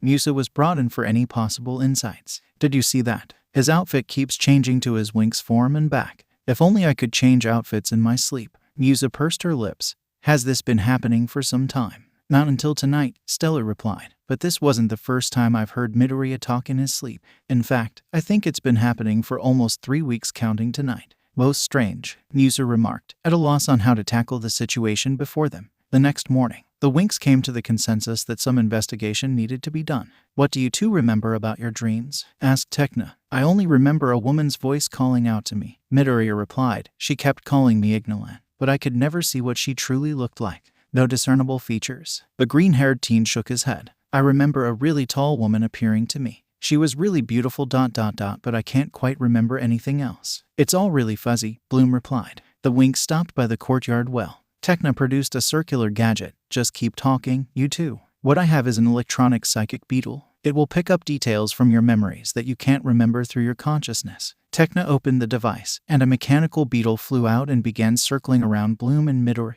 Okay, I remember she had long, flowing hair, baby blonde. Bloom tried to run through her memory. And we were underwater or something. Strange, the dreams I experienced also took place in some underwater cavern, Midoriya added. Tekna nodded. All right, the data collected by the beetle will help me create a Diggy sketch. DJ sketch. Musa piped in. Isn't that the guy who spins the top 40 tunes? No, Musa, Bloom chuckled. A Diggy sketch is like a digital rendering of an object, right, Tekna? Tekna nodded. Yes, but the beetle will give us a more detailed image as it scans the information from your subconscious. The beetle hovered back down to its pod. It will upload the data and create the image from there. She closed the device, and a holographic projection appeared over the lid. A face materialized in the projection. Bloom gasped. That's her. Stella scrutinized the image. She really is beautiful. Not sure about the mask though. I feel she would look better if she didn't hide her features. Even better, Techna continued. The beetle also records any voice memories that you might have experienced during your dreams. She pressed a few buttons, and an audio recording began to play.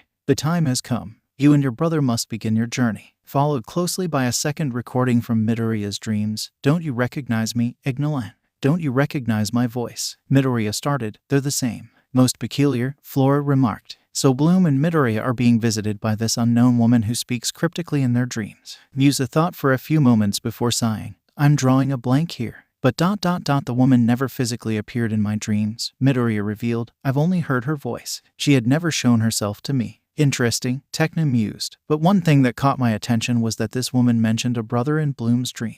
As far as I know, you are an only child, am I right, Bloom? That's correct. I have no idea what she was talking about, the redhead nodded. And to be honest, so was everyone else. However, one thing that I can conclude with a great level of certainty is that whoever this woman is, she is trying to send the both of you a message through your dreams. You mean she's trying to communicate with us? Midoriya surmised. Techna merely shrugged, not entirely sure of her answer. But what could she want with the both of you? Stella wondered. Bloom thought about it for a moment. Maybe we need to find out more about her background first. That's possible, Techna agreed. The beetle only works with data that is present in your mind. It can't refer to information outside of that. Have you seen this woman before, Bloom? Asked Flora. Bloom thought about it for a while, before a single memory resurfaced. It was during the day of the Rose Festival 1 week prior. In their sightseeing, Bloom, Stella, Midoriya and the specialists passed by the Magic City Hall. She remembered turning towards the facade of the grand building and catching a glimpse of the statues lining the front. Bloom came to a realization. I have. She's one of the statues of the nymphs at the facade of City Hall. Right, looks like we'll be off to the library for a bit, said Midoriya. Don't take too long. We agreed to have a study session for the potions exam later, Flora reminded. Bloom and Midoriya nodded, before breaking off from the group and heading for the Alfea Library. The library in Alfea, just like many libraries in modern civilizations on Earth, made use of a catalog search system for users to find the books that they sought after. However, unlike the electronic systems in computers that most Earth libraries use, the Alfea Library made use of a lectern that requires a person to channel their magic into it and call for the book they wanted, or making use of a search term to call out any number of books. Seeing as it was empty when they arrived, Bloom and Midoriya hurried over to the lectern. All right, let's see ... City Hall. Bloom placed her hand on the lectern, which glowed a soft orange. From across the lectern, a book pulled itself out of the shelf and flew over to Bloom, opening to the page where the keyword was mentioned most. City Hall events, Sorcerer's Soccer. Bloom read, before shaking her head. Nope, not what we are looking for. Not that the goblin goalies don't sound interesting, Midoriya remarked, as Bloom closed the book and had it sent back to its original place. Let me try, City Hall facade. This time, 2 books appeared and opened before them. Hey, this is the book about the Great Dragon and the Mystical Phoenix, Bloom realized. Just like before, it only showed that one 4-line paragraph. But Bloom was more interested in another paragraph at the bottom of the page of another book that was open to them. The facade of City Hall has a row of statues that depict the nymphs of the magical dimension. At the centerpiece is the statue of the great nymph Daphne. So Daphne is the name of the woman who appeared in our dreams, Midoriya clarified. It must be, otherwise. However, Bloom was interrupted by the sound of dozens of books leaving their shelves and hovering around the lectern. Before either she or Midoriya could say anything, the books began spinning around the lectern, going faster and faster until they were just a whirl of colors kicking up a wind and trapping the 2 teens in place. Ms. Barbadia, help! Midoriya tried to shout over the increasingly louder wind. Elsewhere across the library, bookshelves began rattling and dropping books all over the floor. As the other students began to panic, Barbadia the librarian got out from her desk to try and stop the commotion.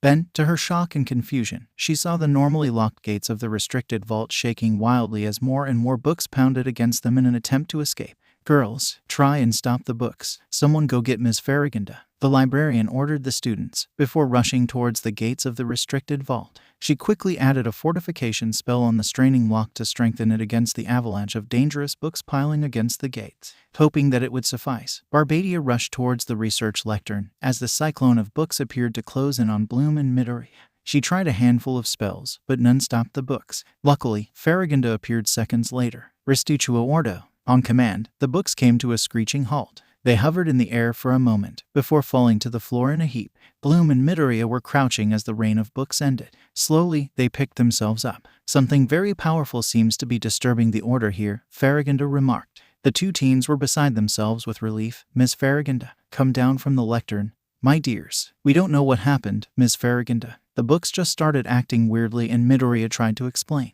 Don't worry, you two, it's not your fault. The headmistress was quick to reassure the pair. Barbadia stepped forward. They couldn't have possibly asked for these books. These are some of our most obscure titles. No, they didn't, Farragonda replied firmly. The books chose them. She turned to the teens. Go back to your dorms, my dears. And don't mention this to anyone. I will see you two at lunch later. All right, Bloom nodded. And they quickly fled the library. Watching them leave, Farragonda noticed one of the open books through the corner of her eye. Going over and picking it up, she read what was on the page and gasped. The Ancestral Witch's Coven. She quickly turned to the librarian, Ms. Barbadia. This book is not part of our collection. Barbadia quickly analyzed the book. No, it isn't. Farragonda looked around grimly. Close the library immediately. There are dark forces at work here. The gravity of the situation quickly moved Barbadia to do as she was told. While all this was happening in the library, the rest of the Winks had returned to their dorm to chill out the hour or so before lunchtime.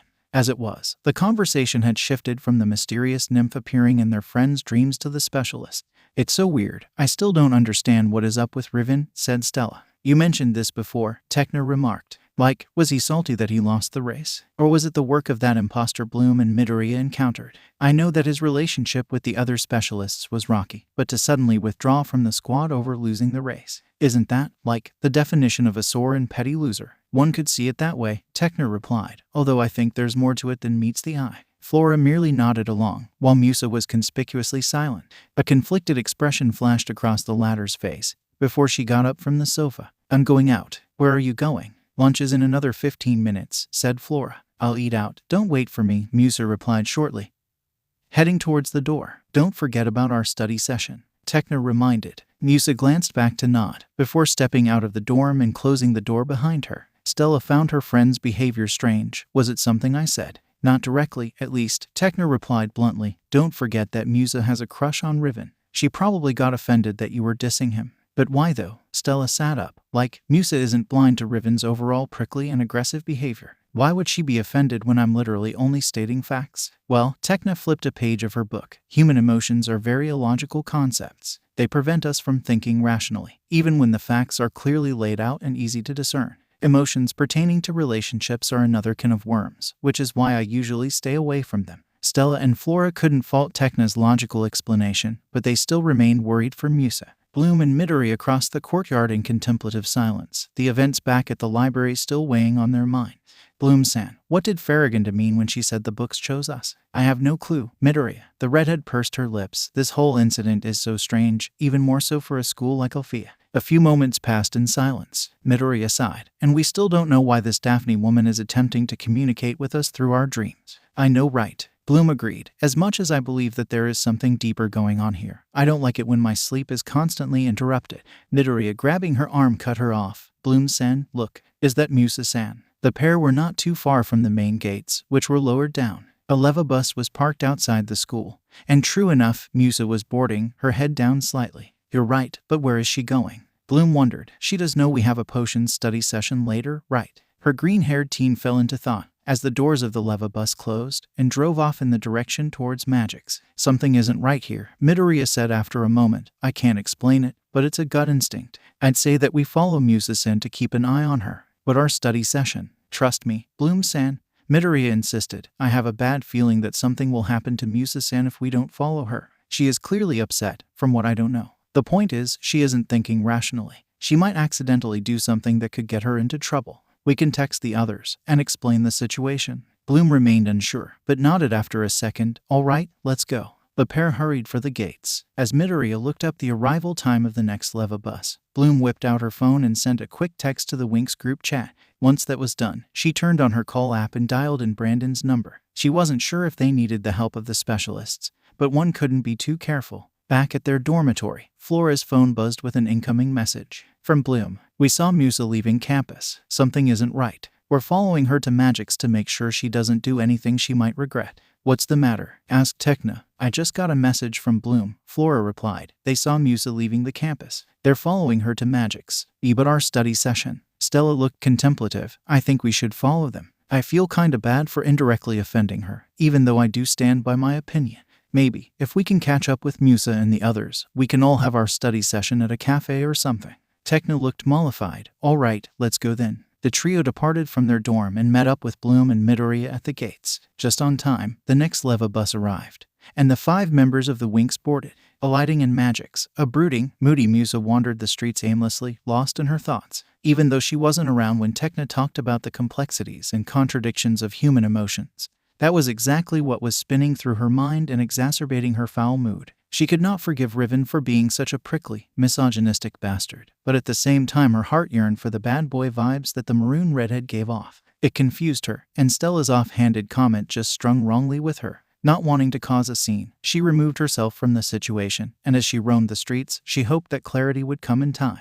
Subconsciously, she began to switch between humming and beatboxing in an attempt to distract herself from her thoughts, unknowingly getting strange looks from other random citizens as they passed. At least 20 minutes would pass, until the sound of a car honking broke Musa out of her beats. Looking around, she found herself outside of the main central area, in a part of the city that had a slightly more darker, ominous vibe to it. It was evident, judging from the clothes worn by the girls hanging around and browsing the shops, she was surrounded by witches from Cloud Tower. Thankfully, Musa was wearing a crop top hoodie, so with a quick flip of the hood, she disguised herself to fit in a bit better with the atmosphere so as to not arouse suspicion. If Musa wanted to be frank, the darker vibe she got from the place unsettled her somewhat. A small part of her wanted to get away from this part of town, head back to the relative safety of the central district, or even better, head back to Alfea. But at the same time, she went by the belief that so long as no one gave her any trouble, she wouldn't give them trouble in return. The whole debate, however, was taken out of her hands when she passed an unremarkable cafe.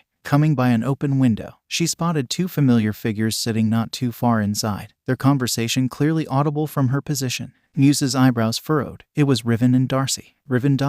baby. Can I call you that? The Witch of Darkness purred with such sickly, fake sweetness that it almost made Musa puke on the spot. Don't beat yourself down. You are seriously the hottest, strongest specialist at Red Fountain, you know. Really? Riven could be heard replying, clearly preening under the attention. Tell me more. You are practically sizzling, Darcy purred, taking the man's hand into hers. I'd be very surprised if we couldn't fry an egg over those hard abs of yours. Scratch that. Musa really was about to puke. You have the brains that virtually no one at Red Fountain has, Darcy continued, and the brawn to back it up. Talent like yours shouldn't be wasted on those who do not appreciate it. For the record, I am not like those idiots. Go on. Nasa quickly gave way to disbelief for Musa. Was Riven really that boneheaded to actually buy into all the dragon crap that Darcy was spewing? There is no need for any formal agreements, baby. All we need is your loyalty, so just say it. Say that you are mine, and that is all there is to it. For a brief second, Riven materialized some brains. Hold the fuck up. I do not belong to anyone but myself. As Musa blinked in surprise, Darcy remained unfazed, as a dark, hypnotic charm activated from her eyes. Of course, baby. We just need you on our side.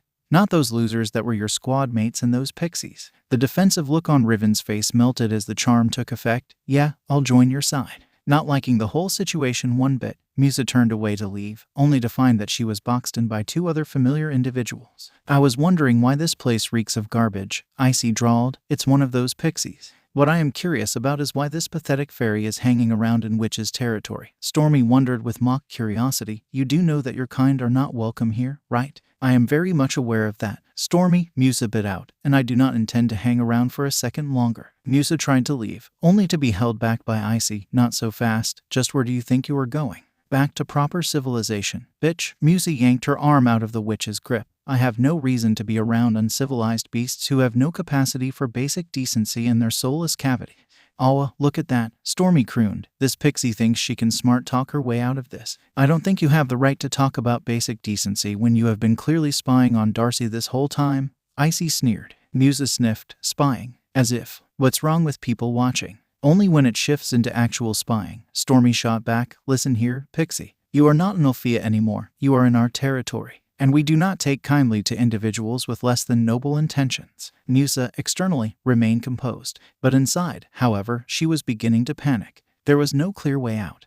And if she tried to use a spell, she would bring the wrath of over a dozen or so witches upon her. Icy seemed to sense her growing uncertainty, now beginning to realize that there is nothing you can do. I'll give you props for that. It's not like your crush or daddy dearest is going to come save you from this. After all, why should either one of them care? Your crush doesn't, and neither does daddy, going off on his years-long rock tour and never once coming back. Musa's temper snapped. The next full second passed in a blur. Musa's clenched fist swung out and slammed into Icy's cheek. The sound of bone striking flesh caught the attention of several witches hanging out on the cafe's veranda and made Stormy flinch back in horror. Icy was on the ground, cheek horribly bruised, and clutching her bleeding mouth. 2 teeth had been knocked out and were lying several feet away amidst splatters of blood. Another full second of silence, save for Musa's hard breathing. What the fuck? Stormy was immediately by her friend's side. Icy, are you okay? Does it look like I am okay? Icy snapped, words slightly garbled by the blood. She fucking punched me, and I don't fucking regret it.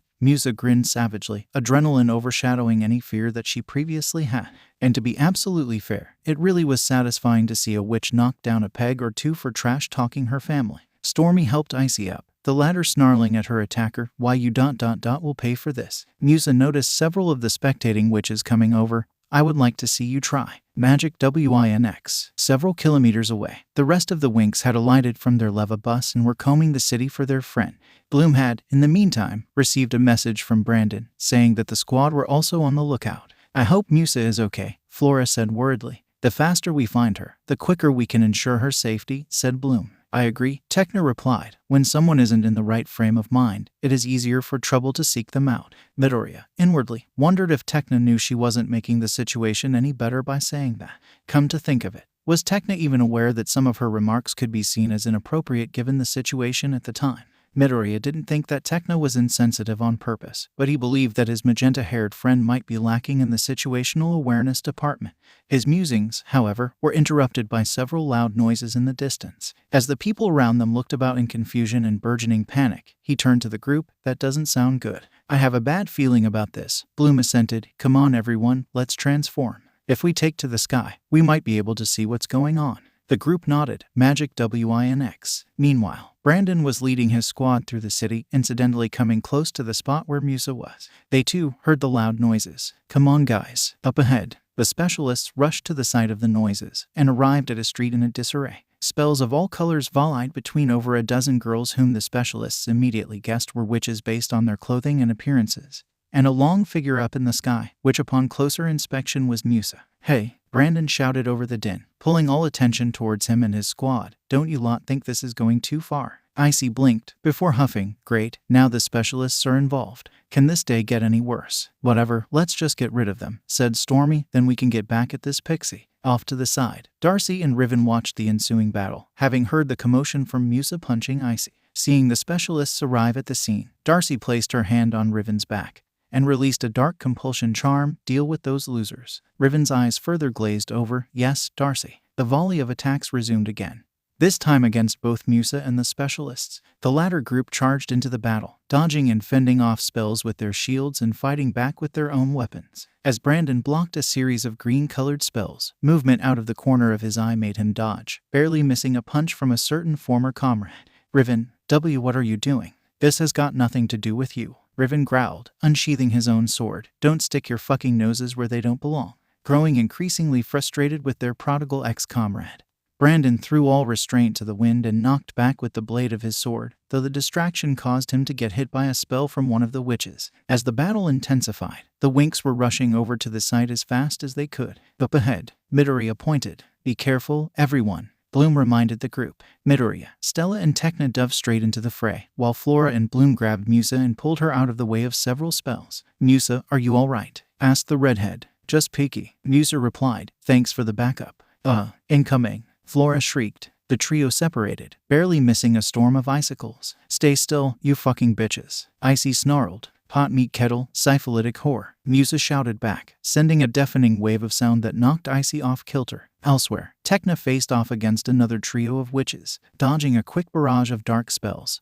Tekna threw 3 mechanical devices shaped like bugs at the witch's feet. A glowing green grid spread out, wrapped around the witches like a spider web, and immobilized them like flies in preparation for the arachnid's dinner. Tekna smirked at the successful attack, but her joy was short-lived as an explosion from another witch sent her careening into the brick wall of a building. Disoriented from the blast, Tekna barely had the strength to roll away from another series of spells, only to hit her head against a lamppost. She blacked out almost immediately. Tekna, Timmy shrieked, running to her side as fast as she could. He checked her pulse and almost sagged in relief that it was still present. Hoping to get some cheap shots in, 2 witches tried to attack the unconscious Tekna, but were knocked away by bullets fired from Timmy's gun. Meanwhile, Stella had regrouped with Bloom and Flora before splitting off with Musa to fight against Icy and Darcy. Not wasting a moment, Icy fired more icicles at the two fairies, forcing them to separate. The icicles kept coming, Stella dodging them left, right and center to avoid getting hit. Seeing a car up ahead, Stella flew behind it to take cover. However, Icy was far from done. Incendio. With a flick of her fingers, the car erupted into a ball of flames. Shrieking, Stella forced her power of the sun to create a shield around her. But even so, the heat of the flames and the close proximity caused several minor burns to sear her skin. Stella, Musa screamed, getting up to aid her friend,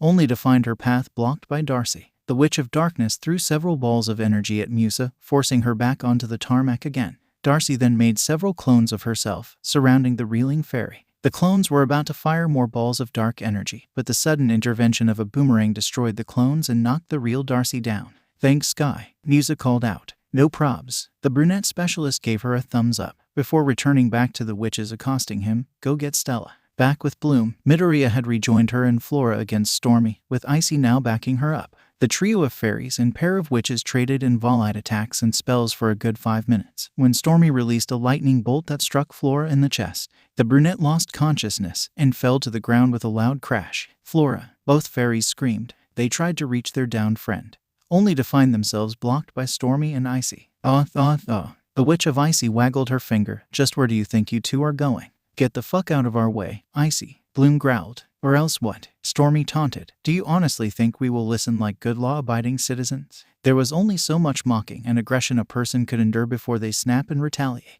For Bloom, seeing her friends knocked unconscious and all the damage done to the street was the spark needed to burn through her fuse in one go. As for Midoriya, seeing how much destruction caused by the Trix and the witches, their villainous behavior and their mocking tongues unleashed the darkness from within. Despite going through several weeks of emotional regulating sessions with Farragonda, everything went black as the lust for vengeance consumed him whole. Several things happened at once. Bloom felt her rage explode like a volcanic eruption of apocalyptic proportions. The power of fire surged, and her body began to glow. Midoriya's body began to glow too, a dazzling water blue aura, and his hair began to rise with his power of water. The air became charged with burgeoning energy. Everyone, from Timmy checking over Tekna, Stella and Musa, Sky battling the witches and Darcy, and Raikios and Brandon who had been fighting Riven, all turned to see the second sun forming in the sky. Both Icy and Stormy moved back against the growing light. "Icy, this power. Check your Whisperian crystal." The Witch of Ice unleashed her crystal, which immediately began pulsing wildly with light.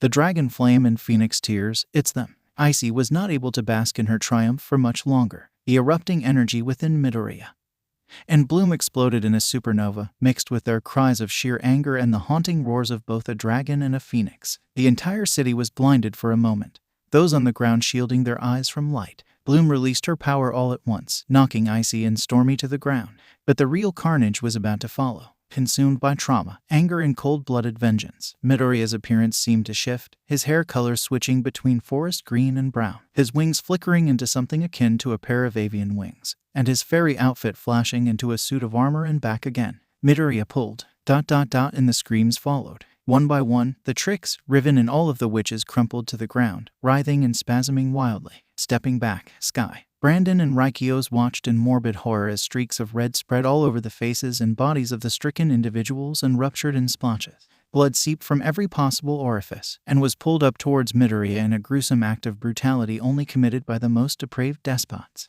The blood swirled around him, feeding his lust as the screams of his victims propelled Midoriya into a sadistic, emotional high. One by one, the screams dulled into silence as the stricken lost consciousness. His lust was eventually sated, and Midoriya released his pull. The airborne blood splashed all over his body and rained down on the street below, coating everything in crimson. With the evil dealt with, the rage cooled. Bloom and Midoriya floated down, barely conscious as the adrenaline drained away and exhaustion took over. Their feet had only just touched the ground when they teetered and crumpled like ragdolls. They never felt the impact of hitting the tarmac, as footsteps ran over and strong hands caught them. Voices tried talking to them, but never fully registered. Sleep was just much too appealing right now.